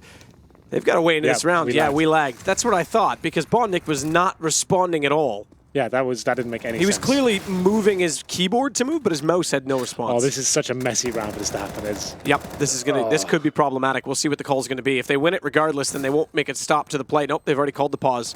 It'll happen in the freeze time. Venton's going to close out on Sticko. It's on to Zero to make things right. No. Otherwise, we're going to have a dispute, and that's going to be the case. Right. Olaf's going to take Zero down, and now it's Mod. Yep. He is the most experienced between he and Graham. They're the 2 most experienced admins in CS. They brought Mod in just for situations like this.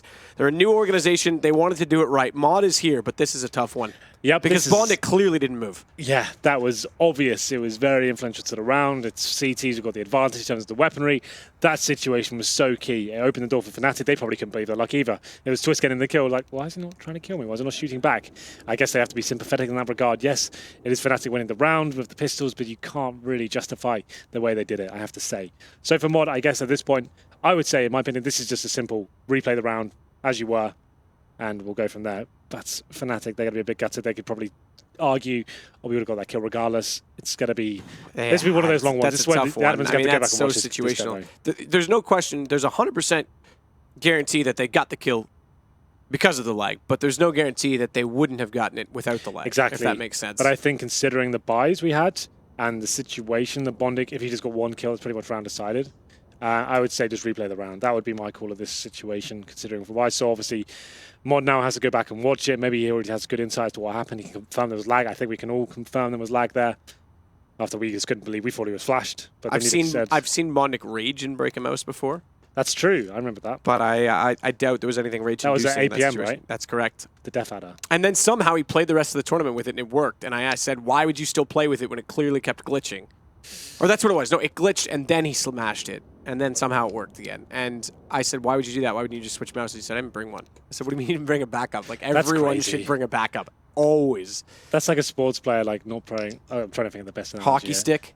Yeah, do you bring two? I guess you snap one. Yeah, are you kidding me? The team has like 8 hockey sticks pre-taped, all cut the same, all waxed the same, all with like identical to each other. As soon as you break one, the trainer's handing it over the boards when you skate by the bench. So like if you didn't have a spare stick in hockey, you'd be done. I break a stick every 3 or 4 games when I was playing. I've been texted some info here, so I'm going to just read that for you. Info for casters. HR lagged before damage was done. Yeah. Whole team simultaneously got lagged. It's obvious on stream. And we're starting lagging before any damage is done. So we will replay the round. So there it is. As I said, that makes the most sense overall, I think. So there it is. So yes, that does work. So if no damage was exchanged before anything happens, then yeah, absolutely. But if it happens at that situation, which I thought it did, then it would have been a massive problem. But I guess this makes sense overall.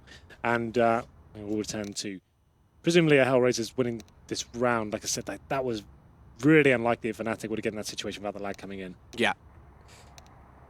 Yeah, it's easy to hold the direction on your keyboard when you're lagging and look over and go, what's going on, and not have your hand on your mouse. So that's why he was probably still running. That's weird. That must be like a switch issue then on their side of the room, because obviously fnatik weren't lagging. Yeah. So it must be like a switch overload or something. Yeah, that's interesting.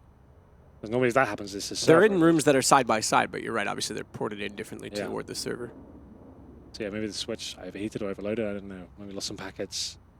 We have seen as well on the park sign that's been changed, little Easter eggs, the seating map for the arena. Oh, really? The ice arena. Cool. That's nice. I didn't notice that. Yeah. Now, I don't know if the seating map is actually lit up. It did look like there was sections that were highlighted. I don't think that's based on how we're using it, but the ice arena, that's where we're... Like KHL arena. We have got the best admin here.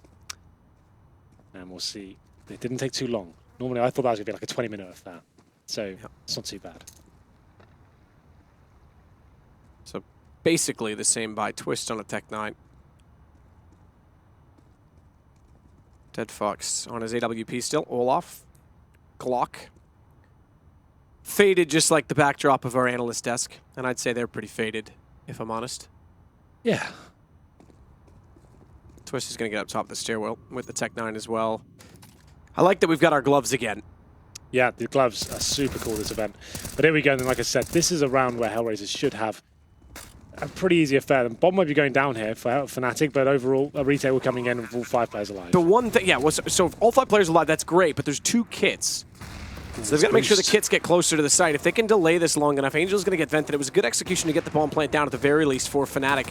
Flashes are going to go out and Twist boosted up. Means he can catch them off one already. They know he's close up. Runs around. He's got a second. Now they've got to play this correctly because one of those was the kit. Now I think it did fall forward of the window and therefore it's down in the water, but I can't confirm that. Either way, he now has the high ground at an AWP on 92 HP, and Dennis is the second one in the equation out towards sandbags. Smoke off. Dennis is found. Zero's the one to get it. Twist. He's going to fight in. Oh! He's denied the plant. Now the kit becomes a huge factor. It's down, but they can't find it. They're going to pull this off on that alone. Well then. And all 5 go down. That's so huge. I said it when it was building up. I normally hate that boost because people try to do it in gun rounds and it's so detrimental. Most of the time you always get caught doing it. It's always sloppy. That's such a perfect time to do it there. Twist, being so disciplined, he can hear CT players next to him. He waits for the flashbang to come in, turns away from it perfectly, finds 2 kills, picks up an AWP. It's not even the AWP that's a factor there. Do you know what's so cool about that one as well? His teammate Dennis is towards shore. The CTs are waiting for Twist to reface from the position up towards heaven, but they're not hearing a diffuse sound, so Twist doesn't have to push through. He's just buying time there, runs through the Tech 9 at the perfect time, finds a diffuser, and that's massive for fnatik. You can see now there's going to be roles reversed. HellRaisers, 1 scout, 4 pistols. fnatik now in contention to close this game out. What a crazy round that was. Olaf Musk gets the first kill. That was pretty hype, I have to say. That's so cool. Can't really blame lag that time, can you? Nope, you really can't.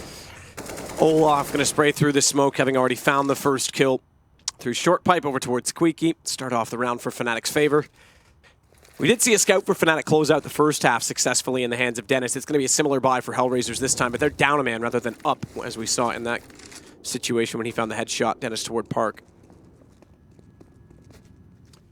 Speaking of Park, Olaf going to do a little bit of parkour. Why not? Well then, with the man advantage, and you know that they're going to be limited on the buy, there's a full force from HellRaisers here. You just need to do a full execution onto the site. You know they're not going to really have enough to actually hold you off, especially when you have the man advantage here. It's Angel. Maybe you can pull off some spectacular shots like we saw from Dennis in the first half. We'll see what happens here as we get to the execution point. That's the headshot he needed. Doesn't quite connect. Angel's looking for the jump shot. That's going to give Venton the information from his teammate at long as to where he is. He tries to wrap him with the AK, but it's going to be the scout. Lovely headshot and a no-scope headshot onto Olaf. Angel's making plays as now they've got a man advantage. We talked about the last round from Fnatic, but this time there is still a bomb down, and the AK will eventually get the scout, the menacing scout on the ground. And Dennis just sits to wait for both entrances from the back of the site. Bank and Dumpster, and Twist is going to fire through. One into the other. Zero at least gets one kill with the CZ, but rounds should be secured. At this point in time, AK picked up. No kit, though. Well then, Angel has been delivering some high-octane plays throughout this series, especially on Cash as well. This one was no different.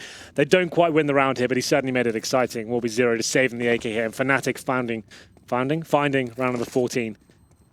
And the money after the force fire from HellRaisers has still been in a horrible position. So Zero saving his AK is actually pretty huge going forward.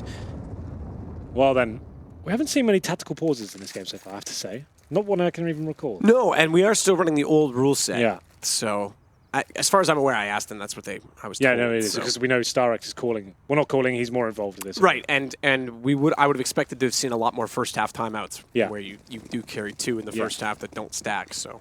Well then, okay, so it's not a full force buy from HellRaisers here. This is like the pick your poison time, right? You need to really fully invest into this round and allow Fnatic, well, try and go for the win, and trying to disallow the map point, or do we just allow them to get to 15 and try and grind out 6? So they're going for the latter here. It's not really a good option overall. It's contact play from Fnatic overall, but they find the first 2 kills. But Angel once again with that Desert Eagle. How many times are you going to find these headshots? A third! He nearly got the 4th on Venton. You're dead right to call him on this Deagle because he's played so well. He finally will fall and Olaf will close out the round. But I wanted to see more from Sticko in that. They had a crossfire set. They baited them into the wide peak at barrels, and he was at short. He could have picked up 2 on the way through, but it's Angel that still manages the shots. Map point nonetheless for Fnatic. And Yanko might get a prediction right today after all. My God. Angel keeps coming so close in this. On Cash, he's winning them rounds of those kind of plays. He gets so close. On Overpass here, just can't find that final kill that crossed him over the finish line there. So HellRaisers now 6 in a row required. This buy is going to have to be the first of many. You can see they've got no head armor here. Not really a huge deal against the AKs, but no kits. That is important. No incendiaries. 2 players towards B for now. That'll be Sticko and Zero, holding off potential fast contact play from Fnatic as they make their way towards short. Zero does get 1. Can't spray down Lekro immediately behind Twist, though, and it's going to be Fnatic trading. Favorable for the entry, but Angel at window is going to cut off Venton, and a smoke in front of the 2 players at Monster makes things a little bit awkward. Bombs down on the site, not yet planted. Angel's going to try and hold that off a little bit longer, including jumping in 10 HP as he lands and catches some flames on the way through. And Bomb's not recovered in all of this. So 3 versus 3, and Angel getting close. 10 HP I mentioned, but the angle that he's playing inside of these smokes could be advantageous as they're going to relinquish the bomb and they look away. They managed to grab it. They managed to slip it away. But it is going to be Venton to take down Angel in the end, and I am actually caught off because that bomb is picked up, but there's the lovely little halo of a bomb on top of the site that's not been dropped. So I was caught off by a lovely GoTV glitch. Blame GoTV, it's the problem. Well, the problem for Fnatic now is they've got 2 players left, but 1 with 11 HP, 1 with 28 is going to be CTs with a heavy advantage in terms of this. The problem is, oh yeah, you're right, there it is. That bomb is. It was catching me off entirely. That is not real. That's understandable. Yes, you're absolutely right, that's not real. The bomb will be in the hands of Olaf Meister. He makes his way towards long, and here we go then. It's going to be bomb towards A. I guess at this point it's just going to be Lekro trying to keep the players towards B. This time he will come back towards the connector, and the A site is open. At this stage, CT is just trying to stick together, make it 1 2-on-2 situation instead of potentially 2 1-on-2s. We'll see what happens there. Necro I guess the indicating factor is that was red. The bomb's yellow when not planted. Now it's red on the A side and on the B side, but it's going to be fnatik. Lekro, good shot on Bondik. Leaves Dead Fox in the open, down to a one-on-one. He's got this, and Olaf's low. Has to hit the op shot, jump in. Dead Fox shows the movement, and they'll get 10 rounds in the end. fnatik unable to close it, although close, I have to say. Very close. Lekro gets the first shot there, but Dead Fox knows both players are low HP at that point. It comes down to the orb shot. Obviously, if Olaf hits it, it's round over. He can't do it, and there's a reset time before he can fire the next shot. Dead Fox capitalizes. Dead Fox having a hell of a game here. He's been key in some big clutches as well. Dead Fox 22 frags, 18 deaths. What's the money looking like? I'll have to tell you when the scoreboard comes down. That shows me the current money, but I want to see what they've already bought. Let's have a look. It should be fine. The bomb's still there. These Go TV glitches are pretty cool. Yeah. Do we have 2 bombs now? Or 3, I guess? Yeah, there's one on the B side, there's one planted on the A side, and one on the back of the terrorist. I like it. Well, then a Max 7, a FAMAS. Obviously, Dead Fox picks up an AWP. Olaf Meister, he's got the same weapon. A decent nade coming in. Oh, okay. That could have got a little bit spicy there if that connected. Can you imagine? Well, Angel's on 36. Oh, so did he do I it? think it did connect. Okay. And he sprayed Olaf down to 55. Oh, yeah, so you're right. both players, Yeah. look at that bullet hole. Okay. Well, he does get spicy now. Spicy memes. Spicy memes. Spicy meatballs, as you would say. Yeah. Twist is Galil in hand. We saw Bondik have trouble with that weapons in the with that weapon, in the first game. Nade through smokes, Molotov as well, push back CTs. That's the goal. Leave HellRaisers in the depths of their own site, but they haven't counted for for Dead Fox. Bondik beside him, but for Dead Fox's position. Nice play, nice counter boost, and Dennis through the window is going to catch him off. Now Bondik has to retreat. One last smoke to try and slow them down. He'll get that as far forward as possible. And he actually looks aggressive on this. He wants to push back through. And they're going to boost above it to try and see it push. Oh, not again. Not the same position at the window, so he won't be able to see the site, but he does spot one way in the back. It's Angel that they'll find trying to spray. Bondik's been silent, getting close. He may be able to catch them off in this. Angel's got one. It's Dennis. That'll force them around the corner, and Bondik's patience pays off. But now he's sitting duck left in the open. He's got Twist anyway. Doesn't even matter. Olaf's going to have to pull it back down to a 2 versus 3 as he gets one. Lekro's caught chasing. Can't find all the way out toward the site. Can't find Bondik, but safe plant coming in. Rotations coming back from the stairwell positions. Bomb's just going to get down in the hands of Lekro before they arrive, and now he's going to have to pedal down and catch out. But he does turn back to find Bondik instead. Now they know both players are down in the stairwell. Olaf's got a shot with the AWP. Second one's a miss, but it gives the information to his teammate that Zero is up toward the dumpster stairs. He's got 100 HP. It's favorable over the 48 of that which Lekro is working with. And an M4 in hand. He's changed it toward the bank. But is he going to cash out on the round? No, he's not. Lekro's got the angle held off, and fnatik's going to win it 16-10. Well, there it is. We said HellRaisers. We thought they were picking up Overpass, and fnatik pick up Cash. It's the exact opposite. We did say it was opposite stage today, and apparently that is ringing true. A bit of a hollow victory there for Olaf Meister and Co. You can see they're not super hyped about that. They did drop the first map pretty convincingly, but they're managing to pick up the draw overall in terms of this series, and I guess that's a much-needed map towards the end there. They're in a difficult group, and that first map drop against HellRaisers, that's pretty substantial in terms of how the group's going to unfold here. Yeah, absolutely, but at least it is the one and one, in the best of 2. So as we talked about, the fact that it's best of 2s, it levels out in that way. Yep. If HellRaisers are playing this good and they can actually get an upset on someone else, that one map could play a huge positive aspect as well when you consider how this could have gone. I do like the best of 2 in that sense because it levels out. Yeah. It all comes out in the wash. Yeah, it's cool. It's like a little random best of 1s. It doesn't take up so much time in the best of 3s. I think it's a good little mix-up, and we get to see 2 maps. And yeah, an interesting result. Again, this tournament is proving to be a little bit tricky in terms of predictions and stuff, but I have to say, good CS from HellRaisers as a whole. Cash is very impressive for them in terms of the fundamentals, the way they're approaching it, and Overpass somehow fnatik. A map we haven't really seen them play that much, actually looking pretty decent overall. And yeah, 1-1, and that's going to be the end of that series. Well, on that note, it's the end of us. Well, not really. We've got One another more series, game. but the end of us for now. We'll go back over to Alex. We don't alternate, Alex, just so you know. Great stuff there from Anders and Semler. That was a joke. I've just inhaled something just as it cut to me. Oh God, it's like a fly in my throat or something. Okay, cool. So CS is going down. Thank you so much. And again, Matt and Henry guiding us through that one. As again, the series is split. This is when things get interesting because we can finally, it's really messing me up. We can celebrate Halvor and Yuna just got your first prediction right. So a little round of applause for these two as they managed to get this prediction right. You believe fnatik were going to pick that up? No? No. Definitely not. You didn't get a prediction right. I did. You did. Yeah. You were the one that actually He went the... oh, you're right. Yeah, exactly. You still haven't got one right. Oh my god!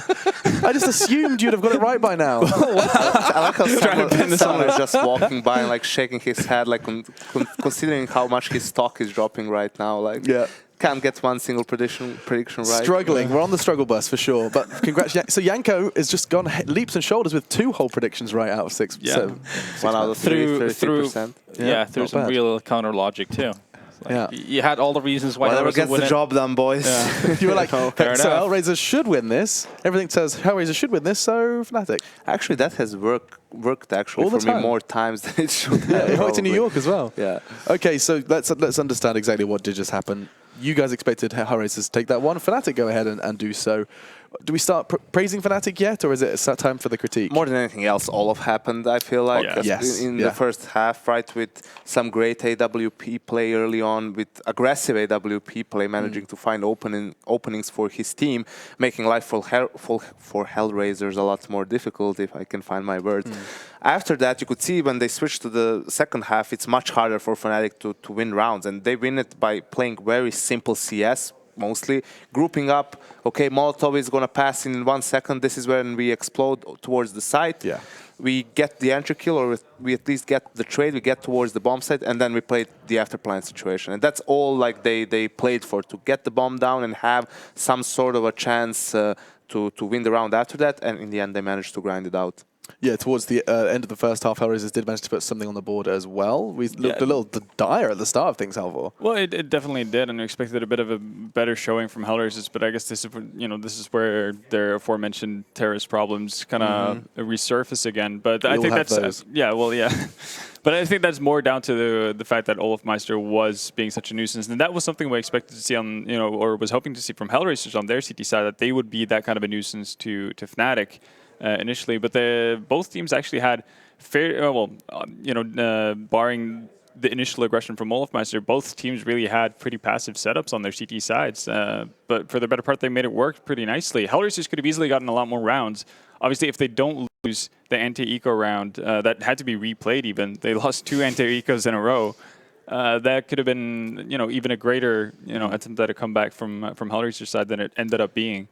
There were some individuals that we need to be addressed. Mr. Angel on the right has to be talked about right now too. I can't remember the last time we saw that a performance from someone, from him to that level. Yeah, I mean, he's always been one of the more capable in-game leaders in terms of individual skill, in my opinion. But I mean, this one here, he had some lights out moments, no scope scouts, triple deagle kills and stuff like that. Those are the kind of plays that would even potentially elevate your team over the finish line, but it wasn't meant to be.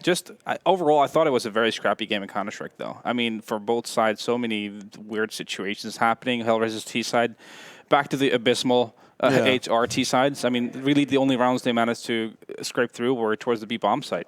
I saw that stat caught your eye, Yanko. What was that? Yeah, I think that Twenton did a good job on this map in being the entry fragger for the team. I think he managed to create a couple of crucial openings in that second half, pretty much, when they were struggling on the T side. He did that pretty well on Cash as well. I think he had I think it was tied for most entry frags with 5, together with, I want to say, Dennis, at least on Cash. So he's definitely been doing a good job of it. And that's something actually he's been doing more and more of on several maps.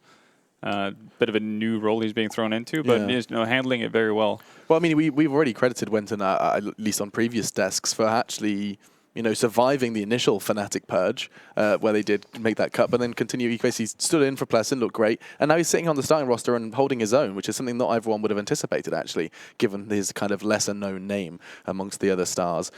Now, I want to bring in Robin Thicke. He wrote a song called Blurred Lines, and actually there's a discussion to be had here. Like the video. I know you did. Hello, Emily, if you're watching. You're cute.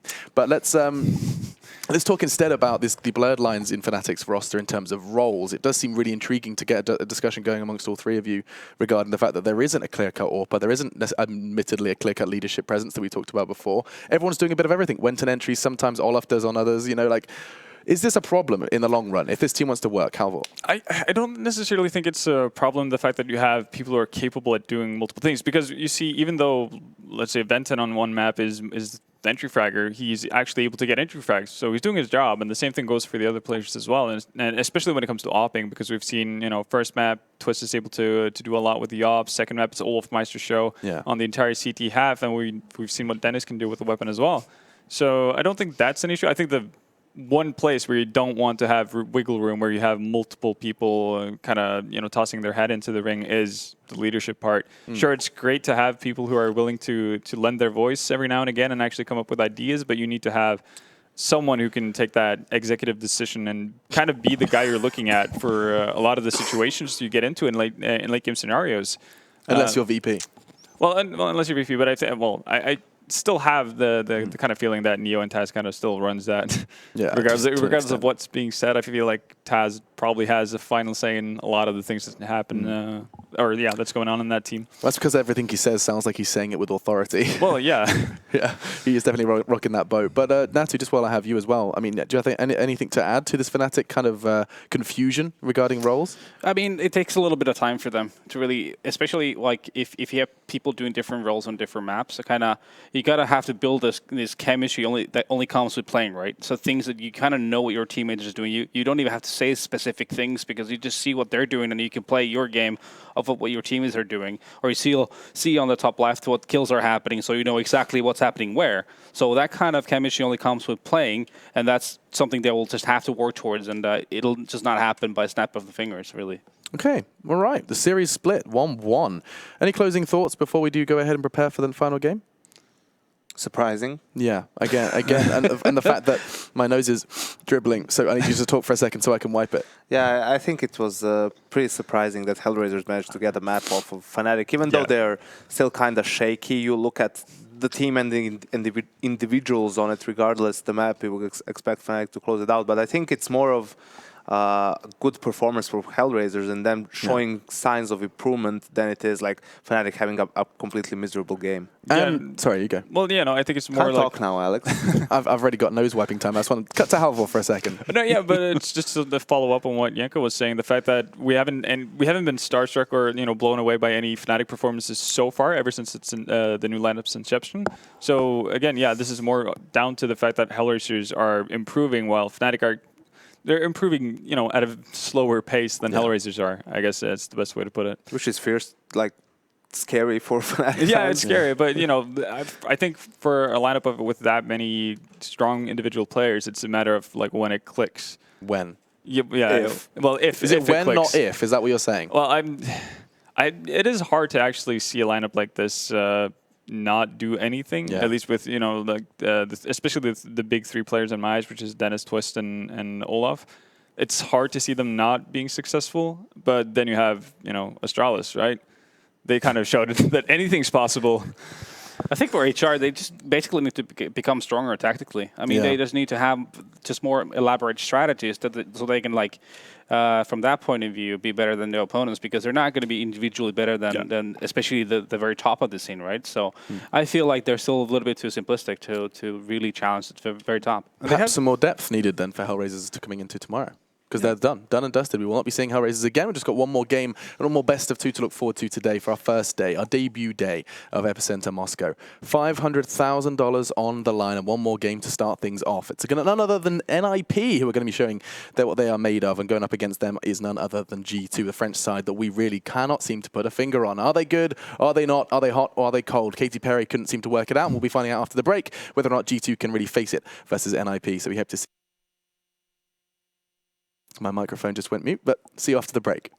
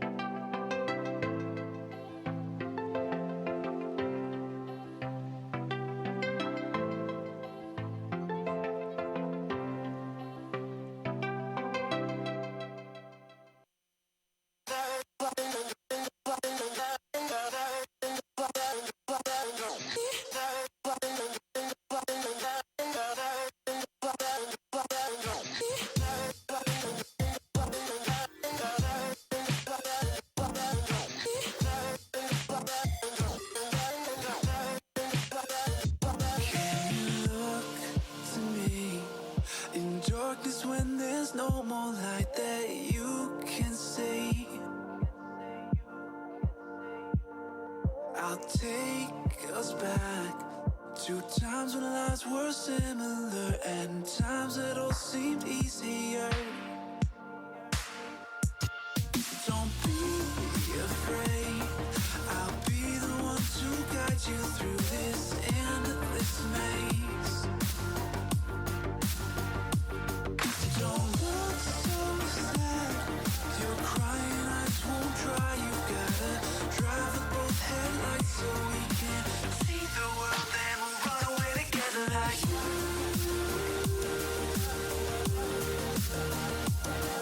Like you.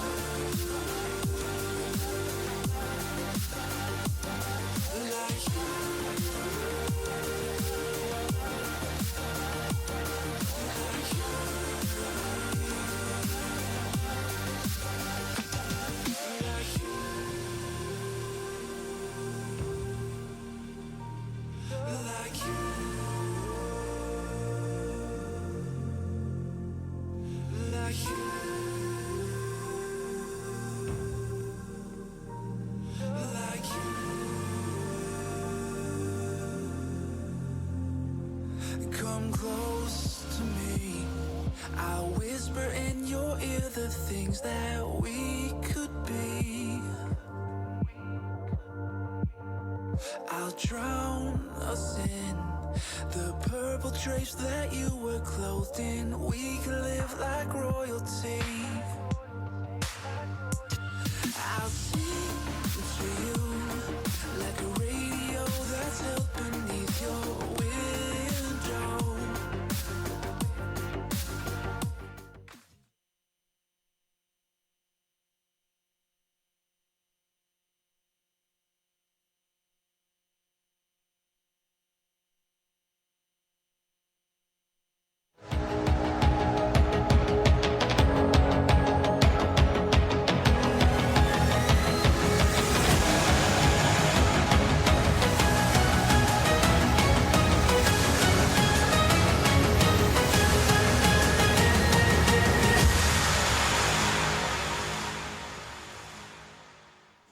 3 series down and 1 more to go for our first day here at Epicenter Moscow. I'm your host, Alex Machine Richardson. We've got NIP G2 about to go ahead and do battle in a best of 2. I'm not alone, and I'm joined by Janko, YNK Paunovic, Halvor, Vendetta Gudestol, and Yuna Natu Lepinen. Gentlemen, good to have you here for one final game of the night. You still feeling fresh, Janko? You still ready to go? Definitely, yes. Look at that. The slight pause, but I appreciate all the same. You guys at the end there doing well? Absolutely. Yeah, I mean, this is, I think, a great end to the night. G2 NIP, I think it's going to be a lot of fireworks. It's a pretty big bookend, isn't it? We started with VPSK, promised to be one of the best games of the day. Bit of a flop for the Brazilians and all Brazilian fans out there. Maybe NIP G2 could be the big game we so desire to start off our first day. So the Swedes, we'll start with them. NIP going up against G2.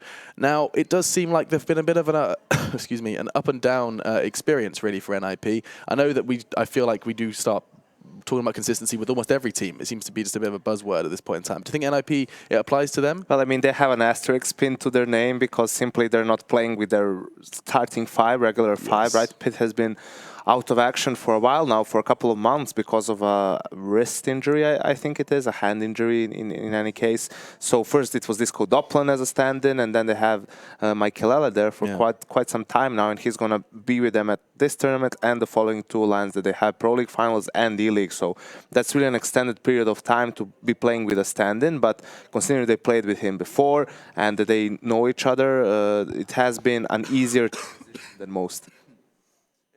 Transition, and actually, you know what? Recently, I've seen a lot of discussion surrounding Makaleli, interviews with both Exist and Get Right.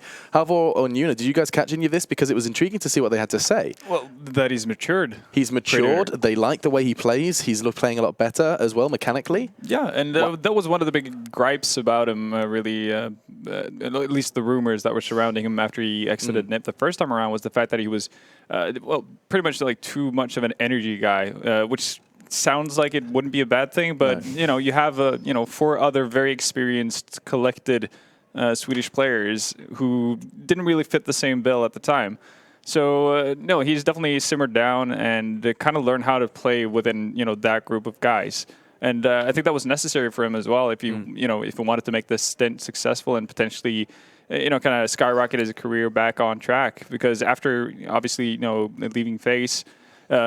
We haven't heard much from him until he actually hopped in for NIP again. So this is a great opportunity for him, and it's by the way they're playing, it's a showcase of him actually taking it as seriously as he possibly can. How do you feel about Makaleli under the NIP flag, Natu? I feel like he's definitely being grown into the team, especially I think the SLTV tournament. The first one he played with NIP, it was like a learning experience for him. He started off kind of rough. He wasn't really putting a lot of numbers in. He was missing a lot of shots and just not really feeling the game as well. But as the tournament progressed, he really found his slot. He really knew when to be aggressive, when he needed to fall back, and that's also one thing you would see with a lot of aggressive operas struggling, finding that feel for when you can be aggressive, when you don't. So I think he's actually been just adding another dynamic to the team, being that kind of a player. Yeah, and I think that's the big thing as well, because Pith is not necessarily an aggressive opper. He's a solid secondary opper that can hold angles and do that type of thing. But with Michael, you get that X factor that he can be at a completely and he can be at completely random places at random times that doesn't make sense to anyone but himself. Kind of in a similar vein to what JW does or used to do, I guess is a better word for it. But that is terrifying to play against, especially when he's getting hot, because we've seen Michael have games where he just goes off and literally hits every single shot. So for a team to go up against that, knowing that they have that, I guess, unstable element to their opponent is tough to deal with. Now you can't kind of look past the fact that NIP go to a first offline event with the stand-in Makaleli and lift the trophy. Oh, you mean okay? Okay, Alex. I was scared there for you for a little while. You nearly had me there. Yeah, I mean, yes. On one hand, it is a great feat to be able to win the tournament with a stand-in. But when you look at their opposition and what they did throughout the tournament, they beat HellRaisers in a best-of-1. Then it was Godsent in a best-of-1 as well. After that, best-of-3 win against Astralis, best-of-3 win against Cloud9 that didn't show up either, and then like the G2 in the finals. I think that was like the one that was really good, because Cloud9 didn't show up in the semifinals, right? That was the main point. So definitely they're definitely have the potential to do something here. But I think more than anything else, it depends on G2, right? Which G2 shows up. Because we saw in New York they didn't show up to play at all.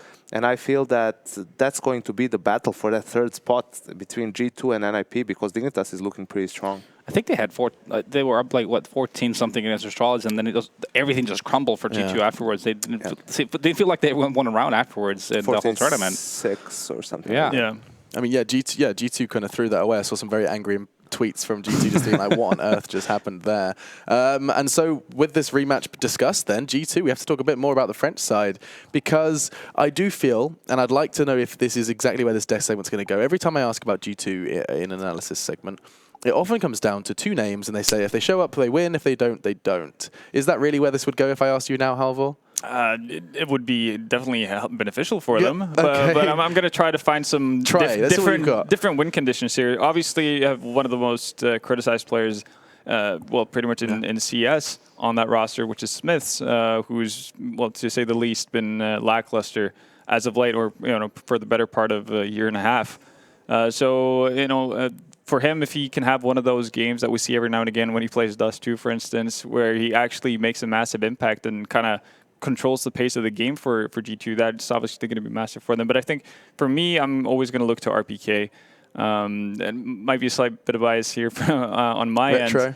Well, yeah, but RPK, he's just such a sound player that he rarely delivers poor games or poor series. And obviously, if you can have that kind of a backbone in your team, that's going to be super helpful. You see it with so many of the top teams, that just the fact that they have someone that they can rely on to bring them stability. It's the same thing with Exist, really, for NIP.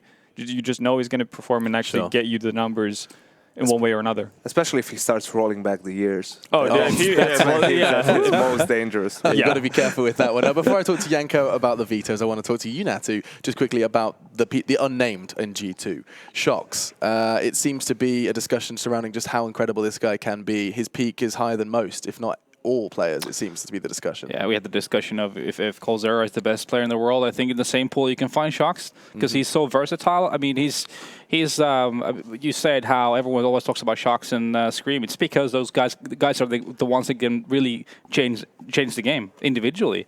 The rest of the 3 can be in there. They'll be a good part of a well-oiled machine. But Shox and Scream, especially Shox, is the kind of player that will just take a game single-handedly, no matter what weapon he has in hand, and he's going to destroy, deliver for a big part. Sounds like one of Henry G's dreams. Could as well be. Okay, well, I'm just throwing a spanner into the works. We had such flow. I'm so sorry. It's all right. Control your imaginations, folks. Yanko, hi, babe. Hey. Vetoes. Too close with the available machine. Vetoes. Much more comfortable now. Yeah, I think this is where NIP has a clear advantage, because G2 kind of has to veto Mirage. I mean, that's a map they don't play ever, except when Shox forgets to veto it in Pro League.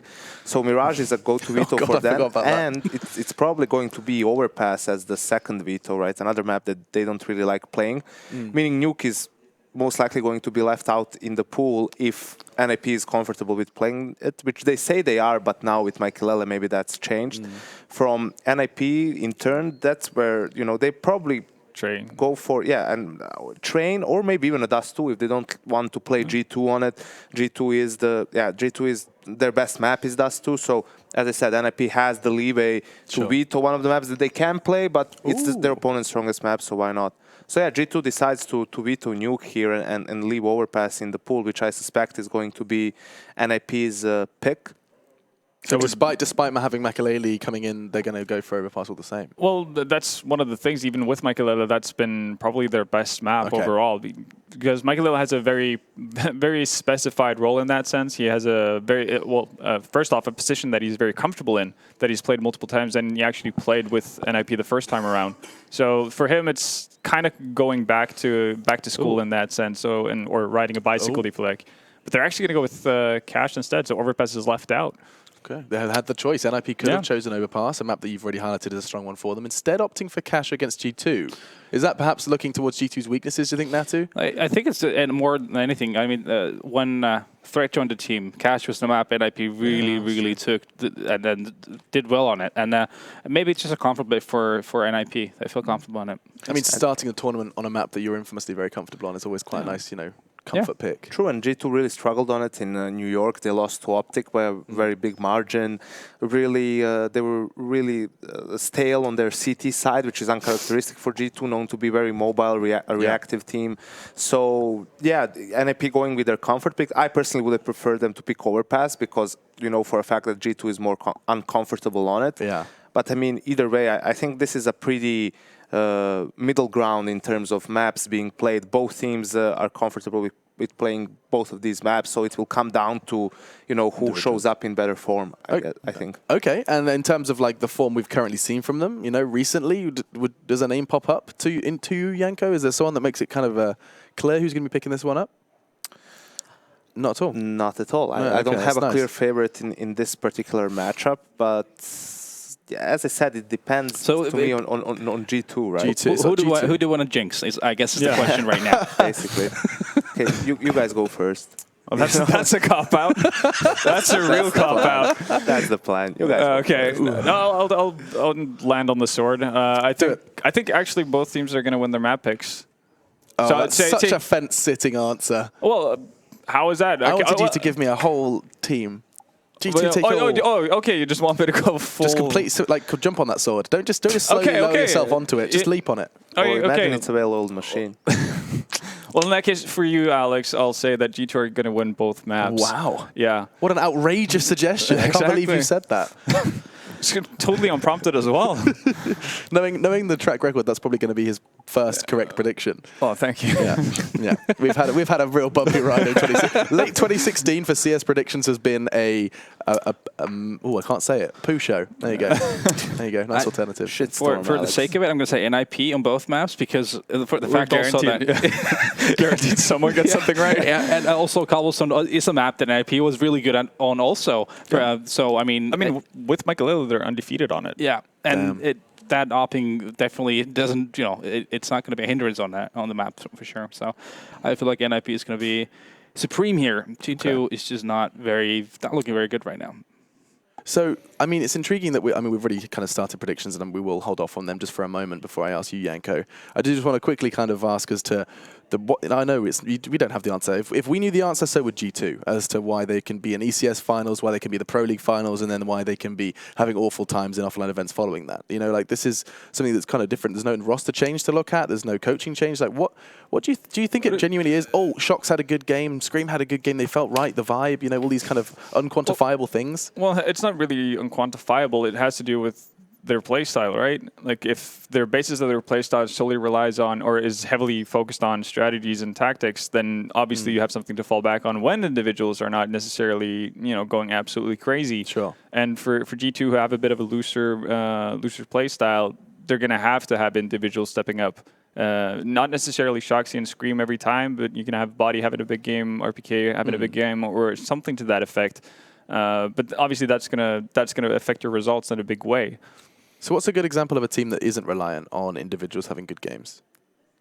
Like all the time? Well, that's what I'm saying. Like, you see it. So where you just see consistent or more or less consistent production is SK, I guess. Okay, so you can basically see them on an off day still picking up results, is what I'm asking. Even old Navi, right? They would never get blown out of the server when they lose, or very rarely, so to speak, right? Because they had that system, they could always win rounds. It was just a matter of it could be ugly. Will they play well enough to win the game, or will they just not be on that level that day and wouldn't make it over the finish line? Same thing with VP as well. They have that affinity to kind of just be able to grind out games, regardless of the situation. Even though if it doesn't necessarily end up in a win, they'll make it a 16-13, and the other team is exhausted going into the next map of the series type of deal. So, those kind of teams that are never really fun to play versus. But that dead air does demonstrate something about current CS, doesn't it? The fact that you started referencing old teams that don't exist anymore. We've got VP. There's only a couple of names that we can actually think about that don't necessarily rely on those blowout games. And I mean, when you look at it throughout CS, like fnatik was one of the most dominant lineups. Then we had the LDLC/NVS era as well. Those were the teams that relied on individual performances more than anything else. And I always consider that an anomaly. The fact that they were able to be dominant for such a long period of time, reliant on but mostly individual performances, individual skill, playing off of each other, and not some elaborate strategies that they could fall back on. And they did that because it worked for them. I mean, because they would win playing with that playstyle. at the beginning of this year or end of last year, I think is when the meta slowly started shifting to a mix between the two styles. So that's why more and more teams are adapting to it. And that's why we're seeing SK doing oh so well, because they can seem to do both. Get a team that can do both. Yeah, That's what you should just say. be good at everything. Yeah. I mean, it's such. Why not? Guys, it's so easy. Just be really good at everything and you'll win. God. That's my kind of analysis. My hat theory worked as well for that one. Something. Come up, yeah. Well, yeah. Thank you. So I was half right. Against HellRaisers. Great job. Okay, wow. Let me have something, Yanko, please. I'm unwell. You can have another tea. I actually have one here. This is how I'm getting through this broadcast. That's like 5th or 6th. No, there's the lovely lady in there. She keeps looking at me, and as I walk towards the hot water, she's like getting the lemon out, like, here he comes This again. guy again. I've actually exhausted the entire hotel's lemon supply. There's no more. I'm just drinking so much. I've got like it's about 6 or 7 lemons worth down there in slices. Yeah, there's a couple of them on the floor. Well, not lemons, but I'm a making bit of mess. tea. Why can't I hold all these lemons? I'm such a dank memer. Make lemonade. Right, gents, I think we're almost ready for the throw. I believe the casters are ready and the game should be ready. I didn't quite understand how long we had left, but Yanko, why don't you tell me what your prediction is while I understand how long we've got left? What my prediction is, Alex, I predict for the first map being the Cobblestone. That's right. It is my personal opinion. Keep going, this is good. I have no idea if the casters are ready. Looking at they're on their phones. these two adversaries in Ninjas in Pyjamas and Gamers 2. Yeah. On the other hand, What game are we playing again? It's the Counter-Strike / Global Offensive, the newest version of the game Counter-Strike. Historic He's good at FPS this. shooter. Historic FPS Okay, I think you're ready. shooter. You can continue. I can continue. I'm going with G2 on Cobble. G2 picking up Cobblestone. Right, the desk does seem rather split. Natu, of course, going for NIP. I know it was a while ago. Halvor, you edged your bets towards G2. Yeah. Okay, so 2 for G2, 1 for NIP. Our casters are ready, I believe, so let's go ahead and strap in for another fantastic game here at EPICENTER. It's going to be G2 NIP, the first map of the series. Best of 2, and your casters are ready. It's Saddam Kist and Hank G. Sandan Knist, I think is how it's said. Hank G's got a good ring to it. I think Hank G sounds awful. I like it. I know you do. That was your in-game name for a while. Before it was, what is it now? Henry G. Is it that what it is in-game right now? Yep. That's Oh, your no. Steam Oh, name. you mean that? Yeah. I can't remember what it is now. Well, what do you favor in this, Henry? It's a really difficult Some saying one. fire, some saying ice. Yeah, well, I'm not too sure, like the inner NIP fanboy within me wants to say 2-0 NIP, But Cobble, I still think G2 will be at edge as well. I feel like Cash always going to be a favourite towards NIP. They're so good on that map overall. Seems like NIP have slotted Michael quite nicely into that map as well.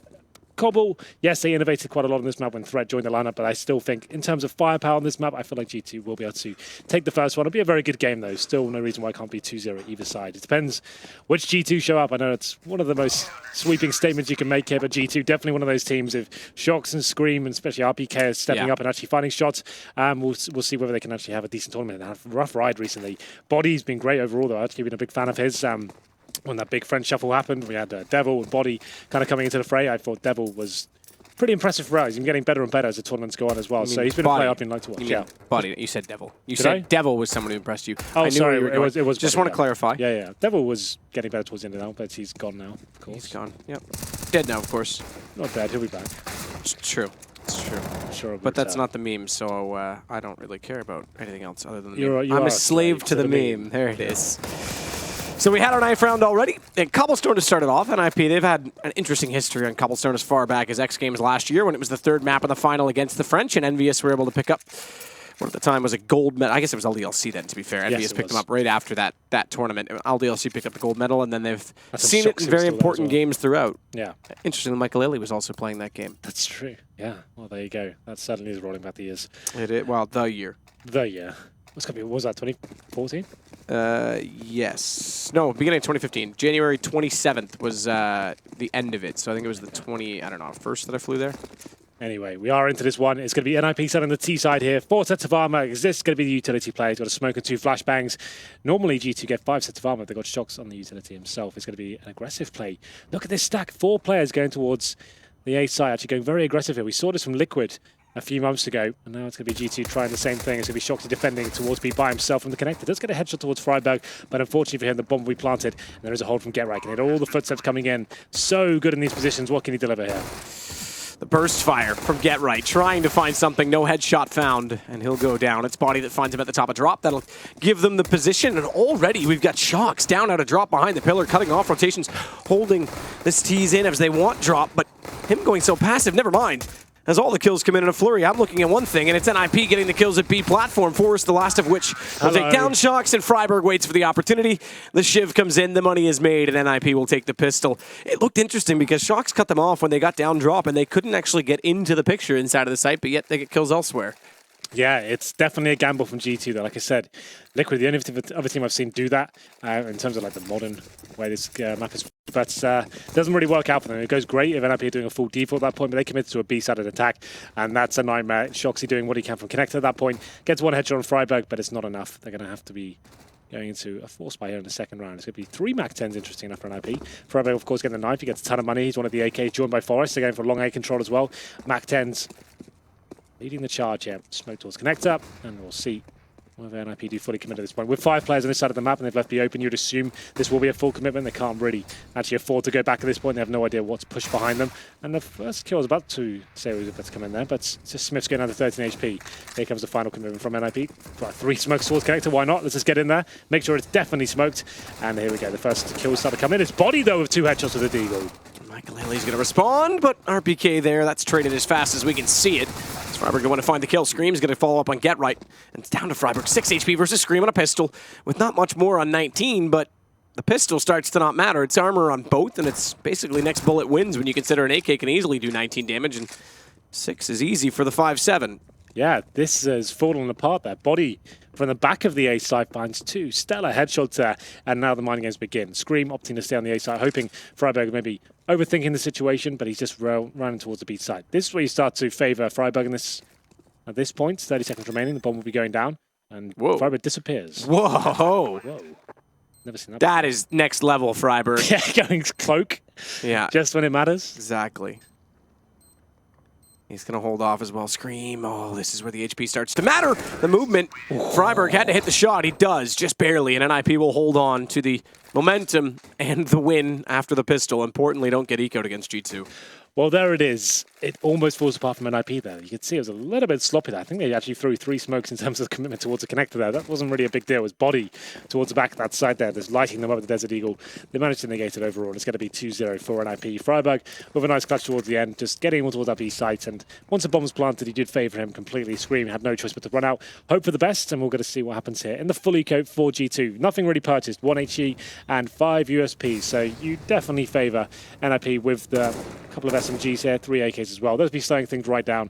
Looking for the picks, and you can see on the chat there as well, they're complimenting Body on the shots. It was a little bit late, but they're coming overall. You have to sometimes commend your enemies. That's true. Yeah, I don't like to do that often, but it's true.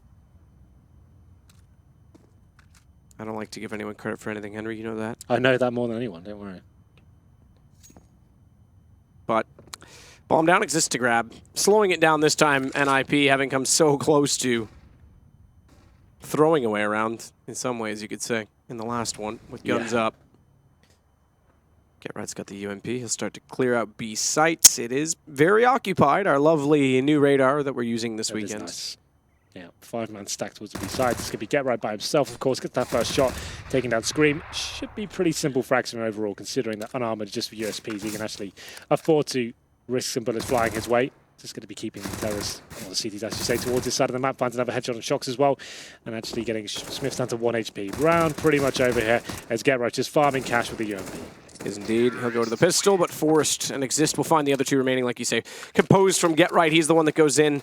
He can afford to do so on the UMP and builds up money as a result. It's going to lead us into our first gun round, which will include an AWP on the CT side. Smith's going for it right away. He's got armor as well, but no utility to work alongside of it. Right, glass cannon. Well, not glass cannon. He has the body armor, and obviously no nades. That's the factor here. 3 players towards the A side. A bit of a commitment here from G2. Just be looking for that first pick. It will be Smith say towards the B side of the map. So he'll be the turret there to try to shut down any initial picks coming in from the terrace at this point.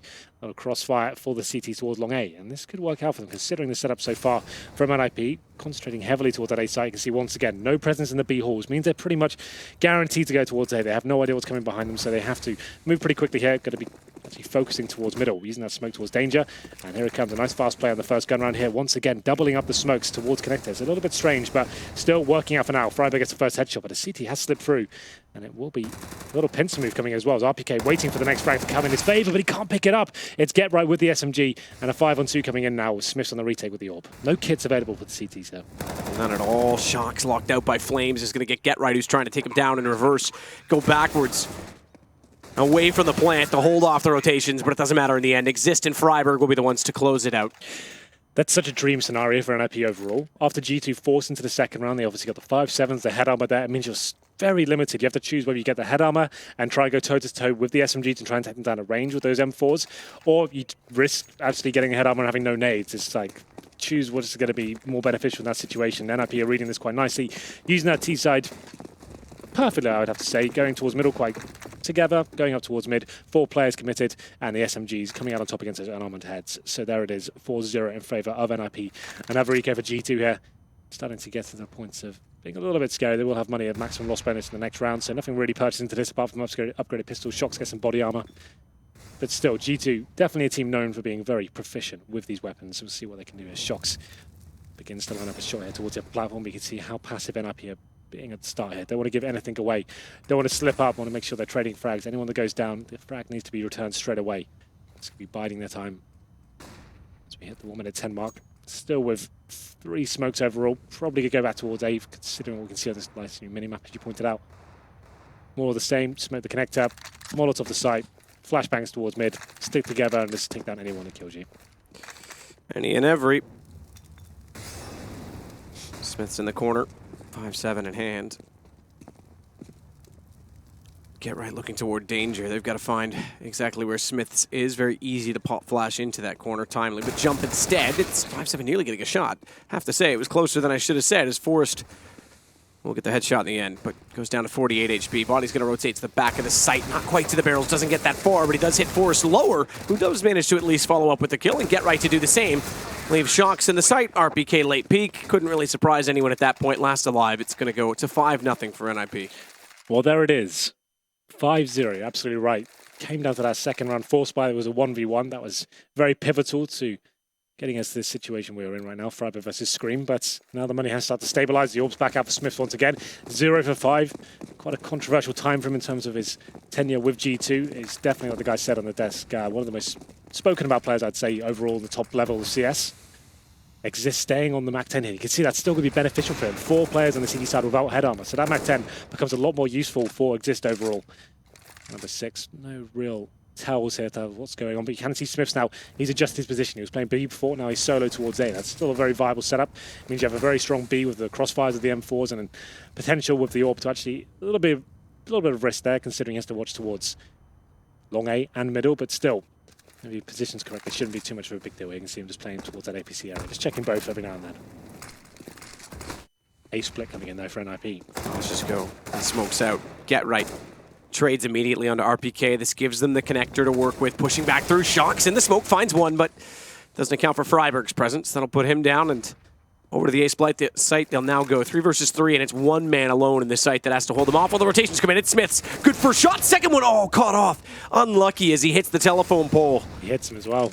Exactly, and it takes him very low. Freiburg, 11 HP. If that was a clean shot, he's gone. Well then, 2-on-2. There is a kit available now, and an incendiary. It's good to be flushing the site out here. Forrest looking to pick up the AWP. Certainly proficient with the weapon. This retake has to come in for GT now. No option to save. They need to start posting rounds on the board here. Scream wants the retake from ramp. His movement will help his teammates. Body, who's already at the stables. Both of them close together. Forrest trying to play him behind the APC. The back tunnel, it's not much movement, but it does. Excuse me, Freiburg hit that shot, so he's now got a chance to get away. Forrest doesn't need to peek at all. He'll go down to low HP. That gives away Body's position. On top of the APC, he thinks he's in the corner. Has no idea yet. It's already done. He can keep Forrest around to drop the AWP, but it's going to be 6 straight rounds for NIP. Oh. He'll hit the shot. He'll go down. He'll 34 HP. Yeah. But doesn't matter. All 10 die, and that's more detriment to G2 than to NIP in that sense, because their money's not established at all. No, absolutely. Yes, they get maximum loss bonus. We discussed this earlier in the day on the CT side. That's never going to be enough. You don't get the bonus of getting the bomb plan down, which is extra $800 per player. You're going to have to take an eco here. A little bit of a partial buy, some upgraded pistols, Deagles and 5.7s, but very well played from NIP once again there. A little bit of a risky position off the bomb side there, just hoping that the CTs wouldn't move into his line of sight, which they didn't. He actually opted to come towards middle on the left-hand side, so manages to take him down, and then Forest just buying enough time. Their body didn't have a kit to work with, hoping he would get a challenge before it was too late. It wasn't meant to be in Forest. To be fair, the kill was redundant at that point. The round was won. They were both going to die with the bomb, but he manages to pull it off. And here we are, 6-0. It's a very T-sided map. Certainly not done yet. G2, not too deep in the hole, but should be a 7-0 at this point. Pressure's starting to build for sure. A misthrown nade from body as well. To be fair, wouldn't have done much. It's the thought that counts. Yeah. Just like when I tell you happy birthday, but don't mean it. Oh. Do you even have a birthday? Yeah, it was recent, in August. Oh, I didn't think you had one. I just don't really celebrate it. I just didn't think you were ever born. Time Henry. is just a man-made concept, Matthew. It's true, but it's a very important concept. For the sake of statistics. Exists with a smoke in front, will fade back on the B approach. After the Molotovs did go out to clear off the archers, you said. Just the pistols for G2. They are grouping closer to this B site, and look at the push in behind them right now. It's Smiths that's going to get all this information. That's why the rotation can come in, so it doesn't even need to be a stack. Push through. They don't even realize it, but Exist saves his teammate. Michael Lilly tagged down, and he will fall in the end to body as a result. It's Exist to find the trade out, but they don't know Smiths is here. Drops the bomb, 21 seconds, and RPK behind the door's got an AK to work with. The setup and the push from Smiths, it could be enough in this. He's got an AWP. He is the AWP player after all, but he's in a tight position, and Freiburg, he's able to jump around the corner and take that round away. Very good push and good information and good read from G2. Still can't find that important round, though. Came very close there, but Forest stepping up in those key situations. RPK of the AK-47 towards the connected doors. How do you find that kill? Obviously, the round's in heavily in their favor. Smiths can't land those close-range shots, and we go into a double AWP setup for G2. Normally a sign of adjustment. At this point, I'd say it's a sign of desperation. They're trying to change whatever they can to get this first round on the board. It's going to be Smiths and Shox coming at the AWPs. Shock's definitely a player that can deliver this weapon, more aggressive than Smiths for sure. He'll be on the upper platform, trying to find the first pick. Michael Lilly on the other side, though. Flash comes in, which is decent. Baits out the shot, gives them information at least so they can actually maybe flash again and Exist in his standing position, normally boosted up on the left-hand side there. Okay, Michael Lilly ready for it this time. Gets legged in return. Doesn't quite pay the price, but Shox with the advantage for now. Shox waiting for an angle to present itself. G2 desperate to find rounds. IP looking convincing thus far. Again, we haven't really mentioned Michael, who on the AWP again. This one's going to try and flash himself around the corner. Thankfully, he doesn't peek immediately because the Safari mesh would have caught him from Shox. Preemptive strike. Him flashed in turn, though. Exist nearly finds an opening with smoke in his face. He won't go all the way through. Get Right's trying to get a boost inside of the drop. That means two players already from NIP are down. Another smoke. That one will bloom in its entirety, and therefore no boost will be able to prevail in that sense. Scream hears them drop down off that as well, and knows they're in that position. Yeah, good smoke usage from G2 here. They've got the man advantage as well. They know players are towards this drop-down position. So this one just holding them off. Keep the crossfires true. Make sure you trade effectively here, and they should be absolutely fine. Another fantastic smoke thrown. There's buying time. Actually, I think there's a huge gap in there. Maybe it wasn't as good as I thought. Shox, though, in a great position to take down Michael. Next frag's important, and Body picks it up. That gives them the two-man advantage to work with. Get Right's still going to go with Freiburg. Watch to the right, though, because it's immediately Scream traded fast by him. Get Right, who's gone further than that. He's got bodied out. He's got a chance for a third spray, and RPK's gone. Get Right is absolutely on fire entering into the site. It's now him and, well, Michael Lilly versus who? No one. Smiths is gone already. Oh, no. 5-on-3. NIP doing fantastic work there. I was just complimenting G2 on how good it was. They were using those smokes so effectively. I think that last one, though, deployed towards drop-down had a huge gap. Had it not been there, it's actually a much harder prospect for NIP to get out the drop-down room. There's actually a massive gap on the left-hand side, means they can get out with vision as well, maybe even give them a bit of a veil to come out towards it. So actually, from what I was building up to be a great move from G2, actually proved to be to their detriment. And now another eco comes in. 8-0. What a recovery from NIP. Like you said, Get Right was pulling out all the stops in these key situations here. And no bigger was that one as we go to round number 9 here. It's going to be pistols, P250s, Deagles, some armor once again, and G2 just could not get rolling here. It's been a real tough rival in the last few tournaments, crashing out in the group stages, left, right, and center.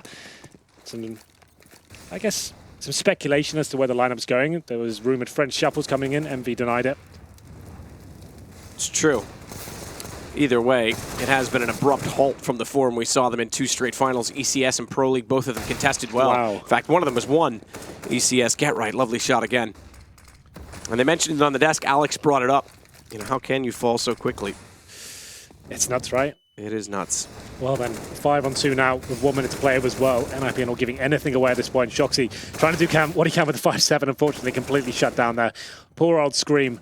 Desert Eagle in hand. We'll be lucky if we can get 1 kill here. I predict he'll probably do that, but that's all we'll get. Freiberg throwing himself on the side first. And Freiberg looking good recently, actually. Since Michael Eddie's come into this team, Freiberg seems to... It's given him freedom again. The correlation between Michael Eddie coming in and Freiberg getting better and better is actually quite impressive. Yeah, I mean, we've mentioned that. He's looking more positive. He has said himself that he's putting more hours into the game, true. Which helps a lot. But you're right. Ever since Faflaren left, he's never really had someone to play off of. It seemed like when Faflaren was lost, Freiberg was put into positions, or whether just comfortable, comfort levels of playing off whoever he was in the sights with changed dramatically. And with Alu especially, he was very stagnant and stale, but now he's looking a little more assertive. Yeah, revitalized and better at being efficient, kind of like we talked about with Crims. He's actually more of an anchor in that sense. Yeah.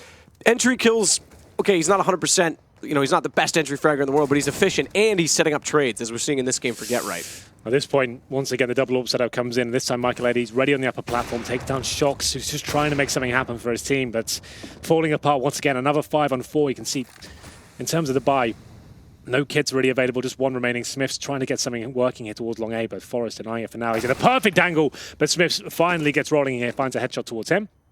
4-on-4, but NIP have come back from worse than this. I have to say the 5-on-3 before towards the B side was pretty crazy for G2. Let's see if they can hold on this time. Scream on the upper platform. He's got the AWP in hand, not known for his AWPing skills, but in a good position to hold them off for now. Scream moves his position as well to watch toward the drop room. Get Right's going to be the one down again. Whether or not it was intended to chime with the smoke, he was slightly off, so that could have been heard. We'll see if RPK did or not. He goes passive toward the window. First one successful. Sears a foot of the second, but can't line it up and exist. He's able to drop down and get the headshot. Scream does compensate by getting Freiberg, but it leaves him inside of the site with Michael taking body. He's now down to, well, a teammate to work with. Just Exist against him. I was going to say he was the one left in a 1 versus 2, but my eyes deceived me. It's the other way around. So Exist has to pull this back. He is split, pincered off, bomb covered off by Scream as well, but it's double AWP. Yeah. One of them's going to be close to hold this bomb. The second's got a long range, but I say that. Smith gets a lot closer. Missed shot from Scream. Bomb grabbed. Exist doesn't take the fight. He's got 6 seconds. He's got to kill, and they've got to back away. They know now he cannot plant Screams out. It's going to be the first round for G2. The thing is, he doesn't win the round, sure, but he stays alive and takes another AWP out of the hands of G2. Them going down to a 1v1 on full reset potential as well. This is pretty massive. The fact Exist even found a kill there was pretty influential to the result going forward, I have to say. So G2 have to buy around this. There'll be a couple of UMPs chucked in. 1 weapon can be dropped from the surviving CT player. This will be a weak buy overall. We'll have a look as it comes into it here. I don't know if NPC, let's have a look. So yeah, there's a UMP for Shox, a Famish for Body. This will be almost certainly double eco territory if they were to lose this round. It's still a rough buy. You can see 1 kit, no head on once again, not a big deal. There's no SMGs against him, so that's fine. But no incendiaries now, and 3 smokes. Shox has to make something happen here. That's why he's boosting in towards drop down. He knows he needs to find a kill, give him something to work with here. As he dances around the smoke, doesn't really fancy it. Detected by NIP, they'll be spraying through the smoke at this point, so he has to fall back. But still, this is so tight for G2. You have to win this round, or I hate to say it, Matt, at this point in the game, it could be GG if they're going to a double eco after this. Freiberg back out to smoke it long. And then back to drop. Perhaps that was called by the smoke that did go out in that direction toward Broken. No one's going to push up toward the cubby hole, though. Smokes over toward connector door, I believe. That's from Get Right inside. Okay, so it's actually a reverse window. My mistake. So this actually gives them a chance to go for a split onto A. Bomb's already down in mid, but Shox does well to shut that down.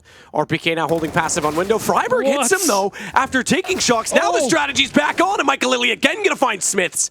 Forrest walking out from long, and Freiberg tries to hold off the rotations. He now knows where they're coming from. Still a 2 versus 2. But this could have been shut down so much more efficiently. Michael's going to go for a very open plant as well. And the AWP looks toward the doorway. Smoke their shot into it. Michael won't line it. They're going to try and rotate onto balcony and from long. The flank coming in. This could actually be pivotal. Because if Forrest doesn't anticipate it, he does look this direction. Now, it could have been all over, but he reads it. And Scream, left in a 1 versus 2, is considering his chances because he's got no kit. Exactly that. They're on a reset again. He's got to bail. Yeah, maybe he can pick up an AWP here. But that's so huge from Forest, that awareness every time, just as you were building up as well, body in a perfect position. Actually spots Forest as well. At that point, he decides to actually focus towards long A, takes him down, and that kill is absolutely everything. Body had the kid as well. Scream has to save it. It's double eco town, and it's going to be Scream saving an AK short. A player that can certainly do big things with that weapon, but look at the money now. Nothing really saved.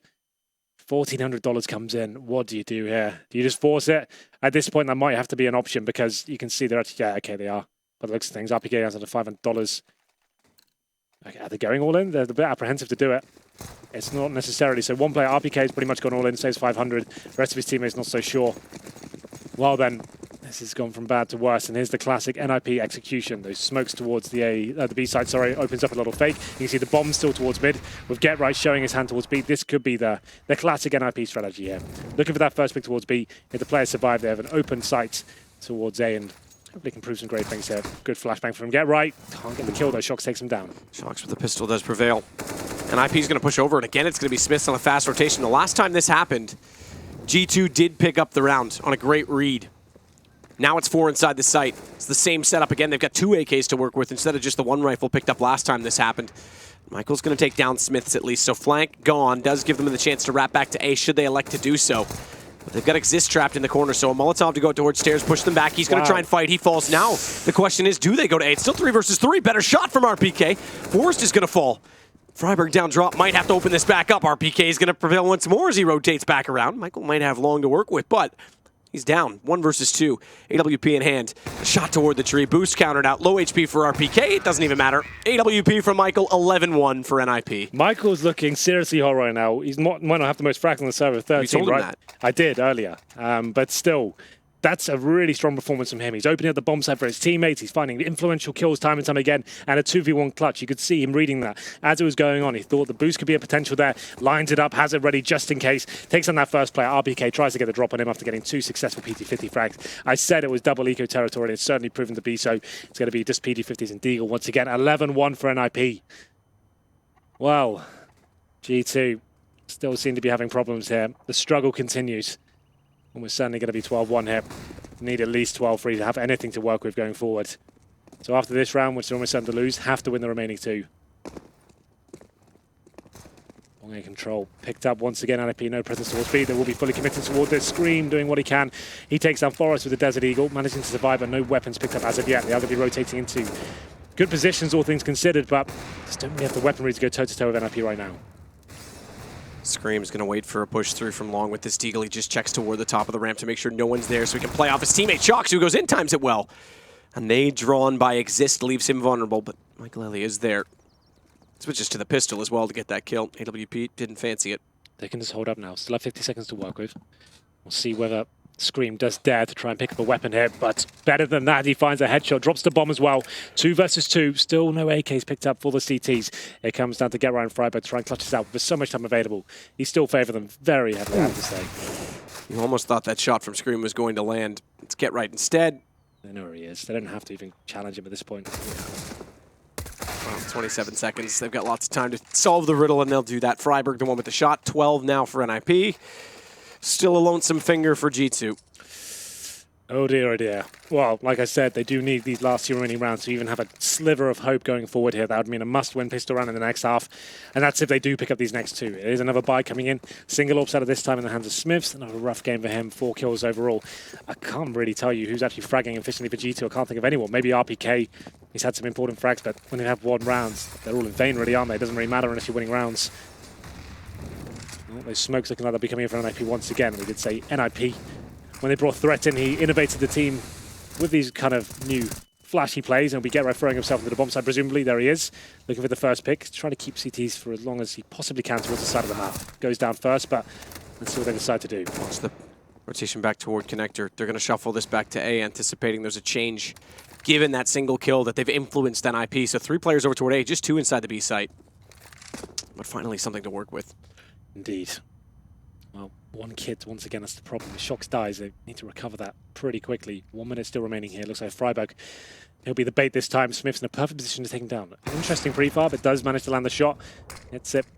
5 on 3. They've lost these before. Time to step up now. Let's close this one out. Smiths knows the textures well on that corner as well, Yeah. because that's not considered a wall bang. It doesn't get anything to prevent it from going through that corner. So even though on our screen it looks like he's firing into his cinder block, obviously no clipping onto it. Exist.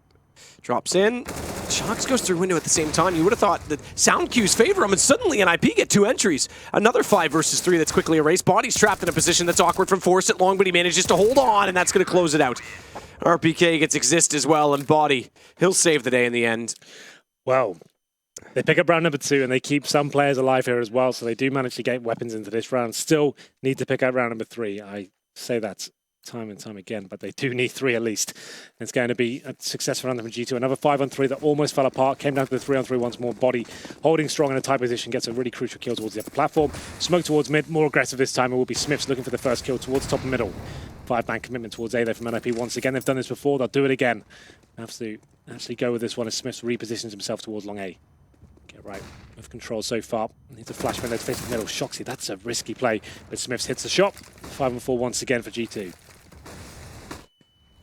Smiths with the opener. RPK's going to follow it up. Flash gets into his face, but he's managed the shot beforehand and retreats away. Michael Wide with a face fast shot. Yep, you're dead right. There's no need. You finally got another lead to work with. And you just sacrifice yourself to the AWP, which thankfully Scream will pull back, but now it's Forrest out toward long that catches them in the open. And if RPK was still alive in that, they could have had more pressure on the corner. They could have had someone watching where Forrest was coming from. And now he's got an opening with Michael Lele down to the 2 versus 2. But they're going to wrap back around. And interestingly enough, this is the well-timed play from Force. Again, you mentioned awareness. Shox is perfectly positioned to take down Michael, though, on the site. Hasn't checked the corner yet. 12 HP, but gun barrel showing.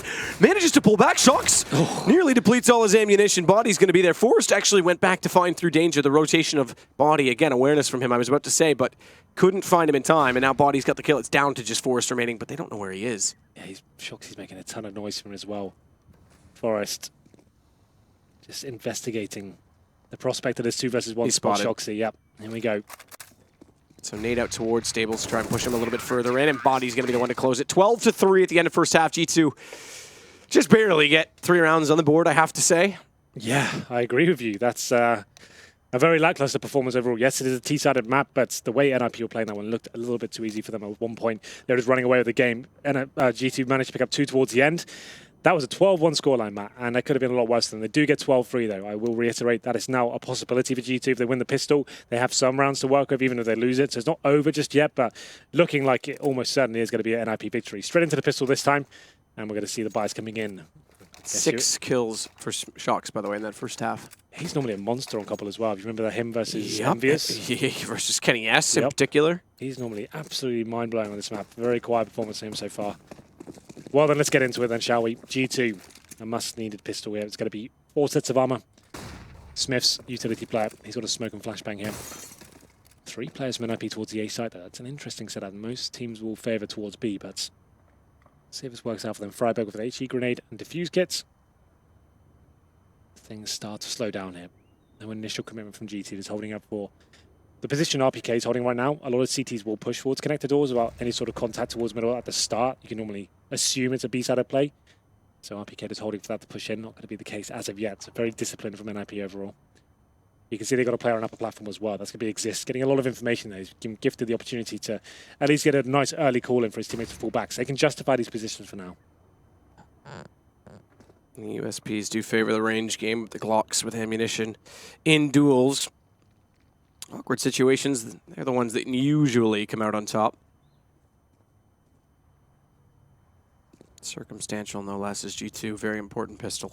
Rotating back over toward the B side as well. This double push up toward mids. They're not going to hear any presence on A.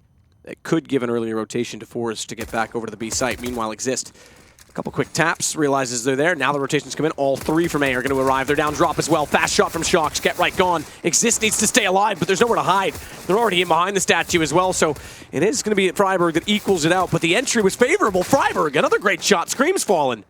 And it's all kicking off as Forrest wants to wrap around tree. Spotted Body in front. That's Bomb. No. 20 seconds and Bomb down. Now NIP can set across. As Michael just stays in behind the rock and Smiths is in such an awkward position. He has to do all the work to pull this back. Flashbang, another decoy, excuse me, goes slightly behind. And Smith's not fooled by it. It's going to try and go forward. You're dead right. Can't plant, no time. Forrest's going to win it out, and it's going to be NIP. in striking distance now. Well, that's what's so good about Exist's position there, right? He could give a nice early call there, staying alive as long as he possibly could. He calls him coming in, he takes one down with him. That's enough at that point. Freiburg does some more solid work there, gets another kill, and Exist and Forest. Perfect play there. Forest getting the kill on the bomb. You can see as soon as Body went down, then the bomb in such an awkward position. The 2 versus 1. Smith has no chance there. Literally, it's such a difficult prospect. You can have any player in the world. It's going to be almost impossible task at that point. A force buy, of course, from G2. Have to go in at all this point. Even the AWPers coming in. They need to win this round. Can't afford to lose it. What have they got? They've got Tech 9s, Deagles, PD50s, a couple of smokes, make it 3. Most teams would go for a BXQ on this play. Looks like they'll be favouring towards A considering the bombers. Need to get that opening kill here. You can see 3 UMPs coming out for NIP, 2 FAMASs. It's a bit shocked to make anything happen as he's leading the charge with the bomb towards long A, actually committing pretty heavily here. UMP in hand. Oh, they're going to go right by him. He's got so much noise information, but struggles to find the first kill. That's going to leave him vulnerable, get stuck on the pillar. Body gets 2. A 180 to find Michael after getting forced inside of the site. Bomb gets planted, and RPK coming around to assassinate. Get right. We've got a round now. It's all on to Exist. He nearly gets in to get the planter after the bomb goes down, and suddenly the round turns immediately, and G2 is going to get it. 4 in total now for them. That was actually a missed jump from Get Right. Did you see him kind of stumble the jump onto the broken wall there? Had he got that kill, he jumps up successfully the first time. He denies the plant. I think he had enough time to actually deny it. Yes, he would have died in turn, but the bomb wouldn't have been planted. His teammates would have had enough time to stop the crosses to the bomb site. That missed jump actually was so massive in terms of the outcome for that round. G2 catch a bit of a break here. They find round number 4. There's not really much reason for NIP to force into this. They don't have to. Look at the lead they have. This is some upgraded pistol here. It's 4 HE grenades. The airstrike towards B. It could work out as well to B rush. Not like this, G2. Oh, okay, Mac Survivor. 10. They do. That would have been huge. It's always interesting to watch those work. Yeah. They're so satisfying as well when you're on the team that throws out the nades. Forrest. Still. He's actually got 2 with the Deagle now. And a 3rd. Okay, hold on, Forrest. He's up to 3 kills. Headshot showing. Can't necessarily find Scream right away, but now Scream in turn knows where he is. AK and bomb still in his hand. And Forrest does not have armor, which is a massive factor, especially with the Deagle. 1 versus 1 to play with, and Scream going down the stairs is very timid. 1 minute and 10. He could have already elected to play mind games and go back over toward the A site, but Forrest now knows that he's not. Scream, he'll eventually fade away, and now Forrest starts to consider the time. Scream shows, though. Forrest tags him down to 38. Now there's a chance. 1 body shot. Yeah. Could even do this. 55 seconds. Scream. Is it going to be the full rotation or a cut back to drop?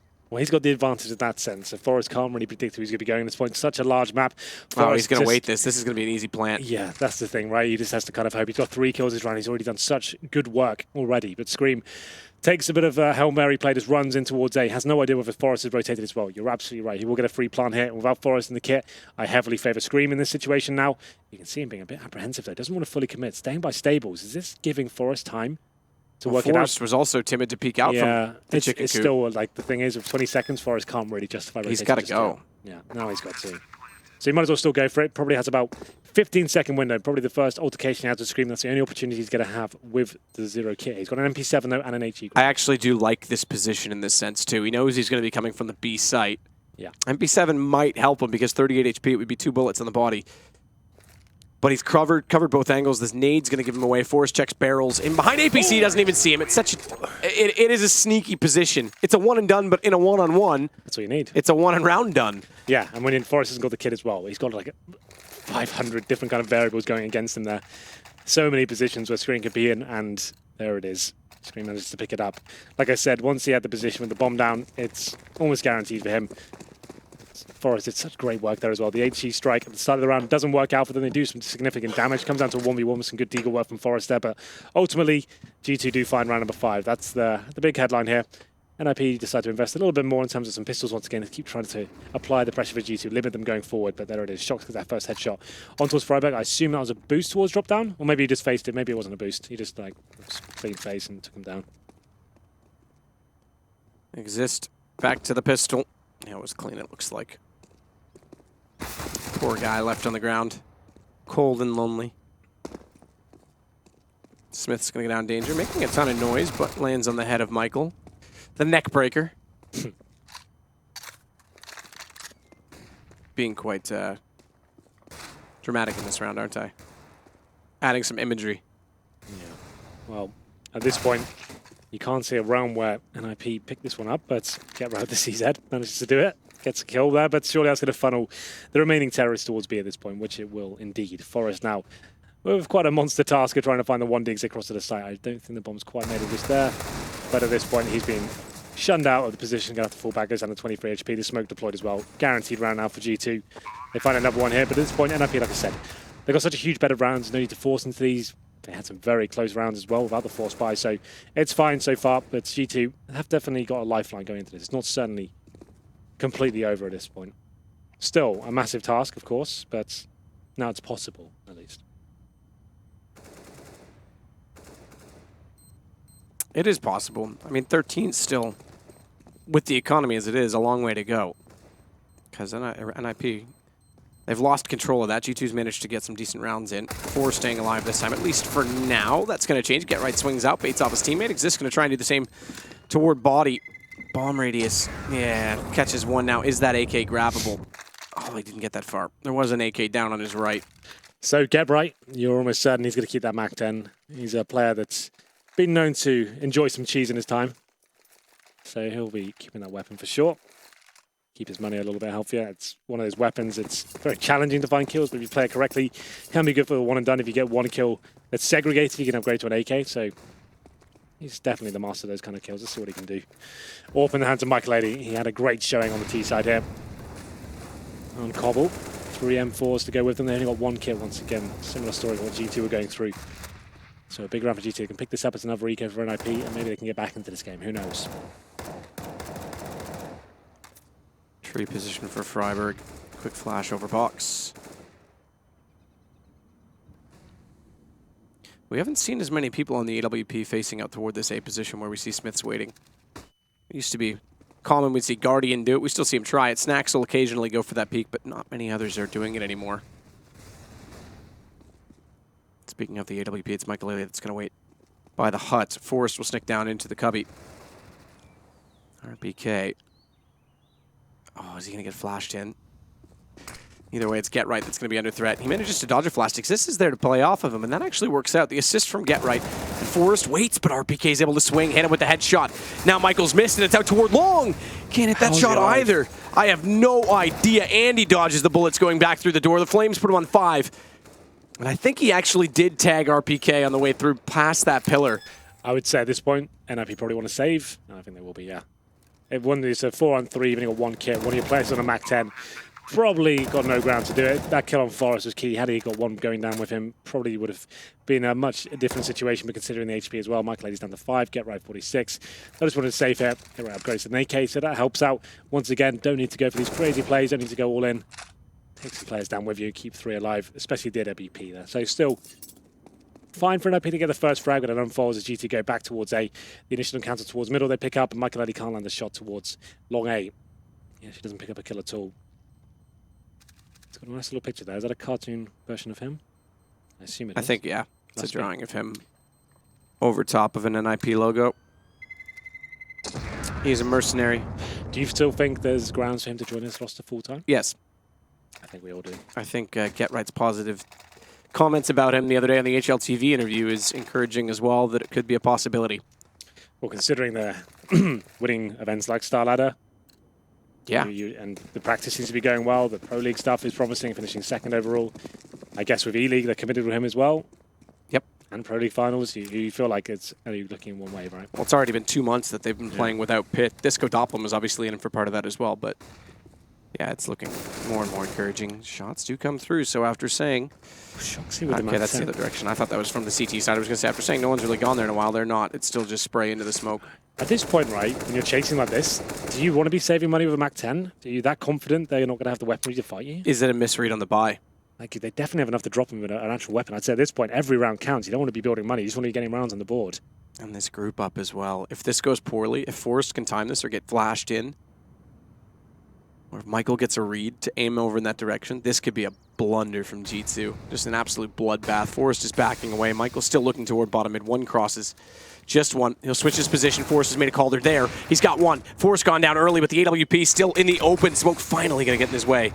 So they'll make it through stables, but Get Right has already rotated. Drop down from the balcony. 1. Spray transfer 2. Get Right so good on the spray. And it's a drop from Exist. Bomb down on the site. Last one in the open. Freiburg's going to find Shocks. What a spray transfer from Get Right. Yeah. Look where his crosshair is. It's 10 feet away from the guy. He knows it so well. Throughout his career, 1.6 CSGO, he has been known as one of the absolute best spray kings with that AK-47. He displays it once again there.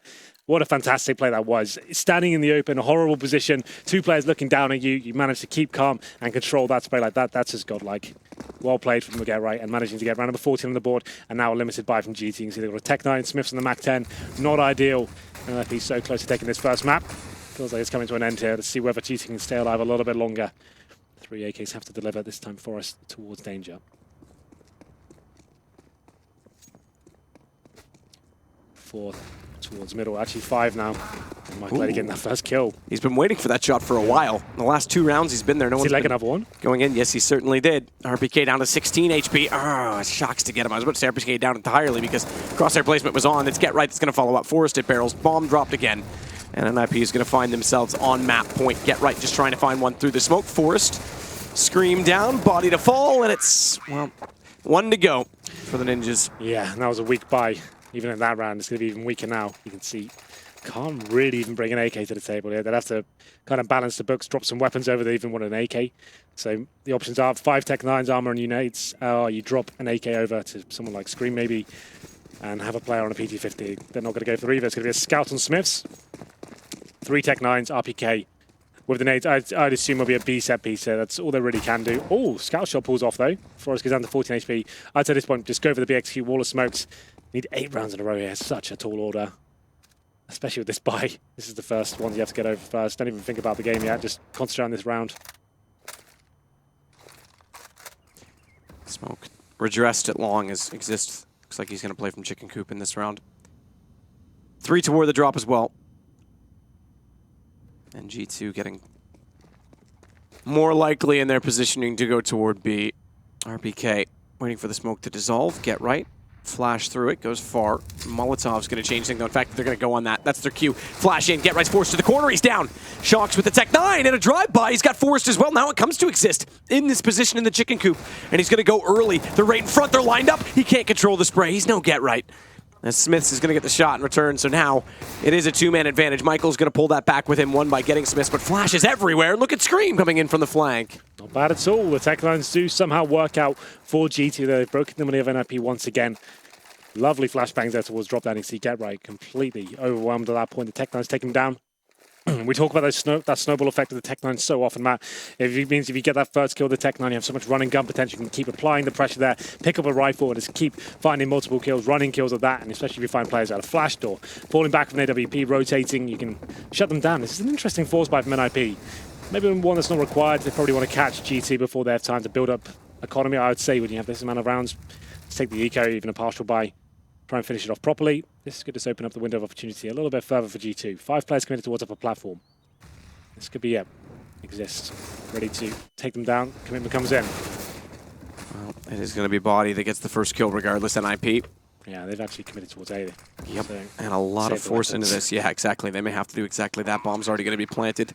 Not a single kit for NIP. No armor on Forest. So the force buy doesn't work, and NIP giving G2 a bit more of a lifeline in this. Yeah, I don't think I agree fully with that force buy from NIP. You know I'm a... You're not an advocate for the no, force I'm a very buy. vanilla CS player when it comes to that. You are not a member of the Force. No. I like to... Okay, I think it might... if we're talking like logically, that's the correct way to do it. You partial buy until you get the full again, and you don't give them a chance. But the fact they've said 4 weapons, that's fine. That's still pretty beneficial overall. They'll save an open end force. It's not that detrimental, you know, overall. It's actually quite disciplined of them not to commit. It was a bit of a gamble towards the A site. If GT did come towards A there, they'd probably win the round. They didn't win towards B. Not the end of the world. They managed to save the weapons. So, you know what? It's not too bad. But overall, if that was my call, I probably would have gone for the partial save. We've got a load of rounds here. Let them get back in a little bit more and we'll finish it off properly. But still limited. Going to be buying what they can. Desert Eagle for exists. Get right to CZ. Still have the AWP and the M4 there, and Micheletti. Shotgun in hand. Forest out, flashed off. Can't go for that initial aggressive face there. And more of a default play from G2. We're going to round number 25. Closing the gap slowly but surely. And Forrest really did want to go for that peak. Aggressive play toward long. Look at the setup, though. Smiths is waiting. And this is what we were saying. No one was facing that from NIP last time. It was the scout that hit the tag onto Forrest when he went with the M4. Freiburg now going to be the one to watch drop. Pole dancer, is he? You'd know, Henry. How? You said you were an NIP fanboy. Oh. You have all the facts. Well. Molotov to stairs. The execution looking very likely here once again. Michael Eddy's shotgun. Can he deliver? Needs 1 kill at least. Oh, he's going to get more than that. 2 in front of him. Their Molotov, in turn, was immediately extinguished by the smoke, so they did push in, but Michael's positioning, it's been negated. It's been pulled back. Scream's got a headshot, a lovely one at that, on to Get Right. Freiburg can't spray down. Shocks now finds an opening. Exist on a Deagle, needs to buy space for Forrest, who's made it to connector, but not through the wooden door. Bomb not yet planted. 40 seconds, and they'll cross it now. They have 1 flashbang to do it. No smokes. And Exist, he's trying to take advantage. Does tag up Smiths in the end. He's down to 20. And low HP in front, but he can't hit Shocks. And it's all onto Forrest. Molotov at his feet, and a missed shot on the AWP. It's going to be the round to G2. Got closer, didn't it? Shocks here with 3 kills to find them round number 10 here. Double digits achieved, and NIP broken once more. This is the result of that force buy we talked about before. So, nice work there with the initial kill, but Get Right potentially overcommitting there with the CZ. Could have just hugged the bomb side there, and maybe just bought them some time, wait for the full commitment from the terrorist, but Scream does blow his head off. And we go to a Zeus play from Forest. So not really much purchase into this round. It will be CZ's PD50s and a Zeus. Let's see what happens there. Michael Ellie doing some great work with the shotgun there. Excuse me, I thought it was enough, but apparently not. I have to take my headset off. I'm doing all the noise. You're dying. It's all right. You heard it here first. Freiburg does check toward the drop as they back away. Smokes out as well at long. It's Exist going to try and bait in, rather the other way around. Get Right going to try and bait in Exist. He's spotted though, and Body sprays in and thinks a little better of walking into that trap. So rotation back over toward A. It was not a full stack in the B site, but a B bias with 2 toward drop, and rotation now going toward the balcony. No one inside the A site directly for NIP, and that should make it fairly easy for G2 to walk in with the weapons. All right. Or is it? All right. Thanks, Michael. Appreciate that. And he's still got an opening here. There's no smoke on the doorway. They only have 1 to work with. He's got more damage in on Shocks. Smiths will get Freiburg balcony. Thankfully, he's showing up because so too is Michael Lilly. They've each got 2 kills. It's down to a 3 versus 3. This AK is so tantalizing, though, but 16 HP for Shocks trying to go for the peak. It's down to just Exist. And surely he's tapped it sufficiently, and he does. It'll be an 11 for G2, but NIP will have guns again this round. Well then, what a road it's been. After going down 12-1, G2 have pulled it back to 15-11. Still match point, of course, for NIP, but G2, I didn't think they had to get this deep into this game. Scream complimenting Michael Ellie. He's actually had a very good showing here. How many kills has he got now? 24. He is leading the frag charts as G2 do start to come alive in this tournament. I've known to be slow burners in tournaments before, but nothing like that. I've seen 12-1 on a map they play pretty regularly. Seem to be waking up at this point. Round number 27. Did not think he'd make it this deep. Double AWP set up on the T side. First time they brought it to the table. All back in the hands of Michael Eddy. Pretty standard booster. You'll see that's to take down any steps players, any aggressive AWPers. Nice little angle. But it's very easy to flash it and face it yourself. We'll see what happens there.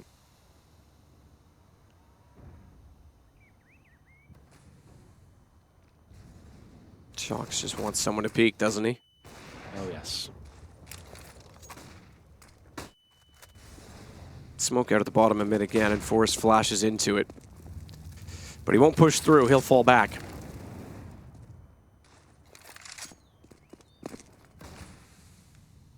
Interesting position from Forrest. Because if anyone gets up to the long corner, no one's watching that. He's in no man's land. He's stuck in the open. After what would be potentially one more if he's lucky and fortunate with timing and hits the shots. But it looks more likely that B is going to be the choice of approach for G2. Body of the lead man again. Smoke into the box. Thinks better of it. I thought he'd go for it and go for the wide peak, but it's going to leave Exist in a position where they're lined up. Flashing, can't land it. Freiburg does trade on the tree, and he's got a lineup of 3. A 4th as well for Freiburg to close it, potentially for NIP. Surely this is enough, and Forrest will do it. Lovely stuff from Freiburg on the boost. Absolutely fantastic there. We were just talking about Freiburg's return to form recently, and he's the player that finishes it off. 4 kills for him with that tree position as well. Normally good for 1 or 2, never 4. You can see GT just didn't anticipate it, and he lines him up. The king has returned, and this time it's to the tree. Nice work from NIP overall. You have to say, of a 12-1 scoreline, you thought they were going to close out a bit sooner, but it doesn't matter. They get the result needed. It doesn't go to overtime, and a pretty convincing one at that. G2 doing well. Like I said, they woke up towards the end there. They seem very poor to open this map up, and I'm sure the second map will be more interesting as we move to cash. Yeah, well, that's it. I mean, waking up going into the second map, it does promise us a better game, potentially, for map 2. Cash as well. G2's very good on it, but Pro League. NIP played Cash, what, 8 times and won very 6 or something along those lines? Yeah, they're very good on Cash right now. I'd say that's probably their best map still. Yep, and that was G2's pick. NIP pick it up after battering them in the first half.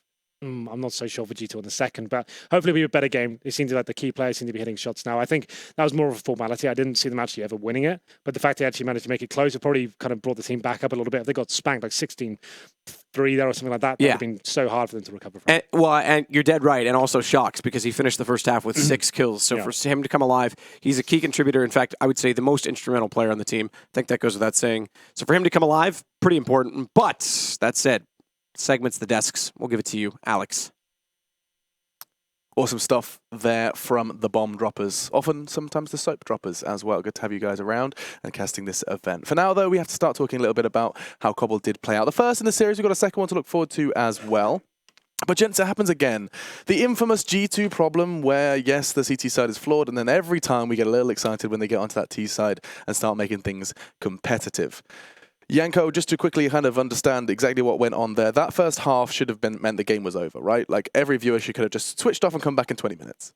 That's what they did, and they saw the expected result. Yeah. It's just like... I mean, the thing is always... it a formality at yeah, that point? always when you have such a huge lead, I mean, you're always thinking, okay, we can't lose this, so you come into the second half a bit relaxed. NIP even won the pistol round.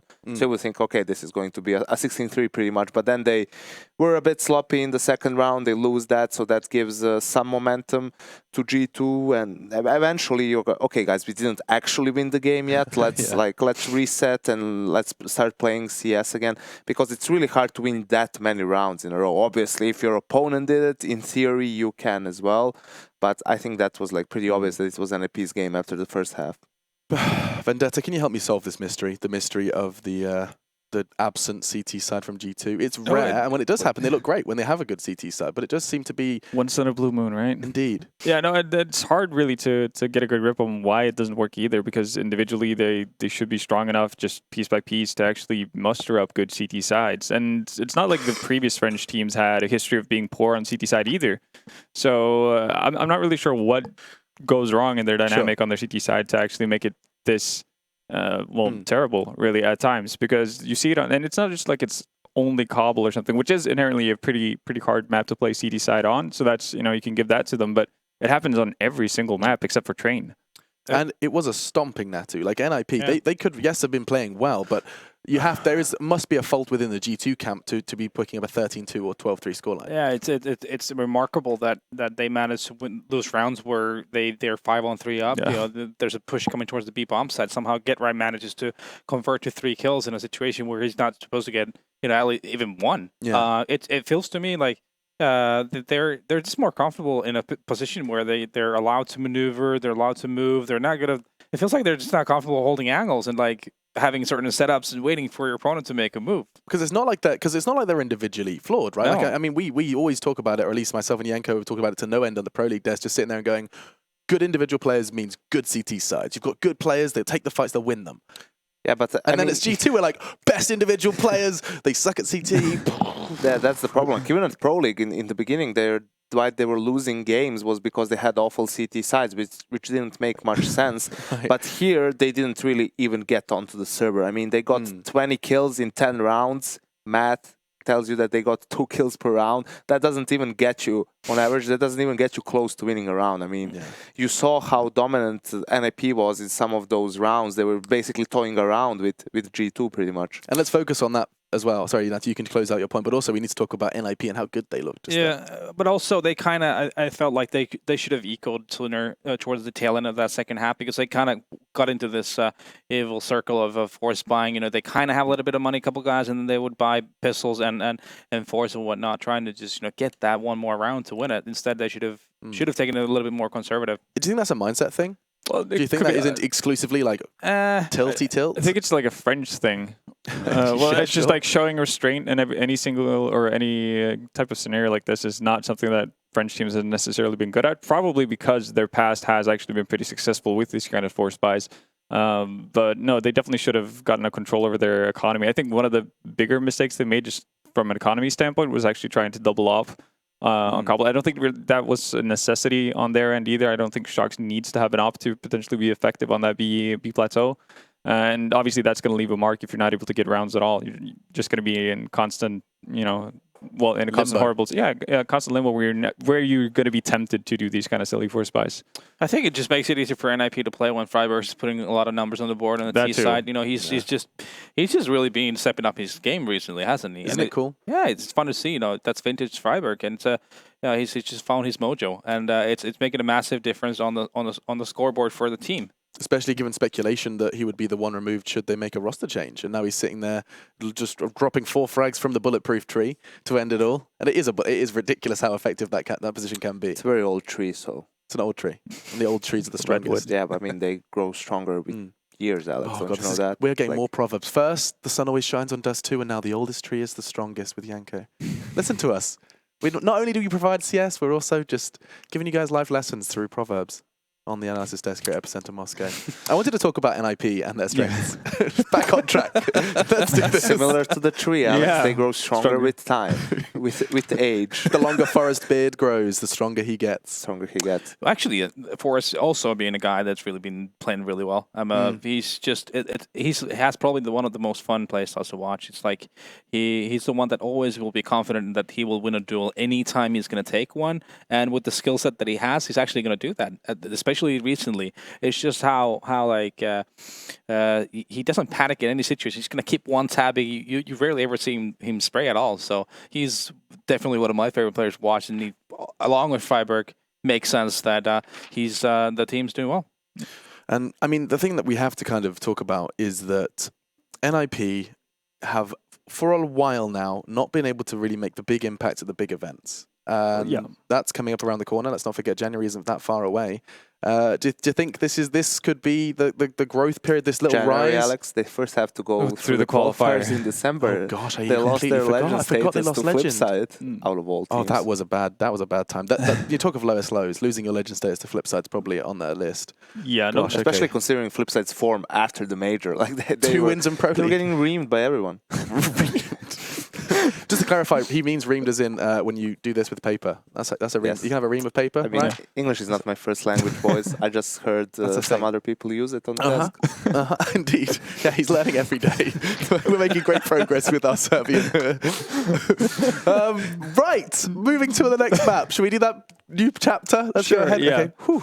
Exhale, everyone. I haven't coughed once. I'm feeling good. Jinxed it. I have like sedating effect on you, Alex. Sedating? I don't think so. He could read me bedtime stories. Oh, that's not a good term to use. Thank you, Alex. No. You, out of all people, I thought you were a friend of mine. No, every time I talk to you, it's like a shot of caffeine to the system. It's great. You're refreshing. Yeah, great comeback. I definitely believe that. Yeah, so you should. Still mates, of course. Always. Still mates, of course. All right, so me and my band of mates. Ouch. That hurt. Yeah, I didn't hear that. I thought we had something special. Had, Alex. You were wrong. Past tense. Had. Okay, right. Well, while me and Yanko sever our friendship, and you're gonna see him in Natu's seat after this as he gets further and further away from me. We need to talk about this next map, and it has escaped me. I did write down. So it is cash. Okay, I wrote. Some of us still know how to do our job. You're going to see me crying in the corner, sipping my lemon tea in a second. If you only had any lemons left. Yeah. I would like lemons. That was bitter. Let's move, though, into cash, as it is going to be an intriguing one. They talked about NIP and their strengths on it, and almost undefeated, threat era, all of that fantastic good stuff. Yeah. But are they still there? Actually, Natu, I want to ask you, because, I mean, I know you've also seen the NIP boys on an intricate level. Did they not kind of fall off a little bit of cash once it was taken away from them vetoes? For a while, yeah. But I think they've really coming back to it, too. Remember, these guys met each other in SLTV Finals on cash, and that was a brilliant performance from NIP on the T side of Cash. They were just outplaying G2 immensely. G2 were, first of all, really prepared for the checkers control that NIP likes to enable. Instead, you see NIP go in middle, take it over, and then vice versa. G2 tries to go for mid control on CT side, and you see NIP, well, we're going to go checkers control now. So they really, G2 really mind played themselves in that game totally, and they were, I think that the worst scoreline might have been like 9-1 or something, and then there was a timeout after losing 2 in a row by NIP. And eventually they won the T half 12-3. So they are definitely a very, very capable team on Cash right now. And especially T side, it's just they have so many different options and routes they can go. And they seem to be just finding the right flow on the map. You really hinted at some of them, but Halvor, can I just ask you to do that a bit more? You know, he talks about checkers control, talks about this. What is it that NIP do right? Well, with the checkers control, basically they have a really good idea of how they want to, well, basically progress towards the B bomb site in a quick manner. So oftentimes you'll see a crew of 4 people minus Pyth, or I guess in this instance it would be Michael, or maybe Freiburg takes that role for the time being. Basically running right out from T spawn over towards the standard spot outside of doors to chuck the Molotov into the vents. Then you'll see one of the NIP players towards B, chuck another Molotov, you know, to clear out closed boxes, and one behind the box and checkers. And basically you've cleared out that entire area without having to ever look at it, you know, more or less. So, you know, it never slows you down as long as you have a pop flash ready for, you know, to potentially push through the smoke that CTs are going to put down or what have you. You come in at an incredible pace, really, which makes it extremely hard for any CT side to get a muster up a decent crossfire or set up a good defense with proper anti-flashes. And for G2, a team that already struggles a lot on their CT sides, obviously that's going to be a massive task for them to actually deal with, to the point where you see what you saw at Star Ladder, where they start overcompensating because they're expecting something to happen. And you know, that leaves them weak in other parts of the map, which NIP was able to figure out. So they feel they just have to just stack up in order to counter whatever NIP are capable of on their T side. Yeah, okay. Which they don't. I mean, I think that in that same tournament, actually the one map Astralis won against NIP in at best of 3 was Cash, which was like really weird. It was one of weaker maps for Astralis as well. So how they battled it was by simple pop flashing, like on correct timings. They would, which is okay, granted, it's kind of difficult to hit the timing, but they did a good job of it. Even pop flashing through the smoke, because NIP, sometimes it's Gatorade by himself, smokes off the entrance, like the B main, into the B bomb site, so he obstructs vision, then throws the Molotov again so that he can clear out the close corner. So Kerrigan would just pop flash Dupree, he would peek and kill like his opponent, which would be fully blinded. That's enough to, you know, force them either to put more people towards B or maybe focus a bit more on different areas of the map. So there are different things you can do. It's just that you have to be prepared for it. You know that G2 RPK, how he likes to hold the bomb set, he saves the smoke. So if an execute comes in, he can just extinguish a Molotov with his smoke and then play around it and get a couple of cheeky kills as well. So the thing is, G2 has been looking pretty weak in general. It doesn't matter which map, and more on the CT side than on the T side. So they've just been looking off recently. Yeah. Oh, sorry, you go. Well, yeah, and just in addition to the fact that they look kind of lost on the CT side, is the fact that they do run into basically running a lot of the same things with RPK and the smoke on that B bomb side. If he doesn't use it for a Molotov, he's always going to drop it on the ramp on the bomb side, jump up on top of default box, and basically hold that angle. And at this point, pretty much everyone and their mom knows that he's going to be using that position. So it's not really too hard for a team to actually plan against that or actually realize where RPK is going to be towards the site. He has like two variations, and that depends on where obviously where he's standing, you know, when the push comes in, and that's either going to be all the way towards the right side of the bomb site by the, well, I guess you could call it double stack boxes or oil barrels, where he drops a one-way smoke so we can get a clean look in towards checkers, or it's the, you know, on top of the box by default box, and that's pretty much the only two things he does. So when so it becomes NIP know it. well, yeah. But if it becomes that predictable, obviously teams are going to take measures to actually counteract that. It's the same thing with, you know, why you have positions called Bialy, right? Because it becomes so predictable that teams are actively going to go after that. It's kind of scary. I mean, yeah, I do like that we have places named after people, and maybe MBK Corner will see some action here on Cash as well. I saw a recent Reddit thread asking why it's called MBK Corner. Did he just make some mad plays? Is there an actual answer we can give to the viewers at home? Does anyone know the origins of this? It is just... I mean, I'm not sure which particular play it is, but he's been playing that one spot. I mean, we called it Bialy because we saw Bialy doesn't move from it. It's either that or forklift where he stands. So it's easier because it's hard to call it anything else, right? You have quad, but that's not that position. It's like towards the wall. So it's easy to name it. Is the alternative if you don't want to start using player names. Yeah, but that's a bit too broad. But this, you know the exact angle that the player is holding, right? Yeah, exactly. And we see a lot of power plays made there. We're almost time for our final game of the night, gents, and so we do need to navigate into predictions. However, I do feel this is going to be a quick one. We've all kind of leaned one way. We've just seen G2 get smashed on their map pick. Then we go into a map that NIP are undefeated on, or relatively. Admittedly, I haven't got the stats in front of me, but it was said over on the caster desk. And we've also got G2 looking rather flimsy. Shocks didn't show up in the first half of Cobble, so this could be quick, but I'll start anyway. Natu, I love your color combination of your suit. Don't know where you got the inspiration from at all. Not from you. What have you got for me? I've got NIP for you again. You have? Yeah, just because of the fact that they are so good on the T side, and we have G2 who struggle on the CT side massively. So we need to see some really good aggression and the right kind of aggression, as in they choose the right spot on the map in the right round to be able to intervene with NIP before they get to execute, because NIP is so good at utilizing Molotovs specifically on the bomb sites that make it super claustrophobic for the CT to try to hold the bomb site. So I have NIP winning this. Okay, believing in the ninjas. I assume yours is the same, Havel, but if you can outline some win conditions, perhaps for G2, even if it is NIP, mess up X, Y, and Z. Well, I tried to find some win conditions for them on Cobble, and none of that. Yeah, well, everything fell through, right? Wait, we did do that prediction, didn't we? You said 2-0 G2. Well, yeah, that's because of you. That's me. I'm sorry. That's my bad. I got one right now. Yeah. So no, don't stop believing, boys. I'm gonna safe it in, so it's probably gonna go to all kinds of hell. But yeah, I'm going with NIP. They've had better track record. They've been playing more solidly. They haven't really seemed to have a drop off, even though Exist is now full-time calling, pretty much just taking notes from Threat. So, and he's playing exceptionally well, especially on Cash too, which is great when you can have your in-game leader kind of contribute in the fragging department as well in a big way. So yeah, it's going to be NIP for me as well. Always refreshing. Yenko, well, everything points one way, so are you going to do it again? Not really, Alex. No. It seems that, like, in the absence of a banana, like, Freiburg has decided to dominate the baguettes. So I think I'm going to switch camps and go with an NIP. Banana, baguette. So Freiburg's just king of phallic objects, is what we've discovered here. Or objects that start with a B. Wow, you are just too damn smart. And Inferno's going to be potentially back in the Mac pool, so we could get to see that. Did you see that he got, like his own street? Yeah, via Adamo. When you go Banana is called via Adamo. It's via Adamo, and his name is Adam. It's Adam's Road, pretty much. And it does sound like the game isn't quite ready. So let's just talk about Inferno for a bit. Hell yeah. Okay. They've widened Banana. So Freiburg... Oh, I could have had a joke there. Did not. No, didn't do it. Didn't do it. But they've widened Banana, amongst other things. Have you guys had another a run choke points? Have you guys had a run? It's always an improvement, Alex. It is. It is. You guys happy to see it? It looks beautiful. I'm always happy to see it. Yeah. It does. It seems like it really hasn't taken a lot of influence from 1.6, really. The color scheme, like just how there's... It's bright. Apparently, it said casters aren't ready, but they are. They were telling Porky Pies. That's rhyming slang for lies. So let's go ahead and head over to your casters for our final game of the night. Sorry, we have to have this discussion tomorrow. Truth is in the...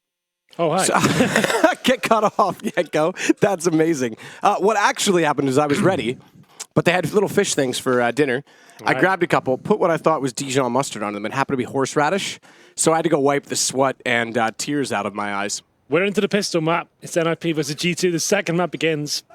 We were ready the whole time. It was fine. It's going to be 4 sets of armor for the TTs, and Scream with the Desert Eagle opens things up. Pistol, he seems to be bringing it to the meta more and more these days, and he manages to find that first kill as well. Get Right goes down. As we go into a 5-on-4 to kick things off here, it will be an ace-added commitment, and only Michael Eddy waiting on the other side. Well, that is a lovely start, I have to say. And G2 desperately need that to pull this back, more specifically because of this cash. We talked about it, NIP very good on this map, Michael. He's forced back toward the truck, smoke off to cover the cross between Fork and Red Crate, allowing bomb plant for body. It'll be a man down retake, 1 kit to work with for NIP. Shocks is going to wait. They could go for the boost here as well with body. It's Glocks, though. They're not the greatest at far range. Michael just taps towards Scream, keeps pushing him back. Does allow 2 to cross in the site. Now they can push with force toward this quad position. Peek from both sides, and it's Freiburg and Michael to find kills. Shox, though, still alive, still prevailing, and he's got 2 of his own. That's going to allow RPK and Smiths the freedom of movement and position to close out the round for G2. Well, there it is. An initial Desert Eagle stunner at the start of the round. It was Scream to open things up.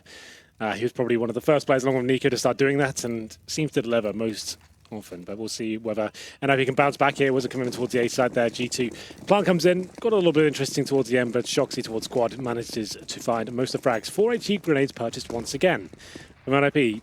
Got it down to a 1v1 before. Not really down to the nades. It was Forrest and his Deagle, to be fair. He's got the same weapon in hand, and it will be a B-sided commitment here from the terrorists. So maybe the HEs can be a factor. The nades start to rain in and do significant damage. Look at it. It's massive. RPK and body. 24 and 10 body. Still alive. RPK not. Get Right's found the kill onto him with a CZ75. It means we're into a 4-on-4 with HP advantage favoring NIP, and they're going to try and beat this rotation from G2. So you got a stacked B site. You're going to have an occupied A site smart read. And it's all on the ears right now. That's just totally from Shox hearing them rotate back, having been in middle. Yep, he hears footsteps galloping by there. And towards ESPORTS. Now Shoxy presumably going to be able to shut them down there. Gets the first headshot. Takes a little bit longer than he would have liked, but gets the headshot, doesn't take too much damage in return. Stays alive, goes down to 7 HP, but that's the round pretty much tied up. You're absolutely right there. It was a nice play from NIP to get the damage done and some funneling back towards the A side, but Shoxy holding middle does manage to pretty much secure the round, only finding 1 frag for himself. Excuse me. I guess we can excuse you, Henry. We'll take a vote. Kappa 123 or Kappa Pride in chat. Which one wins? Well, they'll decide who wins. I think with us it'll be Kappa Pride, which means you cannot be excused. Okay. Smiths, he'll take down Forrest, trying to go far range with a Mag-10. Look at the HP, though. So low. Which does mean they have to leave if they don't want the bomb to take away all the SMGs. But maybe that's the plan. Then they'll just buy AKs next round anyway. Michael is guaranteed to kill here. There it is. Takes somebody. Picks up a Mag-10. Not that beneficial next round, but it does sort of help because he can drop that Deagle or Mag-10 to a friend, help him out. I'm almost certain that's what will be happening here. Gives over the Mag-10. Doesn't want that trash. Get away from me. Yeah. So then, a couple of kills found for NIP once again, but it is 2-0 here. A much better start for the French side after they got completely trashed on Cobble. It was like 12-1 at one point on their pick. Everyone's favouring NIP on this one, but still, a much more promising start as we have another eco for NIP here. Kappa Pride's winning. Shox and body. Each with a kill on Mag-10. The trash, as you called it, making money at least for G2. Freiburg does slip through a smoke undetected and is able to take down Shox, but Smiths immediately finds Freiburg. It is just onto Michael Lilly. He's got a Deagle from far. Guns to come out next round. It'll be 3-0 G2 off the start. Well done, I have to say. Boost up for Smiths to go check mid. His teammate Body, a second boost coming through from RPK. So even if Michael finds 1 in this situation, which he may do in the air with Smiths, he's going to have a lot more company on his heels. And it's out toward middle, he gets sprayed down. Smiths, or Screaming rather, excuse me, having boosted his teammates, goes back toward the tree, and he'll find it with the slightly longer range, or more long range capable SMG of the UMP. 3-0 picked up by G2, managing to just about negate the 4 spies. Well, semi-4 spies from NIP, HE grenades and Deagles. As we go into round number 4, the first gun round, of course, looks like G2 will be going for that bonus mentality, a UMP and a Mag-10. That suggests they'll be doing something quite fast, quite simple. And with 4 players heading towards the B storage as well, that will be actually ringing true. It's going to be Forrest and Freiburg, quite a deadly duo towards this side of the map. Up against 4 terrorists there. You're Michael Ellie. Interesting setup, complete retake mentality from the CT. You can see him actually playing towards city spawning for that first pick. You can see how vulnerable to an A attack, but that's not going to be a problem here. As we see Shoxy by himself towards the A side. Once again, listening out for footsteps potentially. And maybe a commitment here from the T's. Molotovs and smoke come in. After round, Forrest did nearly get by. Or get caught off, rather. It's going to be by Body, who got inside the site and found Freiburg. It's going to be Exist that has to rotate back in the site. Good shot on Scream. To start it off, Flash counters him off, though he won't be able to re-peek. It's down to the 3 versus 3, which was fairly decent for NIP, all things considered, when you saw how fast they did go into the main entrance of the site. Michael's going to get Smiths and back over to A, perhaps. Look at the position from Shox again. This is similar to the pistol, where he's going to hear it. Yeah. So he's actually in a very good position, but Get Right, better still. Pushes through, finds RPK leaving, reads it perfectly. Shox does get the jump on to Exist. Only just. He gets tagged down to 28. That's damage well enough done because now they can hold this off in a 1 versus 2. It's definitely a justified kill. He finds out exactly what Shox is. He does damage as well. Getright's got the bomb, and he's going to outposition him. Oh, it's not the prettiest, but it doesn't matter. He gets the kill either way. It doesn't affect the situation too much, you know. Getright, though, I actually like the way he plays that. He actually locks down the B play coming in as Michael to get the final kill in that scenario, and then Getright just takes the opportunity. He sees one player fall back towards the connector area on the T side, and he just pushes in straight behind him. It's a ballsy play, but one that certainly plays off, drops a bomb in a key position for himself, and then Shoxy, like you said, great positioning, but unfortunately, once he's detected, he goes down to low HP as well. Didn't really have much chance to do anything with that one, so NIP pick up the first gun round here. They do take a bit of a hit in terms of their economy, but still. G2, PT50, only in the hands of RPK there, so he's struggling slightly. One player's made it out, that's Shoxy. Deadly in these scenarios, undetected for now. Undetected thus far. Shox inside of that smoke. Anyone who goes fork right now, as where he's looking, to try and peek out into A main, if they take a step too far, will be caught. That smoke makes it a little bit more difficult to see through. So, find a better angle. Top highway could be covered from there. Again, though, it would take a bit of a commitment. Anyone transferring perhaps back into the site from highway, because you can't quite see behind toxic barrels. You can't quite see the port ticket booth. Well, they have got 3 smokes remaining, 3 Molotovs as well. Will be an A-sided execute. You'd imagine smokes towards the quad, the highway, maybe on the left-hand side of the bomb side as well. Molotovs to flush the CTs out. Here they come. Shock's already in that prime position. He'll be striking first, though. Shox already clearing quad. Completely covered. Michael with the lineup can't land it onto the bomb plater. Does actually hit him. I take that back. He hit his foot through the wall. RPK goes to 38. Thankfully, the flames extinguished immediately by smoke. As a default, Molotov would have taken down the bomb plater for RPK at 38. Good shot from Getright as they go for the boost behind the quad. And back through the smoke, he's found Smiths as well. He's just looking in the top right and realizing he's done the deed. He's made this retake entirely possible. 2-man advantage called off in the end by Scream re-peeking out from A main. But Freiberg's going to be the next to go, and suddenly G2, they've turned this around. A good crossfire set, just 3 players go from 5 alive on NIP's side to just Michael. Well then, it looked like a fantastic retake there. Great effort from Getright. Fantastic shot towards that boost position as well, and spraying through the smoke. Nice awareness, takes down Smiths, who's there, but ultimately, it's Scream and Body finding the kills in return, bringing it down to the 3 versus 1, and that's a nice reply. After NIP picked up that first gun round, they do save an OPS, but it is a hard reset for the rest of the team, so a big round for G2 going forward, so you can see how that's reflected in the money right now. It will be 1,400 coming into each of their accounts, so they could force into it. It's not really worth it, all things considered. I'd say maybe get a few PT50s, Deagle here and there, and see what Michael can do. If he can find a kill maybe towards Squeaky Door, that's fine. You can see they don't fully commit to this. They've gone down to what, like maybe $900 each per player. Michael, where will he be going? Towards A, standard position. I thought he'd change things up. Heavy mid-commitment from the terrorists. So Freiberg finds 1, make it 2. 3-on-3 for now. Still have the open hand as well. Nip with Deagles. Oh, all right. Okay. Exists. That's lovely too. Bye-bye, Scream. Nip with Deagles today. That's not something I normally give them credit for. Maybe Forrest. Okay, we know he's been good on pistols. Pistol rounds in particular, he hasn't exactly been a legend on as of old, but with the Deagle, he's always got potential. But Freiberg stepping up this time. We've seen Exist have a good Deagle round already. Perhaps something we underrate them on. Shox does manage to get the bomb. Goes down to 19 in doing it. Nips him through the boost there. That's Michael Ailey. Nipped him? Nip, yeah, that's good. That works. It does work. So does that from Exist. The Shox is gone. Bomb dropped once more, and Forrest knows exactly where RPK is on 63 HP. And bomb, not only that, dropped on top, it was dropped forward. It's in middle. They've got to cover that off. RPK, good read to know Forrest was going to rotate back toward B instead. We'll get the headshot lineup. Michael Ailey misses. This gives RPK a chance to set for the angle, but watch the push down toward the bomb from A main. Exist is trying to slip in behind. He's got an AK picked up. RPK still has 41 seconds to work with, but if Exist gets in position and is careless at peeking and doesn't work in tandem with Michael Lilly, it could be a problem as RPK gets closer to the vent. And they're already reading that he's going to go over toward the B site. Yeah, well, now that vent gives him away. Michael Lilly with the AWP. Towards Heaven as well. RPK has the Molotov, but doesn't use it in that position. Now he starts across to the site. Has to go beneath Heaven, of course, but still has to jump up. It's not going to matter. Exist coming from behind in the vents there. Locks it down. What a round that is from NIP to pick up. They had the AWP, but they didn't fully invest into it. Some Deagles, some 5.7s, a couple of HEs as well, and they managed to do it. It's Freiberg with 2 kills to get things off. Michael finds a 3rd, and RPK, although brings it to an interesting situation towards the end after killing Forrest, ultimately can't find the round.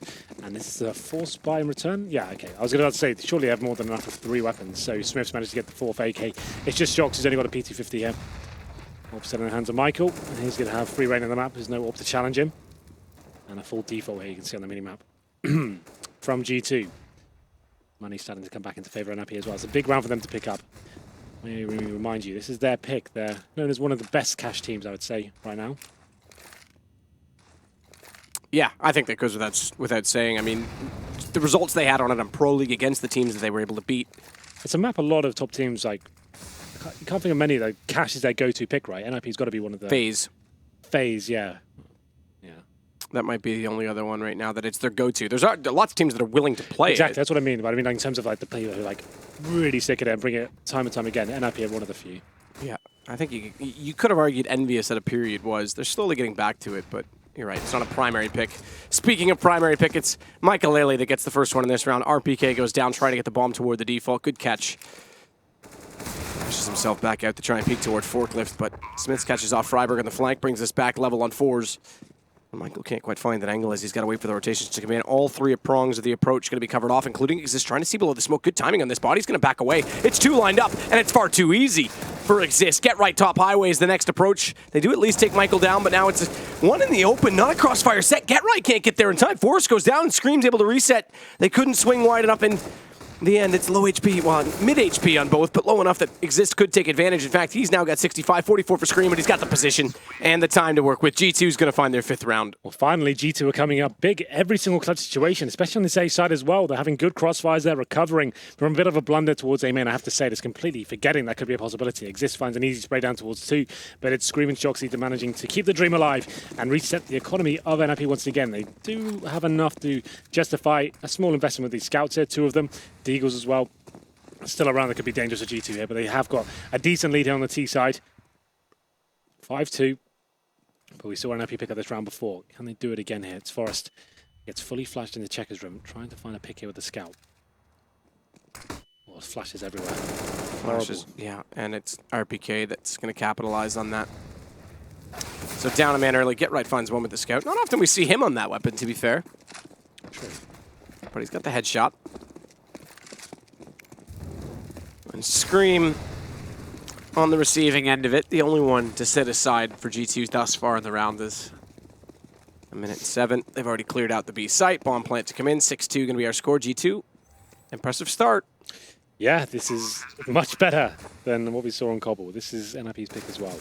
Pretty much guaranteed to win at this point. They have managed to pick up an AK, Exist that is. But Michael Ellie, he's got nothing to say. People are trying to at least damage the economy of the terrorists here, try and keep some of them towards the bomb when it's about to explode, take a few down with him. See if we can manage to do that as well. And the rest of the CTs will be saving towards highway and that truck position. Michael spots one, but that's the shot he had to land, have a chance of that kill. Shox will punish him for it. So like we said, Get Right saving the scouts, and Exist saving AK here. 4 players for GT will survive. The Manu still won't be in a fantastic position, you know, for an IP. Saving these 2 weapons certainly helps, and they probably can buy around them. There it is, 6-2. We did say towards the end of Cobble, it looked like G2 was starting to warm up, get into the tournament a little bit more. So the money, like I said, not great for an IP. They do save weapons, but around 3k average for the rest of them. Probably can't justify a force buy here. Could drop over a couple of Pharmacists and go for it, but I don't think that's the safest bet here. Take another round of the chin, still have potential with the AK and the Scout, but more than likely just look to the next round, allowed to go to 7-2 and then come back and still have contention to win the half, right? That's their headline. It's still not over until it's over. Oh, that's lovely. Okay, Shox. God damn. Whatever. Scream's there too. This is when G2 becomes the... This is exactly the saying you said before the first game. What G2 is going to show up. Headshots like that are when they are unbeatable. RPK with one as well. Those are the 3 protagonists in it. RPK, Shox, and Scream. And guess what, NAP? The coasting that happened in game 1, that's not going to happen in game 2. That was just remarkable. I'm pretty speechless after that. Yes, it's against Nico, right? But still, that shot was just so sick. Yeah. My God. Well then, let's get back into this now. Guns coming out for an IP. Certainly not the best buy. No AWP available for us. I think he's on 1 for 9 right now and not having a good showing here after great form. On Cobble, Freiberg a little bit more aggressive towards B storage. It is going to be a B-sided attack though. Freiberg got his work cut out for him. He's behind the smoke, gives his position away with an M4A4. Surely going to go down. Forrest kills him. Oh no, it's falling apart as they will be using that to make their way in towards the B site. It's going to be Forrest having to step up here after taking down his comrade. 4-on-4 does do damage, but smoked out of position, has to wait for his teammates to rotate in. Would have been absolutely huge if he could have picked up that second kill through the smoke. Force does push through to find Scream. Now he's got Shocks. All right. Get right. He'll follow up after Forrest goes down. Although it's 3 kills to the good for Forrest, it's 4 in the round because remember, he started off by TKing Freiburg, but NIP is going to prevail and pick up their third. To be fair, he's obviously trying to help Freiburg there. It's a horrible situation. He's just hearing the shots going off, trying to use the lineups and take down some terrorists that are ensuing towards him. Takes his teammate down, but we said if he stepped up, it's still fine. If they win the round, it doesn't matter, you know? There's not a huge penalty for killing your teammates in this game anymore. So it's not a huge deal. Win the round. Can you think of a time, there's got to have been a time in the history of Counter-Strike when there's been a 6-kill ace, when someone team kills and gets an ace? Yeah, I'm sure. Well, I can't think of one specifically. Yeah, me neither. If anyone knows of one, let us know. Well then, we go into round number 11. 7-3 now, as NIP pull one back. Decent hold towards the B site. After a team kill to kick things off as well. Round number 11, the AWP back in the hands of Smiths. Not the same story for NIP though, but Freiburg, he's in checkers, takes a lot of damage there. They know exactly where he is. He has to move out of his position now. He can't stay there. He knows the nades could be a huge problem. Jumps out.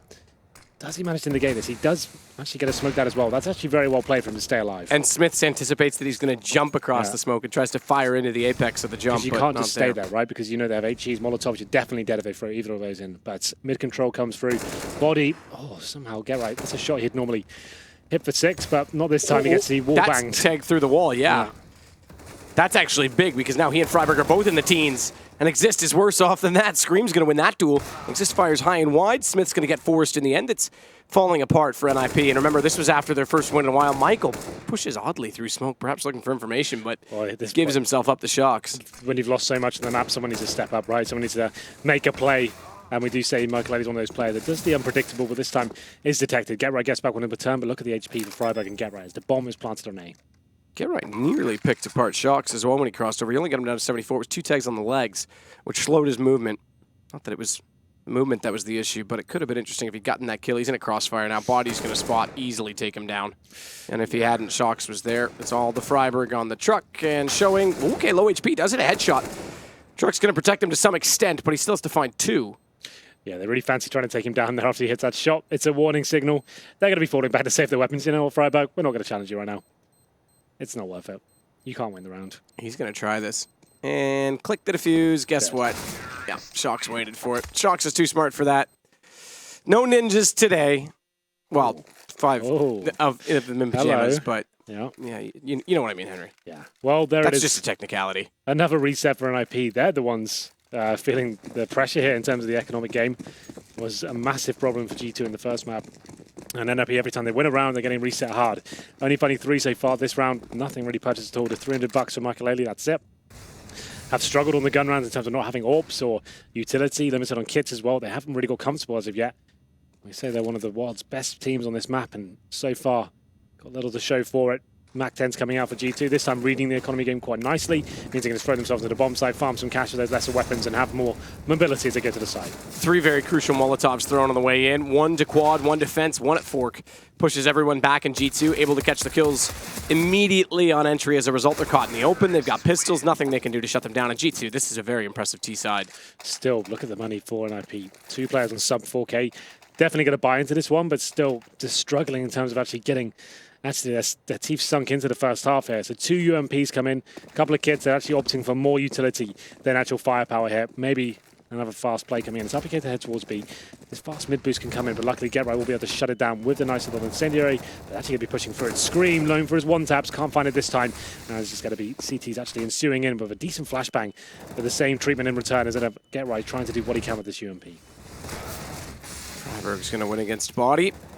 Opening duel success for NIP. Get right through smoke, trying to find where he's gone. And he can't, and that's going to lead him to his own death. As Shocks is able to hold the inside of the smoke, and a second member will escape. His Scream was the one he was chasing. Good headshot from RPK onto Forrest as well. Again, we said it. Now that the accuracy is looking on. Okay, all right. Bye-bye, Freiburg. Change my pants. I don't think they fit. I don't think they're comfortable. They're a little damp. Exist. He's going to go down to Shocks. Did you gain weight by watching that shot? I'll let you figure that one out.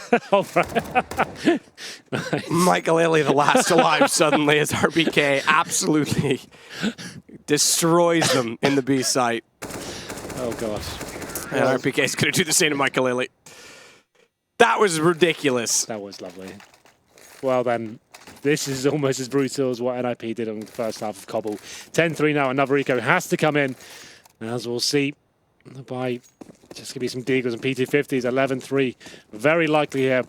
Let's not get ahead of ourselves. G2 have thrown away some shockers here today. I think that's a misthrown smoke from Smiths there. Didn't look optimal, to say the least. Impressive when they get rolling like this. Oh, Scream nearly hits one as well on a Michael. It's got to be daunting for NIP. How do you take fights? Don't peek, play passive, let them use their execution. We saw when they go passive in the A-set, the Molotovs they'll throw.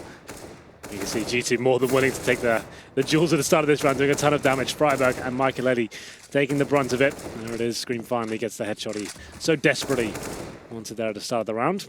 It's going to be now Freiberg desperately as well, trying to find that kill. Does not work. It's going to be a 5-on-3. Get right, Exist and Forest. Exist with, I'd say, decent positioning, but unfortunately for him, Shox is waiting from the other side. Forest, 5 versus 1. Can he do anything with it? I don't think so. It will be 11-3 here. It was a very difficult round for NIP overall. They'll go into the last round looking for 12-3 on cash. What is with this tournament today, Matt? No one can seem to put their finger on it. What is going on? I don't know.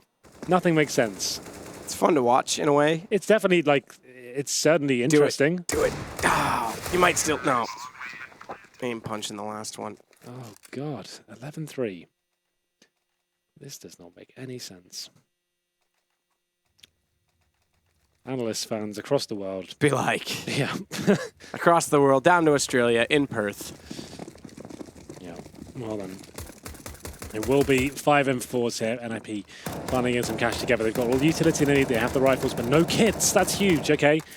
Michael Eddy, let's hope that incendiary is worth it, because if it comes down to a clutch situation, you guys can't defuse, you're cooked. Says Exist. Finally, something goes in their favor. A nice little flashbang from his teammate.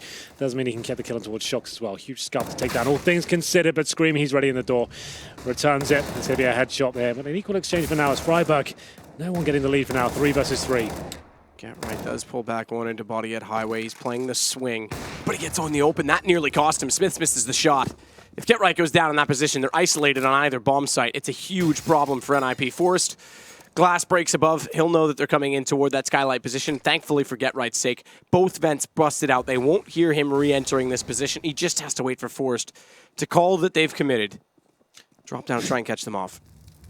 Forrest will do, well, doesn't even need to do that. He'll do that, I was going to say momentarily, but they walk out and sacrifice himself to Get Right. It's all on Smiths. Forrest hasn't spotted him go in yet, though, and Get Right flashing back in. Gives Smiths another chance, a third as well. And Get Right will hit. Smith's missing 3. It's going to be 11-4 regardless, though, for G2. Yeah, who would have expected that? After what we saw on Cobble, it's G2 looking warmed up towards the end of that first map. Actually firing all cylinders now. It's Shox and Scream, that deadly duo at the top of the scoreboard for G2. 11-4. On the T side as well, that's actually a very impressive performance against NIP. This is looking great for them so far, but don't ever count NIP out of these situations. They are the masters of the comeback. We've seen it so many times with them. The NIP magic, that's the phrase I believe you came up with. Yeah, that was all me. Yeah. Me and my red hair. It will be a little toilet break here, as I'm assuming we have to see our ugly mugs for a second while we get into it. The water closet is very close to where the players are. That's actually true. So it should be relatively quick. Very nice washrooms here. They give you towels. Well, this hotel is like godlike, right? It is. I've never seen anything like pretty this. godlike. Like, we're staying in a nice one. We're staying in like a 5-star Marriott, but this right one is around the like corner. next level. Yeah. Like, I'm pretty sure that the gold casing on the stairwell is real gold. Yeah, I wouldn't be surprised. This is like the nicest hotel in Moscow. So, EPICENTER certainly bringing out all the stops there. But yeah, yes. It's about a minute walk from the Kremlin, I'm told. Not far from the Red Square. We've got 2 days off. I'm sure there will be lots of us exploring the city. Oh yeah, we have got 2 days off. Yeah, one is technically immediate. Is that a good idea?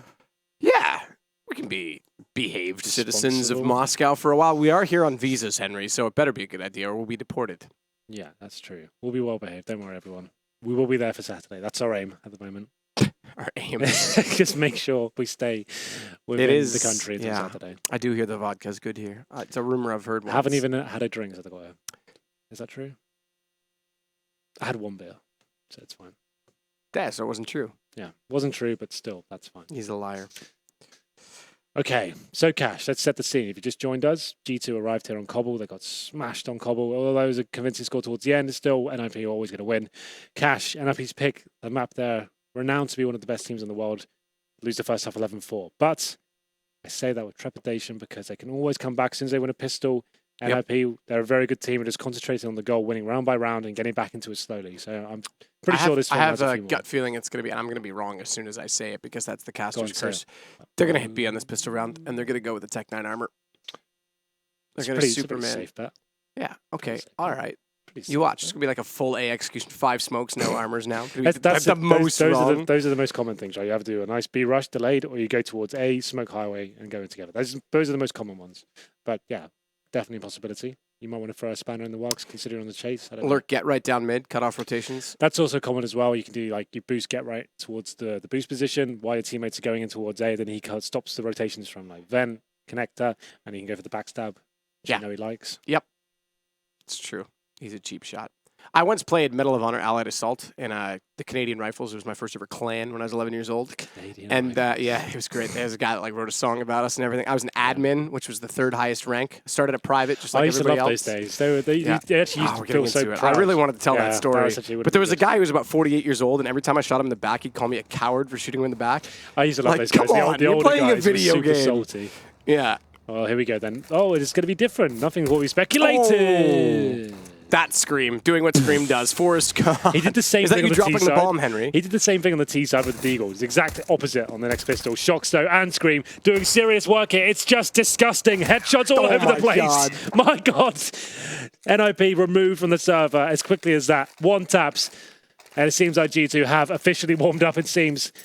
It took a little while to get into it, but that was pretty monstrous, I have to say. Okay, NIP, you just been completely owned. What do you do now? Yeah, I don't know. That's ridiculous. They didn't even fire a shot, I don't think. It's like, well, Scream's just completely destroyed us with 1 bullet twice. That's insane. Yeah.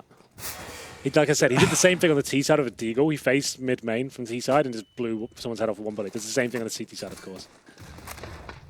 Freiburg's going to wrap around highway. Body again, hits a headshot. Down goes Freiburg immediately. Scream rotates back just to be sure that because they've given up middle, no one will push all the way through. Meanwhile, RPK will do battle with Get Right. Success for RPK, but so too for Michael. As he finds Shocks immediately countered out by Body, though, and it's down to just Forrest and Exist, and it's a race to who's going to die first if you watch their HP bleed out in the HUD. Stands for heads-up display for all of you people who are playing along. In the HUD. What is wrong with you, Henry? It's good. Got to get a little rhyme to it. Sounds good. It's good not flow. Really, it's not really a rhyme. Good flow to it, then. Yeah, you can say that. Okay, 13-4. And we're certainly going to be 14-4. Look at the buy. Well, I should say lack of. As NIP just go 5 Glocks here, as you would say the Glock buy.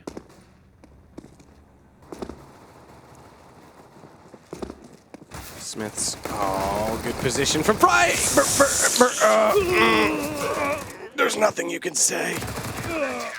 It doesn't really matter. It wouldn't have. It meant nothing overall. But still, fun to see. Freiburg gives us a little XD in chat. Oh, that's amazing. There's no worse feeling than that one. We've seen some bad ones lately, to be fair. I mean, Bondic today nearly cost themselves a game against fnatik. Well, the all-important gun round arrives. 5 AKs, and you can see G2. MP9, P90, a weapon we don't really see that often these days. And Smith's trying to keep it a family show in the chat there, but failing as always. Glock plus aim, GG. Freiburg breaks it down. Good shot from Freiburg to at least make up for the last round. Flash over and Shock's going to be the one to try and push over top of drop. Michael's waiting. Did he spot RPK? That time he certainly did. Just shows himself. Just half the body, right shoulder. Head, shoulder, knees, and toes. Forrest. Although Fost in German is going to get taken down in the end by RPK. A second shot from him comes out. It's going to be Exist, mid-lost, NIP. They wanted to try and push down, split toward the vents and go B, but now Bomb has to go T-spawn, wrap around to B main, and it's a single attack point out from the tunnels. Freiburg, with smokes in, has at least anchored the site off for them. And Body won't be able to peek. Solo nearly given an opportunity. Michael fancies the opportunity to try and get a shot in return, but he's the one carrying the bomb, so better choice, go plant. RPK waiting on the outside of the vents. If I'm not mistaken, vents are blown out on the inside. With that MP9 down, I think they certainly are. So he should have a free access. Get Right's watching it. And watching it closely. He'll spot back out now. Nade goes through. He doesn't quite see that, though. He wants to focus in on Tree. His timing might work for him, but he gets taken down. He misses the shot. Scream's going to be prevalent in that situation. It's going to be Freiburg nearly making it interesting, but can't respond fast enough. And a well-timed peek, I have to say, from G2 to have both players facing him at the same time. Yeah, very well coordinated there. And you can see RPK almost with 100% possibility of winning that. The refrag timing is very well executed. And 15-4. 11 rounds needed from NIP in a row without a single mistake being made. We said they were the masters at the comeback, but I think this might be a little bit of a stretch too far, even for them. They're going to be limited going into this round after losing the previous. It's going to be 5 AKs, and I think, considering the jovial conversation I'm seeing in chat, they might know it's over. Seem to have maybe lapsed concentration, but you know, we'll see what happens. Scream. Maybe spawning a foot there for just probably not, actually, considering how thick it is. They'll be flashing through towards middle, for us joining them as well. Does spot a player towards that sandbags area. This next kill pretty much decides the fate of NIP. Let's see what happens as the smoke comes in from Scream. Shox tries to get the lineup on to Exists, who finds the headshot in reverse, but 15-4 for G2. They'll pull this round back to a 4 versus 4. Things looking fairly comfortable. RPK does try and come back through the smoke. He's going to find one awkward situation, though, as suddenly there's a whole firing squad aiming down at him when he gets on the other side of that smoke, and it's on the body. With the Nitro M4, could easily be called the M4 GTS, which is also black and orange. 3-on-2. Forest exists, low HP. Still a lot of work to do here. Only have mid control. It's Smith's and body to defend on either side of the map right now, but look at Smith's position. In the barred off position, we call it. This is the one. So a man up for NIP to work with. Forest 11 HP. Bomb in the hands of Michael L.A. and body. Oh, I like the positioning from GT, you know? These positions always give for 1 or 2 frags. For some reason, there's something about it. Does body have... he has a Molotov, not a smoke. There's that clever little smoke that Anders showed where you can right-click it onto the top of the garage, and they can't quite see you until they're fully committed. But this is the one thing that... Oh, no, timing, he's walked forward. So they've got 15 seconds. If he had gone wide... Okay, he spots him, he knows he's there. Smoke's down. That's going to be the call for Forrest, but he's the one on low HP. Body's still alive in this. He's pulled it back to 2 versus 2. He jumps down. It's going to be Michael with the shot instead. Smith's, though, coming in from A main. They might expect him to be toward the truck. Op in hand, spotted already. Misses the shot again. Smith's 0 for 2, 0 for 3. Why is he not pre-scoping that? I'm not 100% sure. That's... Why would he go in with the scope like that? Doesn't make any sense. I think he's aware of it. Shakes his mouse. Why would you not pre-scope it? Literally, you're slowing yourself down for like a quarter of a second there because you have to scope afterwards. And you make noise scoping. That's insane. Well, each to their own, I guess. He's got his own methods. And there will be 2 versus 1. Not really working out for him there. Definitely had grounds to get that first kill at least. Damage the economy. He just pre-fired, well, pre-scoped it, like I said. 15-5, NIP pull one back. Definitely got a little bit tight there with body's position. You can see Exist. Had he not jumped up and checked it, maybe he'd have run away with that one. But as Smoke, you can see them running out of time. They do that nice open plant towards highway. That actually saves them, I guess. It's such a difficult plant for the CT to actually get back into, but still plenty of money here after that bonus round for G2. 10 rounds now required for NIP. Still no open their hands. A double up set up for the CT. So in a great position here. Scream. He starts to get a little bit closer to the boost spot here. Tucks himself in. Nice default from NIP to get things off here. They've got utility to work with. 3 smokes and 4 Molotovs remaining as they try and find that first frag. It's his body by himself towards the A side for now. Freiburg anticipating a push up toward that cubby. Scream's the one that's in there. Get right as well with some utility expended over toward the B site. There's only one inside of the site directly. It's Smith's with the AWP playing a very far angle deep inside of the platform. The second op in the hands of Shox. Oh, right there. Thank you, Mr. Observer, on top of the white box. Molotovs to clear out vent and the sandbags. 2 of them thrown, 2 places checked. Less obligation for NIP when they want to try and take over mid, but G2 still have 2 inside of mid. And RPK tries to go back to the vents late, so the Molotov would have been there. They would have thought it was cleared, and he would catch them off, but he gets cut in transition, and it's going to be NIP to get 2 kills as they also found Scream up close. RPK falling as well. NIP, they can start to push onto highway. Smoke out to buy a little bit of time, but Bomb's going to go back over to B. That's going to be cleared momentarily. It's not confirmed at this point. Sector soon to be clear. Yeah, 5 players alive. Shox and Smiths with the AWPs at this point will just be saving. Bomb planted momentarily towards B. Nice round from NIP overall. 3 kills obtained, but at this point, G2 have such a huge bed of rounds, right? Don't really have to work too hard for these rounds. Save the weapons, keep the money in a position where they can still buy into the next round. Save the AWPs. JW's called us out.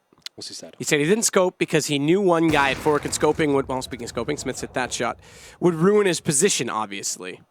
But it's like, it's 6 of one, half a dozen the other, right? Because obviously you're taking a massive risk and no one's going to be towards quad, which they were. And so even if the person at fork peeks you, there's you're arguments for both sides. I understand what yeah. he's saying, for sure. It's like, if there's a guy quad, then you're dead as well. So it's just, take your pick. It was just because we obviously pointed out because someone was quad. I think that's the way it played out. Well, that's true. And you have to think of it from a player perspective. We have X-Ray. He doesn't. Yep. So map point still for G2 as NIP start to push this a little bit further.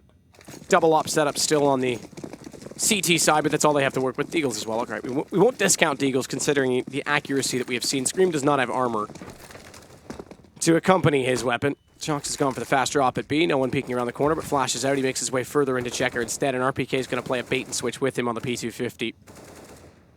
3 players out towards Squeaky on A as well. They're trying to find fast picks with the ops. They both went to aggressive positions to try and get an opening kill. Given the weapon situation, Scream's pushed up, flashed off, falls back. Smith says the angle held, though. This could be interesting. If they even want to take towards Squeaky, that op is still standing there right now. And then, oh, flash in. That's smart. It's going to be an op down. That's one of the 2. Michael, the one with the kill. They're going to reface, tag him as well. He's going to have to get a teammate over to help soon if he's not careful. They do fall back inside of the site knowing that they could have been wrapped in from the main garage, but it leaves an AWP. Now, does Michael go toward that or not? They still have the one on Forest to work with. Get Right sees the push coming through. Shox misses the shot to re-grab that. Can't land it on the second try either, and Get Right needs to be careful about refacing this. Forest will find Scream. I think it's all but done at this point for this round, so it should go 15-7 for G2. Yep, just grinding it out round by round. This time Smith's going aggressive towards the door there, but Body, okay, this actually could get interesting now. This kill pretty much decides it. Okay, then 2 on 2. This bomb is, down. Yeah. Bomb down, but Body does fall to Freiberg. That was well worth more than he was worth. Yeah. In that situation, Shox is going to try and bring this back with his AWP kit to work with, so he's got a bit of a chance. Bomb's not yet planted either, so we should know one's toward default. It'll go down. Can he get there fast enough? Yes, he can. Michael's not able to fall back, and now it's a one-on-one for the game on G2's case. And to stay alive, Freiberg climbs above, and he'll find Shox, immediately grabs one of the ops. And we do get to 7, but we got far closer than I expected. Yeah, absolutely. You can see GT's money not in a fantastic position, enough to buy for sure, but still, Body there, absolutely getting more than he was worth. 2 Deagle kills, actually giving him opportunity there, and Shox finding the kill on Michael as well. 1v1, but Freiberg playing it very nicely indeed, jumps on the bomb site. Knows he's got the AWP, it's going to be very unlucky he's pre-firing that position, considering the bomb is down as well. Manages to keep NIP alive just about here, as we go into round number 23. 5 rifles for GT, no AWPs this time, they've tried a few approaches here. Double AWPs, single AWPs, now it's going to be 5 rifles. 1 kit, that's in the hands of Shox. See how this one unfolds. NIP now need 8 rounds. Certainly possible, but still a very tall order indeed. Michael Lele trying to find a shot toward B this time.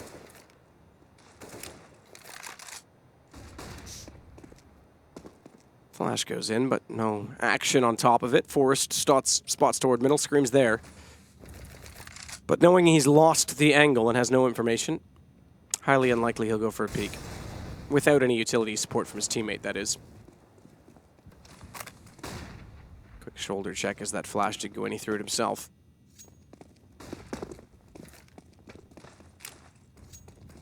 Counter flash from NIP to get them back in position. Get Right flashing in. Freiberg. Get Right waiting on the other side of the vents for them to push it out. But he does spot one coming through. It's RPK found and dropped. Smoke to cover them off. Out the vents, they'll explode. It's going to be a fast play. Smith's caught to more the small pick. Get Right with 2. Scream still on the site. Does get a lineup. Drops the bomb temporarily. They've lost track of Get Right. He's pushed through toward Tree. It allows Shox in from above. He's got 2 down. And Freiberg will respond into Scream. But Shox falls. Get Right's there for his hat trick, a 3rd. And it's down to a 1 versus 2. Low HP. Body, no kit, but he's got armor. He's got a flashbang. And with bomb just down, he knows 1 at least is on the platform. No one else found. It should give him an indication that they're both back in that position somewhere. Flash toward the site. Hasn't spotted anyone on top of it, though. They're both there. Side peek. Again, low HP. Freiberg and Get Right both within death. At least range of it from a bullet on the M4. Headshot position. Get Right's able to land the first dodge. The bullet's coming back. He's got an AK instead. Can't land the headshot, and Get Right will close it. NIP is going to live a little bit longer. Oh, Shock's doing what he could there from heaven. A great display as he flashes in, manages to pick up 2 kills there. The thing is, as well, that 2-on-2 situation, he goes all in. Had it worked out, looks spectacular. The thing is, though, his teammate Body, he's pincering from the B storage side. Had he just fallen back and allowed NIP to actually set themselves up with Body in that great position as well, and Shoxy taking all the aggro, could have been a way to finish it off, but Shoxy, sometimes you got to roll with the big plays, and he tried to finish it off by himself. And Body can't find that shot required to actually get it down to a 1 versus 1. Another eco here as NIP start to get back into this. Dream's not alive just yet, but it's starting to get to that point. Another eco for G2. Desert Eagles, 5.7s and P250s, and a bit of body armor here. Smith sees towards checkers this time. A little aggressive push towards Squeaky Door, it seems.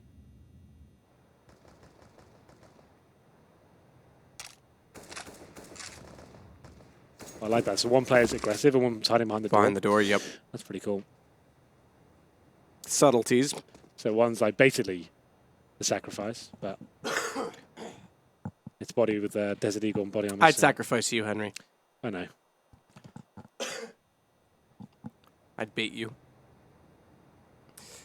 Michael's going this direction. He could walk into it. Checks for the first corner. Out he goes. Deagle. Crosshair placement's decent. Can't react spawned in time, but Body does hit the shot. No assist needed. Good work. 5 and 4. Good start for the pistol. Smith spotted him. Did they see him in reverse? I think they did, yeah, because this is going to flash off. They don't even go toward him. Through the vents they go. Get Right pops that out. Searches back behind, and Smith is found. Freiberg immediately hunts him down. So it shocks inside of the site. Gets there quickly with a 5-7. Deep behind Wooden. Molotov at Heaven, he'll be alone for a moment, but oh, it's an easy headshot on Exist. Get Right goes low, but does manage to hold on. And Shocks again does what he can, similar to the last round. And now the pistol's starting to fall. They've picked up an AK on the body. He'll spray through the garage door. No one on the other side of it, so it'll be another round for NIP. We go 15-9. Counting up the rounds, rolling back the years, Henry. Rolling back the years is going to be Body now, saving the AK. 3 versus 2. But now NIP do find another round there. Body certainly made things interesting after getting that AK towards Squeaky Door. He took down Michael Ailey, but that is signal NIP to go towards the B side. But Mule managing to be keeping 3 players alive. It's going to be Freiberg taking down Scream. Body saves the salvaged weapon. Round number 9 has been picked up now. 6 required, and might get into another buy here for G2. You feel like it's still a matter of time, considering they have 6 rounds to play with. I mean, just one mistake from NIP, that's it. They're done, they're out, but still certainly a chance as we go forward. And now they have an AWP in the hands of Forrest. Double AWP setup this time for G2 though, Shoxy and Smiths. That'll be Smiths with that first AWP towards B storage, looking for the initial kill here. Smiths will fall inside of the site.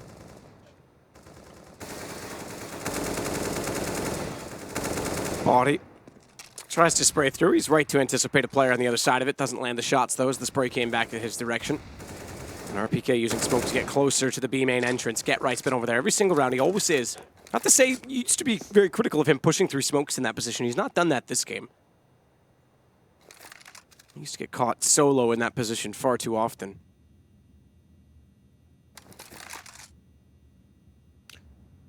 More minute mark coming in here. Nothing really gathering in terms of map control for NIP so far. Going to be boosting up towards middle and seeing if that AWP can find a first shot. Just Scream using his knife to just peek and get information towards mid, but Smoke's coming in, flashbangs as well. The Molotovs trying to flash at any CDs and maybe waiting on the other side. So Scream probably has to fall back at this point. Mid control has been picked up fully by NIP here. Potentially Scream fires off some shots there. Almost does damage towards Freiberg. The bullets whiz past his head. Maybe a B split coming in as NIP set up nicely towards B storage as well. RPK. Smoke out, Get Right in front. Not going to push through that. Good shot. From Smith, I take that back up his Scream. They got the kill on Exist instead in the obituary, but it's going to be Michael and Freiberg. But the lineup, RPK with 2. Michael Lilly gets the trade eventually, but it's down to a 2 versus 2. Shocks. He'll be the lead of the 2, rotating over. Body just behind. And Shocks goes toward Heaven. AWP, he elects to go with the USPs. He wants to go in quickly, catch them off before the plant goes down. Wrong guess on where he is, though, and they're both in the same position. Michael can't repeat, but it gives his teammate a chance. No, his teammate's gone, and so too is the game. Body with both kills, and G2 16-9 over NIP. Well, a nice attempt there from Get Right and Co. After losing 11-4 in the first half. They managed to claw their way back into almost double figures there, but ultimately it's G2 picking up the second map there. And well recovered from that. They looked pretty shocking on Cobble, I have to say, overall, but they seem to be firing on all cylinders when they arrived on Cash as well. I don't think anyone could have predicted those kind of outcomes on either map. It's very difficult to see that coming, to be fair. It was going to be Cobble, where G2 completely run over, and then G2 coming back on Cash. And we did say on the end of Cobble, we could see that G2 was warming up. A lot of this game was, especially on T side, headshots, headshots, headshots. Pistol round second half, same thing. Like I said, I don't even think NIP, I think they fired one or two, but didn't fire many bullets overall because they were dead instantly. It's just G2. This, you talk about VP losing these weird games, but that's usually an event to an event. That's different. This is G2 literally up and down game to game in terms of accuracy, it seems. Well, there it is. Yeah, that's an interesting night and an interesting day here at EPICENTER. Many results that we didn't think would actually be ending in that fashion. Many teams dropping their own maps and picking up the other teams, and some interesting results for SK as well. But 1-1 is the final game here today between G2 and NIP. And that's Alex Machine Richardson warming himself up because I'm sure he's slowly dying, both inside and physically with that cold. Alex, how are you? I am dead. Officially inside and outside, so appreciate the concern. Hopefully tomorrow I'll have kind of regenerated. Yeah, maybe like Doctor Who, you know, I'll just look slightly different. Maybe I'll shave off this bum fluff and I'll look like someone else completely different. All right, gents. GG, G2. They picked up Cash, and now we've just got to go ahead and wrap up the day. First, we focus on Cash because, as expected, gents, everything said NIP would win this. You guys said NIP would win this, and G2 win this. Yeah. Welcome to CS. Should have stuck to my counter logic. You fool. Yeah. To join CLG. Literally the only team that won their own map pick today was VP. Holy moly. There you go. Yeah. That's a perfect way in the shortest And on way. that bombshell, good night. Good night. No, don't actually go, please. Don't do it. But yeah, you're right. That's a fantastic way to explain just how weird. Yeah, it has been. You run with this, Halvor, because it's been an odd one. It's been an extremely odd one, and you know, judging from if you go back to game one, right, where you talked about, well, SK lost the first map, you know, it was their map pick, but they're gonna warm up now. You saw Cold Sierra was getting into things, dropping a 30 bomb, being it into like a big loss. So obviously didn't pan out, and then we come into this game. It's like, well, yeah, we can see that G2 are warming up, and I'm like, oh no, that's not happening at all. Nope. Obviously, completely wrong. It's been messed up. I mean, 3 split series and 1 team winning their map pick is a perfect way to just kind of understand what on earth went wrong. We have to talk about Cash just for a moment, please, Yanko, if you could do that for me. G2 looking fiery. Yeah, I mean, more than anything else, you could see the difference in their aim, pretty much, right? Just ripping the heads off of NIP players most of the time. It wasn't anything too fancy that they were doing in their game. I think NIP kind of gave them room to do so and gave them a bit of momentum in 2 rounds where they actually were playing retake on the A bomb side, and in 1 round Getride got the 2 kills, one on the guy boosted in quad, the other one threw the smoke towards forklift. So they were essentially in a 5v3 and they throw it away kinda. G2 wins that round, and there was another retake situation towards A as well where NIP again had the numbers advantage, but it was just, you know, G2 players from G2 going for aggressive peaks and hitting the shots, and that pretty much broke NIP's economy early on. So after that point, second pistol, again, just headshots happening. And Scream. At that point, it's similar to Cobble. At that point, you know that it's already like highly unlikely that NIP is going to make the comeback. It's just a matter of time before G2 closes it out. Something August rightly justified as well was that outside of picking up the win, getting to equal round difference was like a kind of secondary goal as well. You can see they weren't far off. 16-9 the final score. Just a couple more rounds and they'd have managed to make that best of 2 a little bit more juicy. Yeah, so, well, in a sense, you could say that G2 kind of come out the better. Well, you can actually say that, yeah, which is weird given how terrible they looked on Cobble. And I don't think it's the case of, I don't think NIP played, you know, as badly as G2 did on Cobble on Cash, for instance. I think that was just G2 showing up in, you know, A-level shape. So it took a weird turn of events. I guess that's the kind of results you can get from a best of 2. I was a bit surprised actually to see NIP play their CT side, you know, somewhat differently with the passive setups towards A with the retakes, especially because they seemed so out of sync when they wanted to go for the retake. It's what Yanko was talking about, the fact that Get Right is able to find 2 picks, which normally should buy you a ton of space if you're NIP in that situation, but they don't capitalize on it, and Get Right's just kind of sitting on his own island in the middle of no man's land, but with no one from NIP anywhere near, to the point where like Michael Early, who's the guy who takes initial contact from G2, is the one who ends up saving. Yeah. Like that's how far back he got to that point. So yeah, it's strange game from NIP. But then again, it's like Henry and Matt alluded to, the fact that when G2 starts hitting shots like they do, it's extremely hard to beat them. And Natu, the point you made in the pre-match was, you know, when you give them space, they take it, and they got the T side and they got space. Exactly. I feel like the win condition for G2 from here on out has to be the fact that they need a T side start, right? And when they get the game rolling on, when they individuals really start feeling the game, then even if they're down in numbers in Afterplan situations, even if they lose 2 members like they did against in that particular round that Junko was talking about, then they'll have those remaining players knowing when and how to make plays that can really turn rounds around. So just a very, very decisive T side, which is effectively it's what really made the difference. And G2 still the same trend continues. Their T sides are really, really good, but the CT sides is just really horrible still. Well, what a day it has been. The final map did once again get split again. G2 winning against the NIP map pick. It does seem to be a bit of a running trend here in Moscow. But let's go ahead and recap. Day 1 done. Let's bring up the groups to understand and digest how things do look. VP, the only team to get that 2-0, get those 2 wins on the board nice and early. And of course, let's not forget, should you top your group here over the course of the next couple of days, you will have an opportunity to go straight to the semi-finals. And so Vitrus.Pro picking up a 2-0 win versus SK, you've taken a huge leap in the right direction. Just fnatik and HellRaisers standing in your way and getting to the semi-finals in that awesome arena EPICENTER have got set up. You can see everyone else has got that lovely 1-1 by the name, or not, if not a little worse. And so it's just been a bit of a kind of, I think I overused the word intriguing and interesting, but this is exactly what this has been, right? This has been a real eye-opening experience, and everything's quite open coming into tomorrow, Yanko. Definitely so. I mean, it kind of makes sense when most teams are splitting series, right? So, I mean, HellRaisers showed some good play against fnatik, managing to take a map off of them, and the difficult part is they have to play VP and SK.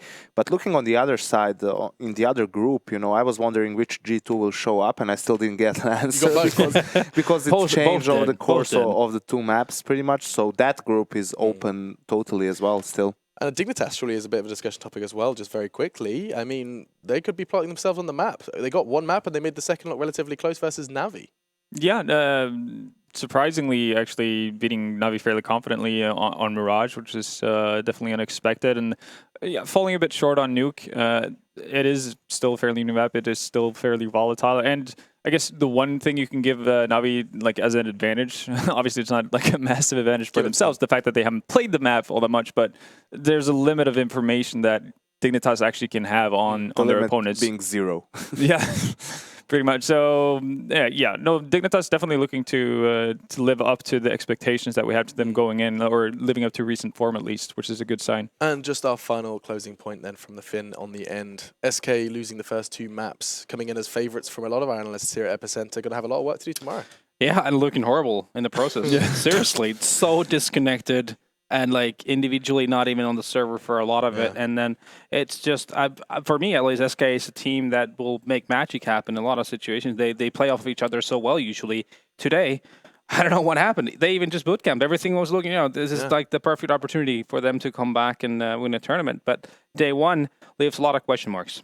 That's a perfect way to end it. Day 1 leaves a lot of question marks here at EPICENTER Moscow. We've got a full week of CS ahead of us, and the groups are still wide open, but there are question marks awry. Lots of answer questions that hopefully could be answered tomorrow. We're going to be back with 4 more games. I have them in front of me. You'll see VP HellRaisers, NIP Dignitas, Navi versus G2 should be a good one, and SK fnatik, given it the Brazilians' form, could be fantastic as well. So lots to look forward to tomorrow. We'll be back at the slightly earlier time of 10:30, so 1 hour earlier than we did today. So hopefully go and join us, and of course keep hitting us up with the hashtag EpicGG. I did it. I said I wouldn't.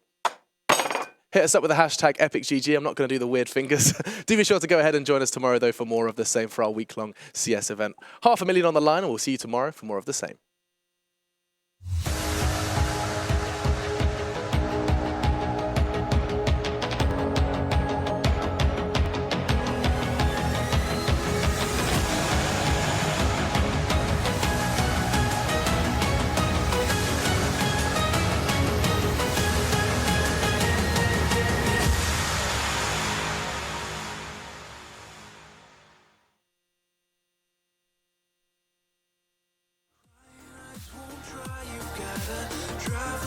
the light so we can see the world and we'll run away together like